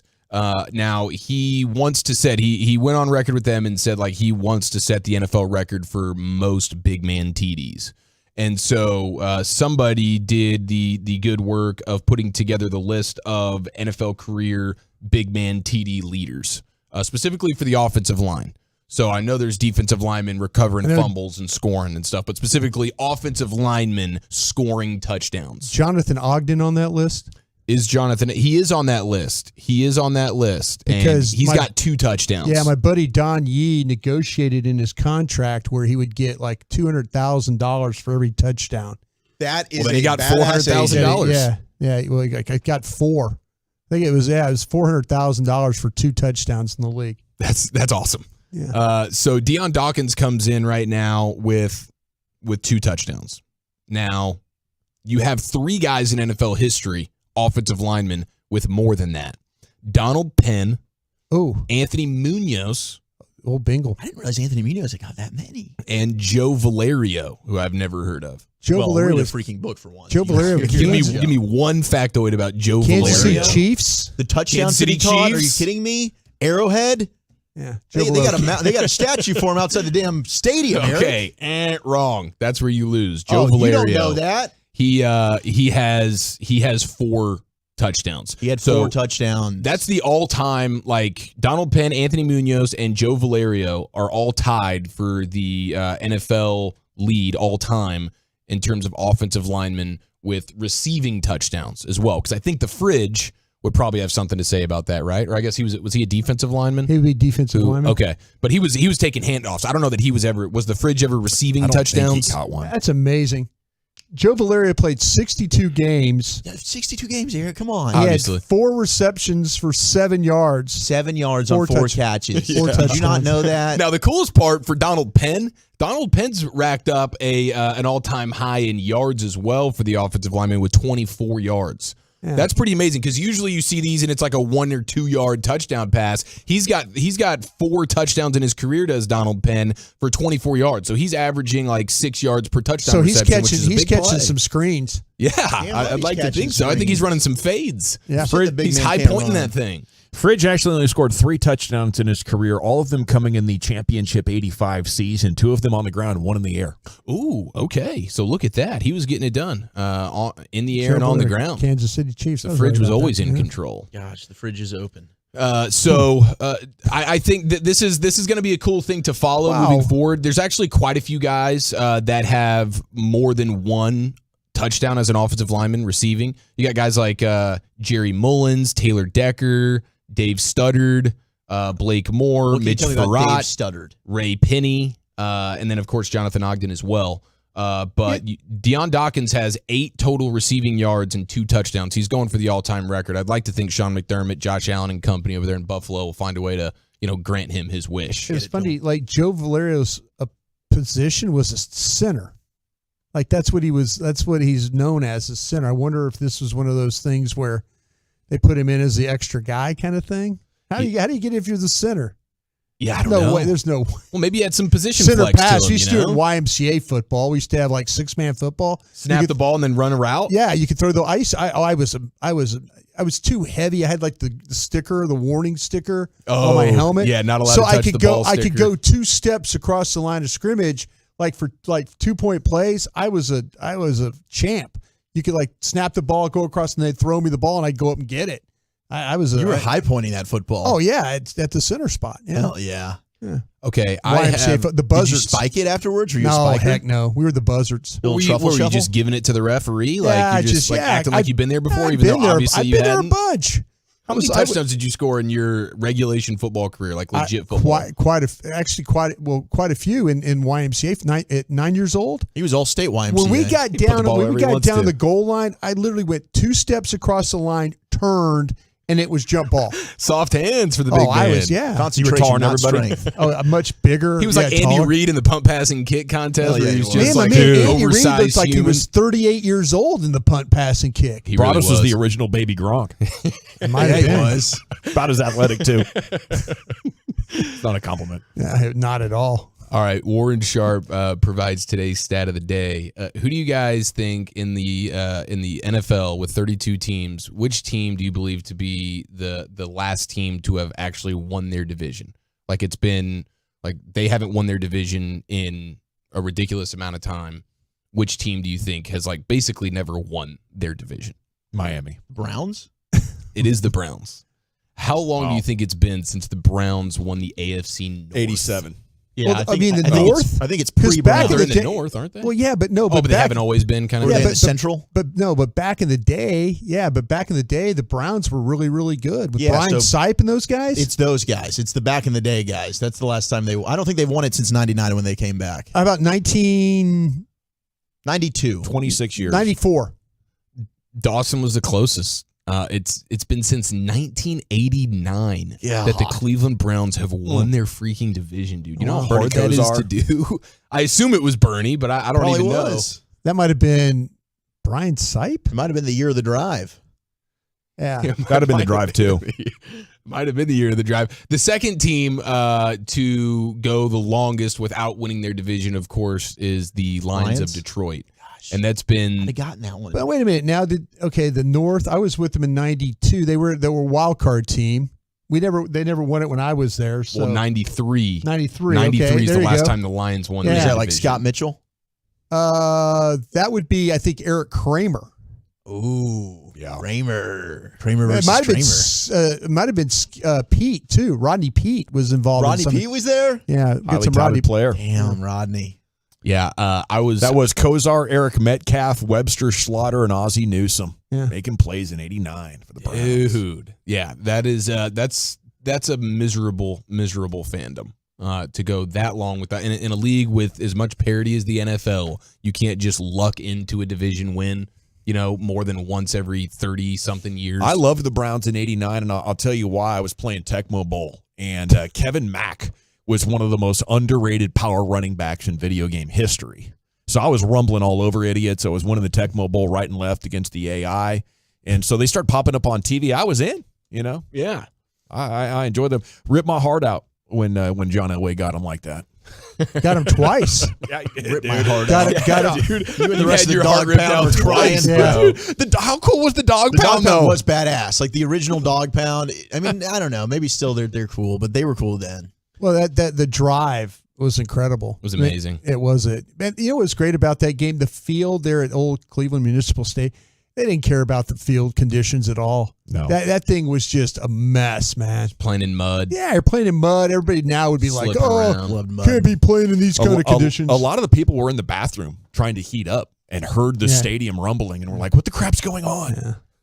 When you say heat up, like getting a smoke session? No, or? just trying to find somewhere warm. Warm. Okay. Yeah. Legit Yeah. warmth. Yeah. Well, seeing that the Lions haven't won their division since 1993, I feel like them and the Jets fans are the ones that are most set up for just absolute disaster when it comes to the end of this year and like not fulfilling anything that their expectations are. You don't break a streak like that easily. I saw Man Campbell talking in his press conference. He says, our fans were unbelievable the other night during the preseason game. He says, my God, I didn't expect that. I didn't think any of them did. That's unbelievable. The Giants were using silent count on offense for a preseason game because the Lions fans were so loud. They're so rabid. They're so excited for their Detroit Lions because expectations are there and people are expecting them to potentially go out and win that division for the first time since 1993. They're so ruckus and so loud that they're forcing the Giants in a preseason game to have to go silent count. And I just feel bad because, I mean, the future for the Lions fan ends in very likely, like maybe missing the playoffs. I know Broaddus doesn't want to believe that because he's got them winning a playoff game. It's like a bet game. It payoff might for be Derek against and the Brian. Cowboys. Shut your mouth, Brian. Did you see the other night when the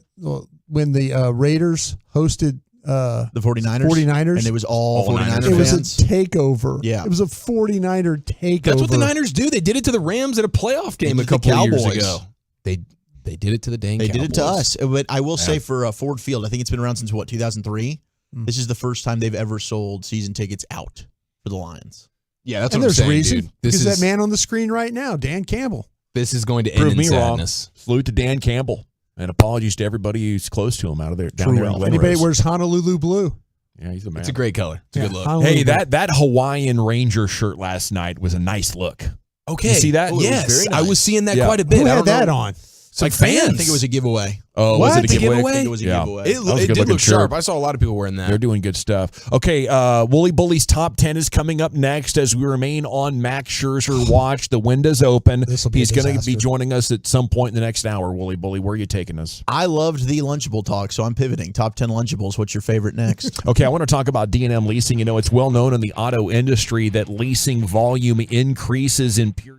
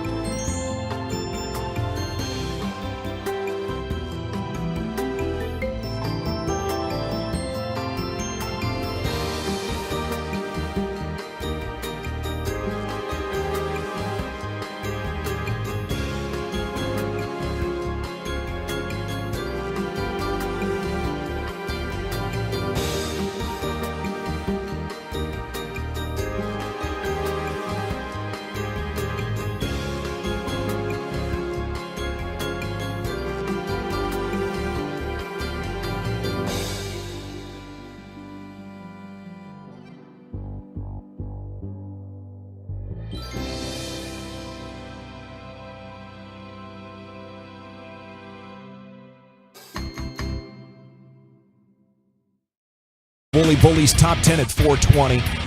Max Scherzer will be joining us at some point in the next hour, so stick around, Rangers fans. We're excited about him. Dominant last night, 7 innings, 11 Ks, and he's just been killing it in his 3 starts since he joined the Rangers. We can now start, I really believe for the first time this year, talking about this team like it's the best Rangers team we've ever seen, and they have some serious World Series credibility for the first time in a long time. Here's Zach with an H, his top 10. Let's go. Thank you very much, General. Earlier we were discussing a topic that led into Lunchables, and I've pivoted, and we are doing the top 10 Lunchables. We've done a lot of pie lists, and it is National Lemon Meringue Pie Day. And, I love pie. Well established. Very much. Baby Dolls Wednesday tomorrow. I will be at Baby Dolls tomorrow from 7 to 9. Come out and see me, all right? And the drink specials from 4 to 8, outstanding. $2 beer and a well drink specials from 4 to 8. So come party with me, 7 to 9, 10250 Shady Trail. I'm going to do top 10 Lunchables. Let me know your favorite Lunchable. But before we get to that, some headlines for you. Micah Parsons is okay. If you saw tweets about him getting hurt at practice, he got kicked in the leg. Talked to reporters afterwards, not concerned. Sage Steele is leaving ESPN. She's the latest. We had Diana Rossini leave last week. She's taken the job with The Athletic. Sage Steele has settled her lawsuit with the company over allegations that the network violated her free speech rights. She put out on Twitter today, or X, life update. Having successfully settled my case with ESPN/Disney, I've decided to leave so I can exercise my First Amendment rights more freely. I am grateful for so many wonderful experiences over the past 16 years, and I'm excited for my next chapter. #Steele Strong. And I guess this makes sense because I don't think she really cared much about the job there. And that's why during a baseball interview, she allowed a couple of F-bombs to be dropped. And I was watching this live thinking, what the hell is going on? But I don't think Sage Steele cared, and she couldn't get fired because she's in a lawsuit with the network. No way. I didn't see that. Yes. She was live on SportsCenter dropping F-bombs? She asked. So that wasn't the freedom of speech she wanted protected? I don't think so. I think it was some other stuff that you can go ahead and do the research on because it's, Controversial, I supposedly, yeah. But no, yeah, she was interviewing. I can't remember which player it was. Might have been for the San Francisco Giants, and he was talking about advice that he'd gotten from another player. And the advice, the quote, had an F-bomb in it. And Sage said, "No, you can just go ahead and say it." So she baits him into it, and then he says it, and she's just laughing, thinking, "This is amazing." It was good TV, good live TV, but. Dude, she's trying to get ESPN fined. Is that what she was trying to do? She was probably doing something, yeah, because she didn't care about the network. But, Sage is out. And there you go. Like the 817 text there. A lot of people feel that way. Dude, I am a little bit jealous. We were in Oxnard today to see. Apparently, they had some level of a fan running onto the field. And Kevin practice. Costner. Kevin Costner was there, yeah. Kevin Costner was there. He was getting draft advice. Yeah, draft day. Yeah. So what'd you think about that? He was trying to make a trade. Sonny was trying to make a trade. I did want to throw this in before the top 10. We had coaches and executives rank the top 25 players under 25 on The Athletic. Number 2 on the list is Micah Parsons. Number 1 on the list is Justin Jefferson. Agree or disagree? Best player 25 or under. Would you go Justin Jefferson 1 or would you go Micah 1? Nick Bosa's 3, by the way. Shoot, I'd probably go with Micah. I think I'd go Micah 1 too. I think I might go Micah, Nick, and then Justin. I don't know, man. I mean, both these guys are difficult for coordinators to have to deal with. That guy at Minnesota can just...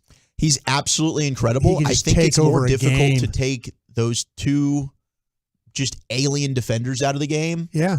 I'm all about the defenders, but... You say what you want about Trayvon Diggs. He's done a good job against Justin Jefferson 2 years in a row, taking him out of the football game. Yeah, and the Philadelphia Eagles kind of took...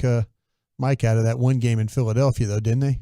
They did a good job. I don't think they completely took him out of the game. Kind of neutralized him a little bit. I mean, either you could do, if you really want to, you could take any player you want out of the game. Sure, with a great offensive line like they have. Sure. Absolutely, and they're all fantastic. I mean, don't get me wrong. I think Justin Jefferson is the best receiver in the league as well. Yeah, but I think Parsons and Bosa are the 2 best defensive players. Yeah, for sure. I think it's. There's really no wrong answer here. But when you look through at Justin Jefferson's first 3 years, you're talking about 1,400 yards, 1,600 yards, and then 1,800 yards, averaging last year 106.5 yards per game.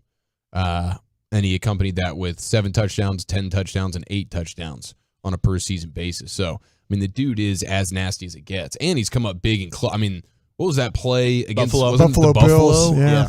Like that was big time stuff. No, he's been fantastic. But I mean, Micah, trying to become the first player to have 13 or more sacks since Reggie White did it.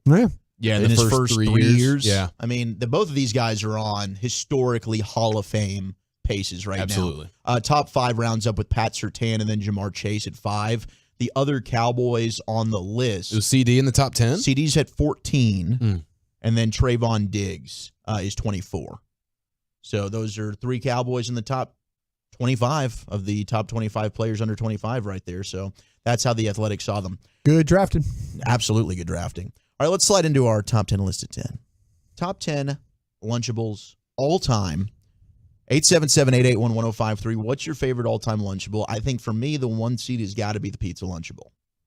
Now, I'm talking about the old school, the classic one. Now, they've done a lot of good things with these new Lunchables. They've got like the deep dish. They've got all kinds of fancy stuff. But I Seems think like there's some kind of pita bread involved with that one. Yeah. But yeah, it's thin, right? It's just like a thin flat, and then you construct it yourself. Little right? marinara, the sauce little on there, cheese. little shredded cheese. Now, do you microwave that? Melt it up a little bit, warm it up? I've done both. Yeah. I've done them cold, and they're still good cold, and Brian's a big fan of the cold food, or you can do the microwave. But I think either way, you're winning, and that's the 1 seed for me. I think we can all agree the one that we're all avoiding is the mini hot dogs. Okay, it's interesting because I'm with you. I'm not a big mini hot dog fan. So I think all Lunchables are basically prison food and should not be consumed by anybody over the age of 7. So that's just where I'm at. Except for the turkey, cheese, and cracker one, right? That one's so good. That one, I mean, I'm sure it's fake from top to bottom, but gosh dang it, that Oscar Mayer lean turkey, white meat only, of course, Kraft cheddar. That thing's delicious. There's nothing it really white meat is. about I mean, I used to hammer those. The only thing I would stomach out of a Lunchable is just the cheese with the cracker. Just the cheese with the cracker. That's all I want. I don't want any of the meat.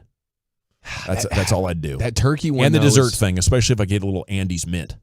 Oh, those Andes mint chocolates are delicious. Yeah. They sure are. Those things are really good. All right. Well, Lucius, are you like anti? Yeah. Are you anti? I have a special announcement here. It's time now for the Rangers Player Show. It is brought to you by the Junior Rangers and by Oatly Oat Milk, proud partner of the Texas Rangers and equally proud sponsor of this show. As Max Scherzer joins you now right here on 105.3 The Fan. And a good afternoon, sir. How you doing? Good. How are you guys? Thanks for having me on the show. Oh, this is great to have you. Welcome to Texas. How do you like it so far, Max? It's been great. Getting down here in Dallas, getting settled in, trying to get everything situated, trying to get the family down here as fast as possible. But, we got a good team, good clubhouse in here. So it's been fun to join this team and, get the ground running. Yeah, it's been awesome watching you pitch. Now, I'd love to know from your perspective, have you taken your game to another level since the trade? These numbers are incredible in these 3 starts. It's just three starts. I mean, I get it. I pitched well, but, I know there's just much bigger games ahead in front of us. I got to continue to pitch well if we want to go to and accomplish the goals this team wants to accomplish. So, it's good to be off to a good start, but at the same time, I've played long enough in this game to realize, how difficult the games ahead of us will be. Well, you were able to strike out the side there in the first inning with that pitch clock violation. I could see you were thinking, man, I want to just ring you up the good old-fashioned way. But what do you think overall with the pitch clock and how it's been working this year? Yeah, I've kind of said this over and over. There's 3 things about this. Is you got pace of play. That's one thing. You have 2, the clock, and then 3, the punishment. I think every player, everybody, every fan loves the pace. We obviously had a pace problem and we needed to correct it. But I just thought there was rules that we could put in place, just like a hitter having 1 timeout, not stepping out of the box, things to help clean up the game that would have addressed 90% of this issue. And that's, the hitters taking time in the box. That's what's really helped driven the pace of this. The clock itself, it works, but there's just times where it's hard to put a clock on the game. Baseball doesn't have a game clock. So, to sit there and say that we need a clock, this is a little bit outside the scope of what we actually need. And 3, the punishment. What happened last night, I still don't even know what really happened. And yet we got to affect the outcome of an at-bat. I've never been a fan of actually affecting the outcome of bat. Instantaneously the moment we have 1 violation, even though if we're playing fast, it just seems drastic to me. I don't see why we need to affect the actual competition of the game. And so that's why, this whole process, I was on the boards, I was at the meetings, I was at the seat at the table trying to address this and be a part of the game and be a part of the solution to this. It's just that I just feel like we're a little bit over our skis on it. Hey, Max, what makes people from St. Louis, Missouri so damn tough? Seriously, I mean, I don't know. everybody Show I me know from state. St. Louis is a son of a gun when it comes to competing and battling and not quitting and all that. And you're the model for this. Well, I appreciate the comments for that, but yeah, I mean, just growing up there, growing up in the Midwest, I just feel like we were raised right, and I with all the kids in my high school, middle school, high school class, I mean, they were just gamers all across the world. I mean, sure, playing high school football and high school basketball, playing high school basketball for Coach Rick Kirby. I mean, you had to run your absolute butt off, so Sure. you were in absolute shape to be able to do that. So. For me, I've always said that my time playing football and playing basketball helped me become a better pitcher. And this is our first conversation, obviously, Max, but you seem pretty chill to us. So that the intensity that you're known for, does that just come out like when the ball goes in play? Yeah, the other 4 days I'm actually really relaxed, really chill. Actually, I'm messing around with everybody. I'm a big trash talker, have fun with everybody. Those are the 4 days that really have fun with your teammates. But yeah, the day I pitch. Once I put my headphones on, I lock it in, and then I don't want to talk to anybody else. I'm just focused on executing pitches from that point forward. So yeah, for me, I go into my own world and just stay there until I shake the manager's hand. What's playing in those headphones? But my playlist. I don't like to talk about it. So, but yeah, it gets me pumped up. So what is the game day routine like? I mean, we've heard from several other Ranger players on what they like to do, but what about you? And is there any superstitions as well? Yeah, I'm superstitious about my superstitions. I don't like telling what I have to do. Oh. I mean, I just got too many of them. I feel like it jinx it once you let the cat out of the bag of what you do. But no, my typical start day routine is, be able to get here and just start the preparation, start going through the lineup, start going through what these guys do, be able to have a meeting with, Mad Dog pitching coach and the catcher that day, and just try to familiarize myself with the offense and see how we want to attack them, and come up with a plan, what we want to do, and go back through and look at all the fine data, look at all the fine details, and see if that matches up exactly what we're thinking, and then go out there and execute it. Then you go back in the real world. When you're pitching, you have a scouting report in your back of your head, and you know how you want to pitch them, but you can throw that right out the window as soon as you get in the game and something happens. It happens all the time where you think you're going to finish the hitter with a pitch with, let's say, the changeup, and all of a sudden you throw the changeup early in the count, and you just don't like how you don't think it's going to finish right. So you got to be able to have some instincts and go with the ebbs and flows of the game and be able to pitch around that. What's different with our pitching coach that we were lucky enough to get back here in DFW? Mad Dog, you called him there, Mike Maddox. Yeah, he's a great one. I had him in DC. He's got a great mentality, great, kind of quips of looking at different situations within the game and giving you kind of like looking at the positive side of the coin, the kind of the glass half full mentality. And so for me, it's just getting back with him, and he does an excellent job of preparation, of understanding what the hitters hit, how you want to sequence them, how you want to pitch them, and being able to have those talks not even before the game, but actually during the game as well, of where we're kind of at within the start, how we want to continue to pitch this guy. And he's just a great baseball mind around that. So it's a great compliment to what I want to do. He understands how I think and how we work, and so there's not really a learning curve right now with him. I mean, we know how I know how he thinks. He knows how I think. There's just a couple new layers in my game now. Where I was, let's call it, a handful of years ago. But outside of that, I've always really enjoyed my time with him. Hey, Max, he gave up his number for you. Is there a bottle of wine in the exchange on this, or is just a pat on the shoulder and say, hey, thanks, appreciate you helping me out on this one? No, it cost me a little bit more than that. Okay. Just it cost me a watch. I was trying to be nice about it here. Yeah, I got him a nice watch. I felt like that was appropriate. I asked him. I was like, "Hey, do you like watches?" And he said yes. I was like, "Hey, do you like this watch?" He goes, "Actually, I love that watch." I go, "Okay, now I think we got to trade, correct?" Wow. That's what it's going to cost for the number, right? And we both laughed at it, and yeah, that's what I'm getting him. So appreciate that he was able to give it up. But I don't know. There's just something that feels right when I wear number 31. It's Max Scherzer here with you on the Fan. How'd you like pitching against Ohtani yesterday? You had him pretty good, but going up against a great like that, what does that do to you from a mentality standpoint? It's fun. When you play Major League Baseball, you're constantly being put up against the best. You always got to, no matter what happens, you're finding whether you're pitching the best lineup or the best right-hand hitter, the best left-hand hitter. And obviously what he's doing this year, I mean, he's incredible. I mean, like I said, words don't describe the type of seasons that he's going out there and having. But you got to relish that. You got to want to face him. You got to want to go out there and try to beat him. That's what makes it fun. I've always said you never measure yourself by facing the worst. You only measure yourself by facing the best. And so obviously he's on top of the game. And so you want to go out there and have success against him because those are the at-bats you remember. Max, we're getting into the routine with calling your days a Scherz Day, and we're wondering, other than watching you pitch, what kind of things could we do to celebrate those days in your honor? I don't know. Have some fun with the different colored eyes. Who knows where that goes?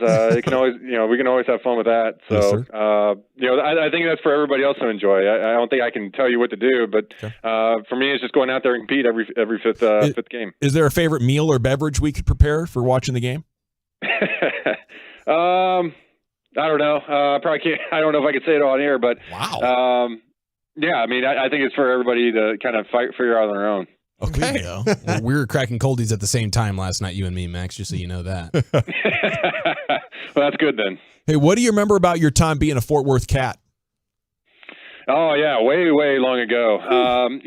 Just that whole draft process. Going through the draft process, and having the team tell you that you're hurt or you're not quite the pitcher that you think you are, and you got to come to Fort Worth, and it was a chance to be able to get myself exposed to pro ball and be able to go out there and showcase what I got and go out there and compete at the, for me, that was my first time competing at the professional level, even though it was independent ball. So, enjoyed that experience. Really taught me a lot to believe in myself. Even when you come down to a deadline on the draft, just glad that I did that so that they changed the rules and, now they have the signing deadline in July and not all the way to next year. So, something I'm glad I did, stood my ground, and, glad to see the game change because of that. True badass. Max Scherzer with us here in the G-Bag Nation on 105.3 The Fan. You have gotten to play against Ranger teams that went to the World Series. You've played on World Series teams. Obviously, the goal is the World Series. We're loving this season, but what's your scouting report on this year's Texas Rangers since you were watching them from afar and now being a part of this thing in the clubhouse? Yeah, I mean, obviously this is a good team. I mean, we put ourselves. I mean, the Rangers have put themselves in a great spot. Glad that I gotten to join them, but I just know how tough this mountain is to climb. Anything can happen, especially when you get in October. Great teams can lose. Teams that just get hot run the table. So, you got to just get in the grind. You just got to stay within it. You can't get too high and you can't get too low throughout the season. You just got to continue to grind. And right now we got a good team, and we just got to continue to play great baseball all the way through. Max, my final question for you. I'm sure you're aware that the GM, Chris Young, was a heck of a basketball player around these parts back in the day. He is only 44 years old. Do you think you could take him one-on-one? He's a big guy.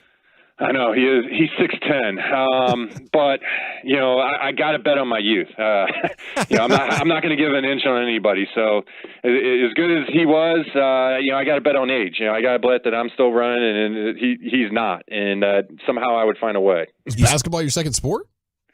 Yeah. If I had to pick a second sport, basketball is actually my second favorite sport. My favorite sport. Loved playing that in high school.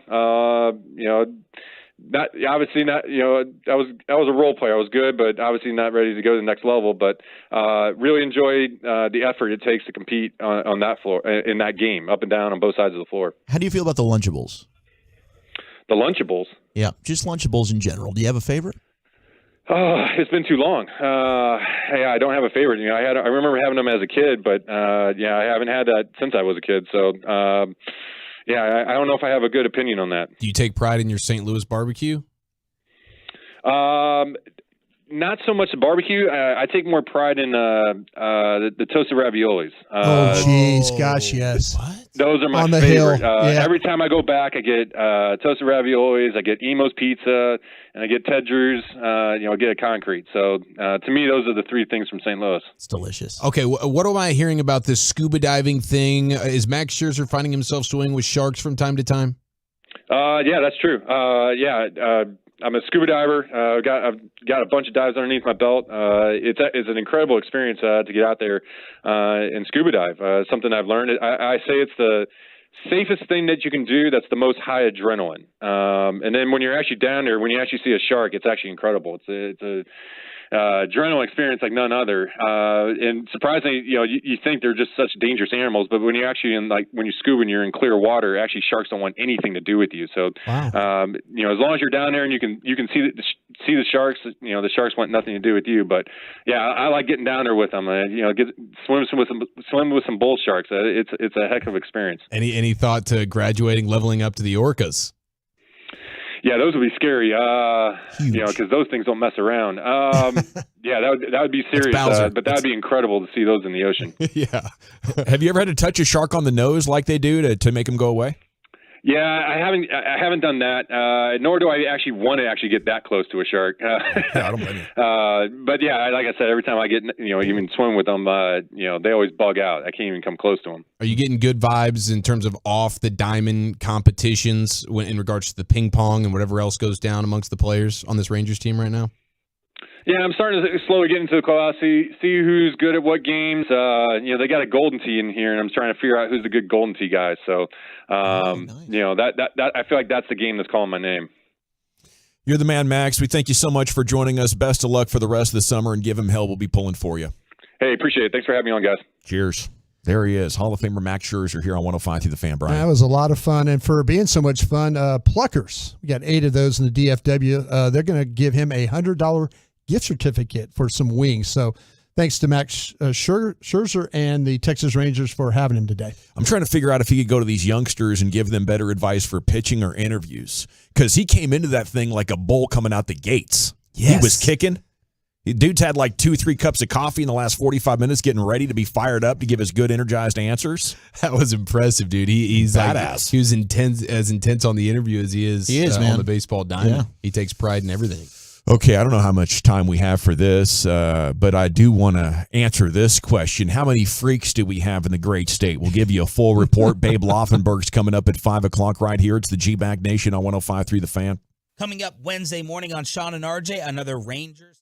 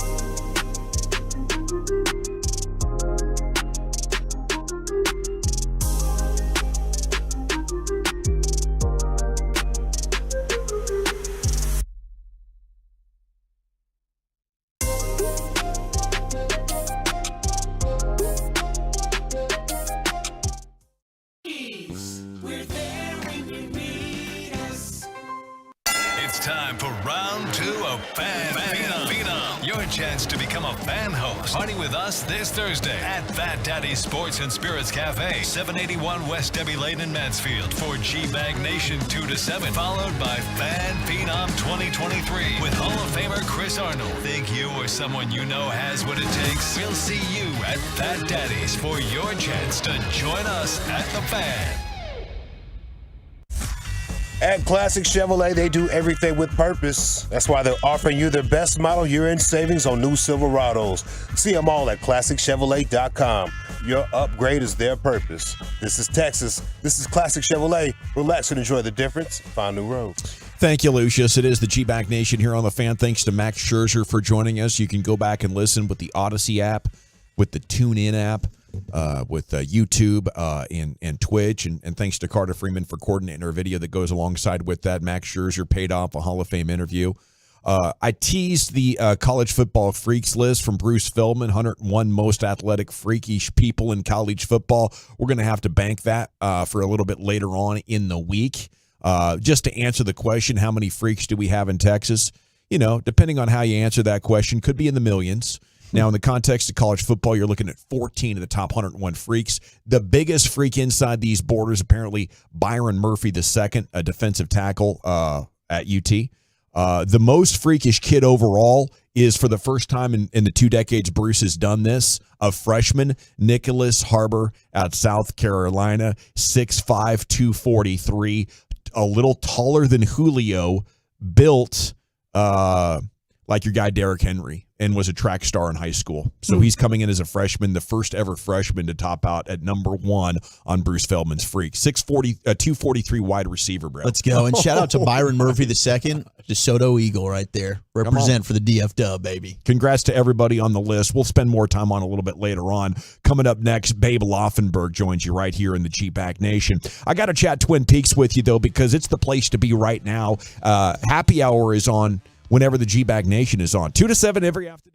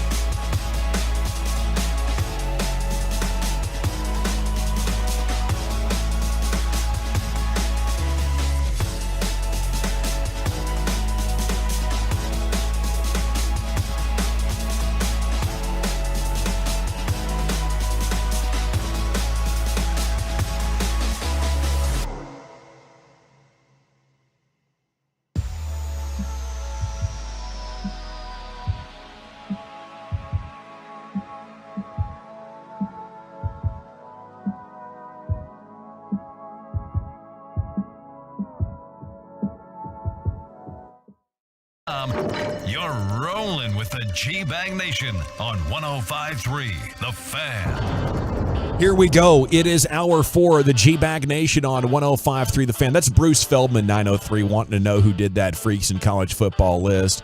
As we open up the 4th hour of the show, we got 90 minutes till the Rangers pregame. Max Scherzer joined us back there at about 4:35. If you want to fish back in one of your apps and listen to that or jump on YouTube, it'll be cut up here before too long, but an outstanding interview.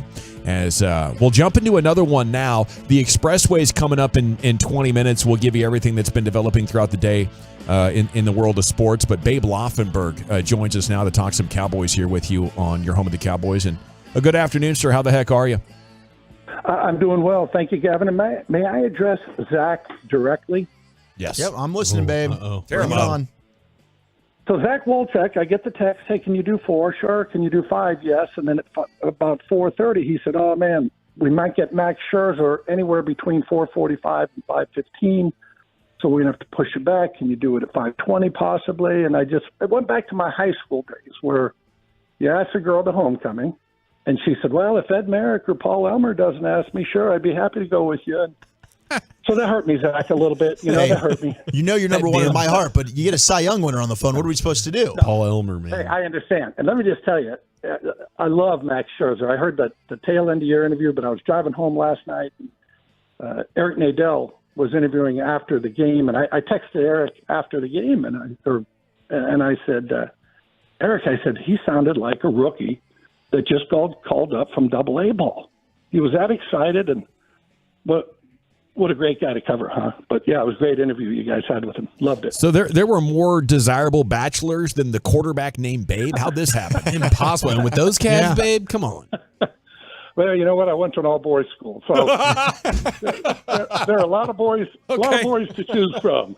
Okay, wasn't sure how you were going with that one exactly, but I got it now. You know the Beach Boys song, 2 girls for every... It was just a reserve. It was just a reverse. It was 10 boys for every girl. Oh, wow. That sounds fun. Shark-infested waters. Yeah. Shark-infested waters, baby. Boy, I can't imagine what life was like for the guards or the tackles. A lot of dry spells. So how much concern did you have today when Micah went down there with the leg? Boy, I mean, you're always concerned when Micah, has anything. He's probably, the one indispensable part. It's like Aaron Donald going down for the Rams, or all of a sudden, your plans and aspirations are out the window. So, hopefully it's obviously nothing serious, but that gives you pause for concern, doesn't it? Yeah, it would. I can't think of any player maybe other than Dak that'd be more impactful.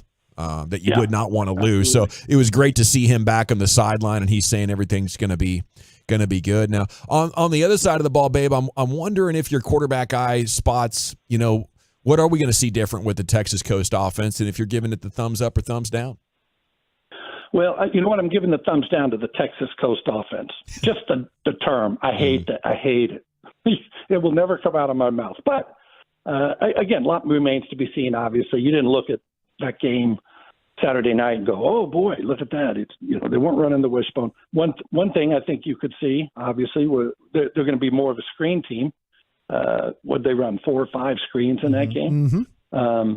So there's going to be some things like that any coordinator comes in, they're going to do things a little differently. But again, Brian and I talked about it on the pregame show Saturday, but I don't think the fan is going to look at it and go, oh my gosh, look what they're doing. That's totally different than anything I've ever seen. Again, the screens will be a part of it. Funny too, screens, they take a lot of time. You can't just spend, 3 minutes on them in practice. They take a lot of time for the coordination of that. And they look terrible in practice. You're never going to have a good screen in a practice. So it always looks kind of crummy to the point where you say, man, do we really want to call this? But just by the nature of practice, the whole idea of the screen, right? Let them come at you, let them get to the quarterback, we're going to dump it, and then we go. And that's hard to do in practice. So with this and a new offensive coordinator now and Mike McCarthy calling plays, you get Zach Martin back. And I understand not wanting to play Dak, but with your front 5 offensive line now healthy, do you think that you should see the starters play a series or 2 before the end of the preseason? Or are you okay with running into week 1? Hey, let's just go and worry about it then. I'm okay either way. I really am. I always defer to the coach. I think the coach kind of knows what he wants to do with his team. Is it a veteran team? Is it a young team? We saw Doug Peterson, played his starters. Hey, Patrick Mahomes went out there for a series, right? So, you talk about an invaluable player that you can't afford to lose. So it's just funny. Half of them will play those starters for a little bit, and then half of the guys will never play. And I think Sean McVay may have been the first one to just say, basically, sat the whole team. And then, obviously, people have picked up on it. But I honestly could go either way. I don't know that getting Dak a series or 2 is going to help them when they play the New York Giants Sunday night, right, September 10th in the opener. But, again, I defer to the head coach as to what he thinks his team needs. Babe, how would you use Deuce Vaughn if you were a coordinator? Well, it's funny. When you draft, I don't want to say a guy like that because there's been about 3 guys like that. But you have a plan for him. You don't just draft, a 5'5" running back and say, okay, gosh, what are we going to do with this guy? So I think, kind of the way you saw him, he's going to be that, run trap plays and third down. The one thing about a guy that size, you put him in the backfield, you make him a pass receiver. Teams will make him a pass protector. Mm-hmm. When they see him lined up, they're going to come, they're going to make him pass protect. And then it becomes either in your protection, do you free release him, meaning he has no blocking assignment, he's going to be out in the pattern, he becomes a hot receiver if they come. But then, obviously, that's what defensive coordinators focus in on. They try to break down your pass protection. So if I know every time Deuce Vaughn is in there, he's going to free release, they can plan for that. They can play for that. So we'll just have to see how he holds up in pass protection. The other thing, you say, well, we'll go empty backfield. You split him out. Is Deuce Vaughn better than your 3rd, 4th receiver, considering that you probably have your tight end in the game as well? So a lot of things to be played out, but boy, he was exciting, wasn't he? But I always say this, don't overlook production. And he was literally the most productive back in FBS last year. He led the country in all-purpose yards. And I always hate it when, this guy, he threw for 20,000 yards. But the old, but Tony Romo, probably a great example of that. Walter Payton, but the competition. And so with Deuce Vaughn, especially playing, obviously in the Big 12 in a major conference, or whatever they are now, Big 42.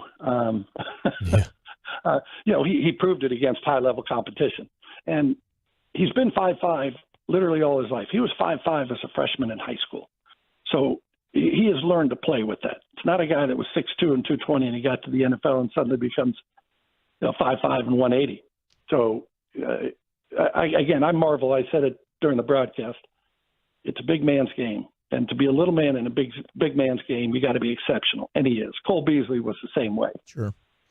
Cole Beasley, you've seen the video. I mean, he can dunk the ball behind his head backwards at 5'8". That's an exceptional athlete. And I think that's what Deuce Vaughn is. Babe Laufenberg with us here in the G-Bag Nation. Jalen Tolbert starting to see like he's starting to get the feel for things. Are you gaining some confidence that he can be a productive player in this offense? I just need to see it over and over, stack it up. Put a good practice with another good practice and a good game here in the preseason with another one and another one. But he appears to be, coming on. But am I there to say, oh, there's your guy for the next 5-6 years? No. But he appears to look more like the guy that they drafted in the third round and less like the guy last year who just kind of looked completely lost. I'm thinking Jake Ferguson's going to be an upgrade over Dalton Schultz. Am I crazy? I mean, I can't go there. He might be eventually, but no, I think they're going to miss Dalton Schultz. I think more than people think. Now, Jake Ferguson obviously had a great catch, got the seam route down there from Cooper Rush. And I think he's a good, solid player, but, Dalton Schultz was a touchdown maker and, he's catching 80 balls. And I think it'd be a mistake to sit there and think, well, they'll just replace Dalton Schultz. Dalton Schultz wasn't any good. Now, in fairness, it took Dalton Schultz time to develop into Dalton Schultz. So we're looking at two guys, obviously, in Hendershot and Jake Ferguson, who are just in their second year. So there's a lot of growth in front of them. What growth have you seen from Kevontae Turpin as a receiver? Those guys always scare me a little bit. You remember the Cowboys got Tavon Austin from the Rams, and they were going to do all these things with him, and then you find out, wow, we couldn't do much more with him than the Rams could. There's a reason why. Those smaller receivers are just really difficult to throw to. He's 5'7", weighs about 170, and the farther away they get from the line of scrimmage, the less productive they become. And this may create a Twitter sensation, and I hope not. But he's not a great route runner. At that size, you should be a great route runner. You should be able to get in and out of breaks like nobody's business. And he kind of plants on his heels. You can watch it. He'll plant on his heels. That means you're going to slip out a little bit. Not all the time, but he's just not a polished route runner. Now, they're working him in. They're trying to find things for him to do. But, you've just seen it before where, we can do this with this guy and this with this guy. And then you realize, maybe we can't. So they got him as a punt and kick returner, and I think that's where he'll obviously be his most productive self. How much of a learning curve do you sense for Dak? Will there be struggles in learning a new offense, or do you think it'll be smooth? I think it'll be smooth. Obviously, McCarthy was around, when the old offense, if you will, was being run. So I think it'll be smooth, and it hasn't changed that much. When you talk to the quarterbacks, it's not a big deal to them. It really isn't. They're not saying, "Well, we have to learn this whole new terminology and this new playbook." And a lot of it is the same. I think there are subtle tweaks and subtle differences, and the other part is I think Dak Prescott liked Kellen Moore. Let me just say that he liked him a lot. And there's got to be that rapport, to me, between that play caller and the quarterback. You're out there and the play call comes in, you say, man, just what I was thinking. It's much like, to me, a catcher and a pitcher. That catcher flashes a sign, and that pitcher says, man, just what I was thinking. Perfect. And you've got that connection going. So I think it'll take a little bit of time for that. And, Mike McCarthy will kind of find out a little bit more what Dak likes and doesn't like. And Dak will feel the same way with McCarthy. So, again, that play caller quarterback takes time to just get things where that catcher flashes a sign and you say, man, perfect, just what I was thinking. What do you think about the big story, the elephant in the room, that the teams never won a Super Bowl? What are they not doing, or what do they need to be doing better? Is it just a matter of it being their turn or them being hot at the right time? I think to a certain extent, and when you look at almost every run to the Super Bowl, and I say almost, Baltimore dominated with that defense in 2001. The Bears dominated with the defense. Seattle to an extent. Denver was scoring points like crazy. But they all had something in there. Most teams have something in there where, boy, if this doesn't happen, they don't get there. Vinatieri's kick against the Raiders, right? The tuck rule, all these things.